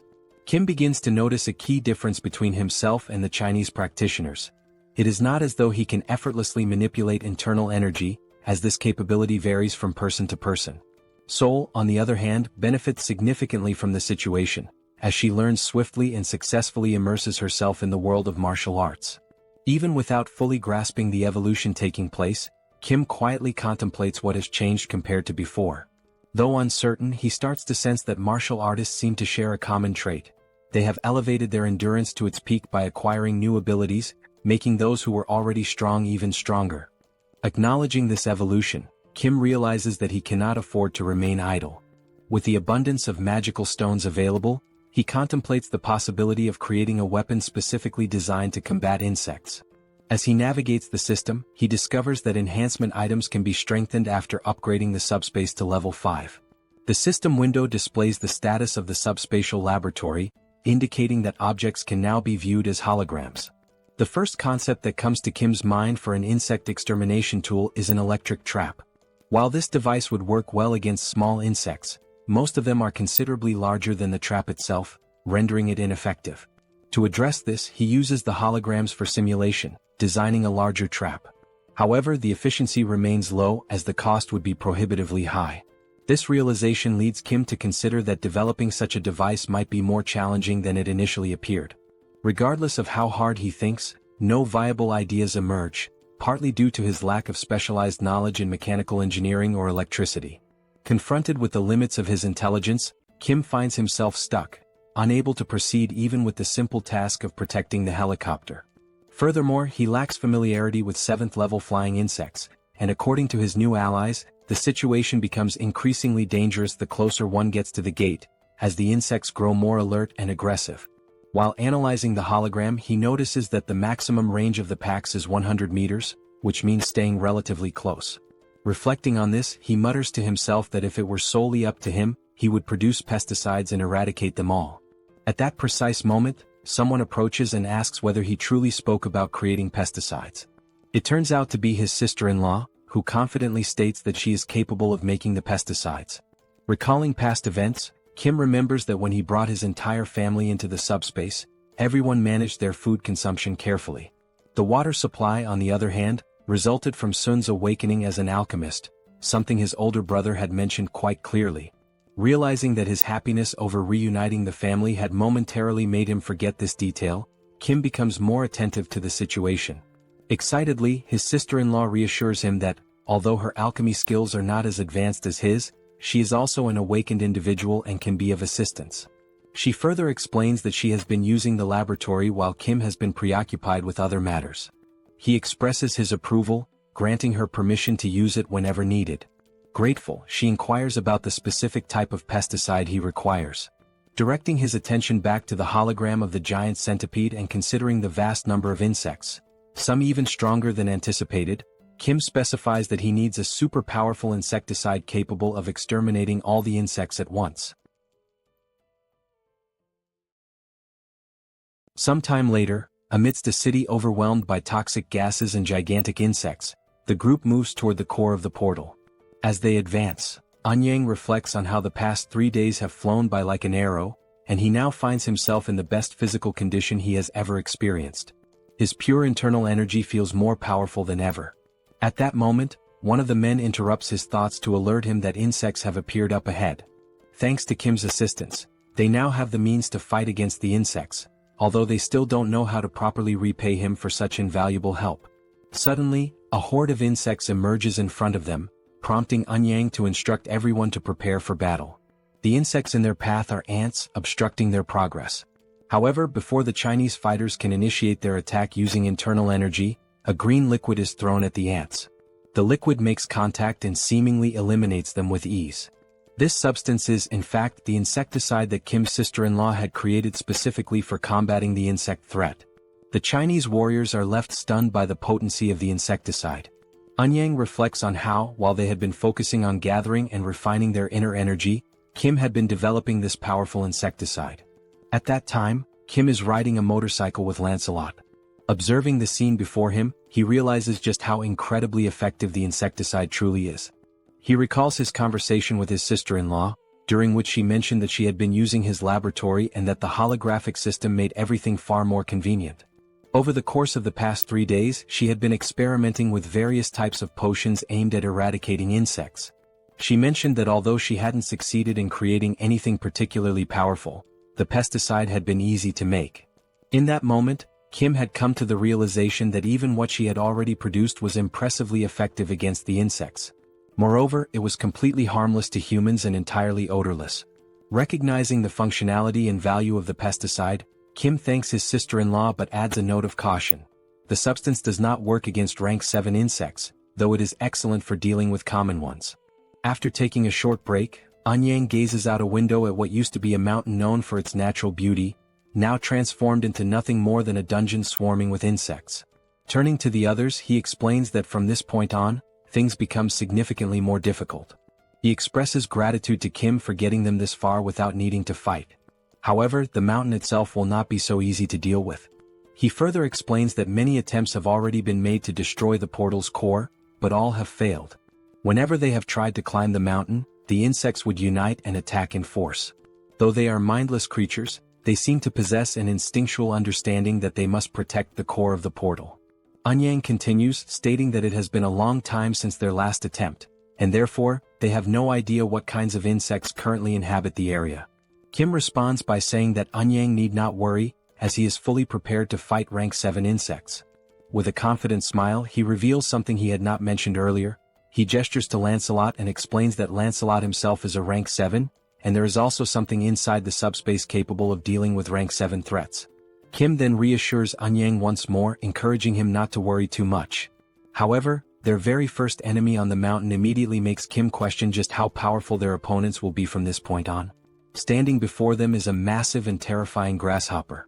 Kim can only think that, unlike the lizard men they had faced before, this enormous insect is definitely a rank 7. As the grasshopper prepares to attack, Kim wonders whether such a creature could have possibly completed the dimensional entity's paperwork.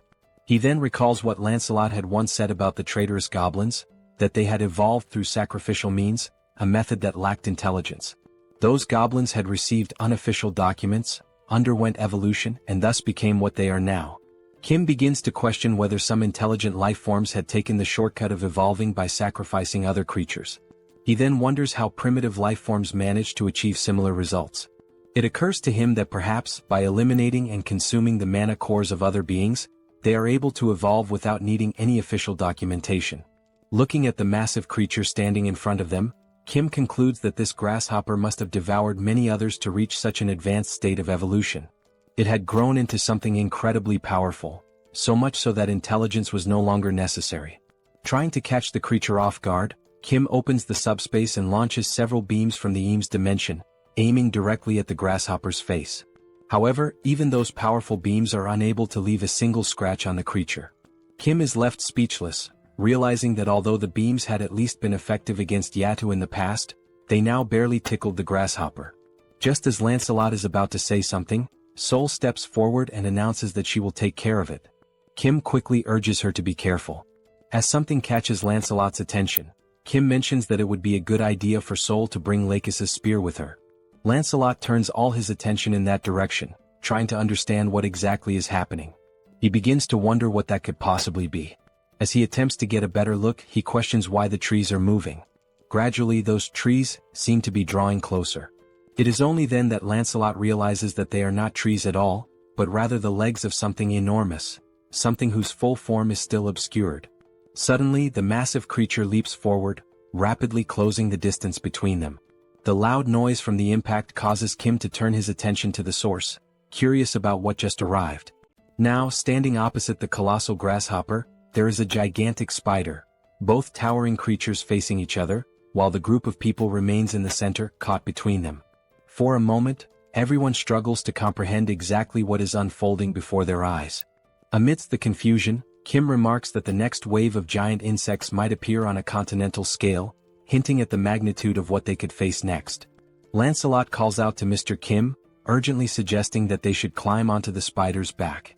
He explains that the spider is incapable of reaching its own back with its legs. From that elevated position, they would be safe from immediate attack, buying enough time to devise a new strategy. Kim expresses his appreciation for the idea and immediately gives the order for everyone to move onto the spider's back. Even without knowing what the specific plan is, everyone follows his command without hesitation, quickly making their way upward. They ascend using various methods, some relying on a technique known as light steps, which allows brief bursts of flight or enhanced movement, others using barrier jumps, while a few grab hold of the spider's thick hair for support. Now safely positioned on the spider's back, the group looks around trying to figure out what comes next. They begin to question what the plan will be moving forward. Kim states that Lakis's spears might be effective against the spider, but they won't work against the grasshopper. Seoul adds that she had already struck the grasshopper multiple times and found its exoskeleton to be unbelievably hard. While the spears could manage to leave shallow scratches, actually taking the creature down seemed impossible. She also warns that if anyone drops their guard, the grasshopper will not hesitate to devour them. Right as she finishes speaking, the grasshopper suddenly launches itself toward their position with astonishing speed. The sheer agility of the movement leaves everyone momentarily stunned and unable to react in time. All of them are caught off guard by the sudden charge of that colossal creature, now barreling straight toward them. Seeing that massive creature charging toward them with clear intent to attack, Kim shouts for everyone to get out of the way. Instinctively, the group is already moving, reacting without hesitation. In the next moment, the giant grasshopper collides violently with the spider. From a distance, Lancelot shields Kim from the force of the impact, placing himself between his master and the shockwave. The men around them begin to question what on earth just happened so quickly. Looking down at the ground, they spot insect blood splattered across the terrain. The grasshopper remains standing, and now it begins to devour the spider it had just so effortlessly defeated. Witnessing this, Kim questions why the grasshopper would attack what seemed to be its own ally. It becomes clear to him that, although these creatures are capable of identifying enemies, they have no real concept of alliance or loyalty. They are instinct-driven beings acting on pure impulse, attacking first without consideration. Sticking to the original strategy, Kim points forward and says they must climb onto the grasshopper's back while its vision is obscured by the rising dust. Without delay, everyone follows the order, quickly making their way onto the creature's back.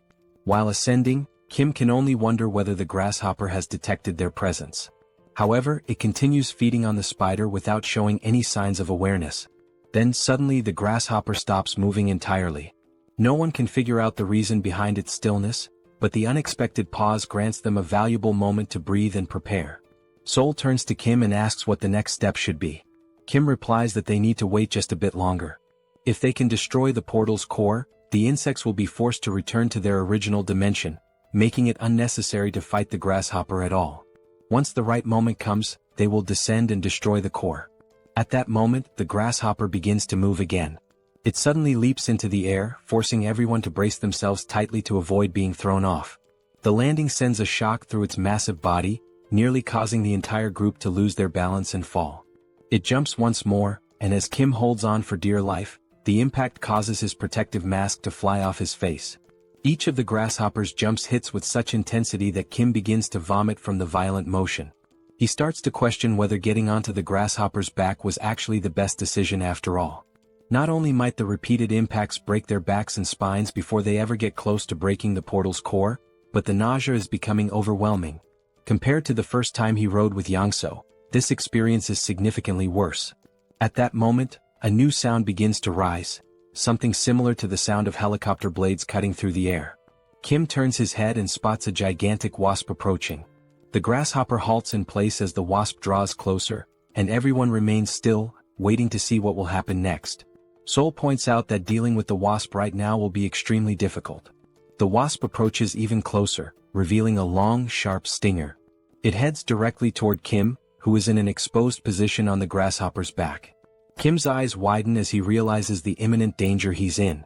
Lancelot rushes toward him, urging his master to be careful. But it isn't only Kim who notices the threat. The grasshopper also seems to sense that it could be the next target of the wasp's sting.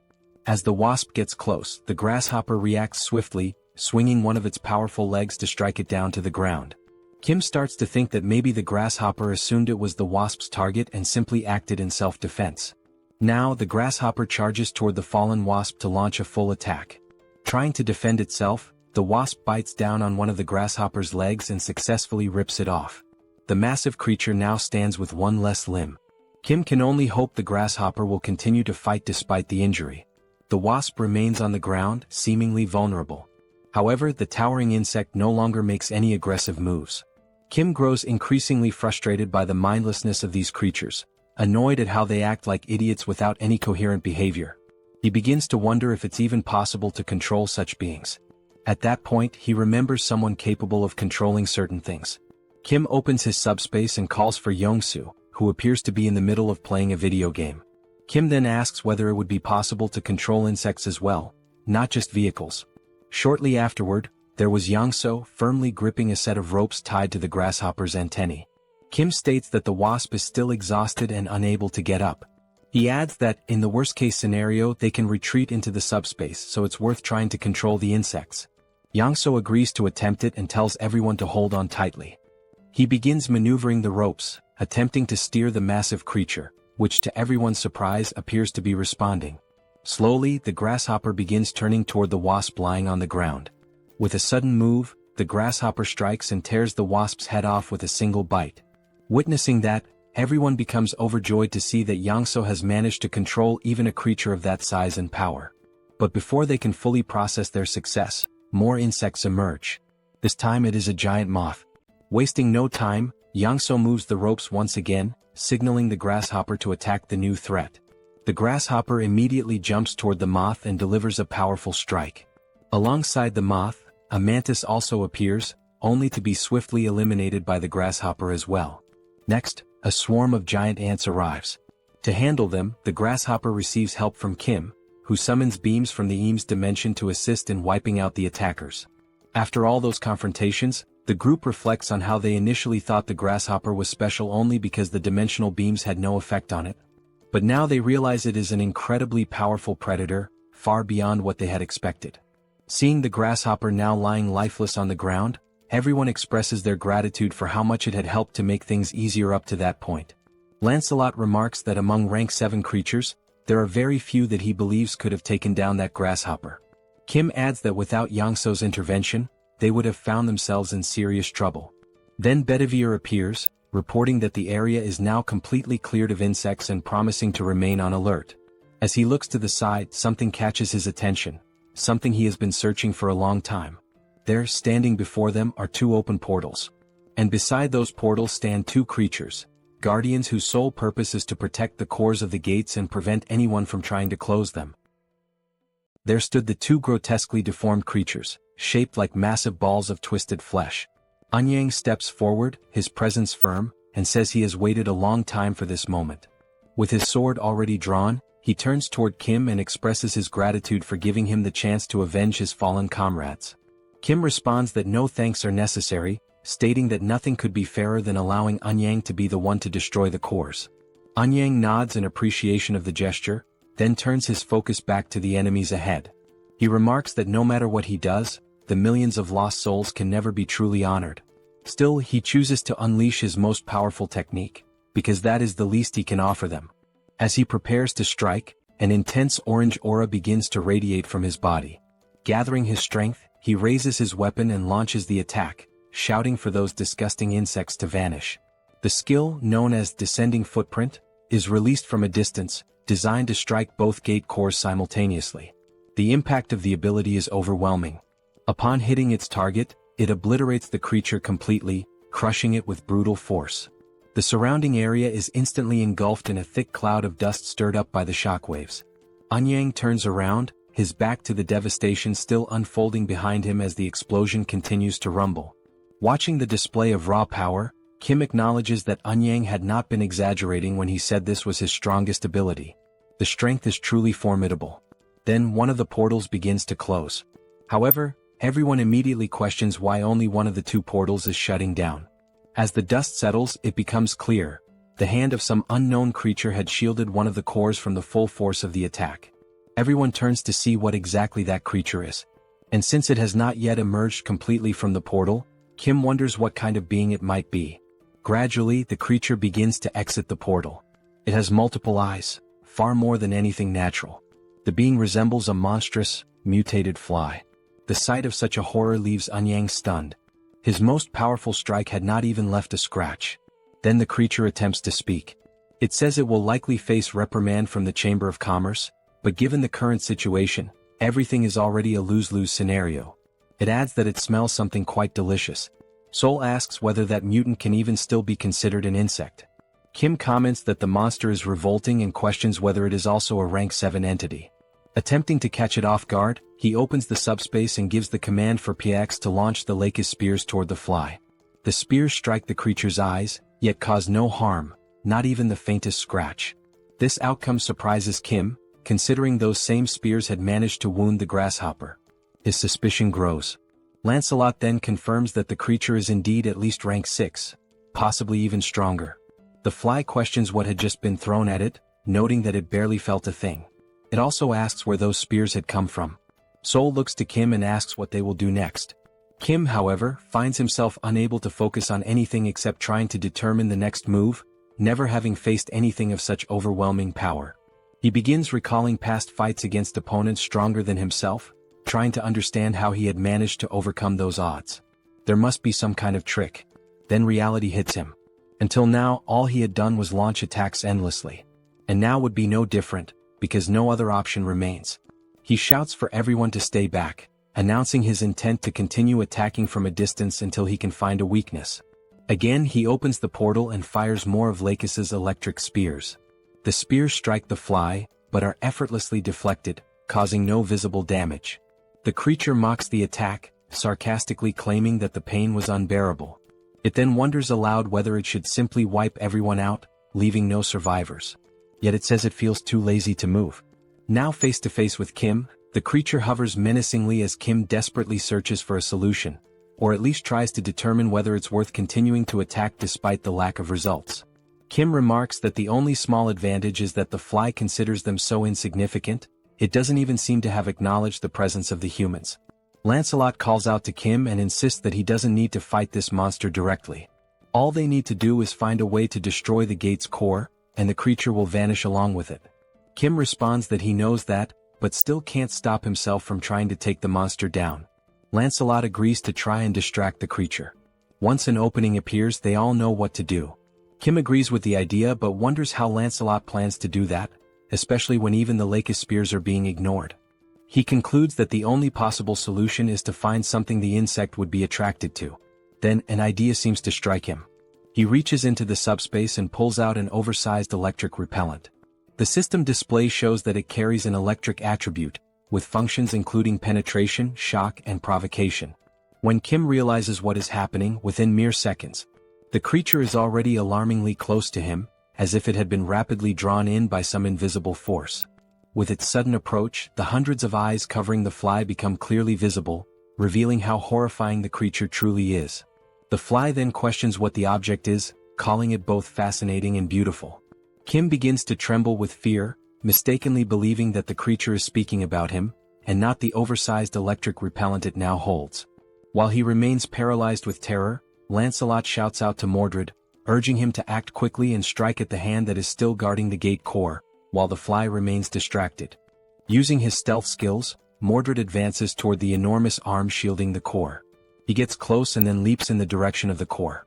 Maintaining his stealth, he strikes with his dagger, aiming directly at the core that had been under the creature's protection. The blow lands cleanly, slicing the gate core in half. In that very instant, the system displays a notification indicating that the dimensional account's ownership has been transferred, though there are no details available about the previous owner. The account now holds 48,881 mana stones, totaling 74,616 in Kim's possession. Additionally, the system reports that the dimension associated with Beelzebub has lost all commercial rights. The Beijing region is restored to Earth's territory. At that moment, while the fly is still holding the repellent, visibly mesmerized by it, the creature is suddenly pulled backward, sucked into the portal and sent back to its own dimension. Following this, the dark and oppressive atmosphere that had enveloped the area begins to fade, and daylight returns. One of the Chinese men, noticing that everything appears to have returned to normal, asks if it's really over. The sunlight breaks through once again, shining over a landscape that had, just moments earlier, been completely blanketed in toxic gas. All the men shout in celebration. At last, they have successfully cleared the Chinese gate. In a moment of relief, Kim collapses into a sitting position on the ground. Lancelot approaches and asks if he's alright. Kim replies that he is, even though his legs gave out and he nearly got eliminated by a giant fly. He explains that when the creature got that close to him, there was nothing he could do.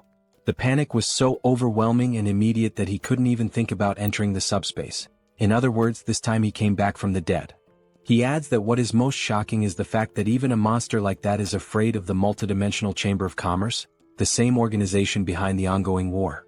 And if they wish to return to their former lives, they will have to confront that very group, to stand against something that even terrifying monsters fear. Seeing Kim so drained, Lancelot asks Mordred to remain on alert. Kim can only think about how he needs more allies, and how he must become even stronger. Sometime later he is seen speaking with Anyang. The Chinese warrior asks why Kim had requested to borrow the martial arts manuals. Anyang remains in disbelief, especially because when Kim mentioned that he could copy the manuals, he never expected it would happen instantly. With the help of Pax, Kim manages to compile all the manuals into a single, extremely thick volume. Anyang expresses that he still feels he hasn't thanked Kim properly, and says it's a shame that Kim has to leave so soon. Kim tells him not to worry as he is already configuring a portal to this location and will be visiting regularly. He adds that if they ever need help, they should not hesitate to reach out because he will be there. Anyang then asks what Kim plans to do next. Kim responds that his next destination will be Japan. And so, the scene transitions, revealing what awaits Kim and his companions in Japan. Sometime later, Kim had already returned to Korea and was now in conversation with the colonel, who began by congratulating him on successfully closing the gate in Beijing. The colonel, clearly concerned, asked if Kim had been injured or suffered any harm, to which Kim promptly responded that he was fine. However, Kim turned the focus back onto the colonel, noting that the commander himself did not appear to be in good shape. That was when Kim noticed a woman seated beside the colonel and asked who she was. The woman, visibly enthusiastic, introduced herself cheerfully as Park Seo-yeon, the representative of Busan. She added that it was a pleasure to finally meet Kim and mentioned that she had heard a great deal about him from the commander. Outside, one could clearly see the identification tags of both representatives, visible even from a distance. At that moment, the system displayed a notification. A declaration of war had been issued between Fukuoka and Busan. This time, the duration of the conflict would be 7 days, and the condition for victory was to eliminate the opposing representative. Everyone in the room was caught off guard, surprised that Fukuoka had declared war against Busan. The colonel then turned to Kim, asking if he remembered what had previously been said about Japan, that the situation over there was not looking good. Kim affirmed that he remembered, though he noted that China had been the more urgent matter at the time. The colonel explained that on that very same day the previous government of Japan had collapsed, and an ultranationalist group known as the Society for the Awakening of Restoration had seized power. As the name implied, this group revered beings from other dimensions and exalted awakened powers. Kim commented that it reminded him of the traitors from the First Corps who ended up turning into goblins. The colonel placed an image on the table and said that it showed the appearance of one of their enemies. Kim picked up the photo and was taken aback. It clearly depicted some sort of fish. He questioned whether they were not humans, to which the colonel responded that most members of the Society for the Awakening of Restoration appeared as fish-human hybrids. That was the only key difference between them and the goblins. Back in Japan there had been no one to stop them. Thus, their influence continued to grow unchecked until they eventually took control of the entire country. The situation escalated just the previous day when Hideki, a so-called assault captain, made a sudden appearance in Busan. Civilians working near the coast witnessed the arrival of the monstrous figure and were bewildered, unsure of what kind of creature it was. The shark-like entity then charged at the group of people, aggressively biting down on them without hesitation. Seo-yun began to explain that Hideki had shown up and immediately began indiscriminately slaughtering civilians. Now, it appeared the group's ambitions extended beyond Japan, with plans to invade other countries as well. And right after these brutal attacks, they issued the very declaration of war that Kim had just seen. Kim felt overwhelmed, struggling to understand how the situation had devolved into such chaos so quickly. Seo-yun explained that no one knew anything about the true nature of the enemy, only that they were fishmen. No one knew their numbers, nor the extent of their powers. What was known, however, was that in only 6 days the fish would reach Busan. The colonel added that attempts had been made to contact military units to recruit awakened individuals, but the turnout had been shockingly low. Kim joked that he finally understood why the colonel looked so unwell. As he thought further, he realized that these humans had also aligned themselves with beings from another dimension. At first glance, they resembled the goblins of the First Corps. However, back then, the most powerful enemies had still been limited to rank 8. Now, it seemed that nearly every enemy was at least rank 7 or perhaps even stronger. Beyond that, they had no intelligence on their enemies, no information about which beings they had formed alliances with. And relying solely on Mordred to gather intelligence was no longer sufficient. Given all this uncertainty, the only rational approach was to assume the worst and begin preparations accordingly. The colonel acknowledged that Kim had just returned from China and was likely exhausted, but he asked nonetheless if Kim would be willing to help with this new threat as well. Without hesitation, Kim responded affirmatively, surprising the colonel with his speed and resolve. Kim then stated firmly that he would do everything he could to stop the enemies. His first question was how many awakened individuals were currently present in their ranks. Then, without hesitation, he opens the subspace and causes a massive stack of papers to appear right in front of him, instantly drawing the colonel's stunned gaze. The sheer volume of documents leaves the colonel speechless for a moment, prompting him to ask what exactly all of that was. Kim calmly explains that it is a comprehensive collection of martial arts techniques, a compilation of manuals he had received from the Chinese. This vast archive contains teachings that could greatly benefit awakened individuals if they take the time to study them. Still in disbelief, the colonel asks if Kim truly intends to distribute such valuable material to the awakened units. Kim confirms that this is indeed the plan, but not only to the awakened units. He states that he will also offer them to anyone willing to lend a hand in the upcoming battles. He emphasizes that what matters now is contribution and cooperation, regardless of affiliation. Then, turning his attention to someone in particular, Kim mentions he has someone specific in mind. He notes that it has been a while since he last saw this person and wonders aloud whether that individual is doing well. He's referring to Mr. Song, the large man who had previously been under mind control. Appearing slightly embarrassed, Song responds that he's doing fine, especially since his unique ability lies in being incredibly durable. Kim, looking serious, mentions that he has a difficult request to make. He asks whether Song would be willing to do him a favor, specifically, something important that will take place in Busan within 6 days. The scene transitions swiftly to the international airport, where James stands facing Kim. James tells him not to worry and assures him that this upcoming task will be easy for someone like him. He also mentions that he had been waiting for Kim. Curious, Kim asks him why he had been waiting. James replies that he once said he would only help if it involved going to the United States. But after witnessing Kim's capabilities, James realized he had been mistaken about him all along. James then admits that he had never truly understood the nature of Kim's ability and, intrigued, asks just how many machines Kim currently has connected to it. Sometime later, Kim finds himself walking through the area, deep in thought. He reflects on how the earlier misunderstanding with James had been resolved and shifts his attention toward evaluating their current combat strength. At the moment, their forces consist of 200 awakened troops and 20 awakened fighters, in addition to James himself. Kim wonders if the people of Murim are still occupied with clearing out Beijing and notes that he intends to reach out to them soon. He considers that he might need additional help in order to move forward with his current strategy. His thoughts drift toward the Camelot facility, a base he had constructed to house the knights. Realizing that it has been quite some time since he last used a strengthening stone, he checks the system and sees that a considerable number of enhancement stones have now accumulated. Unable to recall the last time he used any of them, Kim decides it's the perfect moment to put them to use and allocate them wisely to increase his force's capabilities. He immediately uses the stones and initiates the summoning of the other Knights of Camelot. The system promptly displays a notification that all 12 knights are being summoned. And then, almost instantly, the knights begin to emerge one by one, each appearing with purpose and presence. They gather slowly, walking with quiet strength as they come together to regroup. Witnessing this, Kim feels a surge of excitement. It truly feels as though he is reuniting with family after a long time apart. Now, at long last, as everyone has waited for, all 12 knights of the Round Table have been named, assembled, and are fully prepared for the approaching confrontation. After that, on D5 in Busan, a thorough and detailed meeting took place to discuss the approaching battle. However, given the complete lack of intel regarding the enemy's composition, strength, and tactics, the gathering ultimately served more as a damage control session than a strategic planning one. Based on the points covered in the meeting, both the father and James immediately began working on their assigned responsibilities.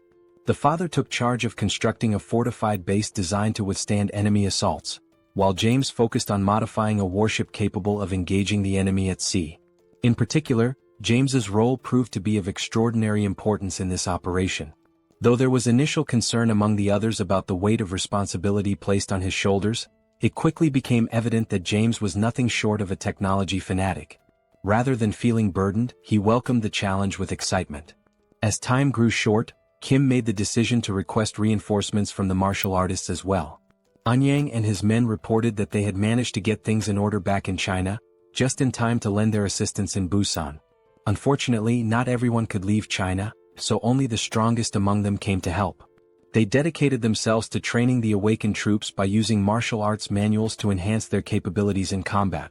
While watching the intense training sessions unfold, Kim expressed his gratitude for their support. However, Anyang replied that there was no need for thanks. What Kim had done for China was far greater and could never be repaid so easily. Anyang added that there was something he had been unable to say the last time they met, and now, he had a favor to ask. Curious, Kim asked what kind of favor it was. Anyang pulled something out and showed it to him, a sword of remarkable beauty and significance. He explained that he had used an enhancement stone on the weapon, which had significantly amplified its power. He then asked Kim if it would be possible to duplicate this sword, completely catching Kim off guard. Anyang went on to say that if such a sword could be shared with others who needed it, it would surely make a difference on the battlefield. And he emphasized that this was something only Kim had the power to accomplish. Still stunned by the request, Kim asked him to wait a moment, pointing out that it was such a valuable weapon. Duplicating something so rare felt like a big decision. Nevertheless, Kim accepted the sword and sincerely thanked Anyang for entrusting it to him. Eager to test its potential, Kim promised to treasure the sword and ensure that it would be shared with those who needed it most. The system then displayed the sword's stats. It was a rare-grade weapon with wind attributes and included piercing and acceleration options, an extremely powerful and well-rounded blade. Afterward, Kim opened his portal and summoned Minwo, telling him that he had brought a gift. Minwo, exhausted from continuous training, didn't even manage to ask what the gift was. He could only wonder what Kim had in store. A few minutes passed. Minwo began to speak, saying that once he reached skill level 10, he learned that with 1,000 mana stones, he could obtain a classification and a dimensional account. He had since gone monster hunting to gather stones. Manhwa continued, explaining that he had been the only one left out of the recent battle against the insects due to his lack of official classification. That exclusion left him deeply frustrated. Kim was surprised by Manhwa's frustration and began to wonder whether raising one's skill level truly helped elevate their classification. It was at that moment Kim realized that the majority of martial artists were already at rank 8. He speculated that perhaps some of them had received registration forms from dimensional entities to increase their rank. However, the more likely explanation was that they had simply advanced their level in tandem with their abilities, especially since those registration forms were so difficult to obtain. Then Kim thought about Seoul. She hadn't said much about her own progression, despite always staring at the system screen and muttering that it kept asking for more mana stones, leading her to suspect the system itself was trying to scam her. Kim came to a harsh realization: it would take 100,000 mana stones just to reach rank 6. He turned to Manhwa and asked how many stones he had managed to collect so far. Manhwa answered that he had only gathered 314. Kim then said he would provide the rest of the stones, but only if Manhwa agreed to do him a favor. Manhwa asked what kind of favor that would be. And so, Manhwa joined the upcoming battle against Fukuoka. As preparations progressed, time seemed to accelerate. Finally the day arrived. The day of the battle. Gradually the enemy began to approach from the sea. The waters, calm just moments before, suddenly erupted as the invaders emerged without warning. The fishmen began shouting as they arrived, claiming that nearly 1,000 merfolk were on their way. They boldly declared that human weapons would be useless against them. Furthermore, they offered what they called a bloodless solution: surrender the representative and they would spare the rest. Observing their arrival, Kim noted how articulate the fishman was. The creature had spoken the perfect words to earn himself a punch. Then a magical barrier opened. The fishman, convinced that the humans were about to surrender their representative and capitulate, let out a loud command, ordering the merfolk to attack. From beneath the waves, a vast number of fishmen surged forward. But before the lead fishman could continue his proclamation, something pink came flying toward him. It was a whip. The strike landed squarely, launching him through the air and leaving the rest of his kind stunned in fear. That powerful attack came from the newly appointed knight, who addressed the fishman with absolute contempt, calling him a filthy piece of trash.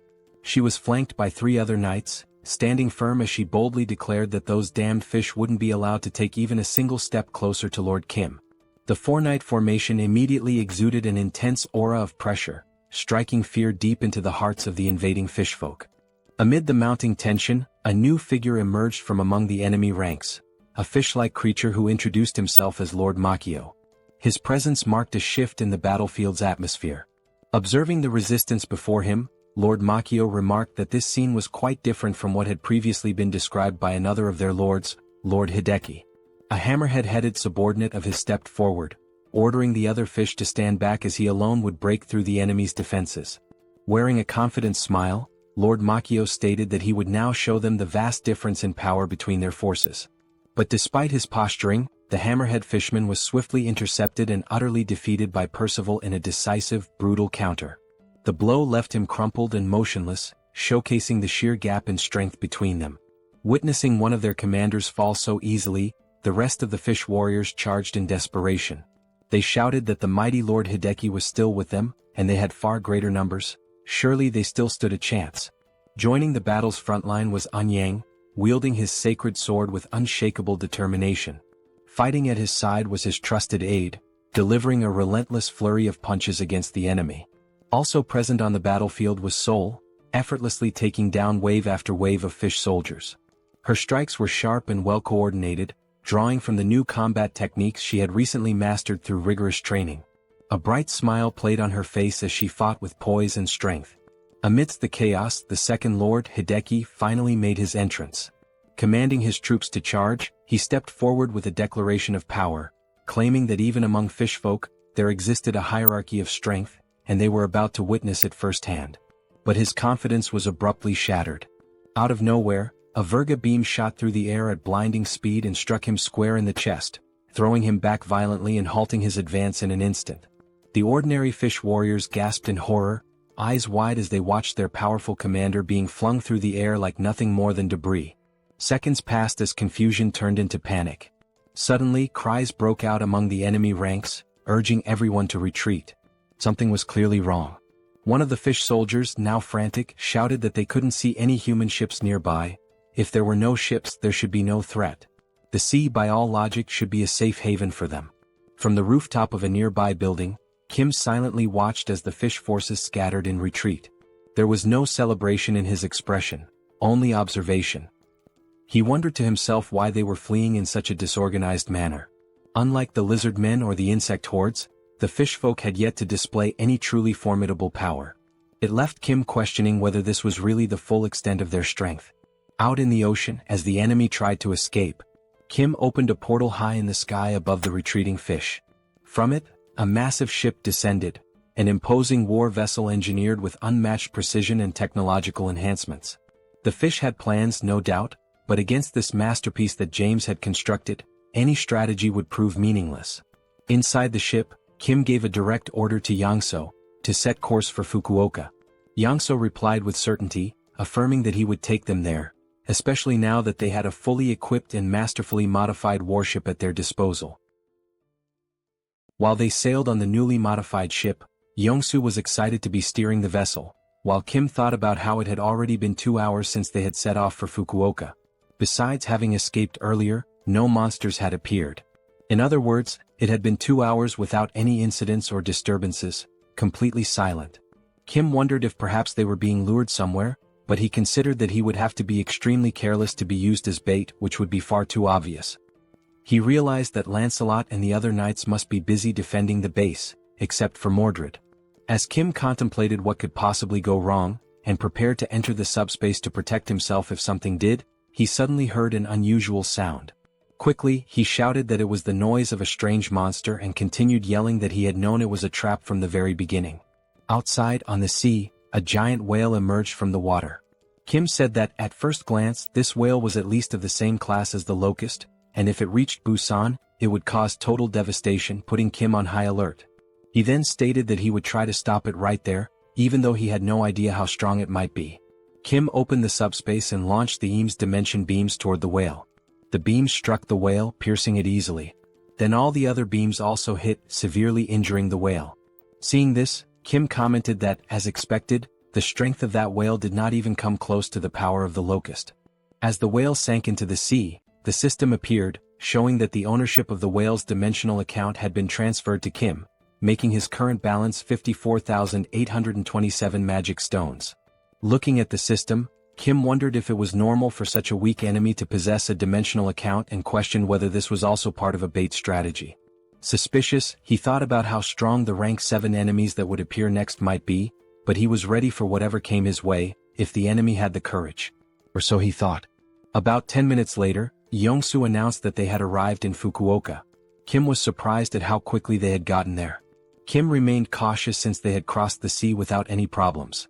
He had expected to fight the merfolk in the water, but that had not happened. Regardless, he was glad they arrived safely. However, from that point onward, it was completely enemy territory, and he knew he could not lower his guard. Looking up, he saw the giant sign marking the representative of Fukuoka hovering above the heads of the representatives. Seeing that, Kim said that the target, the representative, was more exposed than he had expected, but he did not know what traps or monsters were waiting for him. Kim opened the subspace and said he knew someone who specialized in infiltrating enemy lines. He called Mordred and said it was his turn now, assigning him the mission to infiltrate and gather information about the enemies. Mordred replied that he would carry out the order as commanded by Lord Kim. Then the stealthy knight proceeded to enter the enemy lines without being seen. While infiltrating an enemy facility, he saw 2 monsters arguing with each other. Mordred stopped, intending to listen more carefully. One of the enemies called the other frustrating. The angry enemy said that they had sent 1,000 soldiers but still failed to break through the weak defense in Busan and eliminate the Busan representative. The one reprimanding them was a fat fish wearing clothes, scolding one of the fish who had fled. The fat fish asked why they had failed to complete the mission. Still furious, the fat fish asked where the hell Hideki was and what he had been doing. The fleeing fish said that Hideki had been struck by some gigantic structure and had simply been eliminated easily. The fat fish said that made no sense at all. While the fleeing fish apologized, someone was quietly listening in the background. A man said that apparently they had underestimated the strength of Korea, which had come to help Japan. A large fish security guard said that, in this bidding war, Korea's score had been very high and not without reason. The big fish apologized and told the man not to worry, assuring him that even if they lost Fukuoka, he would ensure there were no losses on their investment. The man then called the big fish's attention, addressing him as chairman, and asked who had given permission to lose Fukuoka. The chairman said that the situation in Busan was not going as expected, but the man responded that, indeed, they had not been able to simply eliminate the Busan representative, but that did not necessarily mean defeat. The director then said that if it was very difficult to confront Busan, they still needed to plan better for the future. Then the director said he would delete the hologram of the regional representative at his own discretion. He gave the command for the president to lock him in the basement. The large man, who was the president, continued walking toward the fat fish and said that, as expected from the director, he had thought of everything and would imprison the representative immediately. The fat fish was the representative, who became frightened and begged the president to wait a little, saying that he was just a rank 8 regular and that the basement was only for monsters like Madagui. At that very moment, the representative was grabbed by the head by the president, who said he didn't know how long this would take, but he promised. Meanwhile, the representative struggled to free himself but eventually fainted from lack of air. The president then continued, saying he promised that once they eliminated the Busan representative, he would be freed. Secretly, Mordred watched all of this without the enemies noticing. Then Mordred returned and reported everything he had witnessed to Kim, who responded that it was all very insane. Kim then reflected that maybe it wasn't really a trap but rather their firepower. He thought that, besides that, the merman called the president had locked the Fukuoka representative in prison and, moreover, the being from another dimension called the director was the one who ordered it. Lost in his thoughts for a moment, Kim realized that the director's hierarchy was above that of the president, which seemed like a confusing structure, a director giving orders to a president. Mordred would not be the type to confuse information. But anyway, Kim said he came to deal with the Fukuoka representative, and regardless of whether it was the director or president, it was none of his business. However, one thing still worried Kim, as the being from another dimension called the director had managed to make the floating text of the representative disappear from the sky. Kim thought that perhaps this director was an exiled mage like the bald Sozen, and he also wondered what kind of creature this Madagui who was imprisoned underground might be. Kim then realized it didn't matter. What was important was that he should be figuring out how to reach the underground prison at this moment, and that he needed to focus on Fukuoka, not Japan right now. Mordred interrupted Kim's thoughts and said he had brought something from there. He then showed several keys he had managed to take without anyone noticing. From a distance, Kim asked if those were keys and why there were so many. Sometime later they were already unlocking a padlock using the keys. Looking at the gate full of locks, Kim said he now understood why there were so many keys. Before entering, Kim asked Mordred if there were any troublesome monsters locked inside, and Mordred replied that if he had to guess, yes. Because even the representative had mentioned a monster called Madagui and seemed terrified of being sent to the same place as it. Kim mentioned that even the name Madagui sounded ominous, but he warned that they wouldn't take any reckless actions. They would only find the Fukuoka representative quickly and leave. Then they entered the underground prison. Kim said it looked like an abandoned hospital or a prison, but it was emptier than he had expected. Mordred made a hand signal indicating for Kim to wait. Kim then asked Mordred what was wrong. But when he looked to the side, he saw a human silhouette emanating a lot of energy trapped inside a cage. Indeed, it was a human chained up inside. Kim was surprised that there was a person imprisoned there. He asked if that person had been tortured and if he was alright, but knowing he didn't know how the man had ended up there and that he was not an aquatic being, it was better to try to talk first. The prisoner had his eyes and mouth covered. So Mordred removed the tape covering his mouth. The prisoner said he had never heard that voice before and asked who was there, and if he was part of the Divine Awakening sect. Kim replied that he was part of no sect but cautiously said he wouldn't reveal who he was. Only if the prisoner introduced himself first would Kim say who he was. The prisoner then said that he had ended up fighting against the sect, and since Kim didn't know who he was, then he really wasn't part of the sect and had no reason to be eliminated. Kim said the man didn't seem like an enemy and mentioned that those he was fighting against were also part of the Divine Awakening sect. Kim then ordered Mordred to release the man from his chains. While Mordred was freeing him, the man thanked them for saving him even though he didn't know who they were. Kim said that humans needed to help each other survive, and the man replied that Kim was a rare soul in times like these of apocalypse and war. Still intrigued, Kim asked if the man was fighting the sect allied with the government. The man answered no, saying that the cult had taken over the government and unaware of this, he had ended up imprisoned. The man then removed the blindfold from his eyes and said his name was Saito Daichi, just an ordinary citizen. Smiling, he also said that he was the one called the Madagui monster by the cult scoundrels. Kim is left shocked by the revelation and immediately asks if Saito Daichi is truly the Madagui. In response, Saito Daichi asks whether Kim has ever heard that name before and, if so, what exactly he has heard. Kim, still suspicious, replies that he had heard the merfolk fear a powerful monster known by that name. Daichi confirms it. He explains that Madagui is indeed a powerful monster ranked at the 7th classification. However, what the merfolk truly fear is not just the monster's strength, but the heat it emits, an intense energy that practically makes Madagui their natural enemy. Still taken aback, Kim asks if this heat is Saito Daichi's own ability, considering that he appears to be just an ordinary person. Daichi calmly responds that his ability is not to transform into Madagui. He then lifts his shirt and reveals something beneath it, a red mark on his body resembling a scar. He explains that the Madagui is sealed within his body. Kim's jaw drops in disbelief and asks if something like that is truly possible. Daichi begins to explain about the seals. The system indicates that a master seal allows a target to be sealed inside a person's body. However, only one target can be sealed at a time, and the reaction varies depending on the nature of what is sealed. While they eat pizza, Daichi continues his explanation. He says that the larger and heavier the sealed entity is, the stronger the reaction on the host's body. The host will lose strength, become extremely dizzy, and may even faint. This is something he learned the hard way after sealing the Madagui. He explains that the Madagui is a monstrous creature of incredible power, immense in both size and strength. He assures Kim that it is without a doubt the strongest rank 7 monster Kim has ever encountered. Madagui destroyed everything in its path, be it monsters or humans. Nothing could stand before it. Its power was such that no attack could affect it. The only thing people could do was pray that the Madagui wouldn't pass through their territory.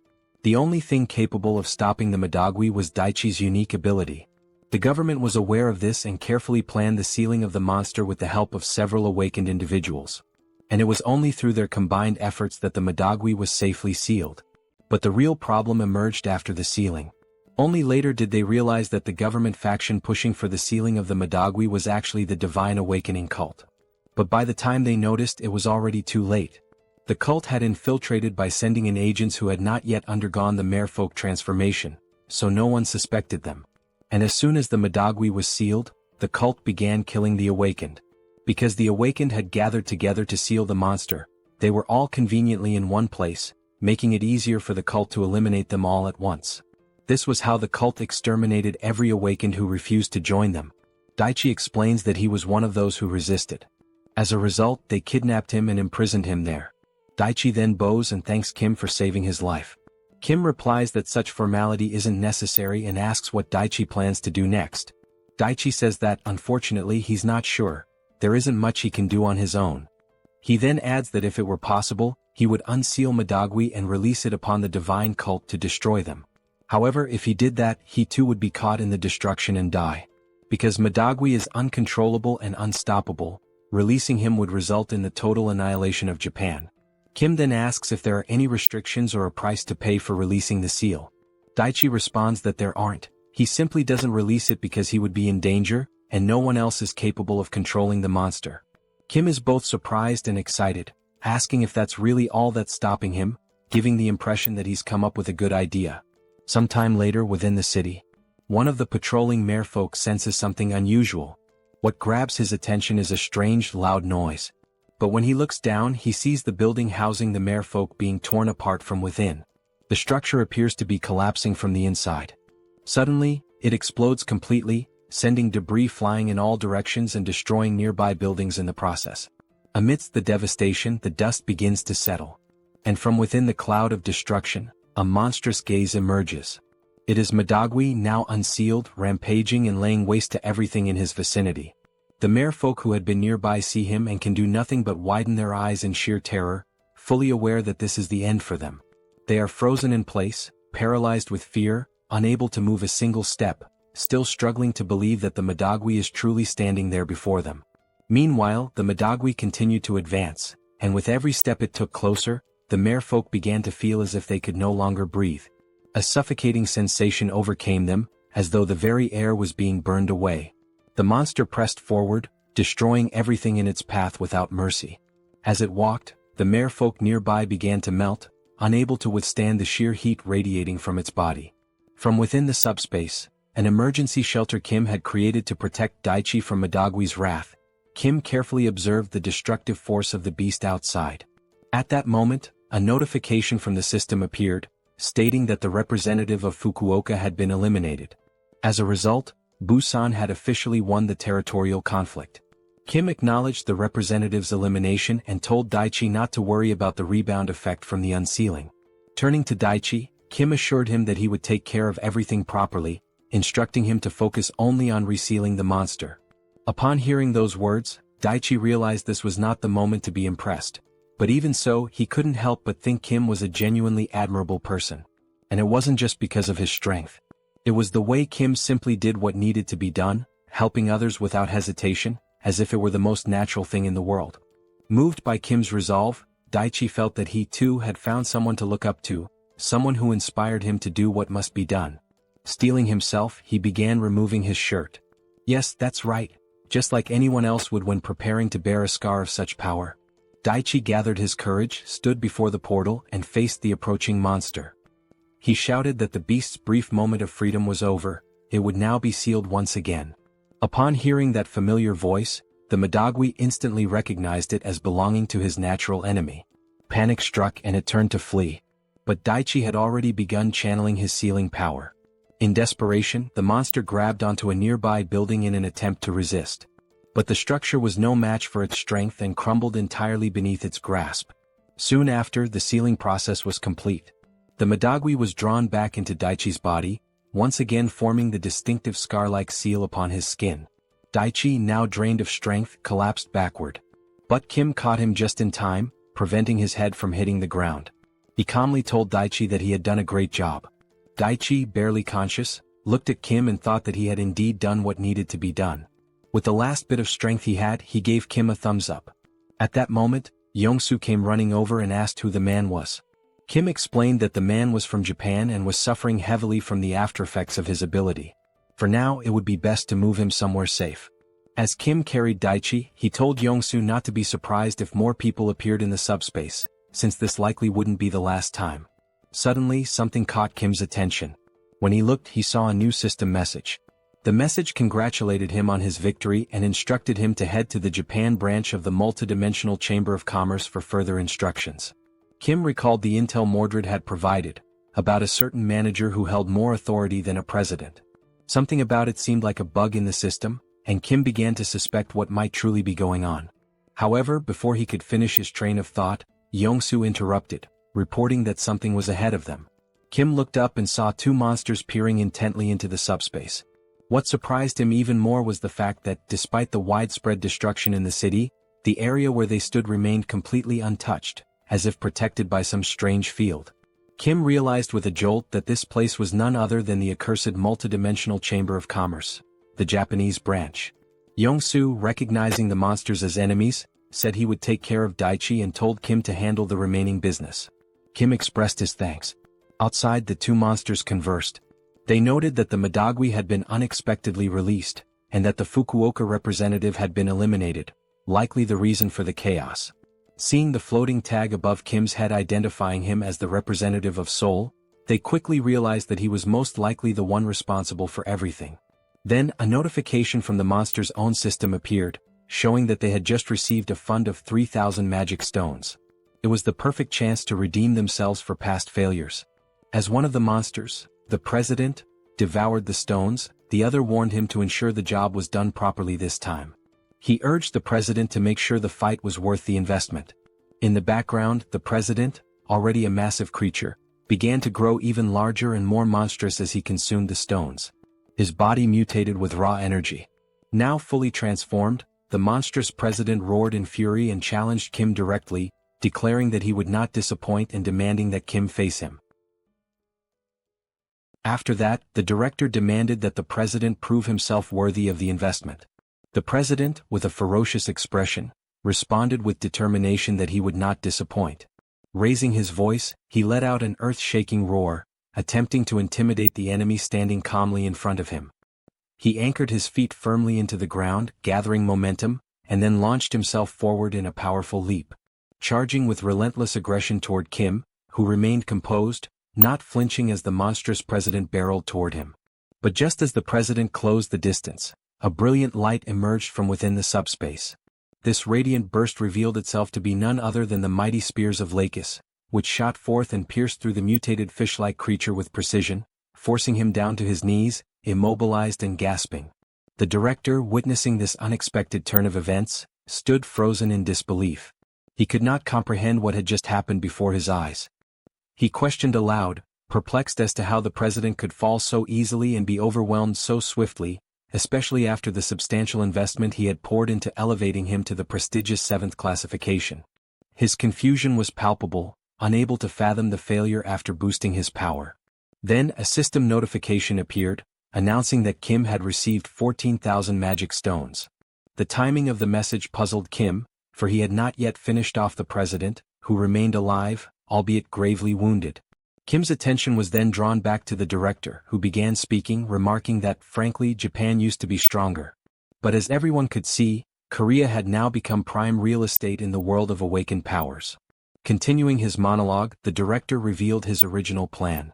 He had intended to establish Japan as his primary base and from there, proceed to conquer neighboring countries, expanding his influence step by step. However, in light of recent events, he admitted that perhaps his strategy had been flawed from the start. The director, adjusting his tone to a more businesslike offer, turned to Kim and proposed a new alliance. He asked whether Kim would be interested in using Korea as the new staging ground to dominate other nations.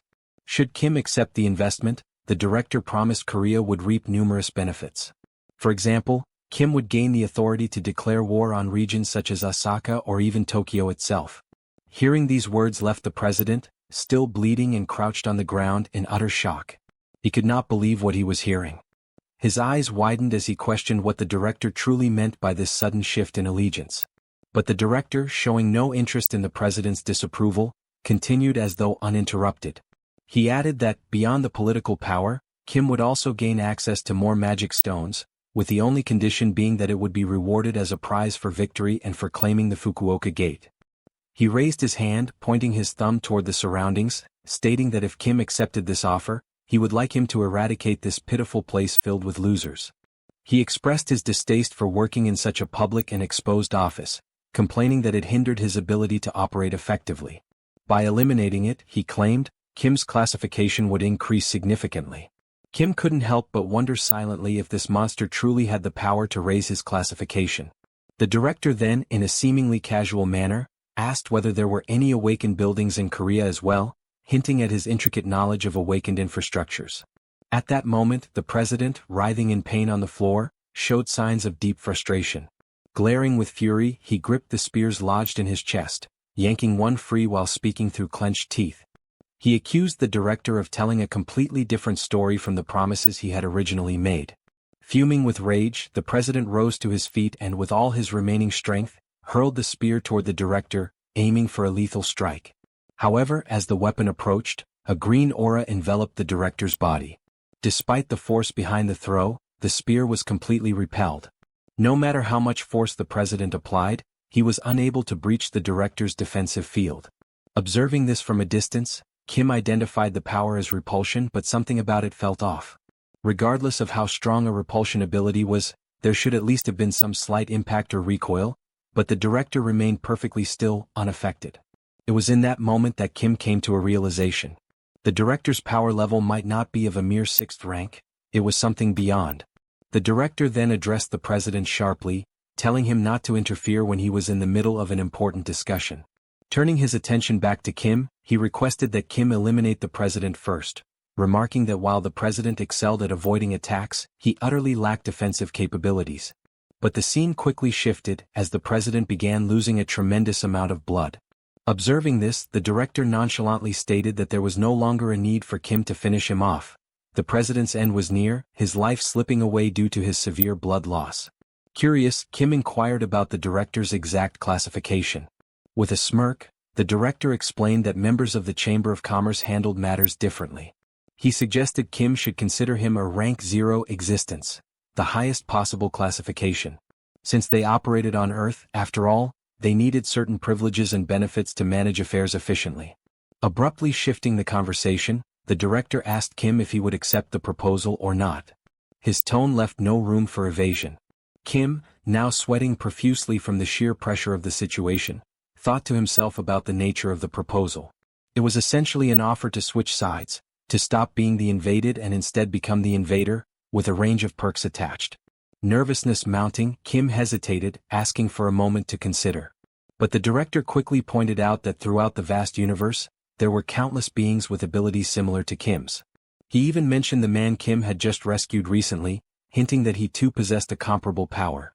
The director continued, saying that if there were already many like that in the places Kim had been, one could only imagine how many more existed across the entire world.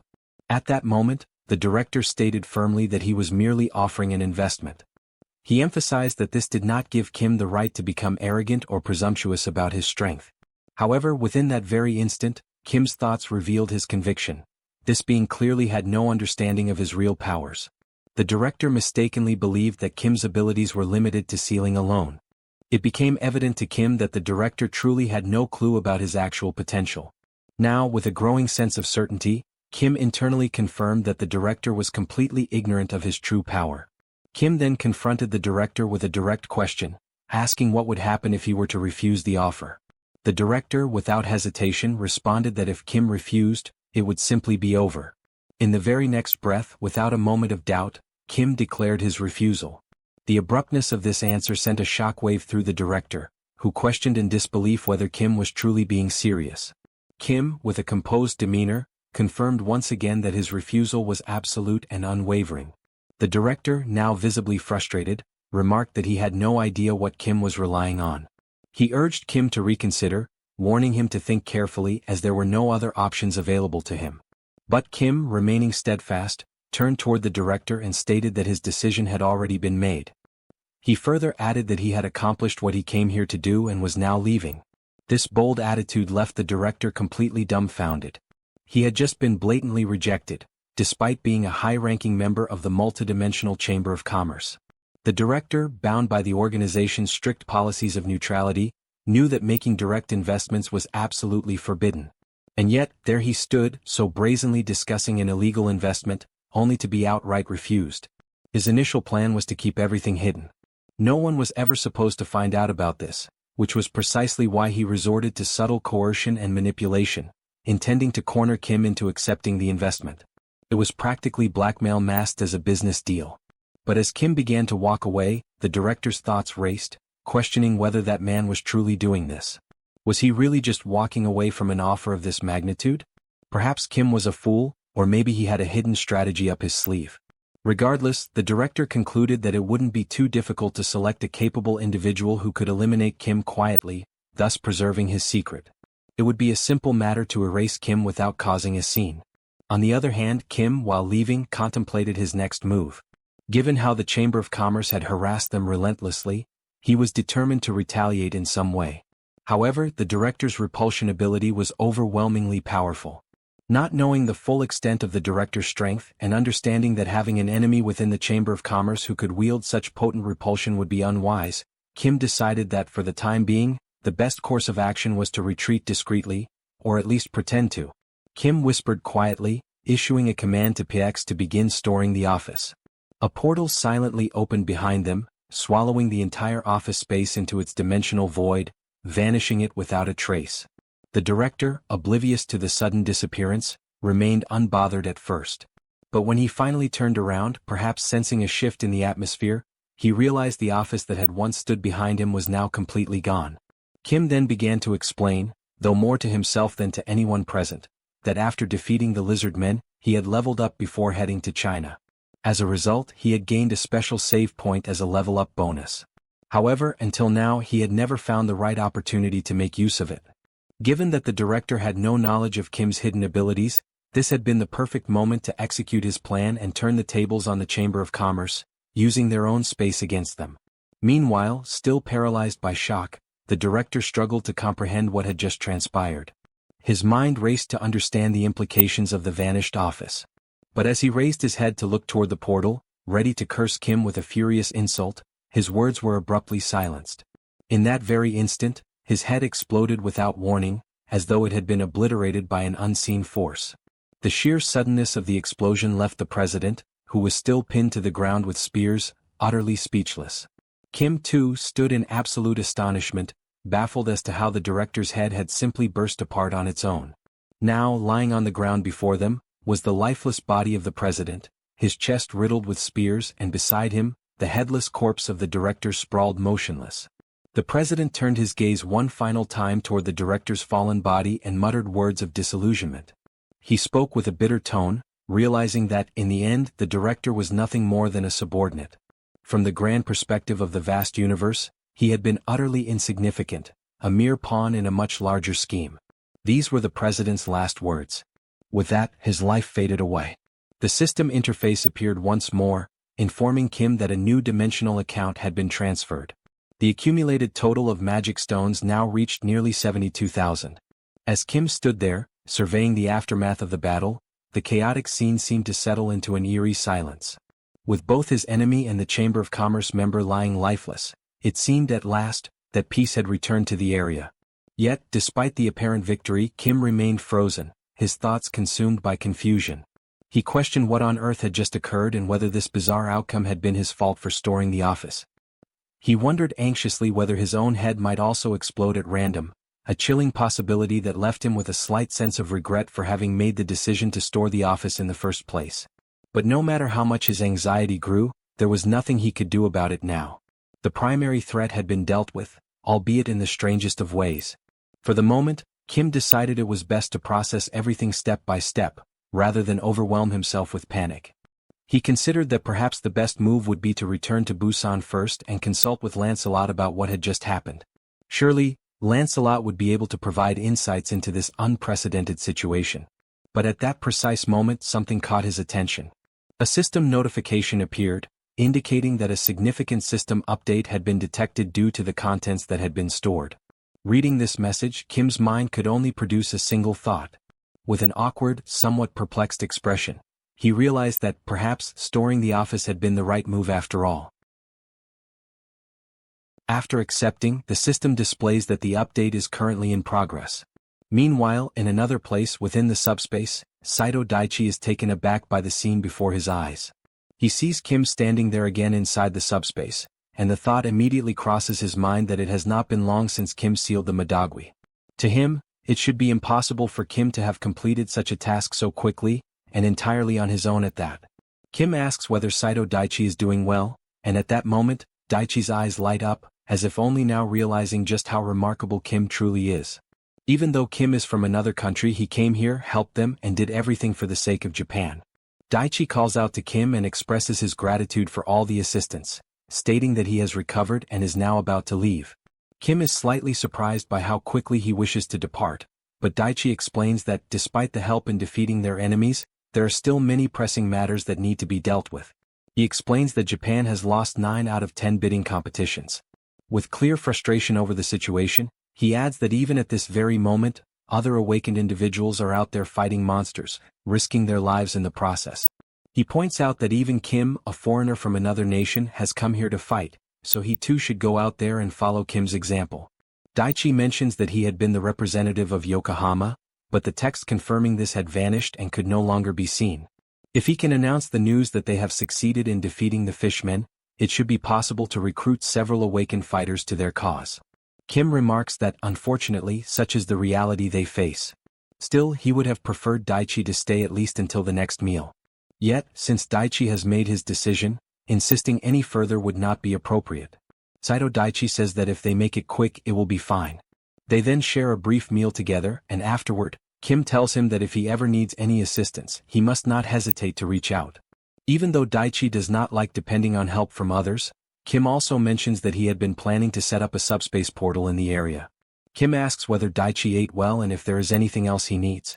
Daichi promptly replies that he is fine and expresses his gratitude once again for all the help. With that, he begins walking toward the exit, turns back to face Kim, and says that if Kim ever needs help, he only has to say the word. Daichi will certainly come and will also make sure to release the Madagui. Watching his new ally leave, Kim feels pleased to have learned more about the regional representative, especially since Mordred had previously mentioned that the branch leader holds the authority to sign off on the title of regional representative. Looking at the system display, Kim notes that it is good that this new feature has arrived. The system then confirms that the update is complete. Inside the newly updated room within the subspace, Kim walks forward, remarking that everything seems so ordinary, with no documents or unusual objects in sight. Suddenly, something appears and announces that it has been waiting for him. The entity has the form of a cube, with small propellers that allow it to hover in the air. Recognizing the voice, Kim is taken aback and asks if this is now Pax. With his updated appearance, Pax confirms that it is indeed him. Kim asks what has happened to his appearance, noting that he looks somewhat different. Pax explains that he has acquired a proper form after the system update and that, along with this, new functions have been added. He asks Kim if he would like to see them. Kim, astonished by how much more human-like Pax sounds now, agrees that he certainly wants to check out the new features. With a cheerful tone, Pax announces that he will go over the newly added functions, which amount to 4 major updates. The first is the message transmission system, which can only send messages to targets within a designated area, with certain limitations on the formats that can be used. The second function is the satellite observation system, similar to the first in that it only works within the designated zone. These capabilities leave Kim even more impressed, but Pax continues. The third feature is the hologram adjustment system, a visual interface that allows the modification and customization of holograms. Finally, the fourth addition is the dimensional lifeform registry application. However, due to low hardware capacity, there are limitations on the classification level that can be registered, with the current maximum being level 7. Hearing this fills Kim with delight. His eyes light up at the possibilities and he remarks that Pax is practically a god. With more portals across the world, the range of observation could expand dramatically, and now, on top of that, messages could be sent as well, turning his ability from merely a logistical hub into a fully unified logistics command center. Kim's eyes gleam, and then he forms a mischievous smile, hinting that he has just thought of something. He tells Pax that he wants to display a message. Meanwhile, elsewhere in Japan, Seoul is sighing out of sheer boredom. She complains that Kim had told them to be prepared, yet there were so few enemies remaining that the battle ended before she could land even a single punch. Especially considering the presence of the newly arrived knights, had they even relaxed a little, she could have at least warmed up against these weak foes. She remarks that, had she known things would turn out this way, she would have traveled to Japan without Kim, whom she mockingly refers to as number 3. While she continues to grumble, complaining that she is bored to death and wondering when Kim will return, she hears a voice from below calling out that she is amazing. It is Eun-yang standing on the ground, exclaiming that the system has finally recognized her potential and asking when she had managed to climb so many levels so quickly. At first, she has no idea what he is talking about, until he tells her to look up. When she finally tilts her head skyward, she sees a message hovering in the air, announcing that she is now at level 999, the strongest in the entire world. She freezes in place, staring at the glowing letters for a long moment without uttering a single word. For reasons she cannot logically explain, she instantly knows this is Kim's doing, and the realization fills her with fury. At that exact moment, she decides it is indeed the perfect time for Kim to come back.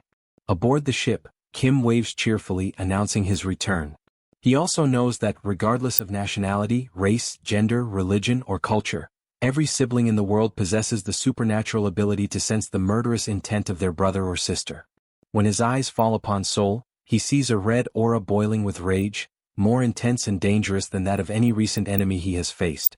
Realizing there will be no escaping unscathed, Kim quickly tries to divert her attention, producing a form from his belongings in the hope that she will ignore everything else. It is a level 7 registration form, but it carries a specific requirement, that the group must have at least 50,000 members before registration can be completed. After receiving a thorough beating from his sister, Kim admits he believed the form would be enough on its own, but he himself had not realized there was such a prerequisite of 50,000 members. Seoul demands to know exactly what this 50,000 members requirement means, and Kim replies that he will ask Pax for clarification. Pax then appears and announces that he will explain. Seoul also notices the change in his appearance.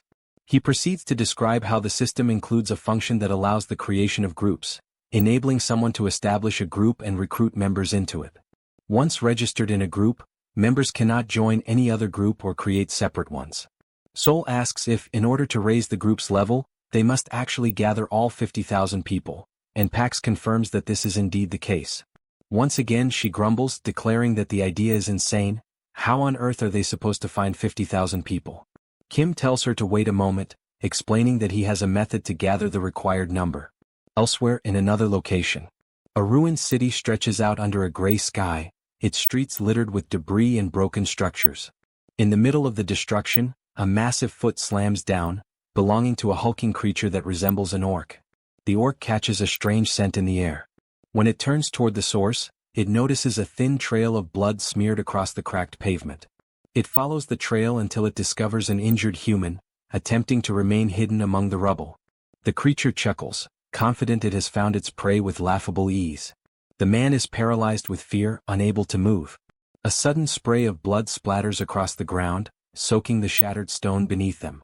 The man had squeezed his eyes shut, unwilling to witness what was about to happen to him. But when he slowly dares to open them again, he sees the orc lying motionless on the ground, lifeless, with a sword embedded deep in its back. Cautiously he steps forward to understand what just occurred. As he draws closer to the fallen weapon, a system notification materializes in the air beside it. A web notification informing him that a powerful sword has been delivered to his current location.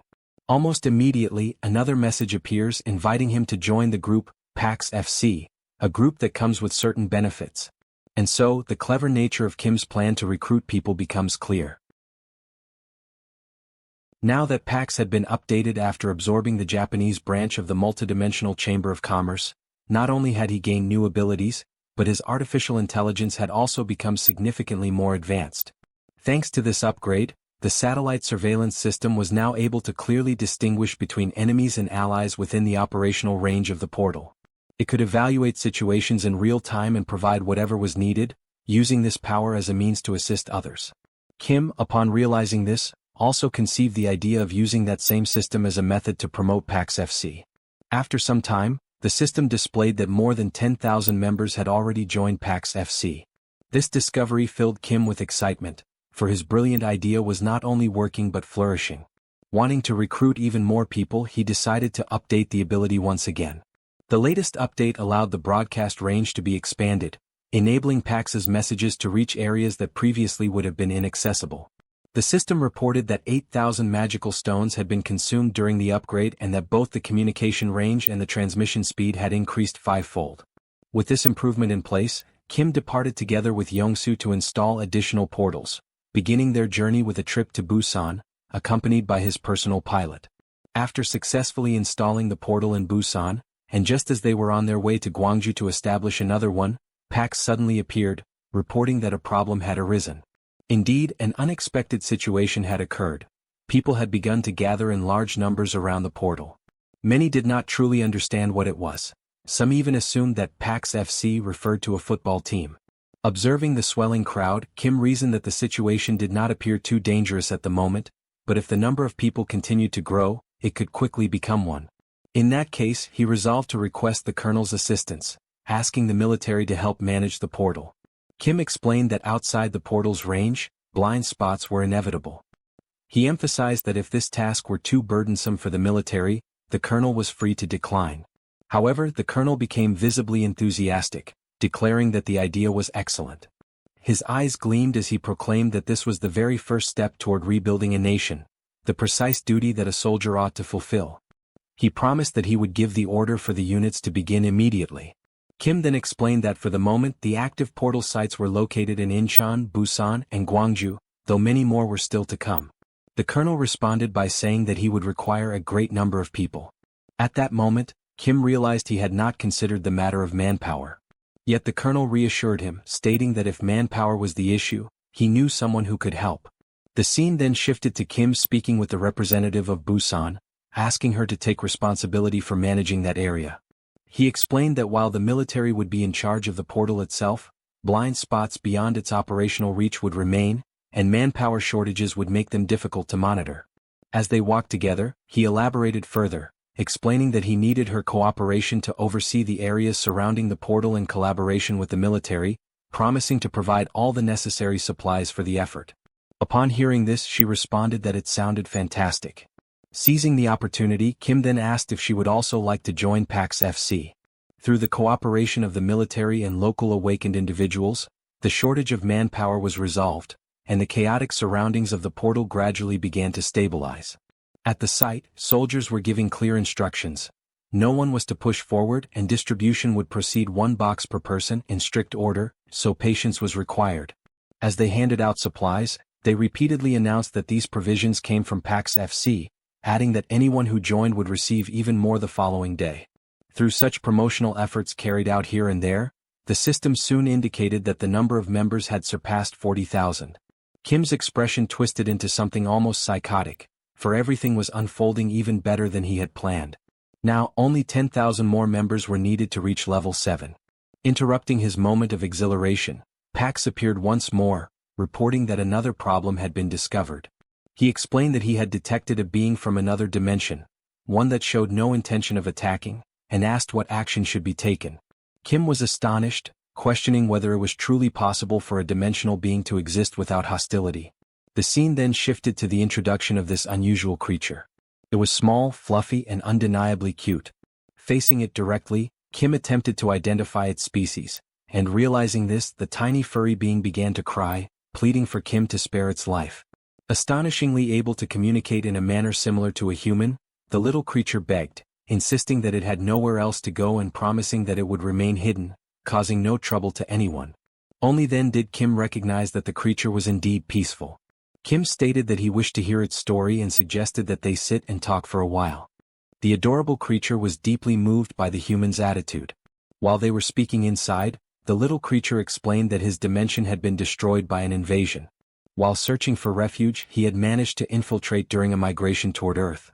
Nibbling on some cookies as he recounted his tale, he revealed that his name was Solon and gradually told the entire story of how he had ended up there. Kim realized that the account could very well be true. After all, Earth itself had also suffered invasions from other dimensions. It was entirely possible. If Earth failed to defend itself, humanity too would eventually become nothing more than refugees.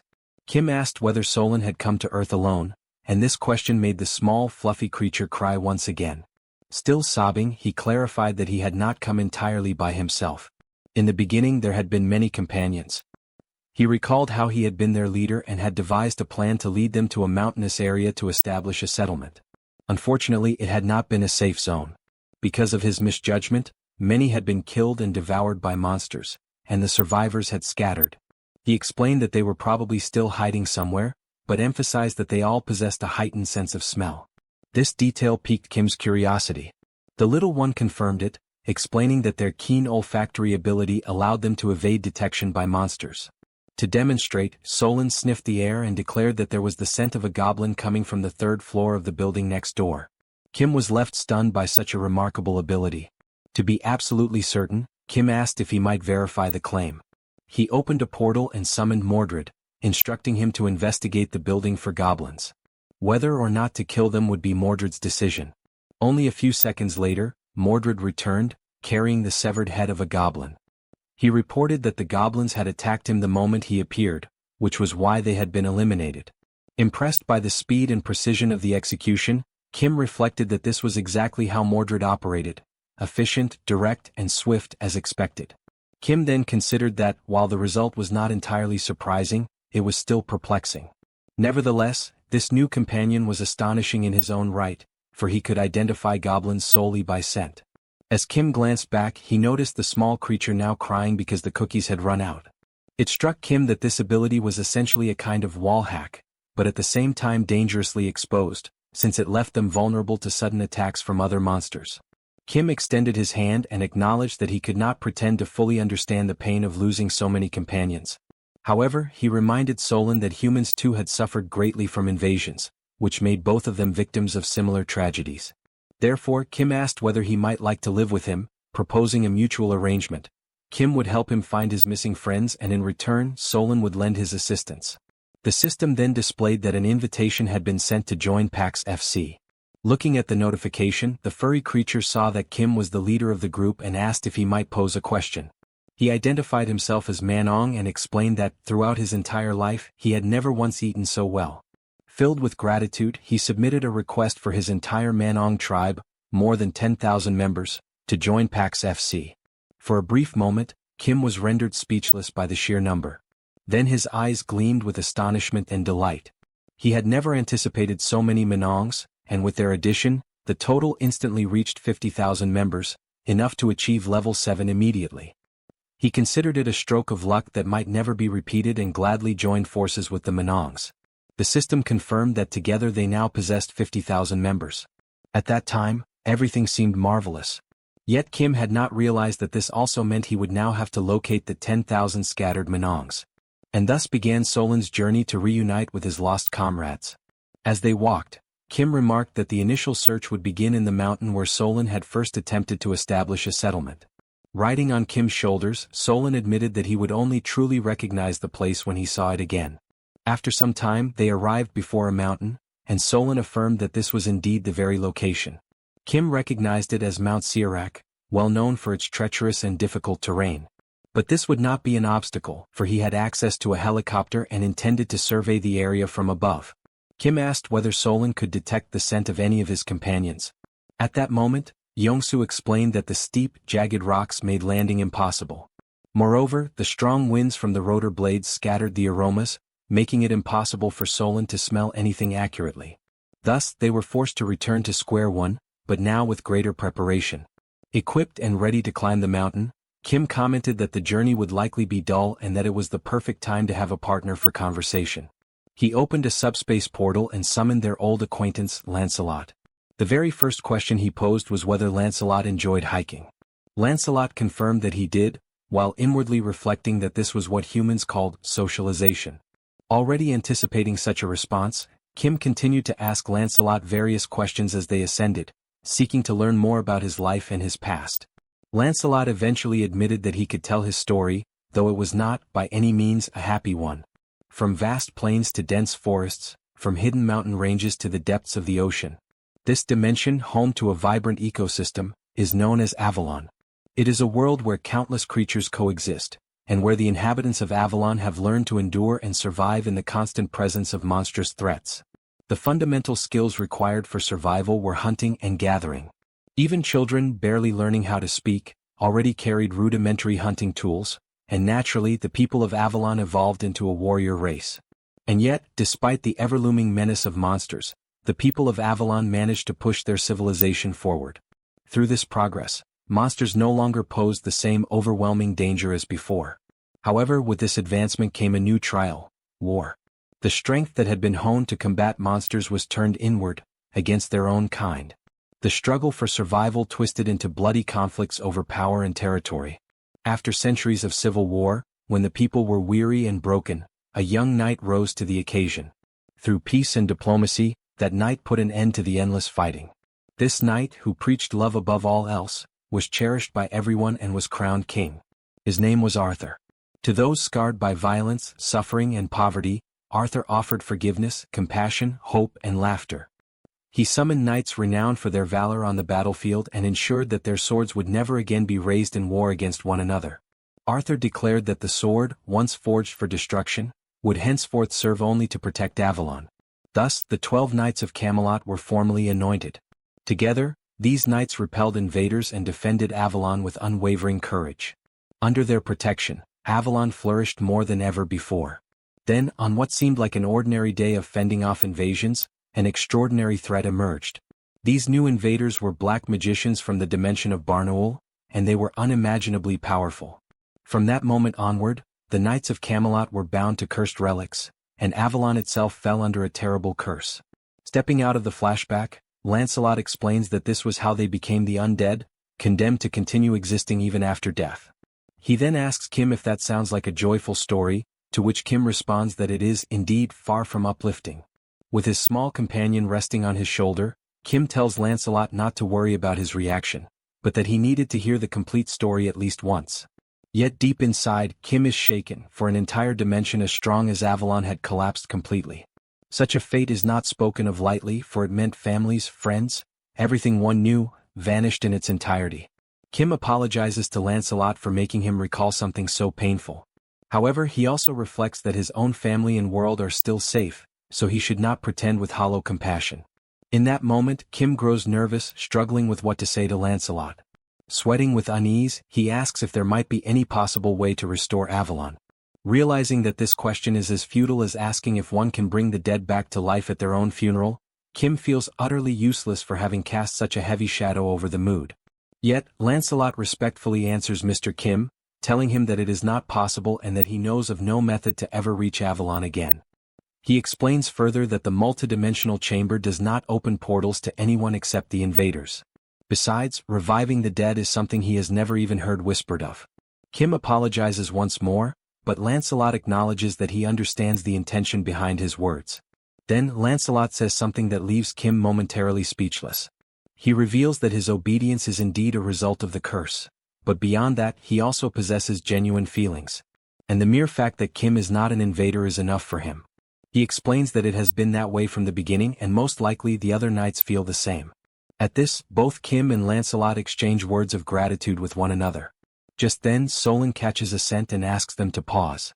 A patch of grass nearby begins to stir, and soon another Manong emerges.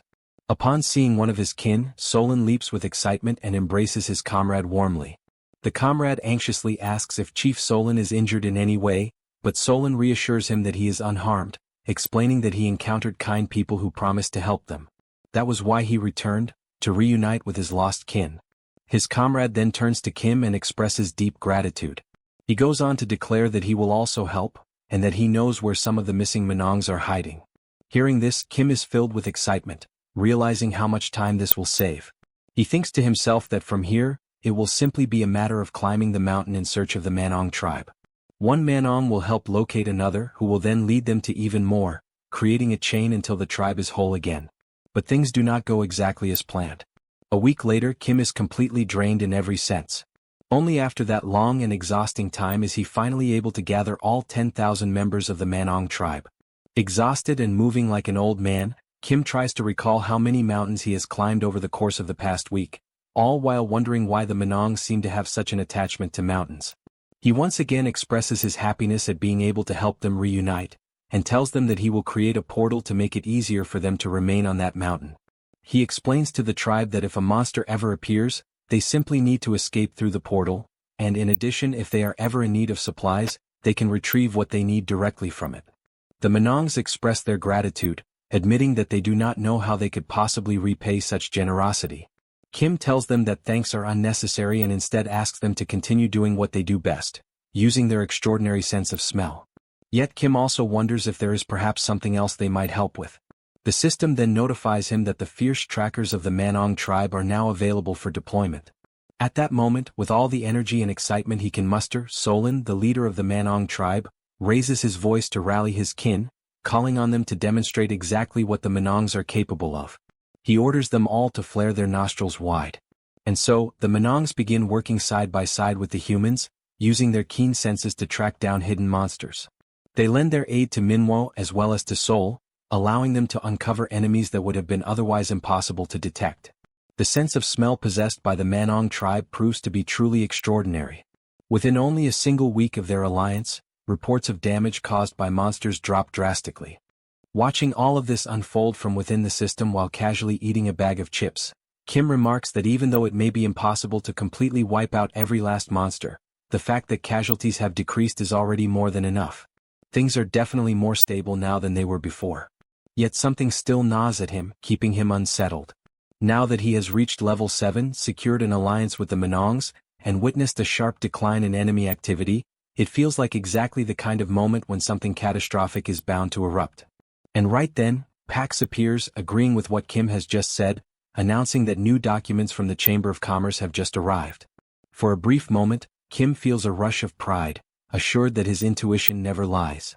The new document reveals that due to falling profits in the Korean and Japanese regions of Earth's dimension, measures of consolidation will be implemented with other dimensions.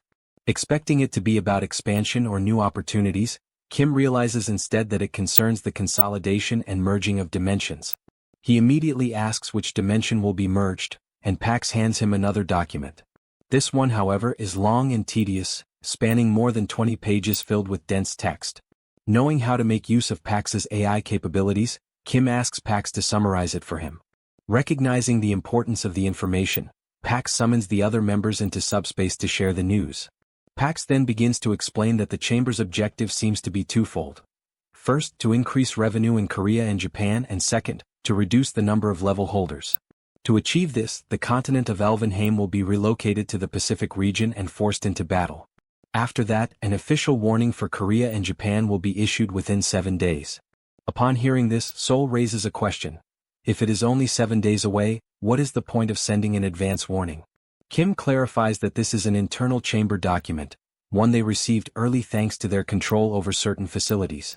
In short, it means they will soon be forced to fight again. But in the background, Joy raises a troubling thought. She recalls Pax mentioning that it would be a forced battle, and asks if this means the inhabitants of Elvenheim are being compelled to become invaders. At that moment, Kim realizes that their probable enemies might also be unwilling victims, dragged into a war they never chose. This sparks the thought that perhaps there is a chance to clear up the misunderstanding and prevent an unnecessary conflict. Lancelot joins the discussion, telling Master Kim that he is not wrong in his reasoning, but that there is currently no way to establish contact with the people of Elvenheim. He explains that they must physically go to them in order for the battle notice to be delivered. He warns that they have no idea when Elvenheim will be transferred, and in the worst-case scenario, it could happen at the exact moment the official warning is released, immediately provoking them into combat. Pax reassures them that this is not the case, explaining that Elvenheim has already been relocated to the Pacific, and only the formal warning remains, which will be issued in 7 days. Kim states firmly that there is no time to waste. Joy, however, raises another concern, pointing out that there is still a chance that the people of Elvenheim may not see things as they do and may in fact desire war. She adds that it is also possible they might be similar to the primitive creatures they once encountered in China. These possibilities leave Kim deep in thought about what step he should take next. But after a moment of reflection, he declares that he will only decide on a course of action once they arrive.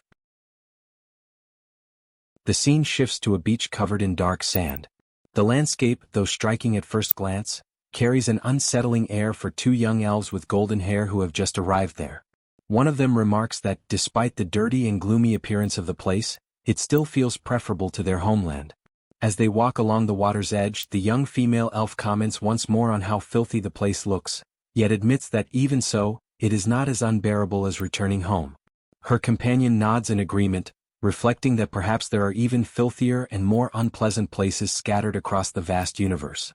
However, since neither of them has ever set foot beyond their realm, Elvenheim, they have no way of confirming such assumptions. Curiosity eventually takes over the boy, and he crouches down, reaching out to touch the water. As his fingers skim its surface, a faint, luminous blue glow radiates from his hand, a sign that immediately attracts attention. An older elf notices the display, approaches with disapproval etched across his face, and sternly demands to know what the boy thinks he is doing. He reminds them in a sharp tone of the supervisor's strict orders: nothing is to be done on Earth.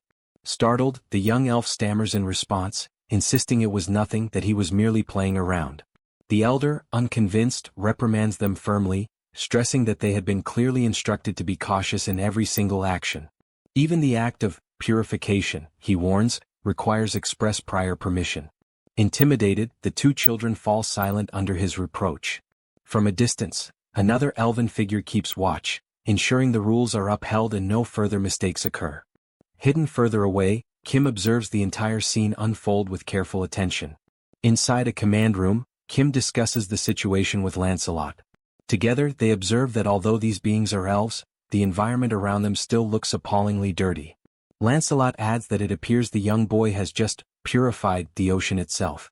Intrigued by the term, Kim asks what exactly purified means. Lancelot explains that purification is a natural and unique magical ability belonging to elves, used to restore balance and vitality to nature.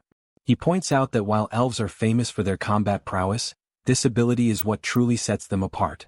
Hearing this, Kim concludes that although elves may look fragile and unreliable, their powers also reveal that they might not be inclined to fight when approached without hostility. Back on the beach, the elder elf suddenly notices something unusual and wonders what it could be. The leader of the group, quietly reflecting, considers the nature of the humans around them. Without warning, she senses a presence drawing near and questions whether enemies have arrived, perhaps after detecting the surge of their mana. A dazzling blue energy manifests before their eyes, condensing into a large glowing cube. The cube slowly opens, unveiling a basket overflowing with fresh vegetables. A notification from the system clarifies that a welcome gift has been modified into this offering. The elves stare at it, completely astonished and uncertain of how to react. It is at this moment that an elf steps forward, acknowledging that he does not know what manner of being stands before them, but that it is undeniably remarkable. With a composed smile and a firm handshake, Kim introduces himself by his true name and declares his origin as Korea. The elf responds by introducing himself as Ethan, and offers greetings in the dignified manner of the noble elves, who, in their belief, live under the blessings of God. The tone of the meeting soon shifts into seriousness. The female elf's expression changes to one of surprise, her eyes widening at the sound of the word Korea, as though the name carries weight and familiarity. Kim notices the reaction and deduces that they must already have received alarming war reports. He immediately seeks to reassure her, urging her not to be distressed. He explains that although the current situation appears to signal the outbreak of war, the truth is far different. It is nothing more than a carefully orchestrated scheme by the Chamber of Commerce. He firmly asserts that there is no genuine reason for them to fight, since they are all merely being manipulated into conflict. Now Kamer, the elder elf, picks up one of the vegetables from the basket, tastes it, and comments that at last they have found someone who thinks in harmony with the elf's own values. Jongwoo advises her not to rush into speaking further, suggesting instead that she eat more slowly and carefully. He then informs them that their leader, President Ellie, resides in the capital, a destination that lies about 3 days' journey from their current location. Given the urgency, the elf apologizes for the delay, but Kim cuts him off, declaring that there is no time to waste. Without hesitation, Kim summons a massive military vehicle and invites the elves to board, suggesting that traveling together will help them avoid unnecessary misunderstandings and allow conversation along the way. Upon arrival near their destination, however, the elf insists that they continue the journey on foot in order to prevent further misinterpretations. Inside the vehicle, Kim turns to Yongsoo, instructing him to remain behind and deal with any potential enemy attacks while he and Lancelot continue forward to speak directly with the elves. As they enter the town, Kim notices children at play and other elves arguing about watering and fertilizing their plants. He observes that the materials look worn and that nobody appears particularly powerful. The place resembles a cozy rural village, yet he wonders how far the capital can possibly be. Ethan announces that they have arrived, and Kim had not expected the destination to be like this. The place is almost entirely ruined. One elf who had been sleeping is nudged awake by another, who jokes that the sleeper had drooled. The embarrassed elf grumbles while the other laughs, remarking that some odd sound escaped him. The elves approach Kim to confirm that this is indeed the capital they must reach. Kim studies a building that looks like an old asylum and wonders to himself whether this could possibly be the so-called Galactic Council. Stunned, Kim realizes that the capital he had pictured is in fact a small, picturesque hamlet. His surprise is interrupted by the arrival of a stern, braided elf who berates the litter scattered about and scolds the children, warning that if they keep behaving this way they will grow up as filthy as the elders.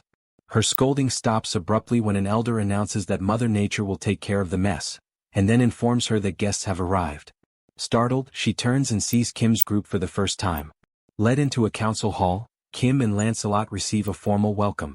A noble-looking elf apologizes to Kim, explaining that the children apparently caused some trouble and that Kim's assistance eased their journey. Kim replies that it was no bother at all. The conversation shifts toward the future. The braided elf makes clear that they do not want war either and insists she has no intention of leaving Elvenheim. Their only desire is to discover what happened to their people. Kim agrees to maintain peaceful relations and coexistence, but the elf interrupts him coldly, declaring that they do not mingle with outsiders and warning, to eliminate any doubt, that piety does not equal naivete. Whoever dares to invade their people in Elvenheim will be killed. Kim smiles confidently, certain of his previous words, and asks what she means by whoever. The elf confirms bluntly that she means exactly what he heard. Anyone who threatens them will be eliminated. At that moment Lancelot steps forward, sword in hand, and reproaches her for a grave mistake. She has shown disrespect to Lord Kim, who seeks only peace, and she is refusing to distinguish sincere intent from hostile intent, choosing instead to threaten to kill indiscriminately. The fragile calm shatters when the braided elf lunges at Lancelot in fury, spitting insults as she attacks. She sneers that the sight is repulsive and that she does not intend to soil her eyes with the sight of a human. Those are her last words before striking. Kim cries out his knight's name in shock as he watches Lancelot be brutally overpowered. Victorious, the elf begins to explain the nature of her people. She says that while humans live roughly 100 years, for elves that span hardly marks the beginning of adulthood. Their long lives have exposed them to innumerable battles and hardships across many worlds, forcing them to fight for survival for ages. As a consequence, most adult elves have reached at least level 6 in power, and even elders who sweep the courtyard are often level 5 or higher. Turning to Kim with fragments of what is left of Lancelot in her hands, she mocks him, "Apologize? You come here armed to the teeth and expect us to beg forgiveness." She continues, declaring that they have confronted countless sinners like him before. Surrounded by a menacing green aura, she presents a grim offer, "Bow your head and apologize. If you do, perhaps I will let you live." Realizing how swiftly and effortlessly the elf had defeated Lancelot, Kim remarks that her response was far too extreme, given that Lancelot had merely carried a sword on his back. Panic grips him, and he asks if it is truly as simple as lowering his head and apologizing. Without hesitation, he does exactly as instructed, declaring that such an act is no hardship for him. Bowing awkwardly, he expresses deep regret and begs for her mercy. The elf then questions why Kim lowered his head so quickly, especially considering that he is the master. Kim answers that he did so because one of his comrades was on the verge of death. Opening the subspace, he recalls Lancelot back inside. Lancelot, battered and holding his own arm, apologizes as he disappears. Observing the interaction between the humans, the elf finds Kim peculiar, yet she resumes the earlier discussion, emphasizing that the elves will not invade them, but they will show no mercy to any who attempt to invade Elvenheim. She repeats that anyone who approaches will be considered an intruder. Kim can only remark that they are incredibly reclusive. The elf responds that whether reclusive or not, humans should at least be grateful that elves are not the ones invading them. Furthermore, she explains that the elves are prepared to die in silence, and so she sees no issue in maintaining such isolation. Kim counters that he cannot understand why the elves would prefer death over accepting aid, suggesting that perhaps their pride is too great, and insists that they ought to accept help when it is freely given. The elf watches him silently, her aura of intimidation beginning to radiate once more. Kim, sensing the tension, tries to ease the atmosphere with humor, remarking that she could speak less since his own words seem to slip away from him. The elf then declares that she has an idea, one that will be faster than endless talking, and instructs him to follow her. Caught off guard by her sudden decisiveness, Kim can only wonder whether she has been offended by his earlier words. Cold sweat trickles down his face as grim possibilities flood his mind. She might kidnap, imprison, and torture him. Resolved not to overthink, he decides to follow, reassuring himself that if anything happens, he can retreat into the subspace and look for an opportunity to escape with the helicopter. After all, she does not possess wings to chase him through the skies. Suspicious but determined to endure, Kim clings to the thought that as long as he maintains his composure, he can survive even within the den of a tiger, though this elf is both swift and overwhelmingly strong. As they walk, he notices in the background elves training with bows and arrows. Watching them, he comforts himself with the notion that arrows could never bring down a helicopter.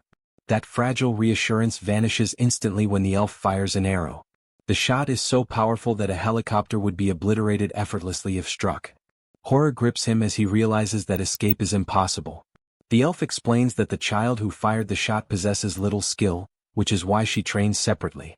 Her power cannot compare to that of her peers and she lacks composure, but even so, she must prepare for the possibility of war. If this is the strength of a weak elf, Kim cannot begin to imagine the might of a strong one. Trying to mask his fear, he jokes that he finally understands the saying, "When one tries to keep composure in the tiger's den, one simply dies with a clear mind." The elf turns and declares that they have arrived. Already resigned, Kim asks where exactly the den is in which he is expected to lie. But instead of danger, he is met with an unusual sight. A small tree enveloped in a glowing aura. The elf identifies it as the World Tree. She explains that within Elvenheim, a land steeped in curse, the tree has endured until now, allowing them to survive. Kim asks if it truly is a curse and she confirms it. She recalls how the tree was once unimaginably vast, radiating a brilliance so bright it could overwhelm the eyes. But after the elves were defeated in a battle against a particular dimension, the World Tree began to shrink. Not only were the elves cursed, but the entire continent of Elvenheim as well.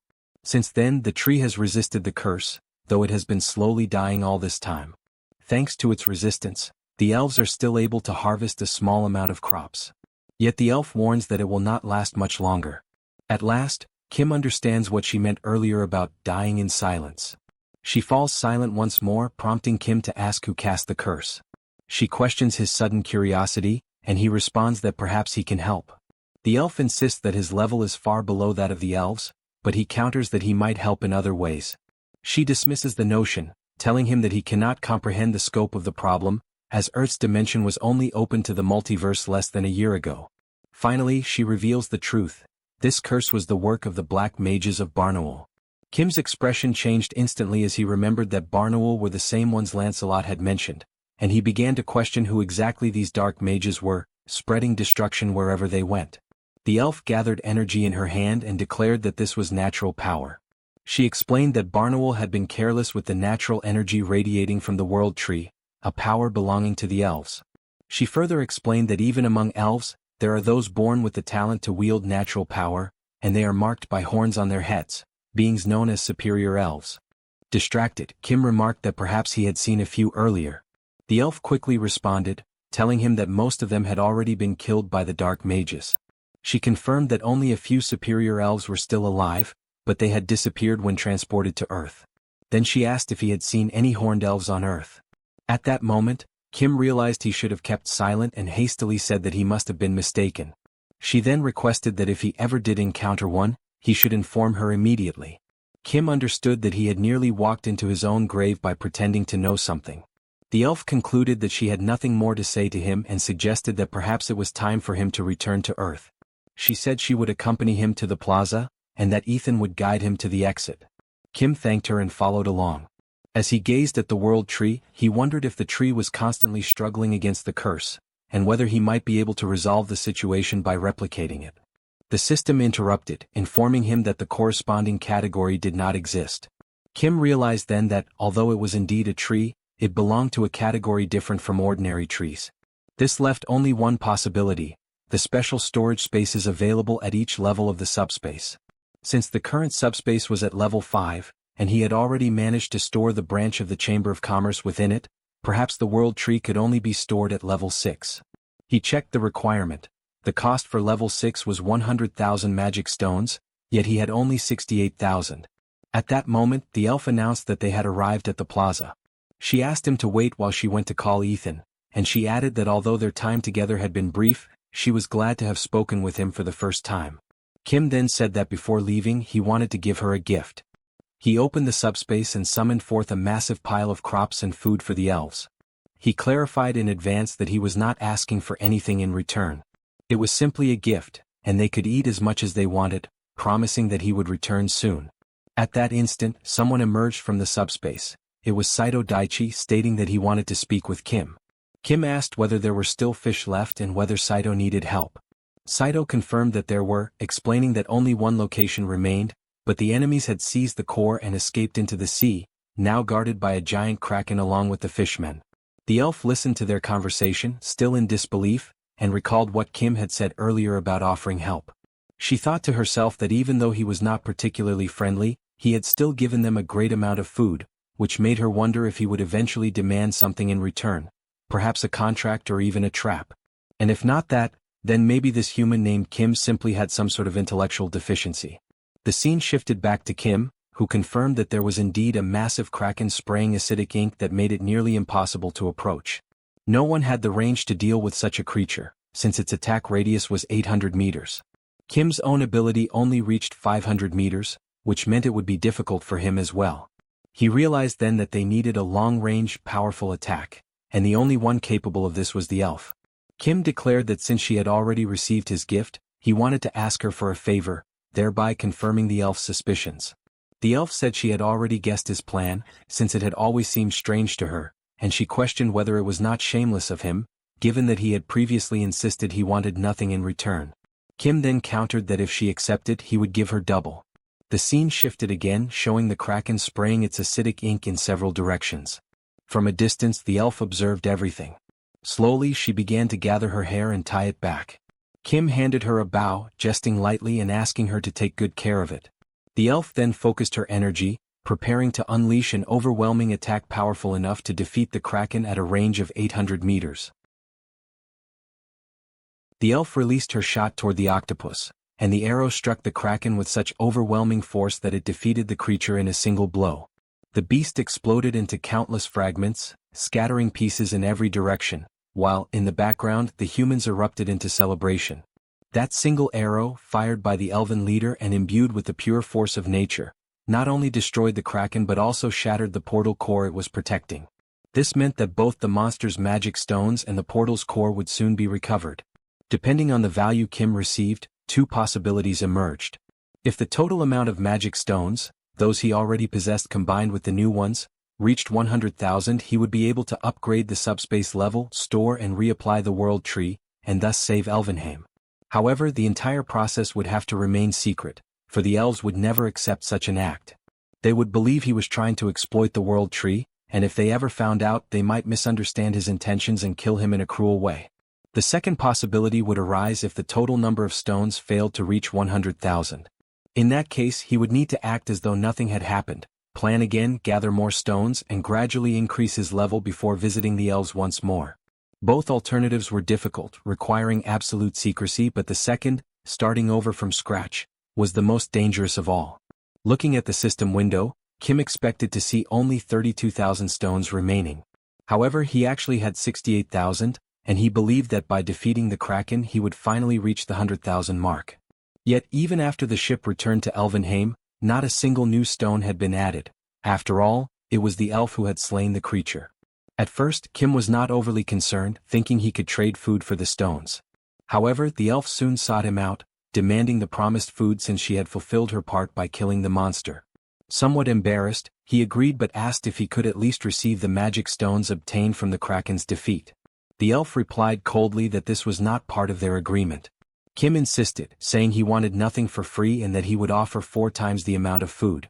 The elf was surprised by the proposal but refused. Kim asked why, reminding her that she herself had said her people were in need of food. She admitted that was true but found it suspicious that he would offer so much more than what had been agreed upon, especially when the original offer was already generous. Her distrust grew. She suspected an ulterior motive, perhaps a hidden plan. She asked why he needed those magic stones so desperately. Trying to sound casual, Kim said that he always needed them and used a few here and there. The elf replied sarcastically that she too used a few here and there, making it clear she saw through his evasive answer. Kim realized that his vagueness had only fueled her doubts, and she was not naive enough to overlook it. She then declared that she would keep the stones and that he should simply uphold his end of the bargain by delivering the promised food. Nervous, Kim began to sweat. The elf, growing impatient, demanded that he act quickly, warning that if he delayed any longer she would turn him into food instead. Irritated, Kim opened the subspace and ordered Px to unload the vegetables until he said to stop. The portal opened and the food began to pour out, forming a massive pile of vegetables that continued to grow. During this, Kim decided to be honest. He explained that he could replicate anything infinitely within the subspace and that the reason he wanted the magic stones was to store and reapply the world tree, thereby saving the elves. Yet he knew she would not believe him, and she confirmed that she truly did not. That was why he had preferred to keep the truth hidden. She even doubted the food itself, suspecting it might be some kind of trap. Still, she continued to watch. The subspace kept producing food without end, the pile growing larger and larger before her eyes. The elf stood there, speechless, astonished by what she was witnessing. Kim asked if she believed him now. She answered that she still was not sure whether he could truly replicate infinitely, but she admitted that he could reproduce an impressive amount. Even so, she questioned how she could trust him to return the world tree to the elves instead of keeping it for himself. She said that such a matter was not something to be taken lightly, and entrusting the fate of her people to a stranger was unthinkable. Kim replied that there was no need to worry, for the world tree to him was nothing more than an ordinary sapling. That statement only confused her further. Without gaining anything from it, he seemed to be risking everything merely to help them. She asked why he was trying so hard. As she reflected, the elf remarked that his hesitation to answer clearly revealed he was hiding something. Kim denied it, explaining that his motivation was simple. He simply felt pity for her and her people. The elf was caught off guard by the straightforward honesty in his tone. He elaborated that, despite their strength, they were on the brink of collapse, starving, frail, with both children and adults pale and sickly. He wanted to help them not out of self-interest or hidden ambition, but purely because he sympathized with their suffering. Kim then asked if she did not see things the same way, that her people were in desperate need of help. He added that, if they truly wished, the elves could easily invade human lands and seize food by force, but they chose not to. The elf remained silent, and from her body began to emanate a faint green aura, its gentle glow carrying an undertone of intimidation that made Kim slightly uneasy. In that moment, a fragment of the past resurfaced in her mind. She remembered a distant conversation, someone once scolding her for provoking others. That voice, likely belonging to her father, spoke patiently about the importance of mutual growth and coexistence, saying that both were vital for survival. Competition was necessary, he explained, but the destruction of one another would never lead to prosperity. Coexistence and shared development were the paths of true wisdom. He had called her Elia, reminding her that a hand was not meant solely to strike, but also to be extended toward those in need. And if someone offered help, he had said, there was no shame in accepting it. Even the elves were not perfect. They had much to learn, not only how to fight but also how to receive assistance when it was offered in goodwill. Returning from her memories, Elia looked at Kim and remarked that she did not even know his name yet. Kim introduced himself and she requested that, when the time came to search for the High Elves, he lend his aid to them as well. Kim agreed without hesitation. Moments later, the system displayed a message. Kim had received 46,000 additional magic stones, bringing his total to 115,000. A notification followed, announcing that the level upgrade was complete. Kim immediately summoned Pax again and commanded him not to stop until ordered. He then requested that the world tree be sent out.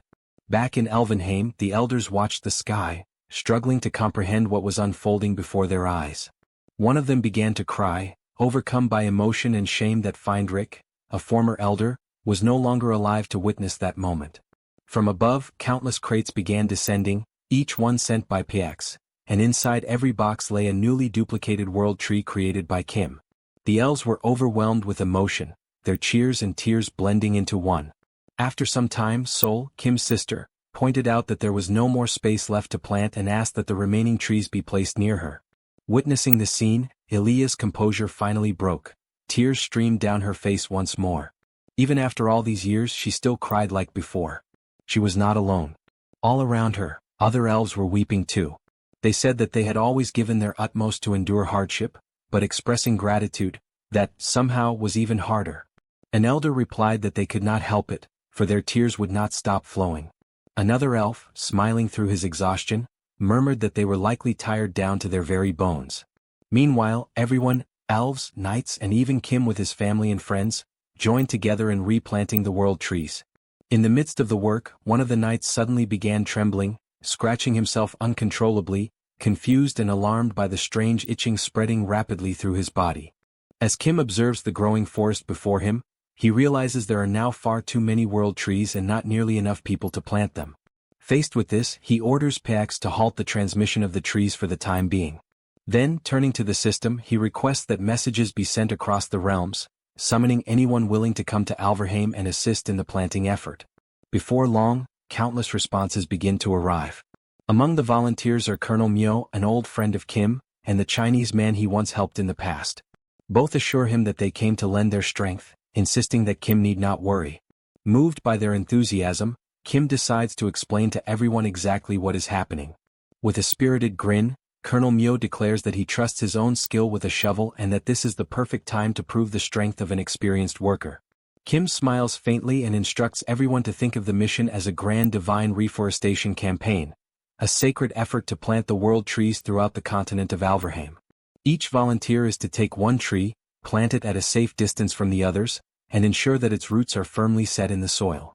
As he speaks, a voice calls out urgently from behind. It is Seoul, his sister, who pleads for him to come quickly, saying that something is wrong with the knights. Concerned, Kim rushes toward the location she indicates. Meanwhile, the elves remain cheerful, invigorated by the presence of the world trees. Their hearts and bodies brim with vitality, a feeling they have not experienced in ages. Yet, upon reaching the knights, Kim is met with a disturbing sight. Every one of them is trembling and scratching at their skin, their bodies appearing gaunt and skeletal. Lancelot, visibly shaken, struggles to explain that his entire body itches, the same sensation he once felt when trapped within the subspace. Observing closely, Kim suspects that the power of the world tree might be attempting to heal them, though he cannot understand why the reaction is so intense. Without hesitation, he decides to send them back to Camelot immediately. But before he can act, one of the elven elders raises a hand and asks him to wait. The elder calmly explains that the natural energy radiating from the world tree is never a force of harm. Lancelot, still trembling, argues that an excess of that same energy can sometimes act like a curse. The elder responds with quiet assurance, saying that perhaps all that is needed is a simple adjustment, a realignment of the tree's natural properties so that their energy may harmonize with the knights' bodies. Approaching each of the knights in turn, the elder begins to manipulate their energetic balance. Kim watches intently, fascinated yet uncertain about what exactly is being done. The elf reassures him that it is merely a gentle calibration, meant to prevent their suffering. Moments later, Lancelot blinks in surprise. The itching has vanished completely. The others soon relax as well, their symptoms gone. At that moment, Kim recalls something Elia once mentioned, that among the elves existed a level 6, the highest and most formidable rank, comparable to the winged monster they had fought in China. Studying the elder before him, Kim realizes that no ordinary measure could truly gauge the depth of this being's power. Then, in a voice as calm as the wind through the branches, the elder reflects that no power under heaven or earth ever remains fixed. Nature itself moves and transforms just as people do, and within the countless paths of providence, there must exist a way to restore those men, to bring the skeletal knights back to their human forms. The words strike Kim deeply. He stands frozen, mouth slightly open, unable to respond. As the elder turns to leave, Kim drops to one knee and implores him to explain further. All around them, the world trees continue to grow, their luminous leaves casting soft light across the land. The elder turns back and explains that the power of dark magic, the very force that stripped the knights of their flesh, is vast and wholly opposed to the essence of life. Reversing such corruption, he says, is like trying to gather spilled water from the earth. It demands strength and patience many times greater than the original act of destruction. Dozens, perhaps hundreds of times more. Kim listens intently, still kneeling, absorbing every word as the radiance of the world tree spreads across Alverheim, heralding a new dawn of hope. He then asks what would be required to accomplish what the elder proposes. The elder replies that two things are essential. First, a natural force many times stronger than the dark energy, powerful enough to suppress it. And second, a superior elf with the skill and mastery to channel that energy precisely. At once, Kim recalls the elf Elia had spoken of, the superior ones who vanished during the transfer to the war, perhaps still living somewhere on Earth. The elder nods solemnly, confirming his suspicion. All of them, he says, disappeared without explanation. No one knows where they went. Some may still live hidden among humankind. Others may have succumbed quietly to time itself, their names long forgotten. The possibility that one of the superior elves had died in silence fills Kim with a faint sorrow, a quiet ache for the lost greatness of an age long past. The elder then asks whether it is even worth continuing to speak of natural force, given that the whereabouts of the superior elf remain unknown. Kim, though visibly shaken, insists that he continue and demands to know how much natural energy would be required. The elder explains that this power flows from the world tree itself, and to gather the necessary amount would take no less than 150 years. The response makes Kim smile awkwardly, aware that such a span of time far exceeds the life of any ordinary human. The elder adds gently that the amount they possess now is still a mere fraction of what would be needed. With a tone of resignation, Kim realizes that the task before him is not simply difficult. It borders on the impossible. Yet the elder continues, explaining that there is no way to hasten the growth of the world tree. The only path forward, he says, is to repeat the cycle of pain and recovery again and again. Kim understands the principle and, as he reflects, interprets it as a process of enduring suffering and then healing from it, a painful yet potentially feasible path. The elder emphasizes that such a procedure is far from simple.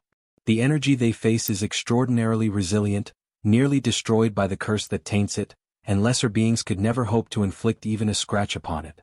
As Kim listens, his mind races through the meaning of pain and recovery, and gradually he begins to believe there might be a way to make it real. A faint but confident smile crosses his face as he recognizes that he already holds what is needed to begin. The scene shifts to Camelot. The system presents it as the grand palace of the knights, a fortress blessed with a unique property. Within its walls, countless enhancement stones are forged, artifacts designed to channel and amplify magical power. Holding one of these stones, Kim observes how the life force drawn from the world tree radiates through it, magnificent and pure. The cycle of stone reproduction has become drastically shorter, accelerated by the energy accumulated since the naming of all the knights. With the addition of 2 world trees, the process intensifies further, spawning an unending flood of new enhancement stones. Now the stones multiply at an exponential rate, so quickly that Kim deems it pointless even to attempt counting them. He cannot be sure how much Camelot can accelerate the growth of the world tree, but he knows that it will take some time before the results become apparent. With a mischievous glint in his eyes and a determined expression, he resolves to begin enhancing his weapons. Kim grasps Rikiza's sacred spear and attempts to elevate it to a new tier of power. Yet the attempt fails. The enhancement requires a C-grade stone or higher. Curious, he checks the system and finds that all the stones in his possession are merely D-grade. This discovery leads him to question how one might obtain the superior grade. Back in Elvenheim, Kim seeks answers from the elf. She explains that C-grade stones can only be crafted by dwarves, small, sturdy beings renowned for their unmatched skill with the hammer. Startled, Kim realizes he has never once encountered a dwarf. The elf remarks that this is likely because no dwarves exist on Earth, and she briefly describes their kind. According to her, such creatures truly do exist, though they are absent from this world. Still curious, Kim asks if there is any other way to acquire C-grade stones without relying on the dwarves. The elf answers plainly that it is practically impossible.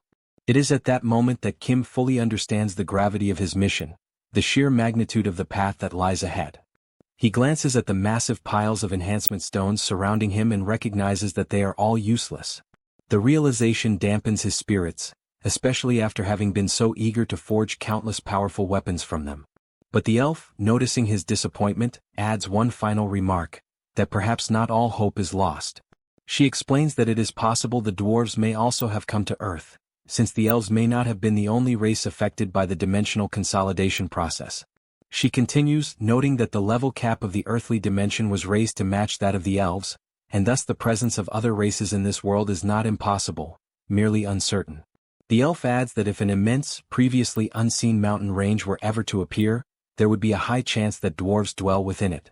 She advises Kim to seek them out if he wishes to continue with his plans. Then, with a graceful nod, she takes her leave, saying she must finish planting the world trees. Kim thanks her for the information, straightens his posture, and prepares to depart, his mind already turning toward the next great step in his journey. Before departing, the elf remarks that Kim is regarded as the savior of Elvenheim, and because of that he may speak to her more informally. She adds that she has spoken with his sisters and that all of them seem to be wonderful people. They conversed casually, and it would be strange if only he remained formal. Yet Kim cannot help but recall the moment when that very same elf had effortlessly destroyed Lancelot before his eyes, making it impossible for him to behave naturally in her presence. He turns his gaze toward the horizon and concludes that, for now, there are no pressing problems left to resolve. With a faint smile, he decides that it is time to move forward. As the sun sets, he prepares for his departure. The colonel watches him closely and asks whether he truly intends to travel to America, curious about the reason behind such a choice. Kim reflects that James had expressed a wish to return home and that, in any case, he himself must continue exploring new lands. However, something in the colonel's reaction draws his attention, a subtle expression that suggests he knows more than he is willing to say outright. The colonel explains that he no longer maintains direct contact with the United States and does not know every detail, but he states firmly that the federal government there has collapsed. Among the few remaining state governments, something strange seems to be unfolding. He goes on to say that the real issue may not lie within America itself, but rather with the monsters that have taken positions above the Pacific Ocean. The revelation catches Kim off guard. The colonel then mentions that there is a video that can better illustrate what has been happening. The footage shows fighter jets streaking through the skies at nearly the speed of light. The pilots report unidentified flying objects approaching at extreme velocity and attempt to change course to avoid collision. Before they can maneuver, however, enormous creatures tear through the aircraft as though they were made of paper, obliterating them with terrifying ease. It is not a single attack. Multiple monsters move in coordinated formations, defending their aerial territory with frightening precision. As they watch, the colonel explains that only one pilot survived, thanks to an emergency ejection. Through him they managed to retrieve the recording. After the incident, American forces stationed in Korea attempted to return to their homeland, but every attempt ended in failure. The number of soldiers who succeeded in setting foot on American soil remains zero. Kim contemplates the situation, wondering if James might be able to modify an aircraft capable of crossing the ocean despite the dangers. Yet when James studies the data, he realizes the creatures are faster than fighter jets and strong enough to pierce armored warplanes. He concludes that flying over the ocean for more than 13 hours amidst such beasts would be nothing short of suicidal. For a brief moment, James's eyes glimmer with the spark of invention, and Kim expects him to propose some brilliant modification. But, to his astonishment, James simply decides to remain in Korea, calmly concluding that he will live happily there instead. Kim is left speechless by the unexpected decision, silently wondering what he will do if James truly chooses to abandon the journey. After hearing everything, Kim questions James, reminding him that he himself had claimed he wanted to go to America. James still wishes to go, but admits that the plan is impossible under the current circumstances. He explains that the threat level is so high that he would not be able to simply modify the existing plane. He would need to build an entirely new one from scratch. Kim insists, asking whether such a task is truly beyond James's special ability. Even so, James states that he is not a god and that there are limits to his modifications. There are challenges modern technology cannot overcome, and even if he were somehow able to miraculously resolve each one and create a machine capable of surviving that environment, the time needed to complete it would exceed the time it would take to swim across the Pacific. Given that, James suggests a more realistic alternative, securing a better boat and traveling by sea, which might be safer than confronting airborne monsters. Kim thinks it over for a moment, finds the idea reasonable, and agrees, saying they might indeed try crossing by ship. Meanwhile, he silently reflects on the casual way James speaks with him. It does not feel disrespectful, perhaps it is simply James's friendly manner. Kim wonders whether he should start behaving casually as well. The colonel, who has been listening to the conversation, comments that traveling by boat means crossing the entire Pacific Ocean. If that is truly the plan, it might be more prudent to travel by air, even if it takes longer. Kim asks whether there is anything in the Pacific that would prevent a sea journey. The colonel admits he does not know, and that this is precisely the issue. Ever since the world changed, the climate has transformed completely, and no one knows what the oceanic conditions are like now or what kinds of monsters might exist in the sea. Kim smiles, saying that with his current level it might turn out fine. And if things go wrong he can simply hide inside SUBSPACE. He then adds that if the colonel is so worried he can always hire a reliable bodyguard. The colonel asks what kind of bodyguard he has in mind. The next scene shifts to the elf and to Seoul as they receive the travel plan. Seoul becomes immediately excited, asking when they will depart. She is already bored from planting so many world trees. The elf is enthusiastic as well, as the journey is a chance to search for clues about the missing upper elves. She cannot refuse the opportunity, it has been a long time since she last left Elvenheim. When Kim appears through the hatch, he says he is glad to have them accompanying the voyage, but he asks whether they will truly be fine, since they mention the weather could be terrible. He offers them a place inside the aircraft so they can travel comfortably. Seoul reacts with surprise and amusement, wondering to herself what must be going through his mind, since the chaotic weather is precisely what makes her want to remain outside. To her, it makes everything even more entertaining. The elf, on the other hand, asks whether Kim is underestimating her abilities. She thanks him for his concern, but reminds him that she is an elf, and that she hopes the destination of the journey is not a meaningless place. Still, she acknowledges that she is unlikely to find anything comparable to Elvenheim.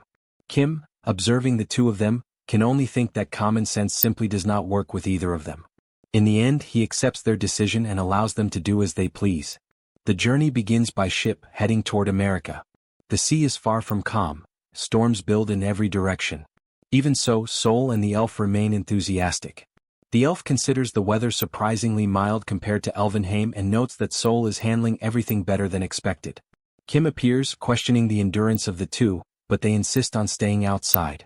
He begins wondering why they push themselves so hard to face something that, for him, is suffering. Realizing that there is nothing he can do, he returns inside the ship, concluding that, at this point, it might not even be suffering for them. Perhaps they enjoy the experience just as Yong-soo seems to enjoy it. Outside, Yong-soo, the pilot, steers the ship with almost excessive excitement, even in the middle of the storm. The sight makes Kim realize it is already late, and he decides it is best to try sleeping and leave his thoughts for later. The storm intensifies with lightning and violent waves. The sea becomes so agitated that even the elf grows alert. She admits to herself that she is surprised, for she had underestimated Earth. She decides to abandon the outside and enters the ship, still reflecting on the unexpected strength of that ocean. For her, however, the most astonishing thing is Seoul, who continues smiling throughout the entire storm, comparing the experience to an amusement park water ride. The elf notices that Seoul becomes even more excited as the waves grow larger. Without knowing for sure, she imagines that perhaps waves of such magnitude are common on Earth. If that is true, she feels she cannot lose the opportunity to demonstrate elven pride, and she becomes enthusiastic as well, wanting to show the strength of someone who leads the elves. With that thought, she decides to challenge her own nature and begins wishing for even bigger waves. What she does not know is that the Pacific Ocean is the birthplace of typhoons and hurricanes. Adding to that, after the dimensional consolidation, unprecedented geological shifts turned Earth's climate into something extreme. Without realizing it, the three of them end up passing directly through a super typhoon, something that leaves the elf genuinely astonished by Earth's power. On the following morning, the sea finally calms down. Kim goes outside to see how the two are doing and finds them standing upright with their arms crossed, striking a pose reminiscent of Zoro from One Piece. He tries to understand what happened during the night and whether they are actually fine, but both remain silent. Yong-soo comments that he now believes the colonel was right. The climate has changed drastically. Kim begins reflecting on how absurd the crossing was. A trip that should have lasted more than a week was completed in a single night.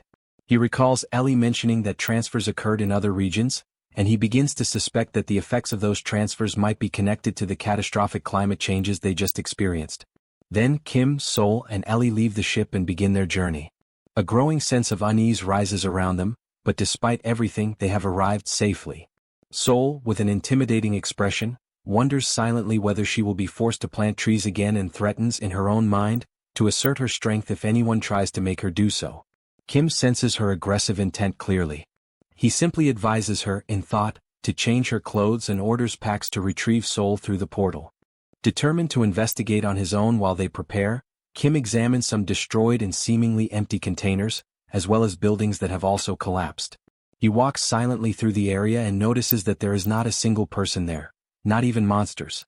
The atmosphere resembles that of an abandoned city. At the rate things are going, he realizes he will not be able to gather any information at all. It is then that he finds a piece of paper on the ground. Written on it are the words, "State against state. War breaks out. Kill or survive." Other pieces of paper posted on the wall form something like a bulletin. Observing everything, Kim thinks they resemble newspaper clippings and assumes they were left there some time ago. To him, it confirms what one would expect from a federal nation. The states appear to be competing with one another. Kim assumes that, at that point, the forces in the region must have consolidated into two warring factions, which might explain the absence of people. He concludes that, aside from the ongoing war, there is nothing else worth noting. At that moment, something catches his attention, a poster announcing the discovery of a mine in Arizona. Kim tears the paper from the wall and tries to remember where Arizona was located.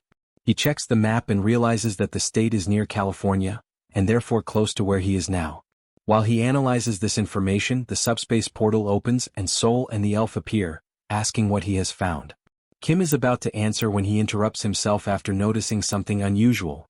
Seoul is wearing something similar to pajamas, while the elf appears dressed like a cowgirl. The sight surprises him. Seoul casually remarks that she intended to put something warmer on him as well but prefers to observe the elf's more conventional choice of clothing. The elf, however, thinks the hat is uncomfortable, though there is nothing she can do about it. Kim notes that the outfit ends up drawing attention and, in a way, suits her. Seoul, impatient, considers it exhausting to change clothes again and simply urges Kim to hurry up. She asks what information he discovered. With that, the group heads toward Village 49 in an army vehicle.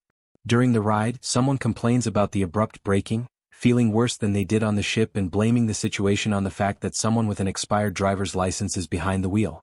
The amount of sand and dust around them also draws attention, prompting the person to wonder about the cause. When they exit the vehicle, someone asks for silence and orders everyone to stop complaining for a moment, stating that their first destination will be a store. Seoul questions whether the place was not supposed to be abandoned, but the group agrees that it is far too clean for that, suggesting that someone has been taking care of it. Kim considers the possibility and prepares to open the door. He pushes the entrance aside and announces their arrival. To his surprise, the interior reveals a bar, and several people turn to look at him with visible confusion. Seoul confirms that there are indeed people inside, while Kim forces an awkward smile, recognizing the unexpected presence of so many individuals. The elf remains silent, simply observing from behind. The people in the bar keep staring at the group, clearly judging their presence there. Seoul immediately hardens her expression, showing irritation, and wonders to herself why they are receiving such sharp looks. Upon noticing Seoul's hostile expression, one of the men in the bar reaches for his waist, unbuttons his holster and grips his revolver, fully prepared to react. However, a cowboy interrupts him by asking whether the group is Korean, causing the armed man to hesitate. The cowboy considers it a pleasant surprise to meet Koreans there in the United States and introduces himself as Park Dong-gyeon, shaking Kim's hand with enthusiastic energy. Kim responds somewhat awkwardly, states his own name, and follows the man to a table along with his two companions. Excited, the cowboy declares that this must be fate and enthusiastically announces that he will buy everyone a round of drinks. He calls the waiter and orders 4 beers. As the group settles in, the cowboy leans forward and lowers his voice, explaining that he acted that way because of Seoul's aggressive stance. He believes she had been moments away from provoking trouble with the people in the bar and warns that any sudden movement like that could result in death, especially because, according to him, the reinforced bullets used in the region are powerful enough to pierce through protective layers. Hearing this, Kim quietly reflects on how even in that place ammunition is apparently enhanced. The cowboy continues whispering and comments that, exaggerated as it may sound, the 2 women should wear less conspicuous clothing, since there are too many dangerous people in the world for anyone to walk around dressed like that. The waiter soon arrives with the beers, apologizing that they are not cold. The cowboy thanks him, and Kim watches with curiosity as the man pays for the drinks using magical stones. The cowboy then explains that, in that town, everything needs to be handled as discreetly as possible, and asks where Kim came from to know so little about such basics. Kim answers that he came from Korea, but the man insists, wanting to know from which part of the United States he had traveled.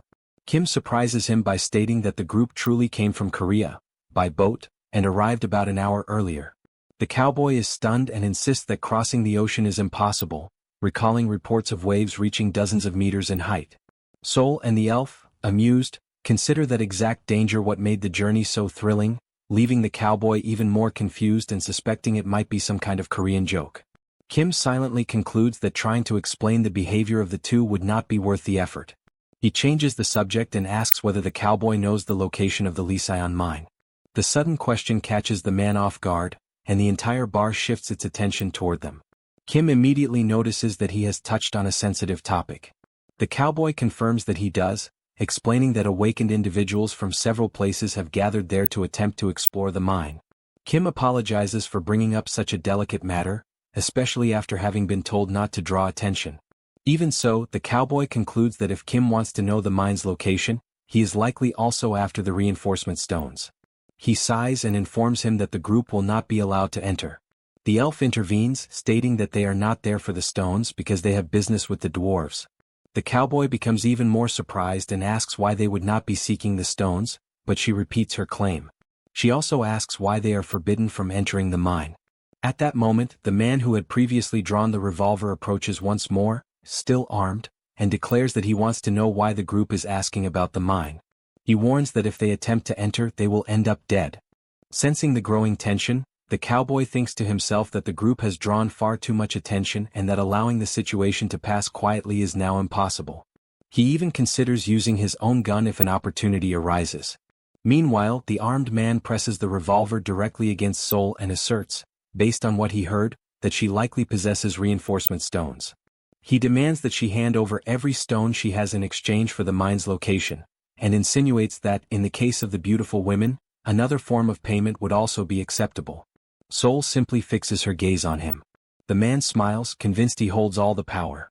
Facing the revolver, Seoul displays a dark and chilling smile. She asks whether the man truly wants her to kill him with a single strike. Then she clenches her fist and delivers a punch so powerful that it launches him upward, breaking through the ceiling as his body is sent flying out of the bar. Everyone in the establishment freezes, stunned, unable to comprehend how a single blow could generate such force. Kim watches the scene and concludes that it has finally happened, exactly what he had expected, because someone had dared to provoke the second strongest person. He stands up and remarks to the cowboy that it would be best for them to leave. The cowboy thanks him for the warning, and the group promptly exits the place to avoid further trouble. Seoul follows after Kim, asking him to wait. The cowboy, still in shock, tries to process what he has just witnessed. He wonders how a person can literally be sent flying by a punch and begins to reconsider whether the group truly did cross the ocean by boat. He imagines that, if they are indeed who they appear to be, then perhaps anything is possible. As Kim, Seoul, and the elf run toward the vehicle, they hear someone calling out to them. It is the cowboy, sprinting after them and asking whether they truly intend to go to the mine. He pleads for them to count on his help and insists that they listen to his story. When he finally catches up, he explains that finding the mine without guidance is practically impossible, and he offers to guide them there. In return, he asks only that they decide whether they still want to go after hearing everything he has to say. Kim agrees to listen even though he feels a hint of hesitation. The cowboy then activates a system notification related to his own story. The Liseon mine appears listed as an occupiable territory in Arizona, containing vast quantities of reinforcement stones and buried treasures. The mission is to occupy the territory and claim the reward. The cowboy recounts that upon receiving this alert, he immediately called his friend Gordon and commented on how close Arizona was. Gordon questioned whether pursuing that opportunity was truly wise, but the cowboy insisted, certain that many others were already heading there as well, and confident that with enough reinforcement stones, there would be no reason to conserve bullets. They set out for Arizona. Once they arrive, they discover a large crowd already gathered, forming a long line to enter the mine. Inside, they hear people saying that the environment is extremely complex, so intricate, in fact, that even a low-intelligence monster could easily get lost and starve. Then, unexpectedly, they notice small men moving about the area, dwarves who apparently reside inside the mine. The group tries to understand who these beings are. After a brief exchange, the dwarves realize they are in the human world, the dimension of Earth, and explain that they primarily live inside mines, constantly searching for reinforcement stones. They invite the newcomers to follow them and guide them to the main area, warning that many more stones exist beyond that section and cautioning them not to get lost. They also offer their services for any type of craftsmanship. The cowboy remembers expressing sincere gratitude for the dwarves' hospitality. However, shortly afterward, the situation devolves into chaos. Countless people begin digging simultaneously and fighting over spots inside the mine, arguing that they were the first to arrive. Disputes erupt everywhere. Some accuse others of stealing their stones, while different groups push out those they call intruders, claiming the area is already overcrowded. Tension escalates when several individuals insist there is no guarantee of finding stones elsewhere, and that they will not abandon the place where resources have been confirmed. Others accuse them of selfishness, pointing out that all visible stones had already been mined anyway. From there, the situation collapses entirely, with people resorting to violence to seize stones from others, triggering widespread brawls. At that point, men begin raising their weapons, firing into the air and shouting that anyone who tries to take their reinforcement stones will be shot. In the midst of the chaos, one man screams that, since the world is already ruined, he will not hesitate to kill every selfish person around him.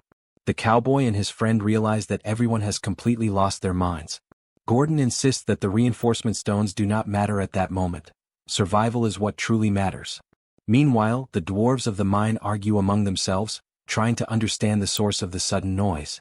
One of them assumes that the humans must be causing trouble again.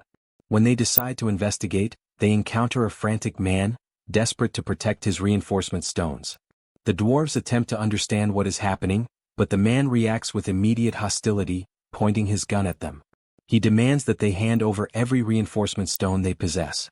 The dwarves attempt to calm him, explaining that there are stones all throughout the mine and that there is no reason to attack them. But the man loses all control and fires directly into one of their chests. The gunshot echoes through the tunnels, reaching the ears of a goblin lurking nearby. Meanwhile, the cowboy and Gordon run as fast as they can, trying to escape the mine, still completely unsure of where the exit is, disoriented by the chaos around them. The goblin arrives at the site of the shooting and finds several human bodies lying on the ground beside the stones they had been carrying.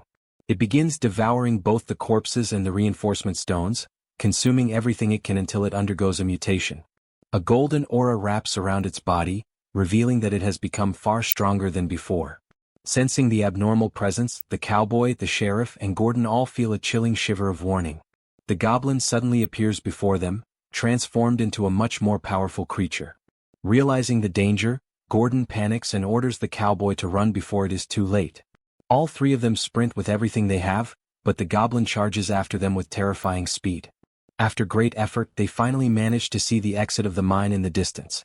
They are moments away from reaching safety, but when the cowboy looks behind while calling out to Gordon, he sees that the goblin has already reached him and seized him firmly. Gordon pleads for help, but the cowboy has no way to save him. The goblin drags him back into the depths of the mine, disappearing with him. From that day onward, the cowboy never sees him again. Returning to the present, the cowboy explains that no one has entered or left that mine since then. Even so, he asks whether Kim still intends to proceed after hearing everything. He admits that he does not have enough courage to return alone and asks whether he may accompany them if they choose to go inside. Kim understands that the cowboy wishes to find his missing friend, Gordon, and agrees to let him join them. He states that they will seek out the dwarves while Park Dong-yuan, the cowboy, will search for the friend he lost. Thus, the group sets off toward the interior of the mine, determined to find those who vanished and to confront whatever awaits them inside.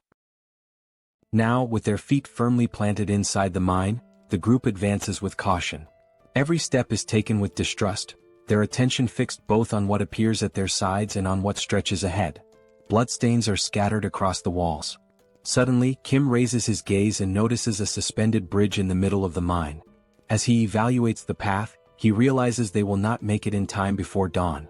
He then decides to rely on the help of his companion. Intrigued, the elf asks whom he is referring to, and a small creature appears on Kim's shoulder ready to assist. Using its ability, it guides the group forward. As they advance, Kim's ally senses something approaching at an abnormal speed. Kim rules out a few possibilities. Gordon is only human, and the elf reminds him that dwarves cannot run that fast. With only the monster remaining as a possibility, Kim orders an attack on the subspace. Spears are launched, but their trajectories are forcibly deflected, astonishing Kim as he watches even a sacred spear, traveling at nearly 500 kilometers per hour, being repelled. The elf decides to act, and an aura begins to envelop her hands as she moves forward with steady steps. As she observes the surroundings, she notices that the sound seems to grow increasingly distant. Kim, however, remains focused on the mission. For now, the best course is to keep moving. The cowboy watches everything in silent admiration. He does not fully understand that ability. Shortly afterward, Kim's companion, still perched on his shoulder, catches a strong, pungent smell of blood coming from somewhere nearby. The group decides to investigate and breaks into a run through the mine. It does not take long before they find a body lying on the ground. It is a severely wounded dwarf. Kim quickly assesses the situation and concludes that the dwarf has lost too much blood and cannot wait. Without hesitation, he decides to move him into the subspace, where number one can take care of him safely. Meanwhile, Kim's ally once again senses a threat. Something else is approaching at high speed. This time, the elf takes the initiative and moves ahead without hesitation. The enemy emerges in an overwhelming manner. A goblin bursts forth violently from the path. Before it can attack, it is struck by a single punch to the center of the face delivered by the elf. The impact is intense, killing it instantly and causing the crystals to jolt. The elf observes the scene without any sign of revulsion. To her, the enemy had seemed larger in her imagination. Meanwhile, the dwarf passes through the subspace. When he awakens, he finds himself frightened and disoriented, surrounded by figures watching him with concern. Gradually, he gets to his feet as Kim explains that this place is safe, where he can recover without risk. The dwarf is informed that he was found unconscious inside the mine and treated in haste, and he is warned not to make any excessive effort. Upon hearing this, he asks about the monster in the mine. The elf reassures him by explaining that the creature has already been eliminated. She then introduces herself as Ellie, the leader of the elves. The revelation leaves the dwarf visibly confused. For him, it is difficult to understand how an elven elder could be traveling alongside a human. Ellie replies that it is a long story and asks whether all the other dwarves besides him are dead. With sorrow, the dwarf confirms that not only the dwarves, but also all the humans in the mine were killed. The cowboy intervenes, worried, asking whether he saw someone named Gordon, a close friend. Before answering directly, the dwarf asks whether only one monster was killed, which the elf confirms. The dwarf states that there is another creature, similar to the first, called Gordon. The cowboy reacts in shock, unable to comprehend what that means. He recalls the last moment with Gordon, being dragged into the depths of the mine by a goblin that held him tightly and slammed him violently to the ground. Just as it is about to devour him, the creature is suddenly distracted by crystals scattered across the floor. The goblin temporarily abandons Gordon and begins feeding on those crystals.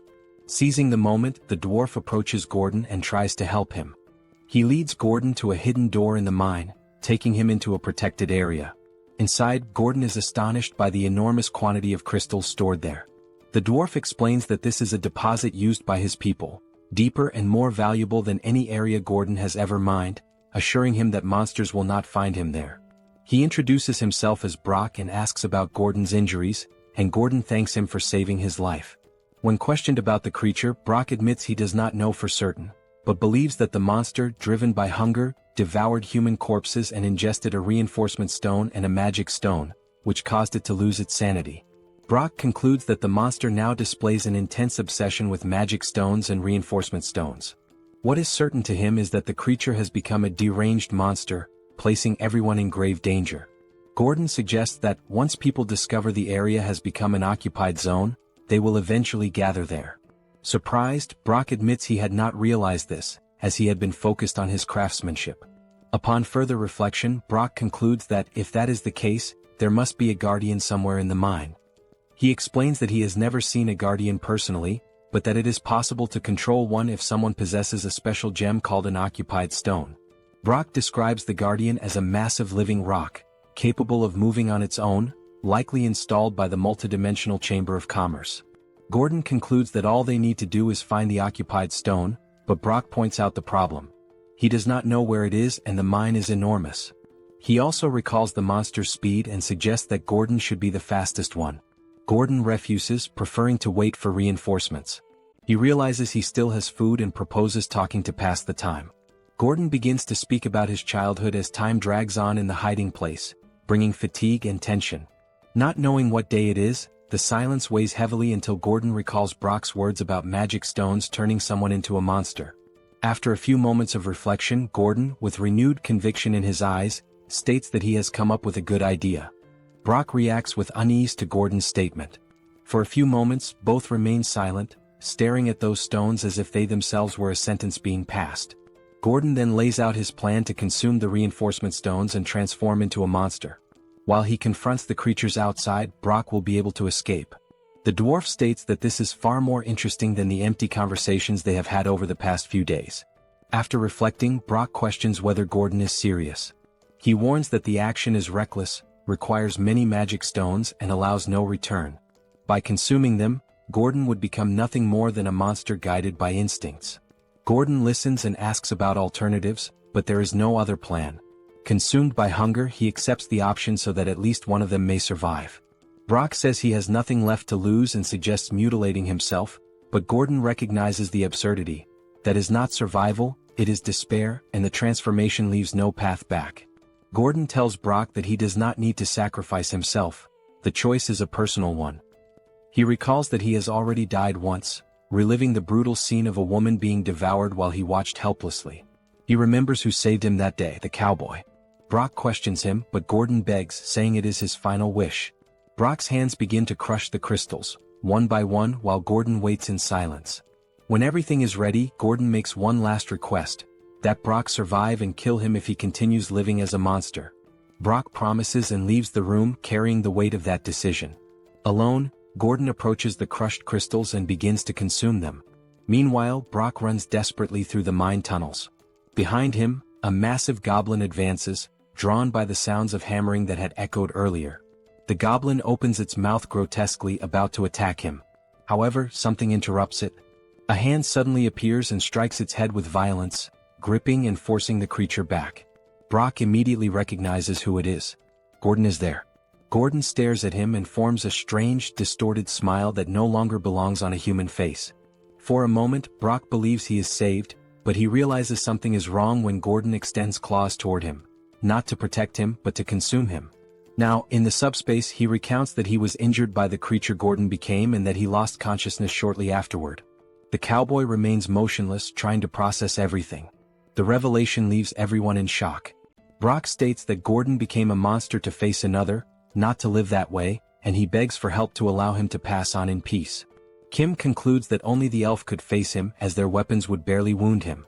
He then begins to consider reinforcements and asks whether it would be possible to forge a grade C reinforcement stone from lower grade ones. Brock explains that 10 grade D stones of the same attribute would be required, a quantity they possess. The problem is that none of them have a divine attribute, making it impossible to reinforce Ranks' sacred spear. Kim quickly evaluates the options and decides to reinforce the pistol, which, although less powerful than a rifle, stands out for its portability. He reinforces the pistol without hesitation, and when he opens the system interface he is surprised. There are few resistance stones, rare enough to allow only 3 more reinforcements on the pistol, which still supports an additional bullet enhancement. The decision is made. The group responds in unison, accepting the order, aware that the confrontation awaiting them will not be ordinary. At that exact moment, someone asks Kim for permission. It is the cowboy.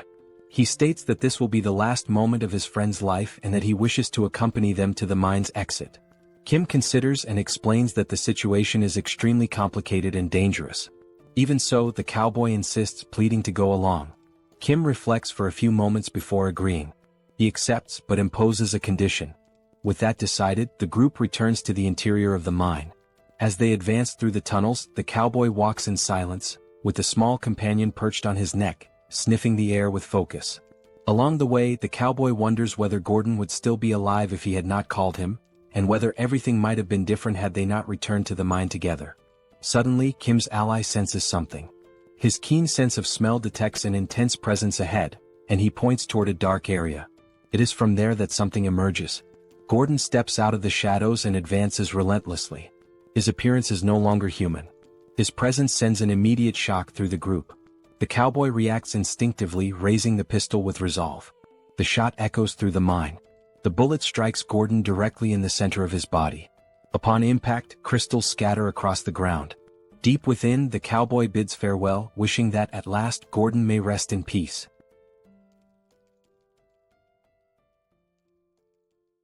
Later, Brooke works in front of the stone, carving its surface with firm and careful strikes.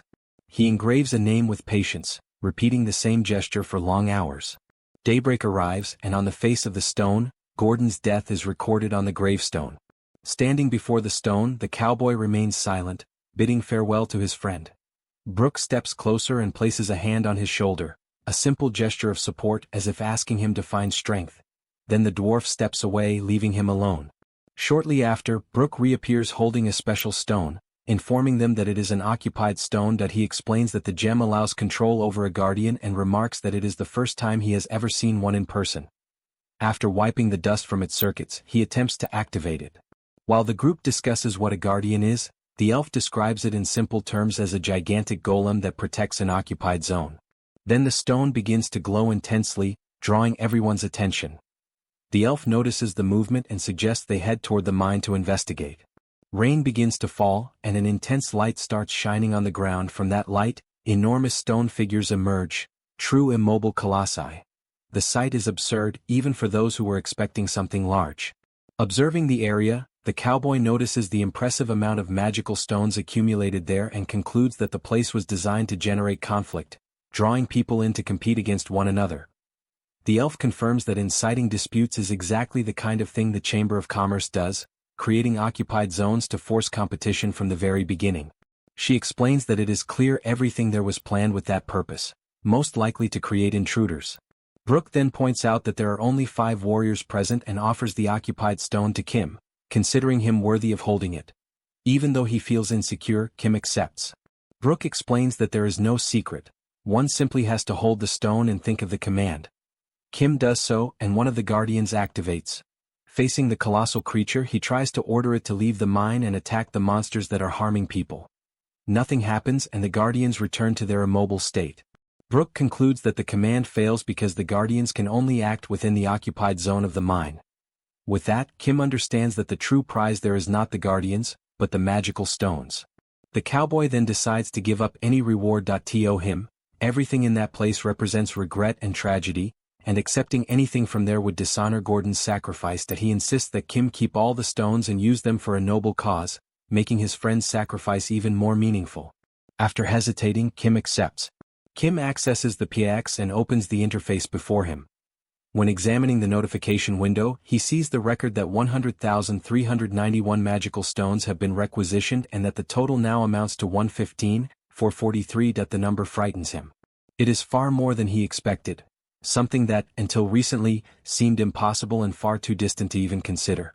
While he observes the data, the cowboy turns to the elf, remembering what she said earlier about the creation of intruders. That he wants to better understand what that truly means. The elf explains that the Chamber of Commerce offers people the primitive thrill of competition, the satisfaction of victory, and attractive rewards. By repeating this cycle, the awakened grow stronger and end up being trained to become invading groups. The cowboy reflects on the country's current situation, divided between two major factions at war, with several occupied zones spread across the United States. That he realizes that if one of these factions claims all the rewards, the next step will be to invade other territories. The elf confirms that this is exactly what will happen and reminds him that tens of thousands have already died. Kim interrupts the reflection and states that this cannot continue, as he believes it is time for people to unite to overcome the crisis. Soon after, he declares that he will go to war. The cowboy reacts with surprise and tries to treat the statement as a joke, but Kim makes it clear that he is serious. Even while acknowledging Kim's power, the cowboy points out the absurdity of a group of only 5 people facing armies made up of hundreds of thousands. Kim then realizes the misunderstanding and explains that he has never made his true abilities clear. That he clarifies this by opening the subspace, revealing that each member of his team is part of the elite, unveiling the strength of his knights. The demonstration leaves the cowboy deeply frightened. Faced with what he sees, he asks what exactly is happening. Kim then changes the subject and comments that he needs someone to manage that occupied zone. After reflecting, he concludes that the only person suitable for the role is the cowboy himself. A system notification appears, informing the cowboy that he has received an invitation to join the PAX. That he reads the message while Kim explains the benefits of the position, including guaranteed access to water, food, and unlimited supplies. Confused by the speed of events, the cowboy questions everything that is happening. In response, Kim demonstrates how the system works, making the scenery change, and the two of them find themselves in a room equipped with a table filled with food. Still in shock, the cowboy looks at the food in front of him. Kim asks him to help himself and suggests that he take some time to think about the offer while he eats. The cowboy lowers his head and begins to eat. While he eats, tears fall silently, the result of the unexpected and painful direction his life has taken. Now, elsewhere, a man stands with a serious and rigid expression. Before him is Kim, maintaining a firm posture. The man summarizes the situation in a straightforward manner, confirming whether Kim is truly saying that the ongoing war in the United States needs to be stopped. Kim confirms and explains that, between the two factions in conflict, there can be no winner. Before he continues, the elf intervenes. The Chamber of Commerce encourages conflict with promises of reward, shaping winners into invaders. If the war ends in the United States, the rest of the world will follow. The man listens attentively and admits the need to intervene, but he does not see a concrete plan to achieve this. Kim then explains that this is exactly why he is standing there before him, speaking directly to the head of operations. The head of operations admits that he has not been closely following the situation in the United States, which makes any definitive decision difficult. Even so, he points out what is essential: identifying the two factions and strengthening their own forces until they are able to match them. Kim agrees and summarizes the proposal, stating that investigation and strengthening must occur simultaneously. He observes that the head of operations is saying exactly the same thing Lancelot had already mentioned. He then adds that Lancelot has a request to make. Lancelot takes a step forward and faces the head of operations with seriousness. He declares his desire to learn directly from him. Upon hearing this, the head of operations is left speechless. He then questions why Lancelot wishes to learn from him and what kind of abilities he could truly offer. Lancelot replies that it is not merely about individual skills, but about the position the chief holds. He explains that, recently, the knights have been reflecting on their own levels of power. When their attacks cease to be effective, they begin to question whether they are still capable of protecting their lord. According to him, Kim had already anticipated this issue and created items to compensate for this limitation, such as a weapon. Upon observing the weapon, the head of operations concludes that they are referring to the use of firearms, but Lancelot states that the knights have already learned how to use them. That being said, the chief questions what remains for him to teach, to which Lancelot replies that he seeks tactics and strategies. Kim intervenes, confirming the intention. He makes it clear that he wishes to forge the Knights of Camelot into a true special operations unit. The head of operations lowers his head for a moment and acknowledges that he does indeed have something to offer. He makes it clear, however, that the training will be extremely rigorous. Meanwhile, the elf watches in silence, reflecting on the unwavering confidence of the head of operations. The group then decides on the direction of the training and the measures necessary to strengthen their forces. Lancelot leaves the room and Kim watches him depart, reflecting that this is good for the knights, since they were likely frustrated by not being able to act more actively. Even so, he feels a certain melancholy at the thought that the reliable Lancelot will not be by his side for a while. Kim also stands and suggests that the elf rest. Soon after, he decides to check his own abilities. He opens the system window and realizes that he has not reviewed them since reaching subspace level SIX. As he analyzes the information, he notices only a slight increase in the subspatial healing rate, with no significant changes. While examining the interface, a long notification suddenly appears, drawing his attention due to its unusual size. He reads it carefully and discovers new unlockable abilities, some with high costs. Among them are portal-to-portal transportation and an automatic system for product ordering and dispatch, but nothing that aids in combat, which disappoints him. Even so, he accepts the situation, reminding himself that he already has enough people to handle firepower. Later, Kim meets another man. Without lifting his gaze much, the man reacts curtly, as if expecting yet another absurd request. Kim greets him and says that he does not wish to impose anything, only to know whether the subspace is satisfactory. The man remarks that it is late for that, but appears relieved to see that Kim is well. Kim notices the drawing and asks what he is currently working on. The man replies that he is designing an automatic machine to roast food on rollers. Kim's curiosity grows and he asks whether James knows how to build robots. The answer comes cautiously: it depends on the type of robot. Kim mentions the robots from films and comics, large and armed. James frowns and makes it clear that the ability does not create things out of nothing. Kim summarizes the point, understanding that the current level still does not allow for robots of that kind. James confirms with a restrained gesture. Kim walks away, irritating James, who shouts that it is not impossible, just difficult and time-consuming. Kim leaves the area and crosses the subspace, moving to another location. During the journey, the small companion draws his attention, warning him that the cowboy has not yet finished his meal. Under the moonlight, Brock remains in the cemetery. Noticing Kim's approach, he turns around. Kim comments that he finally found him and admits that he spent hours wandering through the mine without knowing he was there. Brock asks whether Kim was looking for him because of craftsmanship. Kim replies that it is not about that and says that there was something he wanted to ask, but he feels that perhaps it is not the right moment. Brock explains that he is past the age of being paralyzed by the pain of losing companions, that he is upset and disappointed, but states that while he is creating something, those feelings quickly fade. That if there is anything to be made, he is willing to do it, and he asks what the request is. Thus, Kim asks directly whether he wants to live and create within the subspace. Brock reacts with surprise, trying to understand what he has just heard.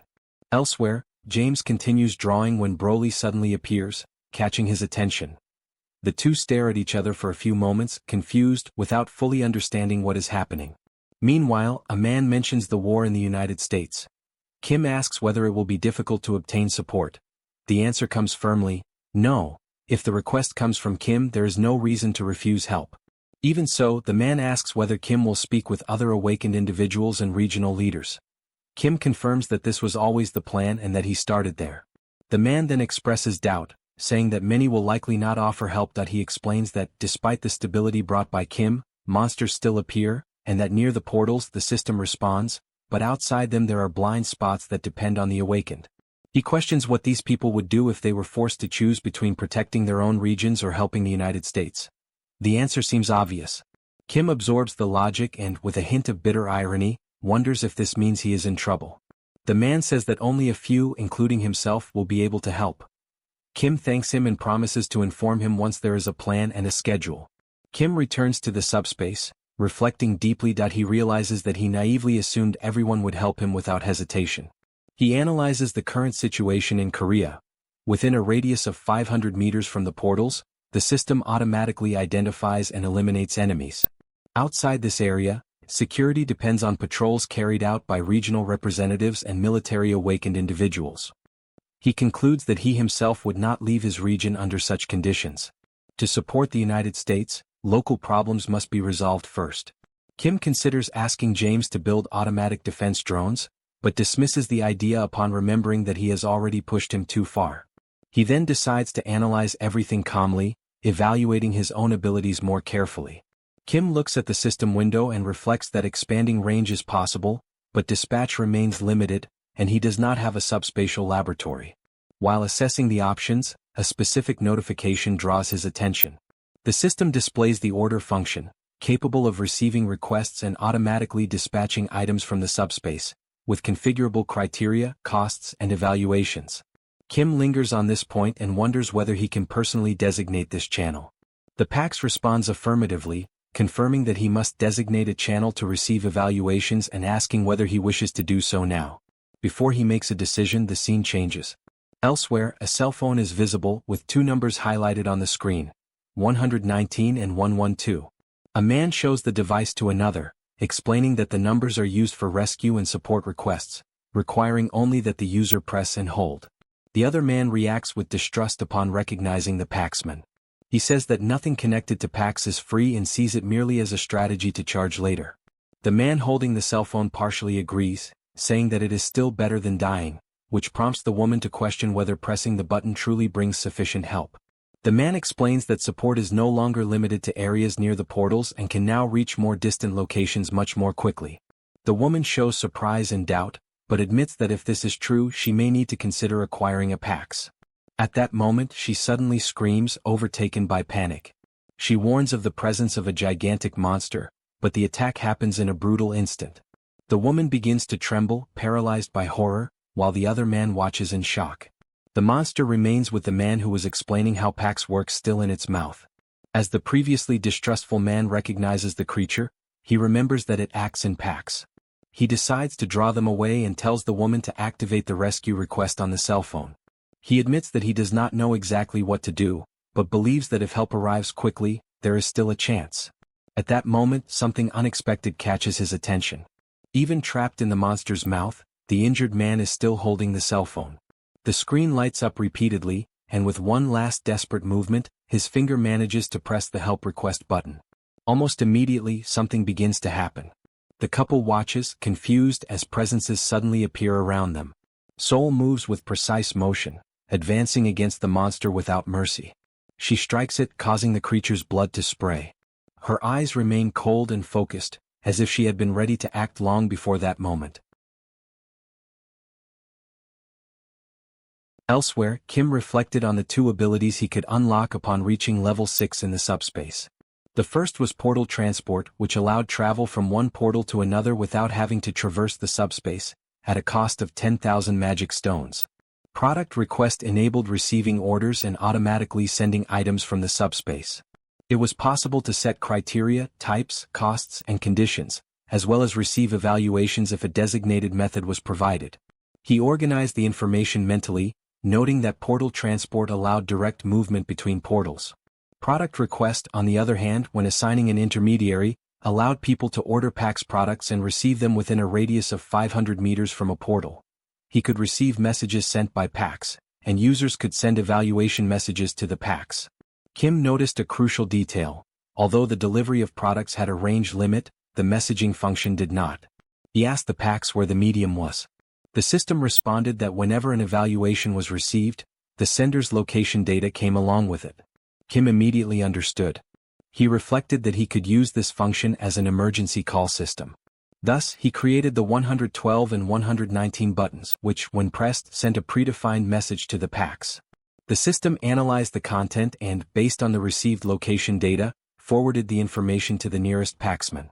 The agent receiving the data was then dispatched to the indicated location. In one instance, PAX sent an emergency rescue notification with detailed location instructions. The PAXman simply read the message and ran immediately to the indicated destination, determined to complete the mission. While Seoul ran, Kim's friend guided her using his keen sense of smell. At one point he leaped. Back at the scene of the attack, Seoul reached the destination of her mission and faced the monster without mercy, driven by absolute courage. After defeating it, she saved the boy, who then received proper medical attention. Elsewhere, 3 days had passed since the short man appeared to James, who watched him in amazement, unable to understand how he could keep crafting without pause. He wondered if anyone could truly devote themselves to something all day, no matter how much they loved it. James concluded that if he had lost it, he could simply find it again, deciding to rediscover the joy of creating and return to his paints. He resumed drawing while Brock and the dwarf remained engrossed in their crafts. Later, Brock informed Kim that the works were completed. Kim observed and realized that this reinforcement stone would bring him to level 5. He reflected that 3 days had passed since the creation of the emergency system. With Brock's effort, several weapons had been produced. Even so, he would not go to the United States. there was insufficient information and moving forward blindly would be risky. As he contemplated the diamond created by Brock, he thought that taking a +5 weapon would provide immense peace of mind. He decided to enhance it, the ultimate multifunctional knife, transforming it into a blade sharp enough to cut a level 6 enemy. However, as soon as the knife fell on the table, it split in half. Seeing this, Kim asked if the item had been destroyed. Brock explained that he had expected this. Ordinary items could not withstand the power of the reinforcement stone. Special items were needed to resist its energy. He then mentioned that a special item would be something like the object before them. Brock said that the item was a special artifact, like those of singular power or forged by dwarves, and that such an object must withstand the energy of the reinforcement stone. At that moment the cowboy approached the two. Kim remarked that 3 days had passed and asked if everything was fine at the mine. The man, however, replied that he was not there by chance and revealed a weapon. Kim looked at the object and asked what it was. The cowboy explained that the item had belonged to an invader from the southern faction who had attacked the lithium mine without warning, but the weapons used had caught his attention. Kim asked if it was an enhanced weapon, and the cowboy replied that not exactly, saying it would be easier to demonstrate. The cowboy then crouched, rested the weapon on his shoulder, and aimed at a distant point. At the moment he fired, a massive explosion erupted in the distance, shaking the surroundings. Kim watched in surprise as the cowboy explained that the power alone was impressive, but the strangest thing was that the weapon fired even without being loaded. Brock analyzed the piece from a distance and stated that, judging by the finish, it was a weapon made by dwarves, a quality few could achieve. Yet, he noticed something odd and questioned whether the southern faction actually possessed such weaponry.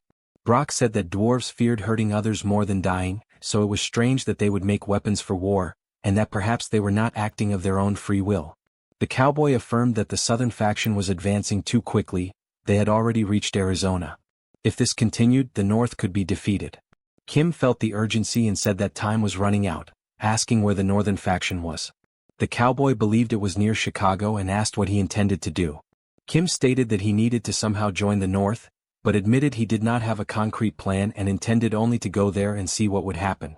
Sometime later in Chicago, everything was devastated. The streets lay in ruins, buildings partially destroyed and abandoned vehicles scattered along the avenues. Giant creatures wandered the city, driven by an insatiable hunger for destruction. A group of survivors tried to resist, launching improvised explosives while shouting instructions to each other amid the chaos.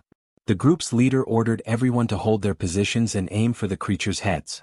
The attack began, but as they fought the initial threats, more beasts emerged from the rubble. Upon seeing them, the leader swore and immediately ordered a retreat. The group retreated in a disordered formation, running through the ruined streets as the beasts pursued them with terrifying speed, closing in rapidly. During the escape, one of the men tripped and fell. The leader looked back and called his name, ordering him to get up. Mateusz tried to rise but declared that it was too much, telling them to go on without him. One of the beasts lunged forward, ready to attack, but suddenly it was pierced by something invisible, striking with deadly precision. It toppled to the ground. Another, just behind, was also struck and fell before even reaching the group. The captain watched the scene, unable to comprehend what was happening.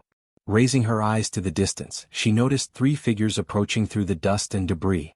She narrowed her eyes, confirming that someone was indeed coming toward her. As the silhouettes became clearer, she saw the knights, and at the center, Kim. The leader wondered who the man in the middle could be and concluded that, even if he carried a secret weapon of the southern forces, that alone was no reason to fear. Yet something made her shiver. She sensed movement behind her. One of Kim's team knights, who had been in front moments before, was now atop a building. He asked for her identity, then announced that his lord wished to speak with her. Shortly after, the group's leader guided Kim and Lancelot inside the building. A scream caught Kim's attention, making him turn his head. He saw a man on an improvised stretcher while a woman tried to calm him. Covered in burns, the man begged for the pain to stop. Kim watched the scene with restrained horror. The captain noticed his gaze but called him to follow her down another corridor. She led them to a secluded room, simple and empty, where they could talk. As they settled in, she remarked that she would offer something to drink, but given the circumstances, she had nothing to offer. Soon, the leader asked what matter he wished to discuss. Kim summarized the situation. The multidimensional chamber of commerce was fueling the war, and when a winner emerged, it would transform them into a new intruder, like the monsters from the Launches War. The captain appeared to understand that a war was underway. Relieved that he did not need to explain the basics, Kim went straight to the point. He wanted to end the war, but he was operating in the dark. Lacking information, he asked her to share what she knew. She agreed readily. She explained that, in fact, there were no complex interests or elaborate political schemes, only a conflict essentially centered on stopping the Southern commander. The leader then asked if he had seen the monsters at the entrance, those creatures with tentacles emerging from their bodies. Receiving his implicit confirmation, she explained that they were the work of the Southern commander, a result of inhaling the toxic gas he produces. She emphasized that there were several types of gas. One induced madness, another caused immediate unconsciousness, and yet another made tentacles sprout from the victim's body, controlling their movements. She clarified that the gas did not kill instantly, but the victim ceased to truly live, becoming only a controlled body. Finally, she noted that Kim had probably already seen victims of the gas upon entering the building. She admitted she did not know if the injured were lucky or unlucky. Some inhaled only a small amount and survived, but suffered excruciating pain. This was not the work of monsters but of the Southern commander, who used this power to force an army, killing those who resisted and rapidly growing his faction, bringing it into conflict with the North. She explained that the Northern faction had emerged from the union of major cities to face monsters together.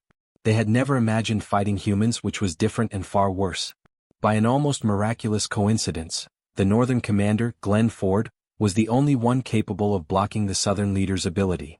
No one knew how. Despite having awakened as a priest, he neutralized the gas. With Glenn leading, the war reached a stalemate until the South seized the factory. Kim asked which factory she meant, and the leader explained that after the dimensional merge, zones emerged occupied by the United States, and the so-called factory was a dwarven workshop. Shock ran through Kim as he connected this information to the weapon the cowboy had given him days before. She continued.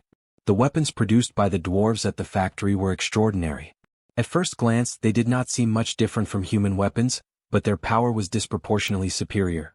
It was not long before the North was cornered, losing comrades and innocent lives. She explained that Glenn believed that if they retook the factory, they could contain the crisis. He gathered his personnel and found the location of the workshop, devising a plan, but lacking sufficient men and supplies, he decided to retreat. On the way back, as he approached Chicago, a small confrontation occurred with the Southern faction, and to escape he entered the great forest of Indiana. The leader said that 4 days had passed since his disappearance. Kim asked if the South had pursued him there. The captain doubted it, explaining that the great forest of Indiana was an anomalous territory from which almost no one escaped. A man who had survived reported that the forest's layout constantly changed and that the trees were so dense that sunlight could not penetrate. Compasses and other instruments became useless, and Glenn knew these facts, but he entered anyway. The leader concluded by saying that this was the current situation.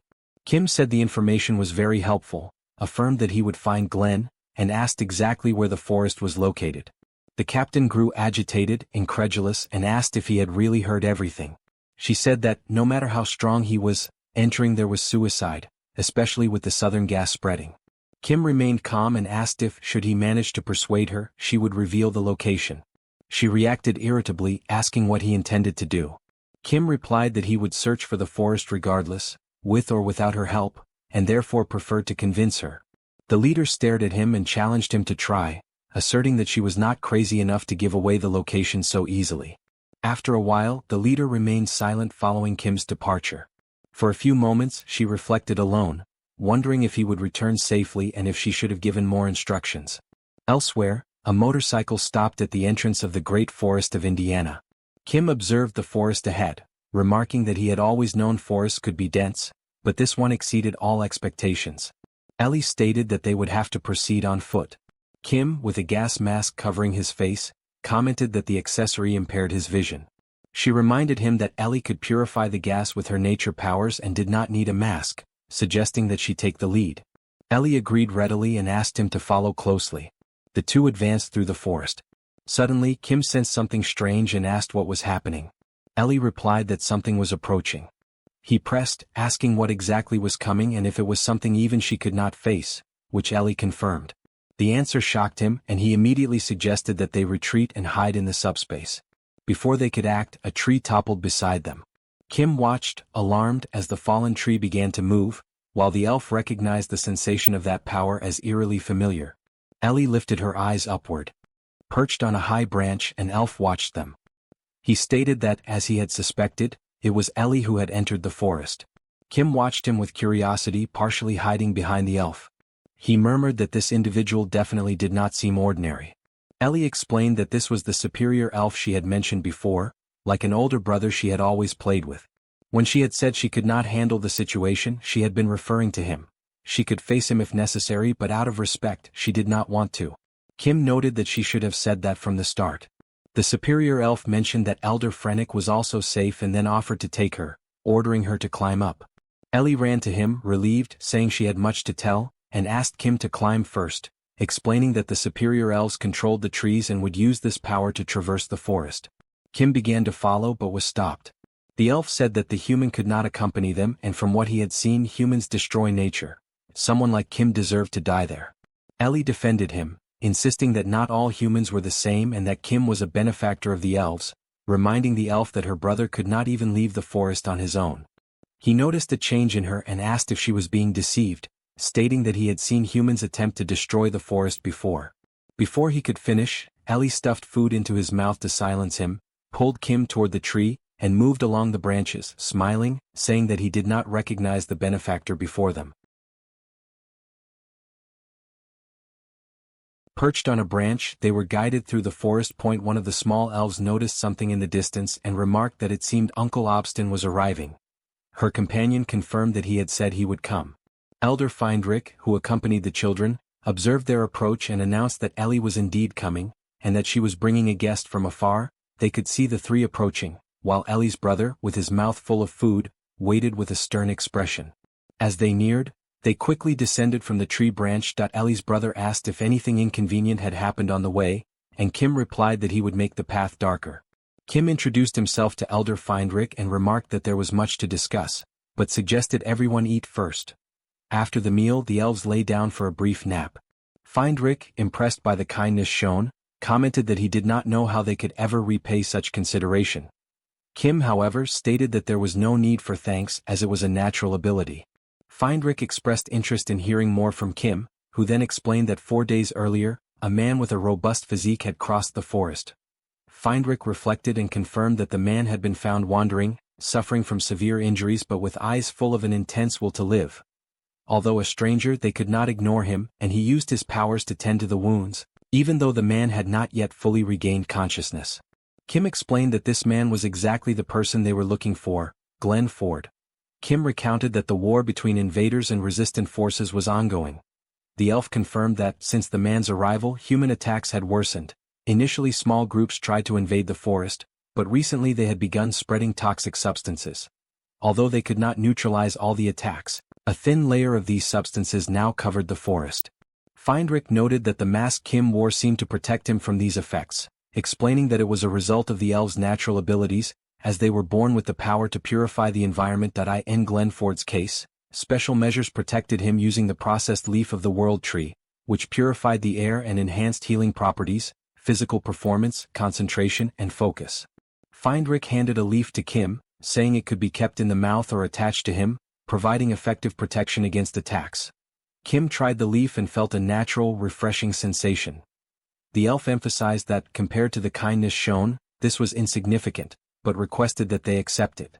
When asked if there was more, Friendly explained that, unfortunately, there was not. That he explained that raw materials were scarce, and the world tree, weakened by the curse, was not healthy.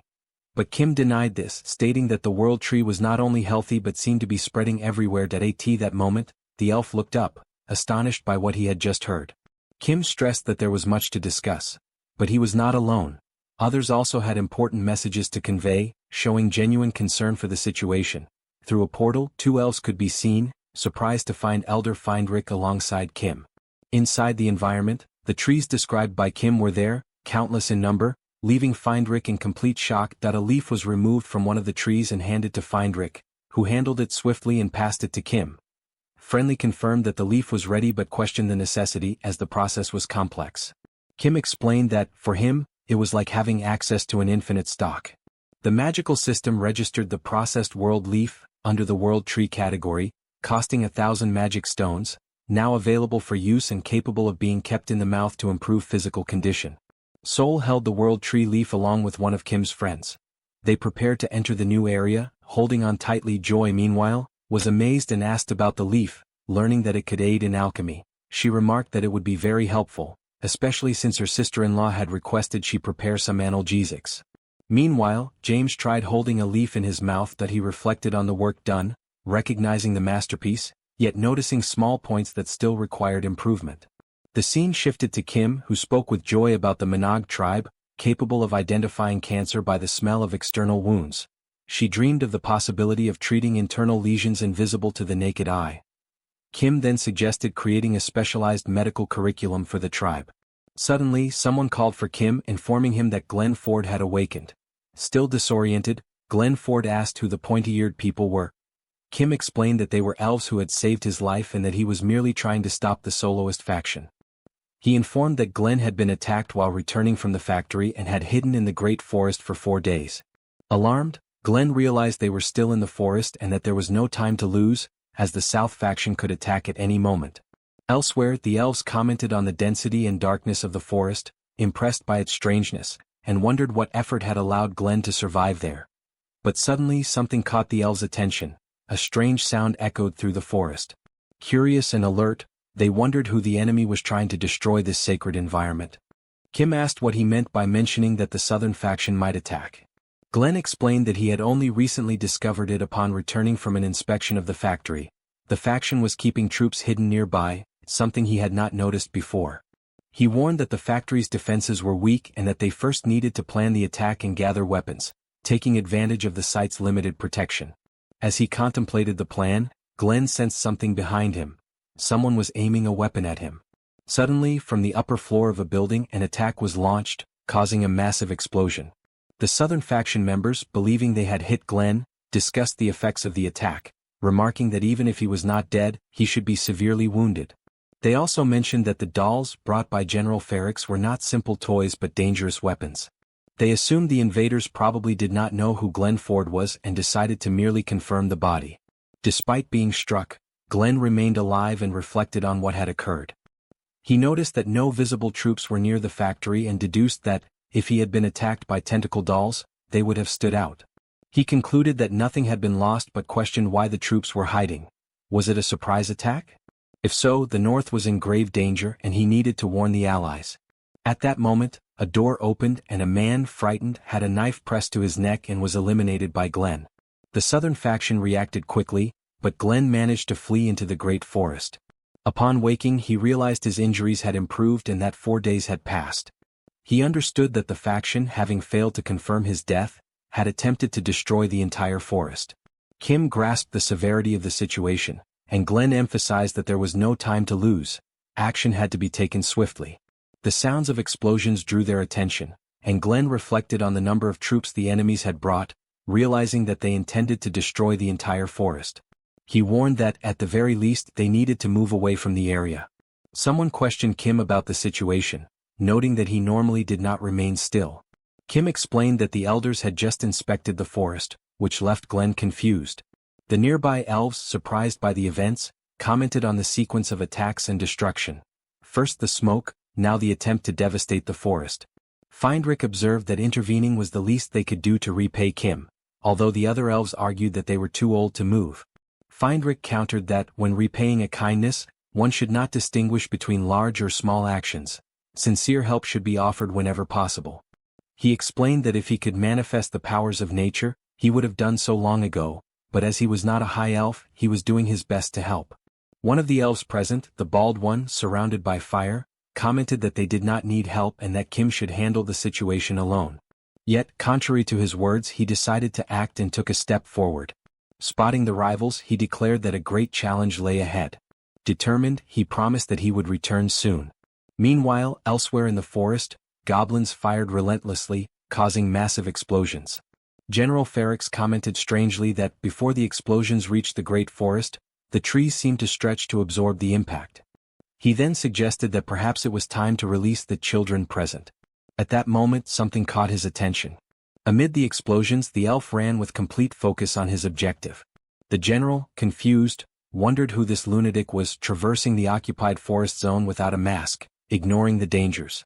Ferrix ordered the children to move and advance from there, instructing a ceasefire until the Titans reached the forest. The Titans, receiving the orders, began moving toward the forest with unwavering determination, following their mission. The bald elf, however, remained vigilant. As he approached, he realized that the Titans were in front of him and muttered in surprise that they had not only come to shoot from afar but had almost approached to greet him. Laughing, he asked how he could even thank them for that. Without mercy, the elf began attacking the Titans in front of him, one by one, slicing through the wave of enemies and advancing toward those further ahead. General Ferrix, watching the scene, was shocked, thinking to himself as he observed. The elf was slicing elite level 7 trolls as if they were tofu. Alarmed, he concluded that he needed to retreat. He then ordered his forces to concentrate fire on the elf while planning to use the dolls to buy time and escape the chaos. The general called Carter, asking where the vehicle was, and received the answer that it was ready for the withdrawal. At that moment, the factory lost its importance to them. Escape was the priority. But when he turned his head, General Ferrix realized that the elf had already arrived there. The elf, nostalgic, remarked about the old times. At the height of his career, he dealt with arrogant types like those. His temperament was calm and he did not seek unnecessary conflict. He merely drove the enemies away quickly. The observers, stunned by his efficiency, recognized the gravity of the situation and felt helpless. At that moment, the system notified, Glenn Ford was recovering well. The southern faction forces near the factory had been annihilated. The factory had been discovered and would be occupied by the Pax. Kate, perplexed, reflected on what the man had been doing, trying to comprehend the magnitude of his actions. The scene shifts to a conversation in which they mention the Earth dimension, while another argues that it is not a deserted place, but rather a growing dimension that needs them. Excited, one of them comments on the reaction of the inhabitants to their items, citing creations such as the Sword of the Arrogant Ego and the Mana Vampire Blade. During the exchange, one of them provokes Grant, recalling the time his confidence led to the destruction of his work by Jorana's fire. Irritated, he snaps back that it happened decades ago and accepts a challenge to create the best item without using that fire. Shortly after, a group arrives requesting a long-range high-power weapon, even if it is disposable. Grant disapproves, stating that items should carry history and meaning, not be made for temporary use.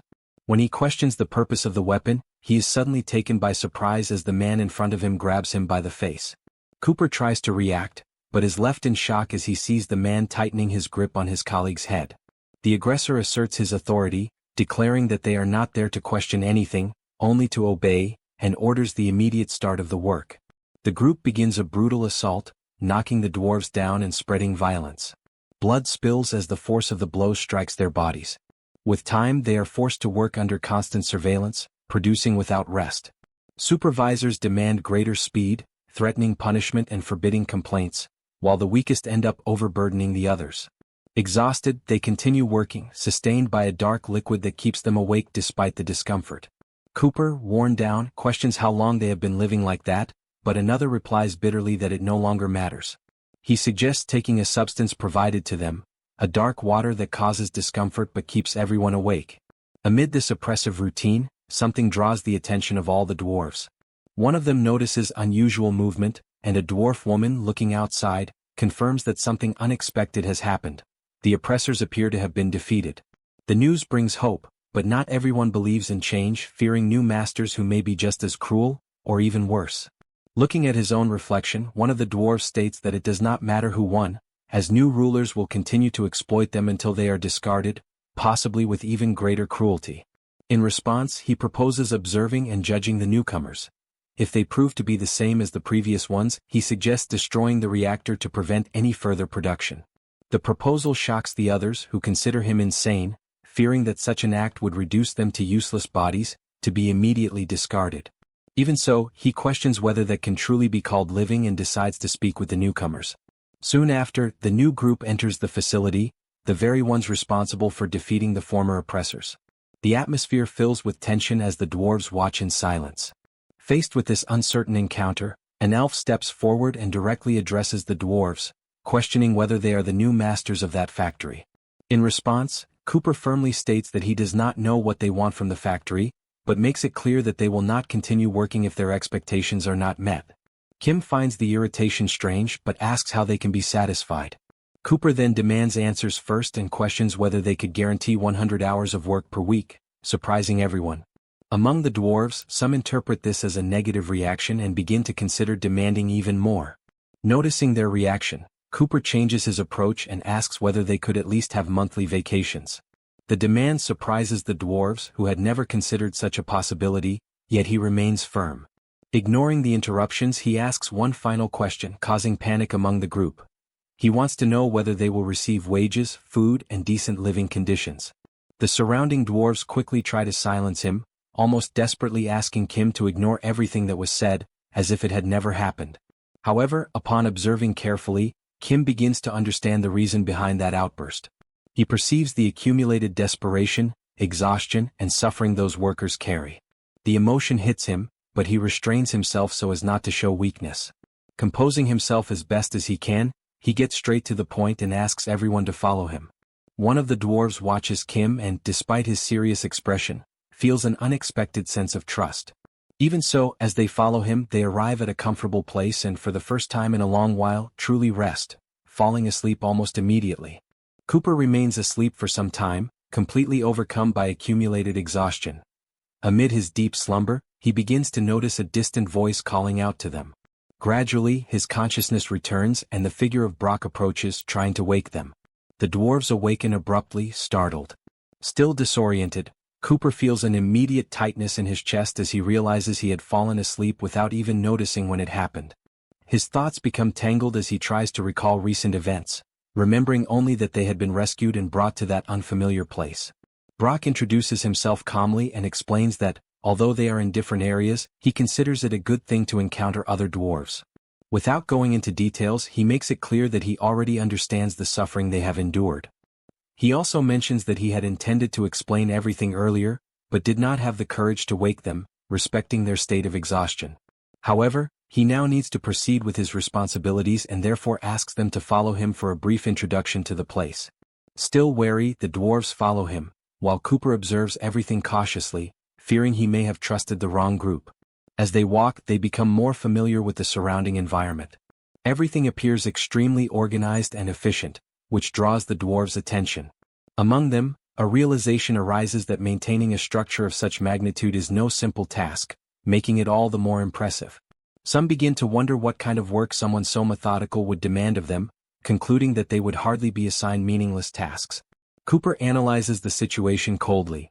He believes there will be rest but also intense work, though more efficient than the previous exploitation. Even so, he remains alert, worried that he may have made a bad impression. Upon arriving at the cafeteria, Brock explains that they are free to serve themselves, and that the food, though unfamiliar, is surprisingly good. Cooper begins to question how much this generous treatment is tied to future demands. After some time, Brock returns and informs them that the explanation has concluded, thanking them for their attention and acknowledging that they must still be tired. Cooper interrupts, demanding to know what work they will be given. Brock replies that they will not be forced, and that the focus is on ensuring their well-being, which confuses the dwarves. Meanwhile, elsewhere inside a building, Glenn Ford returns alive. He shows disbelief, recognizing that his survival was only possible thanks to the help of Kim and the elves. Kim reinforces that a high elf healed him while another took care of an ally, and then states that his true contribution begins now. He reveals a valuable resource, leaves from the world tree, capable of purifying the enemy's gas and strengthening the body, and which can be used orally. Kim declares that he will also fight, and Glenn acknowledges that this could change the course of the war. Even so, Kim warns that it will not be easy, even with his ability to strike targets from long distances. At that moment, Kim opens a system notification. It informs him that the multidimensional trade chamber has approved an investment, selecting the murky world dimension for a new plan focused on the United States. Shortly after, another message announces that, in 7 days, the passage between dimensions will be gradually opened, with permission levels and automatic rules for profits and fees. As he reads all this information, Kim realizes the gravity of the situation. He concludes that the level of difficulty has increased significantly, and that the presence of high-level entities indicates an extremely challenging combat scenario. He reflects on the gap between power levels and equipment, recognizing that his current capabilities are still insufficient to face higher-level opponents. Even enhanced weapons would not be enough to guarantee an advantage against enemies of that caliber. For this reason, he concludes that he must better understand the entities of the new dimension, since without that knowledge he will not be able to prepare properly. Glenn Ford explains that Murky World is a dimension inhabited by beasts that rely on brute strength as their primary weapon. He describes the creatures as agile, powerful, and highly regenerative, emphasizing their danger. He states that he has already faced them in the last bidding war and reveals that some are controlled by the Southern faction, making them even more treacherous. Upon hearing this, Kim concludes that if that dimension was chosen and Glenn Ford has already fought those creatures, then the Southern commander is likely involved. Glenn Ford confirms this, stating that the commander, after losing allies in the factory, has become even more desperate and willing to take extreme measures. Kim realizes that the situation is worse than he had imagined. Bringing entities from another dimension reveals an alarming level of recklessness. Even with the support of the elves, he understands that he cannot rely solely on that and concludes that he urgently needs a countermeasure. Without wasting time, he calls an emergency meeting and lays out the entire situation. Ellie states that she does not believe they will lose, but makes it clear that if they want to guarantee victory, there is only one viable option: to create an item enhanced to +5. Brock explains that such a level of enhancement requires a special item, capable of withstanding the extreme power of a reinforcement stone. Kim states that the solution lies with the dwarves in the factory, and Brock reminds him that they are still resting, but leads him to the room. On the way, Kim hesitates to ask them to return to work, but realizes there is no choice. Upon entering, he finds Cooper already standing, saying that he was about to go look for him. Kim finds the situation strange and asks if something is wrong or uncomfortable. Cooper responds directly, making it clear that the situation is indeed uncomfortable. He recalls the conditions he had imposed, admits that he exaggerated, and states that they had only asked for reasonable work, not a complete absence of it. Restless, he adds that his hands are almost itching from the lack of activity. The reaction catches Kim completely off guard, leaving him momentarily speechless. Meanwhile, in another location, the scene shifts to one of the individuals responsible for the enemy faction's entire operation. He observes the surroundings and, although he does not expect much from the trade chamber, acknowledges that those selected are suitable. Around him, large and menacing creatures wait. One of the creatures remarks that it analyzed the location before the general's arrival and concluded that, aside from that one man, everyone else there is nothing but scum. Another creature points out that only 1 week remains until the massacre of the Northern Army, while a different one suggests using the useless ones as sacrifices. The man allows them to do as they please and asks about the arrival of the level 6 general. He is reprimanded for his lack of respect, but is informed that the general will arrive soon. Faced with any doubt, the creatures dismiss the possibility of defeat, asserting that they do not need strategy, as the sheer power involved guarantees a swift victory. Even aware of the risks, the man accepts it. The scene then returns to Cooper, who hears everything and understands that Kim needs a +5 weapon, and that it would require creating an item capable of withstanding a reinforcement stone of that level. Kim immediately confirms, adding that, if possible, he would also like the weapon's design to be striking. Cooper responds directly that it will not be possible. Surprised, Kim asks whether the problem lies in the design. Cooper dismisses that idea and states that the issue is not the design, but the impossibility of creating such an item under the current conditions. The answer weighs heavily and Kim, in silence, realizes that without the weapon, his chances drop drastically.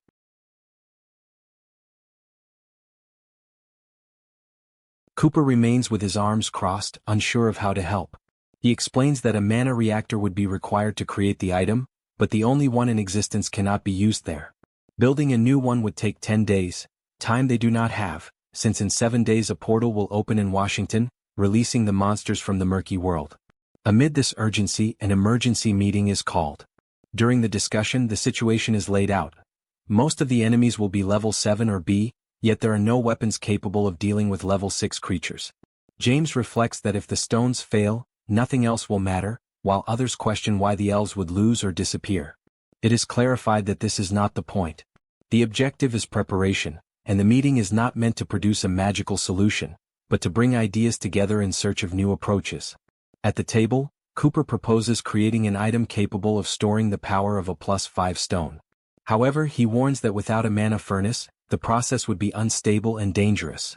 The object would ultimately explode with force comparable to a +5 bomb. If it is not designed specifically for that purpose, the intensity would be unpredictable. Faced with this, James asks whether such an explosion could be controlled. Cooper states that it could, at least to a certain extent, leading James to conclude that it might be possible to adjust its scale and power. Wasting no time, James grabs his notebook and begins to draw. He then shows the sketch to Cooper, asking if he recognizes the structure. Upon examining the drawing, Cooper's eyes light up. He takes the sketch and quickly understands the idea: to use the force of the explosion as propulsion. He finds the proposal interesting but questions its efficiency, noting that 45 gears would generate only vertical movement. James counters by stating that there is no inefficiency in Kim's abilities, as his products are limitless, something that surprises Cooper. Focusing on what matters, Cooper shifts his attention to understanding the engine in order to develop the concept of using an explosion as propulsion, taking into account size, weight, and gearing. As Kim tries to grasp the proposal, Cooper questions whether such a thing is truly possible and who would be capable of piloting it. The answer is unanimous: Jun-soo, the best pilot among them. Cooper admits that it is the first time he has seen something like this, and although he is unsure what to say, he shows clear curiosity. James reassures Kim, explaining that it is not as complicated as it seems, and that he and Cooper have decided to build it, emphasizing that time is the most critical factor. When questioned further, he states that the project will be completed quickly, as the circuits will not take long, and the greatest challenge will be getting Young-gu to adapt to piloting the creation. In the week leading up to the battle, one of the knights positions himself strategically to observe the situation on the other side of the barrier. Meanwhile, Kim's team carefully organizes a plan to face what is coming, even making use of valuable resources such as the leaves of the Tree of Life to strengthen their chances. As time passes in Washington, signs of destruction are already visible in the streets and avenues. The barrier separating the two universes remains firm. On one side, humans stand armed and prepared for war. On the other, the creatures wait for the moment to advance.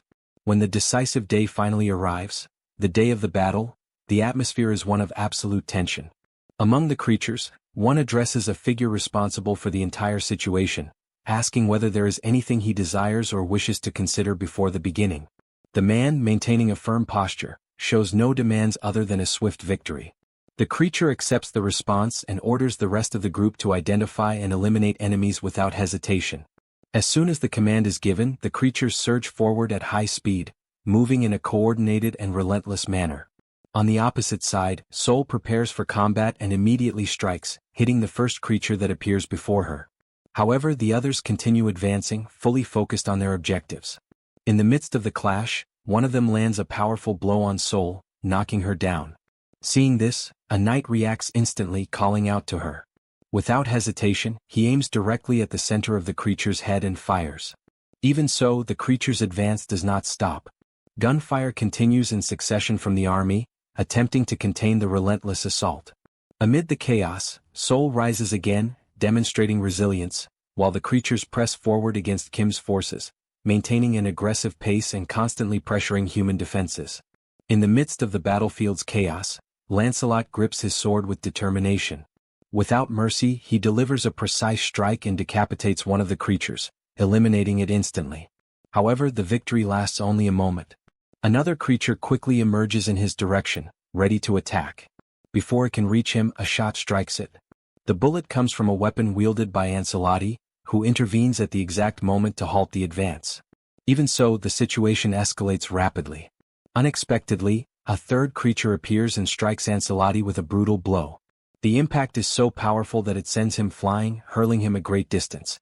The creature watches closely as he falls, tracking every second of the impact as if certain of its victory. But against all expectations, Ancelotti rises again and, even while injured, lifts his sword and resumes his combat stance. The creature advances toward him confidently. As he attempts to raise his arm to fire, the severity of his condition becomes clear. Ancelotti has lost one of his arms. Even so, he does not retreat. In response, the creature declares that he should be surprised, emphasizing that no dimension has ever been able to withstand their strength. At that critical moment, something unexpected happens. Suddenly, the prototype appears on the battlefield, piloted by Jun-soo, and with a sudden movement, it slams the creature into the ground, completely shifting the rhythm of the fight. With the turn of events, the provocation is reversed. The word, surprise, echoes once more, now carrying an entirely new meaning.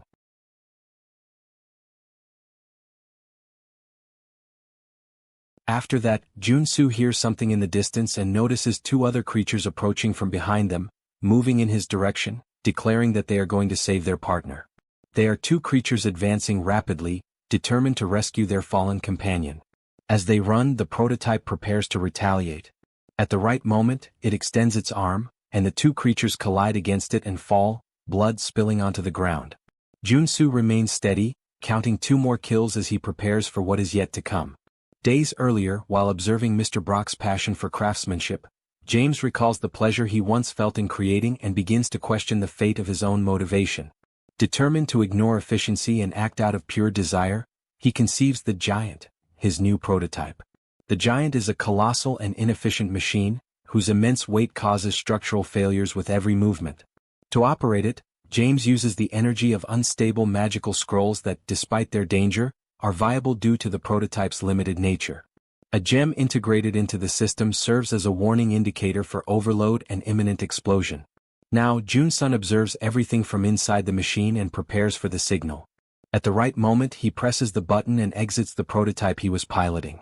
He abandons the machinery as the system enters collapse. The logic remains clear. If the machine will stop after only a few movements, then it makes sense to let it explode. The prototype detonates, generating a massive explosion in the middle of the city. Outside, Jun-sun observes the result and requests the deployment of a new giant from Mr. Kim. Shortly after, a new prototype appears before him. The system recognizes the delivery as James's masterpiece, Unit 1, completed. Jun-sun reconnects to the machinery. Mr. Cooper's circuit enhances the giant's arm, which in an uncontrolled swing, shatters dozens of beasts. Inside, Jun-sun prepares himself internally for combat once again. The leader of the creatures advances to attack, delivering a powerful blow against the giant. The strike hits the machinery with enough force to knock it to the ground and trigger an explosion. After the impact, the creature assesses the situation and orders the retreat of all forces, signaling a change in tactics and instructing everyone to hide and avoid confrontation until further orders. Amid the smoke from the explosion stand Jun-sun and Kim. He checks for injuries, while Jun-sun acknowledges that he is alive thanks to the help he received. Kim reflects on the enemy's strength, noting that destroying a giant with a single blow demonstrates an extremely high level of power. At that moment, Ellie appears, holding the head of one of the defeated creatures. She arrives concerned after noticing the explosions, but Kim confirms that no one was seriously injured, while also observing Ellie's bloodied state. Ellie explains that she had been searching for level 6 enemies and believes she has found an ally of that level among them. Kim reports that a creature of immense strength destroyed the giant with a single strike, immediately capturing Ellie's interest as she begins trying to locate the threat. She concludes that the enemy advanced without a well-structured plan but quickly realized the ineffectiveness of that approach. She recognizes combat experience and caution in him, deciding that she must pursue and eliminate him immediately. She decides to leave alone and mentions that the elder cannot move due to back pain, but states that he rarely loses and possesses great experience. She considers that moment ideal to repay a personal debt. Kim watches her departure and silently questions the meaning of that debt. After Ellie leaves, Jun-sun realizes that she does not trust them, and Kim agrees with that assessment. Elsewhere, one of those responsible for the attacks reflects on the current situation. He questions the use of gas to contain the beast of the dark forest and why this strategy does not work against the Northern Army. He considers the possibility that the elders of the factory may have interfered in some way. Soon after, the leader of the creatures approaches. The entity, identified as General Deltaras, reports that Kim's group is extremely strong and that they need reinforcements. The man listens to the request and states that he does not fully understand what is happening, but acknowledges that his abilities are not working. In response, the creature suggests that he use his ability on his subordinates, proposing a reversal of roles as an alternative. The man replies that if there is no concern for the fate of the subordinates, then there is indeed a possible way forward. In another location, amid dense smoke, a creature appears with a completely altered appearance, taking on a distorted and unusual form. From a distance, Ancelotti analyzes the situation and realizes that the creature's physical abilities have been enhanced, indicating that some kind of manipulation or trick has been used. Kim worries about Ellie, remembering that she advanced alone to prevent something worse from happening, and questions whether she is safe. Ancelotti admits that he cannot guarantee her safety, but states that waiting is not a viable option at that moment. He emphasizes that those enemies were already dangerous before and have now become even more threatening. The analysis indicates that the creatures inhaled the Southern Commander's gas, which could cause significant losses to the Northern Army if the situation continues at this pace. Ancelotti decides to directly assist the Northern Army, stating that Kim does not need to worry and that he will return. Then he departs. Kim watches him leave with a heavy expression, filled with concern and uncertainty, hoping that nothing bad will happen. Sometime later, at another point on the battlefield, a massive explosion occurs. The shockwave sweeps across the area, and as the smoke dissipates, Ellie emerges calmly. She demonstrates complete control of the situation, having just defeated the leader of the creatures, General Deltaras.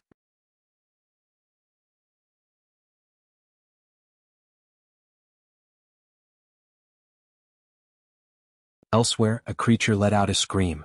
A powerful strike headed straight toward it, delivered by Glenford directly to the center of its body. The impact sent the creature flying far away, launching it an enormous distance. However, moments later, Glenford noticed another creature advancing and realized that one of them had escaped. The beast sprinted toward the edge of the barrier while being hit by countless gunshots. Even under the barrage of bullets, it showed no sign of fatigue and continued charging at high speed, completely ignoring the projectiles. The soldiers firing at it eventually ran out of ammunition. In desperation, they watched as the creature drew closer and closer at an alarming pace. Then, it stretched out one of its arms to grab one of the men. The chosen soldier panicked and screamed in fear.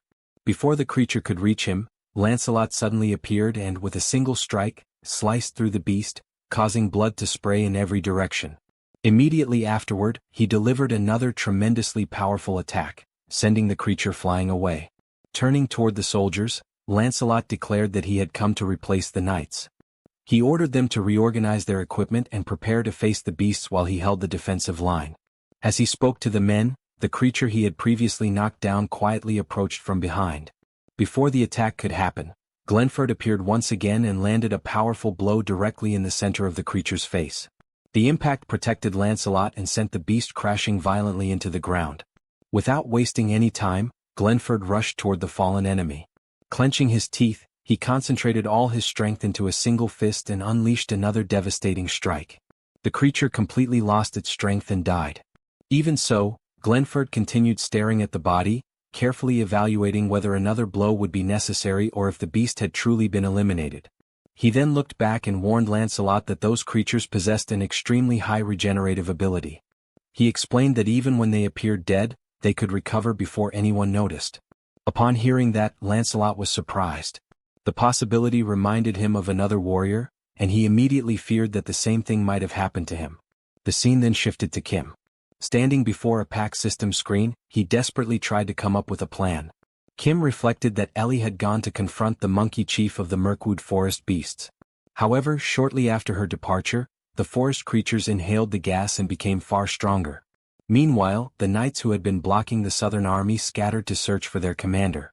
As a result, Lancelot was left holding the defensive line almost entirely by himself. Kim realized that he was helping through the PAC system, but he began to question whether that was truly the best he could do. Then he remembered that one of the elder elves suffered from back pain. If there was more than one elder, perhaps the others could help. Determined to check, the scene shifted to the place where the elders were resting.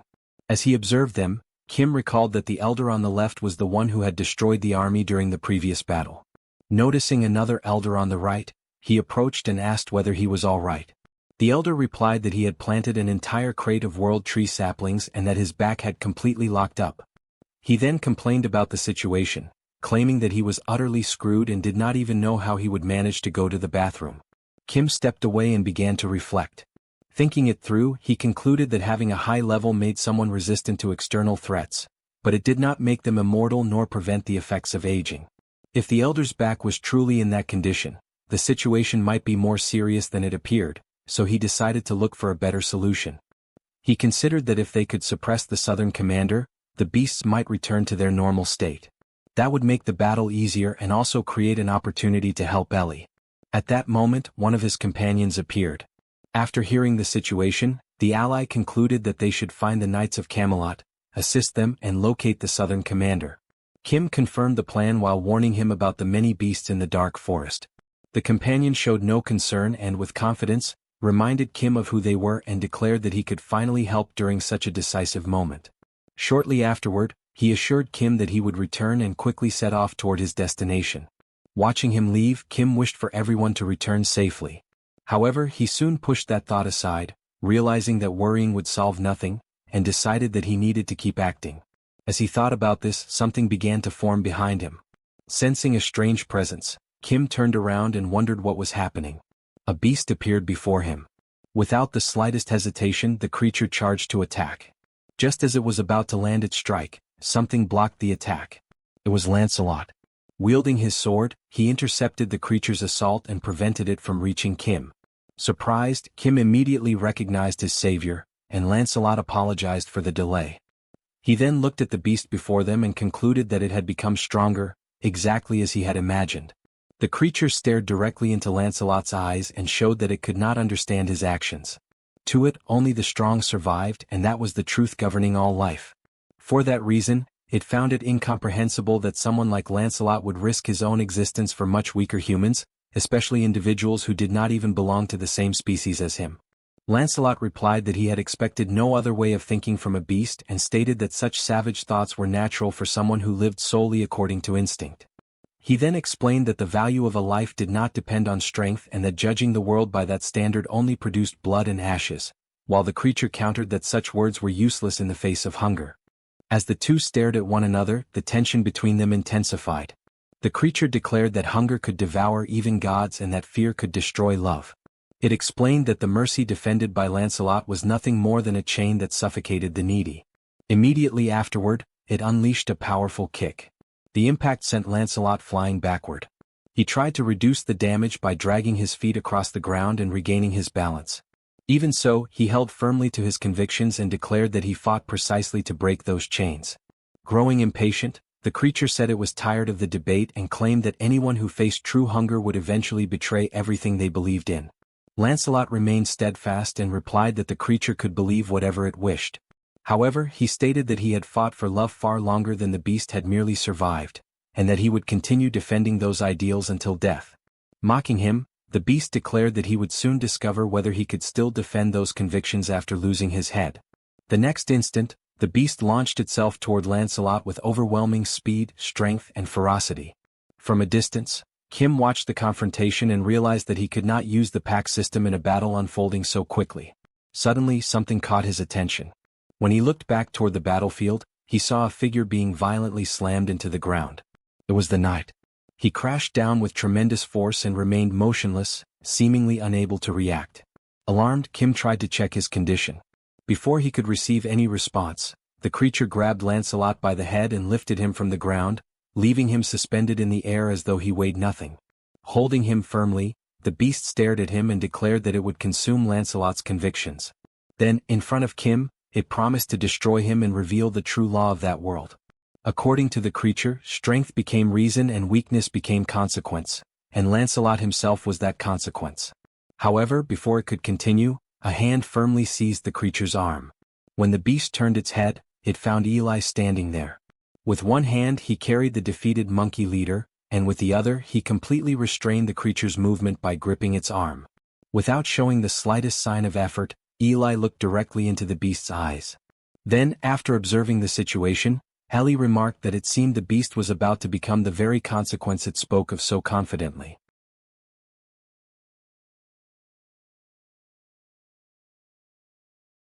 Elsewhere, the creatures observed the city filled with abandoned cars and devastated streets.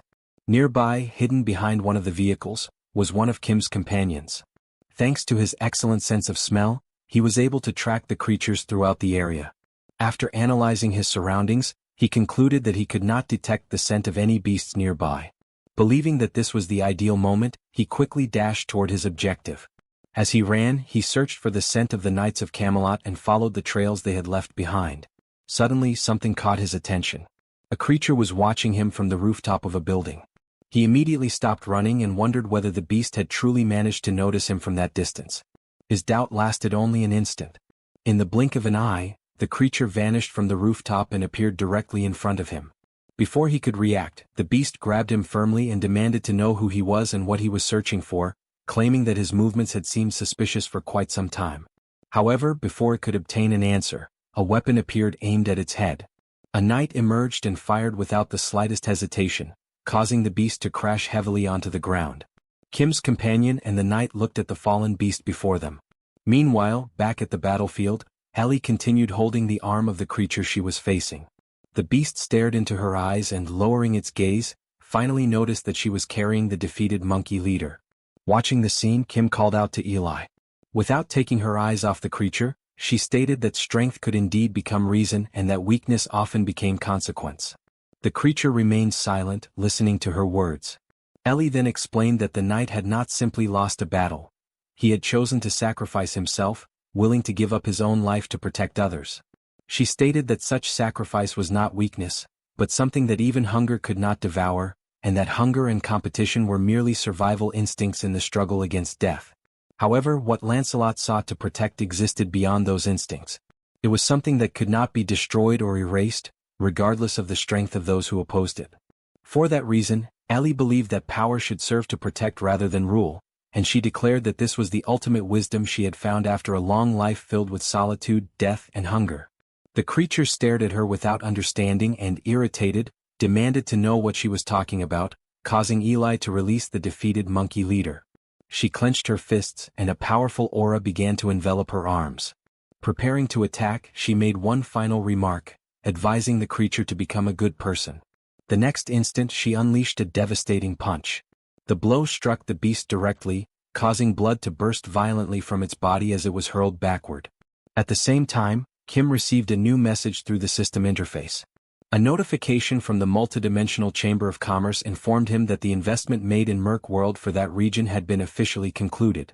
It also notified him that the unlimited passage authorization to the multi-world dimension, previously initiated in the Washington area, had likewise been terminated.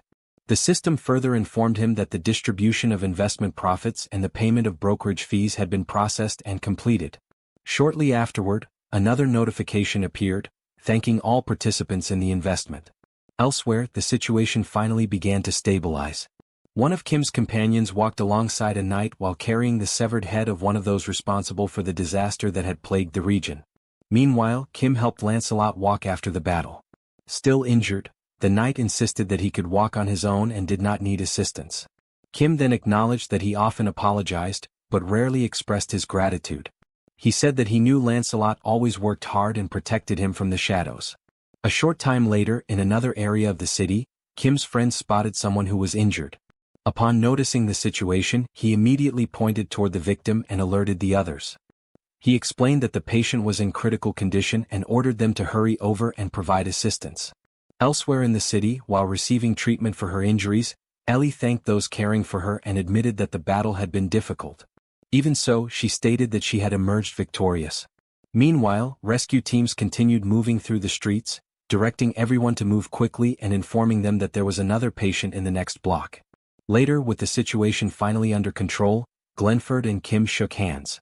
The leader sincerely thanked him for all the help he had received and stated that he would finally be able to sleep peacefully. Kim looked around and admitted that his greatest concern had been the possibility that the Southern Commander's ability would remain active even after his defeat. Fortunately, that problem also appeared to have been resolved. In addition, the High Elves had already promised to provide assistance, greatly reducing the reasons for concern. Even so, Kim humbly concluded that he did not believe he had done as much as the others during the entire crisis. Glenford disagreed and stated that he would remain behind to help the injured and assist with reconstruction. He reminded Kim about the terminal he had given him and asked him to make contact whenever he needed help, emphasizing that he wished to repay the assistance he had received. Sometime later, now much calmer, Kim began reflecting on everything that had happened. Looking back, he realized that the events had been so chaotic that he had not even had the opportunity to ask several important questions. Deciding to take advantage of the opportunity, he asked whether there was any way he could help. Feindrich replied that it would be an honor to cooperate. After thinking for a moment, Kim asked an unexpected question. He wanted to know whether there was any way to sacrifice the skeleton knights. Meanwhile, elsewhere, a dwarf celebrated in front of a massive completed facility. With the equipment now operational, he believed they would be able to manufacture any item their leader desired. However, a dwarf woman interrupted the excitement with a troubling question and asked where the fire of Jihana had been placed. For several seconds, everyone remained silent. One of them asked who had been responsible for transporting it when they entered the facility and requested that the person raise their hand. No hand was raised, and the silence that followed was even more alarming. Realizing the situation, the dwarf widened his eyes and understood that nobody had brought the fire of Jihana. Another dwarf panicked and asked what they should do, suggesting that they immediately inform their leader of the problem. The answer came at once, stating that there was no other option because in his view, they would all be dead if they attempted to hide a mistake of that magnitude. Meanwhile, in another part of the city, the sun began to disappear beyond the horizon. Sitting among the ruins after the battle, the operations chief recalled the countless battles he had fought alongside Kim, but admitted that this war had been the most difficult of them all. His body was completely exhausted, and he stated that he could not move another inch, even if the colonel himself gave him a direct order. At that moment, a soldier informed him of a call from headquarters. Uninterested in answering, the operations chief instructed the subordinate to take the call instead. The soldier obeyed, but shortly afterward, his expression changed completely, and he asked for confirmation of the information he had just received. When the call ended, he remained motionless for several seconds. The operations chief noticed the change and asked what had happened. He was informed that a monster had attacked the headquarters building and destroyed half of the structure. The news left him completely stunned, instantly driving away every trace of exhaustion.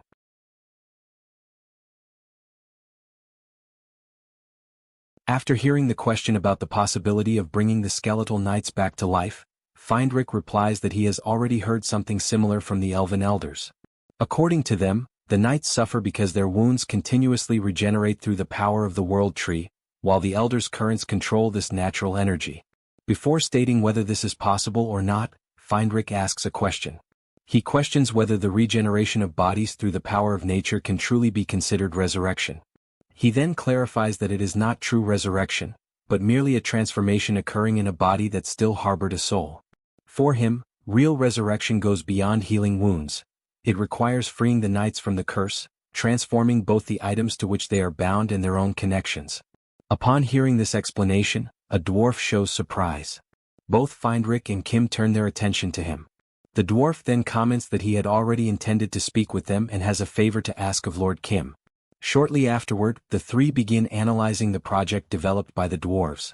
Although he finds it strange to praise such a sinister creation, the dwarf acknowledges the good work and concludes that the first stage of restoring the knights is possible. However, he explains that the process is extremely complex and difficult to understand without knowledge of the concept of a mana reactor. To simplify, he compares the mechanism to words or intentions transmitted to an object, explaining that when certain conditions are established for an item, craftsmen engrave a corresponding mana circuit. When these conditions are met, the object receives a random attribute or effect. He compares the process to a bet made with the object, which awaits the outcome of the promise. However, he emphasizes that useless conditions are impossible, as a grand soul requires something of value. Without fully understanding all the details, he concludes that the process resembles a conversation between someone and an object. The dwarf confirms this and states that this method allows the alteration of the items bound to the knights.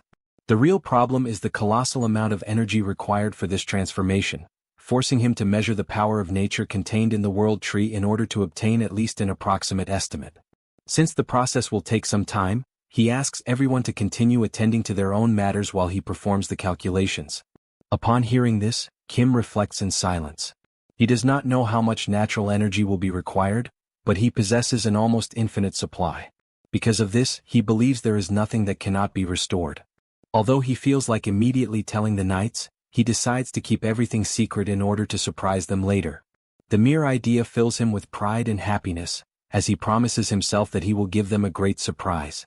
At that very moment, someone calls his name. It is the operations chief, who arrives running and announces that there is a major problem. He reveals that the building of the Joint Chiefs of Staff headquarters has just been attacked.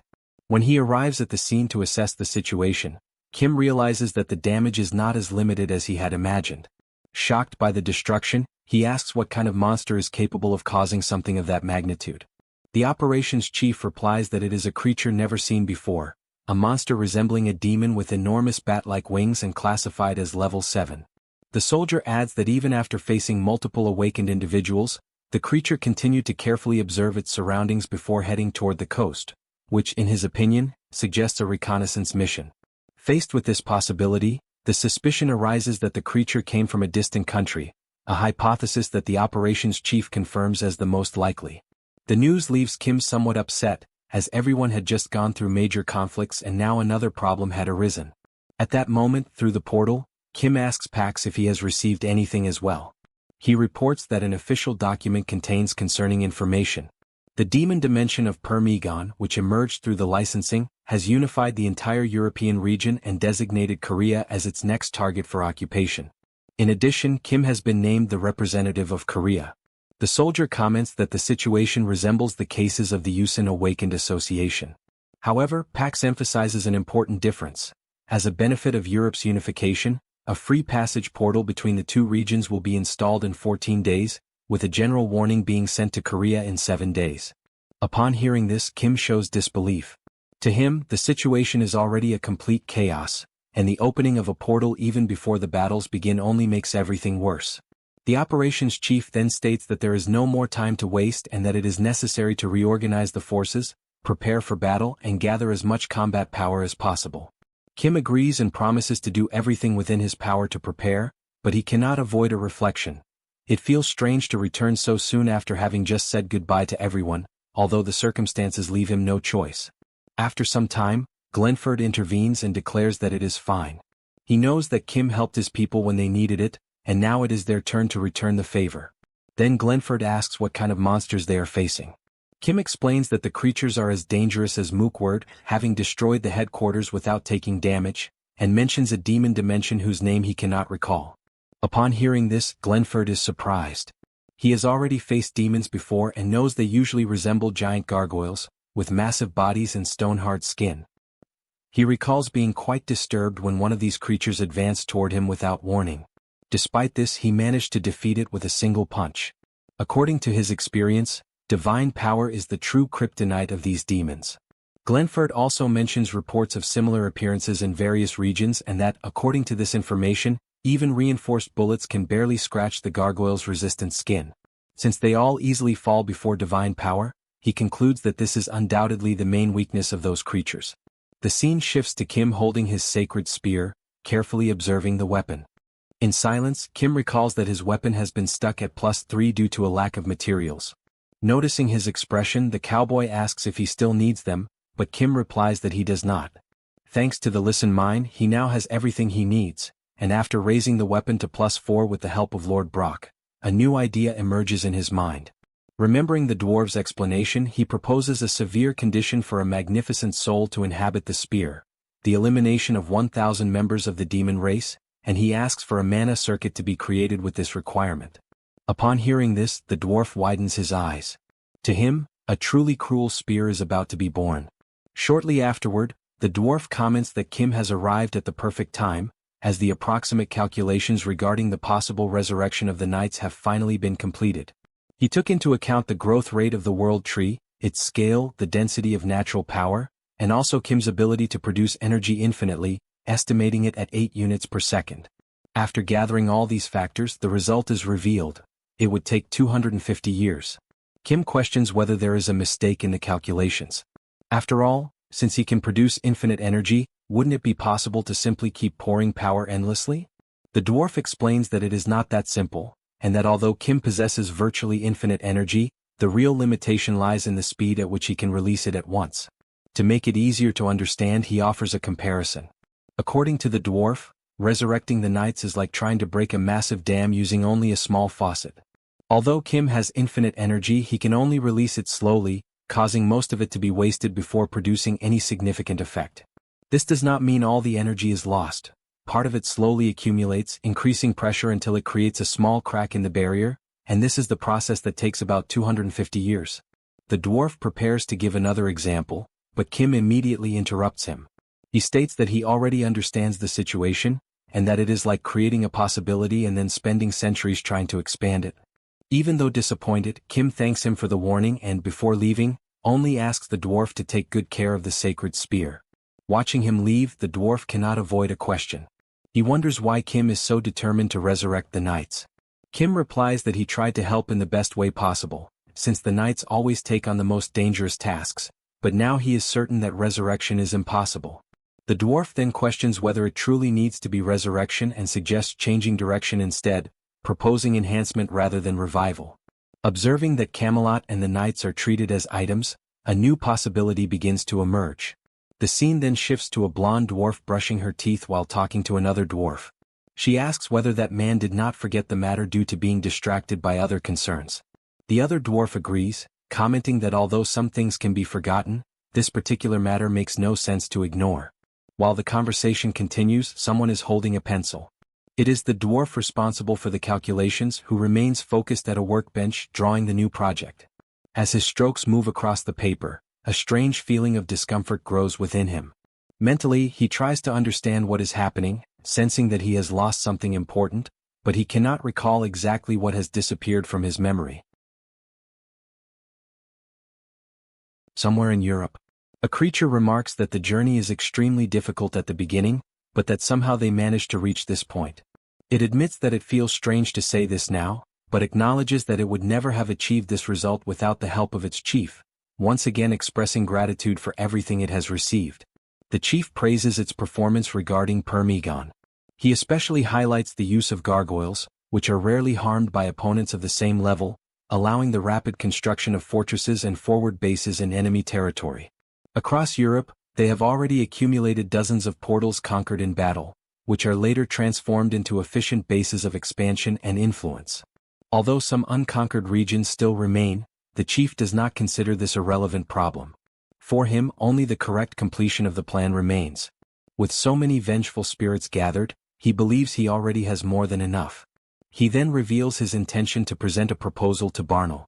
The creature becomes excited at the idea of serving Barnel and states that, without the support of the Commerce Chamber and the chief, Permigon would never have grown beyond a small or medium dimension. The chief immediately reprimands its way of speaking, and startled, the creature apologizes. Ignoring the incident, he reminds it that today is the day the portal to Korea opens, and the creature confirms that all preparations have already been completed, allowing the invasion to begin immediately. Later, the scene shifts to the area of one of the portals. While observing the countdown to its activation, the creature carefully follows the final seconds.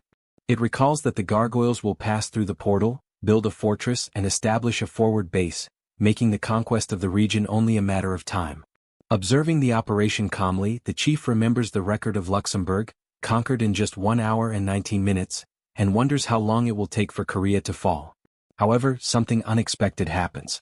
A sudden movement on the other side of the portal immediately draws everyone's attention. As soon as the portal fully opens, Lancelot and his entire team are already positioned on the opposite side, waiting. Upon seeing the immense number of gargoyles gathered beyond the portal, the knights remain steadfast. Then the battle begins. The gargoyles surge forward in mass, crossing the portal toward Lancelot's forces. The knights respond without hesitation and immediately engage in combat. In the very first moments, one of the knights delivers a powerful strike, scattering a large amount of blood across the battlefield. Elsewhere, Kim speaks with the dwarves about the knights and learns that it is possible to enhance them, and that during the resurrection calculations, the dwarf analyzed the circuits of their equipment and found something interesting. Kim immediately imagines that it might be possible to increase their levels. However, the dwarf denies this possibility and explains that they can modify the armor and weapons bound to the knights instead. Kim shows some disbelief at the idea, since changing only the appearance seems to be useless, but the dwarf insists that he is not joking. Realizing there is something deeper behind the explanation, Kim asks whether this means the knights will be able to use enhanced armor. The dwarf explains that, first of all, it will be necessary to conduct detailed research on the knights, analyzing their preferences, habits, characteristics, and combat styles, and then modifying the original circuits of Camelot. Holding several documents, the dwarf explains that there will be no need to create new equipment, only to modify the existing circuits, and guarantees that the work will be completed within the same day. Another dwarf agrees and begins preparations. Reinforcement stones are melted and applied to the modified circuits, causing gradual changes in Camelot. During the process, a hypothesis arises that by turning the knights into spirits, inserting them into the modified Camelot, and materializing them again, the changes may be directly incorporated into their bodies and equipment. While the dwarves work, the battle continues on the other side. A simple analysis is made. If their bodies are weak due to their level, their armor must be strengthened. If their weapons are insufficient, then the weapons themselves must be enhanced. Around them, severed monster heads are scattered across the battlefield. New monsters keep advancing without stopping, rushing toward the defenders.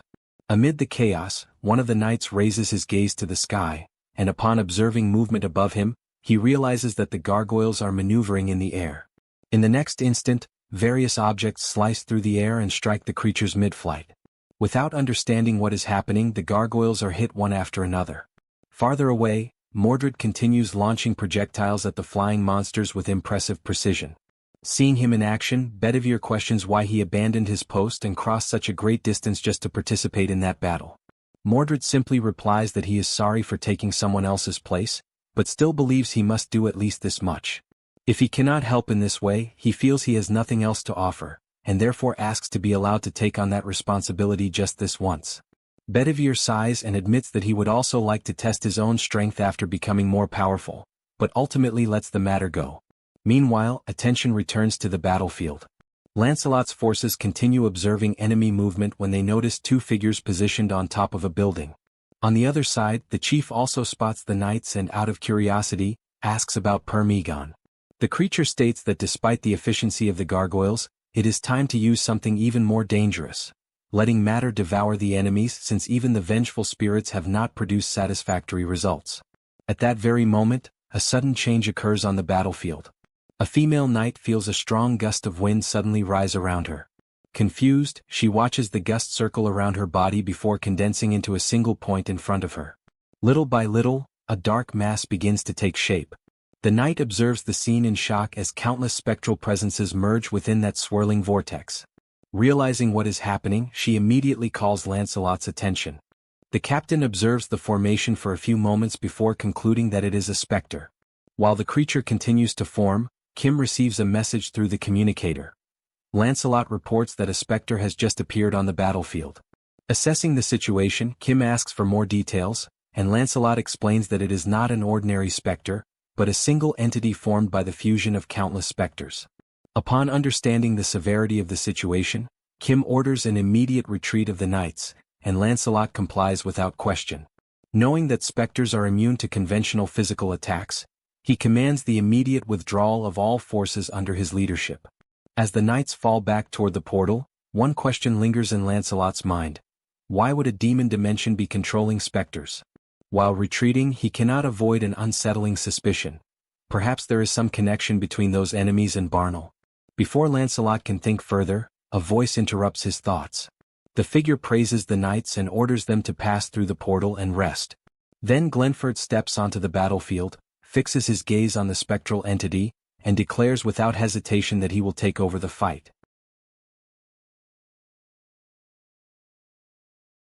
The scene shifts to Cooper, who is holding a spear and announces that the work on the requested holy spear has been completed. He explains that once the spear claims the souls of 1,000 demons, the holy spear will react. Kim thanks Cooper and comments that he finished much faster than expected, but the dwarf replies that it was nothing and that he could have done the work even with his eyes closed. Then he asks how much time remains until those bastard demons arrive. Kim estimates that there is about 1 week left before their arrival. Questions why that information matters to him. The dwarf explains that he managed to repair the mana circuit quickly and that the work on the holy spear was also finished earlier than expected. Because of that, he was wondering if Kim needed any item made by dwarves. Kim states that he would gladly receive something made by him, but asks what kind of item he intends to create.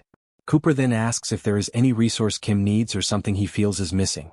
After thinking about it, Kim realizes that he does not have anything specific in mind, but reveals that he does have a fantasy. At that moment, the scene changes to Glenford, who is walking through a portal while holding a hammer. He faces a spectral entity in front of him and, without wasting any time, throws the hammer directly at the enemy. However, the creature manages to dodge the attack. Glenford retrieves the hammer and quickly advances toward the creatures. With swift movements, he delivers several strikes while fighting against the enemy. Meanwhile, the creature and its leader watch the confrontation, realizing that there is now something within the spectral entity's reach. The scene changes back to Kim, who watches the battle through the screen and praises Glenford's performance. Cooper states that it was expected as he knows who created the weapon, and asks if Kim should not test the spear as well. Kim says that he will test the spear and besides that they have already received guests. For him, the time has come to return the favor. After some time, Kim and his team stand before a portal. On the other side, the leader orders the gargoyle to destroy the gate's core. The creature questions the order, pointing out that the core of the open gate in Korea is on the other side. However, the leader responds that if it cannot destroy the core of the Korean gate, it must destroy the core of that location instead. The creature warns that doing so will affect their connection with the other gates, but the leader interrupts, stating that it does not matter at that moment. If they do not want to die, they must destroy the gate's core, because the invasion of Paris would only be a matter of time. However, by destroying the gate in the square, it will connect to one of the many conquered gates, preventing the enemies from advancing directly and granting them more time. He also emphasizes that since the creature does not have the confidence to defeat the Korean representative, securing more time is the best alternative. The creature understands the order and begins to act.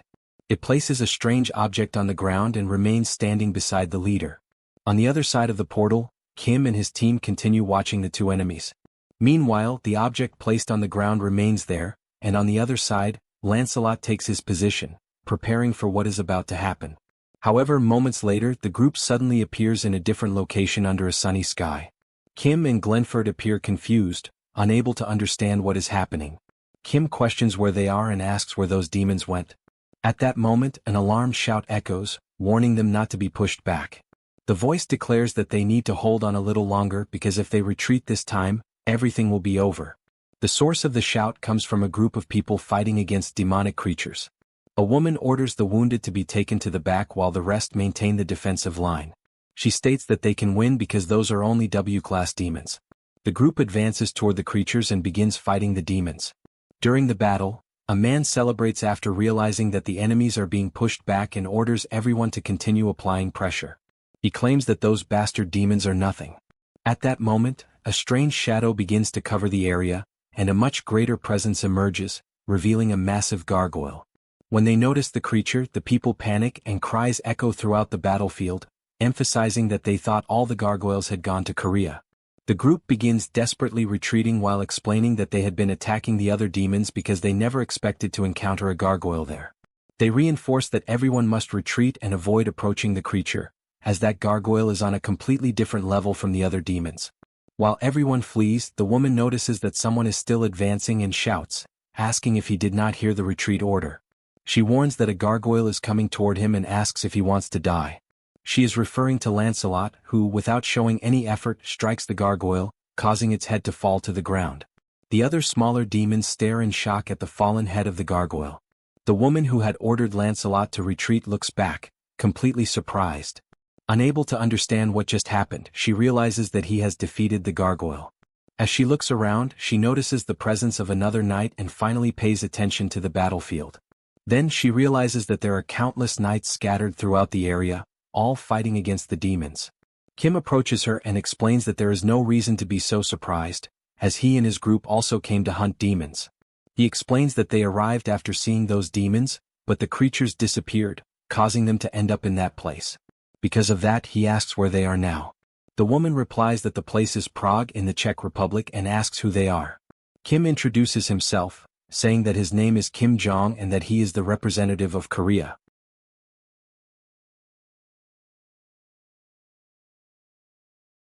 Elsewhere, the creature approaches its leader and reports that everything has gone according to plan, asking what their next move should be.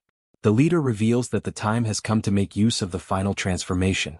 Although he had intended to prepare everything more thoroughly, he acknowledges that there is no longer any alternative and decides to accelerate part of the plan. He orders that everything be completed as quickly as possible and commands that Barnaul be brought in before the enemies arrive, declaring that, with Barnaul present, no one will be able to stop them. Meanwhile, Kim summarizes everything he has just learned from the young woman. He realizes that the gates created by the demons known as Permengen are scattered throughout Europe, including Prague in the Czech Republic. He also learns that Permengen's main base is located in Paris, France, and that concentration camps are maintained near the portals to imprison people. Based on this, Kim concludes that they simply need to keep traveling through the gates until they eventually reach Paris. The young woman, however, keeps her thoughts to herself, considering Kim completely insane. She believes that if the strategy were truly that simple, Permengen would have conquered all of Europe long ago. Even so, after witnessing the recent events, she begins to question her own conclusion. While they are talking, Lancelot's team eliminates every creature in the area in just 10 minutes. Astonished, the young woman realizes that those armored knights are capable of destroying a demonic fortress in an incredibly short amount of time. She has no idea who they truly are or what Kim's real connection to those warriors is. Even so, she begins to believe that the Korean representative might actually be powerful enough to reach Dresden, where her younger brother remains imprisoned. Realizing that there is no more time to waste, Kim thanks her for all the help she has provided and informs her that his group will cross the portal immediately. He explains that demons from other regions could also use the same route and asks her to destroy the gate's core as soon as they pass through it, preventing anyone from pursuing them. Desperate, the young woman asks to accompany them and explains that she is an awakened with an ability capable of granting strengthening and weakening effects through words. She admits that her power may sound unusual, but assures him that it will be extremely useful and promises to help in every way she can, as her only wish is to reach Dresden and rescue her brother. Upon hearing her explanation, Kim recalls the famous onion experiment, which is often performed in schools and homes to demonstrate the supposed power of words. In the experiment, 2 onions are grown under identical conditions. One receives positive words such as expressions of affection and encouragement, while the other is exposed only to insults and negative words. According to popular belief, the first onion grows healthy, while the second one rots. However, Kim reflects that the experiment has no scientific evidence to support it and that onions have no ability to understand human language. Although there are studies regarding the influence of sound waves on plant growth, there is no evidence that the meaning of words alone produces any difference. The world tree, however, operates in a completely different manner. To demonstrate her ability, the young woman approaches the world tree and praises its beauty, saying that it is the most beautiful broad-leaved tree in the world. Immediately, the tree begins radiating light and displays clear signs of vitality. Moments later, she completely changes her tone and starts insulting it, calling it a stupid grass-headed tree and telling it not to get excited. The reaction is instantaneous. Its glow disappears, its vigor fades, and the tree becomes completely dejected. Without hesitation, she praises it once again, saying that it is wonderful to see it so green. The world tree immediately regains its radiance, comes back to life, and displays tremendous enthusiasm. Watching everything from a distance, Kim concludes that the ability truly works and decides to seriously adopt an approach based on rewards and punishment. Now holding a microphone, the young woman begins insulting every world tree. She declares that they are trees unfit even for decoration, that they smell like unpleasant grass, and that they should all die. The trees immediately begin showing signs of weakness. Shortly afterward, she completely changes her speech, saying that they are all warm, kind, and beautiful. In response, the trees begin growing vigorously. Satisfied, the young woman asks whether everyone actually believed she would sincerely say such things. Feindrich replies that he never imagined witnessing such an extraordinary rate of growth. According to him, at that pace, it will finally become possible to resurrect the knights in the near future. Hearing that conclusion, Kim becomes extremely excited, realizing that the plan finally has a genuine chance of succeeding. Shortly afterward, a spear intended for operations against the demons is prepared for use in the upcoming battles. Meanwhile, Seoul looks at Kim and asks what he intends to do. He explains that he had originally planned to travel alongside the knights, but an important matter requiring his presence has arisen. Because of that, he asks the 2 elves to continue advancing across Europe, eliminate the demons and rescue as many survivors as possible. Still suspicious, the elf asks whether he is simply leaving all the work to them. Kim replies that the matter is directly related to the resurrection of the knights and therefore cannot be postponed. Upon hearing that explanation, the 2 elves immediately understand the importance of the situation, assure him that they will take care of the demons, and ask only that he trust them. Later, Kim gathers around a table with Lancelot and a dwarf, asking the dwarf to explain every detail of the new plan. The dwarf reveals that a new condition will be added to Camelot's items, with the goal of allowing the knights to be resurrected while simultaneously freeing them from their connection to those very items. To accomplish this, the vengeful spirits will continue serving as knights while their physical bodies are completely regenerated.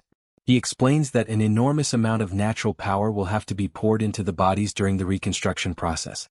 In addition, the black magic imprint embedded in the items must be redrawn in reverse order to complete the resurrection. After hearing the dwarf's explanation, both Kim and Lancelot remain visibly confused, unable to fully understand what he means. Noticing their confusion, the dwarf explains that some remnants of the original structure will remain within Camelot's items. However, he cannot guarantee what new effects may emerge and, as a precaution, recommends unlocking access to the subspace in advance. Kim asks whether such an extreme measure is really necessary. The dwarf replies that no one can predict how the knights will behave after their resurrection. Although he considers the possibility unlikely, he insists that a safety mechanism must be prepared just in case. He then informs them that he will carry out the entire Camelot modification process outside and warns that once the new magical imprint begins, it can neither be interrupted nor reversed. Lancelot remains silent, absorbing every word.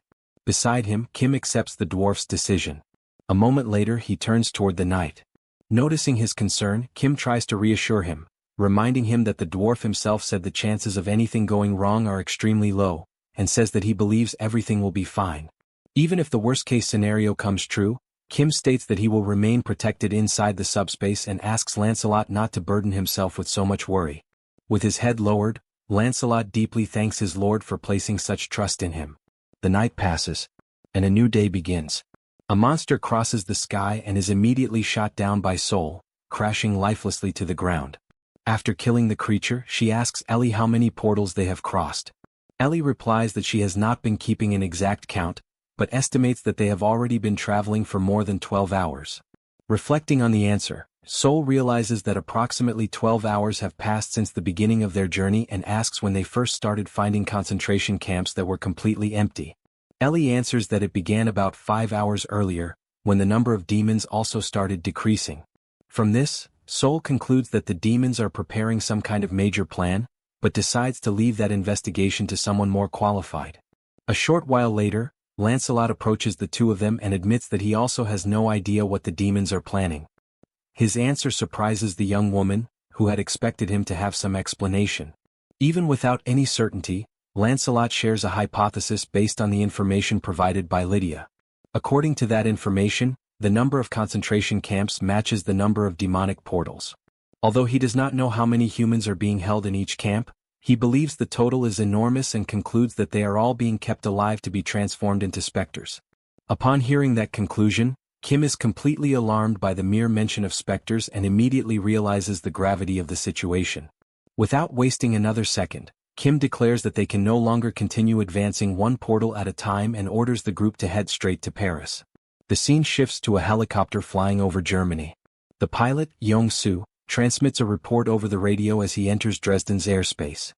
He reports that he has identified a massive demon army advancing from the 12 o'clock direction and confirms that numerous civilians are being dragged along as hostages. After repeating the report to ensure that everyone receives the message, he reminds them that the mission's highest priority is to rescue the survivors as quickly as possible. He then orders the immediate deployment of Camelot's special forces. As the helicopter continues flying over the territory, everyone begins preparing for the battle ahead. The Knights of Camelot organize their equipment and take up combat positions, while Lancelot gathers the troops to deliver important instructions. He explains that, under the orders of the Lord of Elvenheim, the dwarves are modifying Camelot's mana circuits. Since this process is extremely delicate, any death during the modification could cause unpredictable consequences if the knights were to return as spirits bound to the system. To minimize every possible variable, he orders that no one is to die under any circumstances. Even minor injuries must be avoided, as any damage reduces combat effectiveness. Although they are incapable of feeling pain, every knight must fight as though they feared death until the circuit modification is complete. The knights receive the orders with complete seriousness and confirm that they understand the situation. However, one of them raises a concern. Even after the circuit modification and the resurrection process are complete, he questions whether everything will truly be fine. He asks whether there is any guarantee that after being revived under the influence of the new Camelot, they will continue to swear loyalty to their lord of their own free will, rather than simply because of the artifact's influence. Lancelot remains silent for a few moments, reflecting on the question. Before he can formulate an answer, he is interrupted by the voice of Yong-soo, the helicopter pilot. The pilot reports spotting an enormous army of demons surrounding a large group of civilians who appear to be held hostage.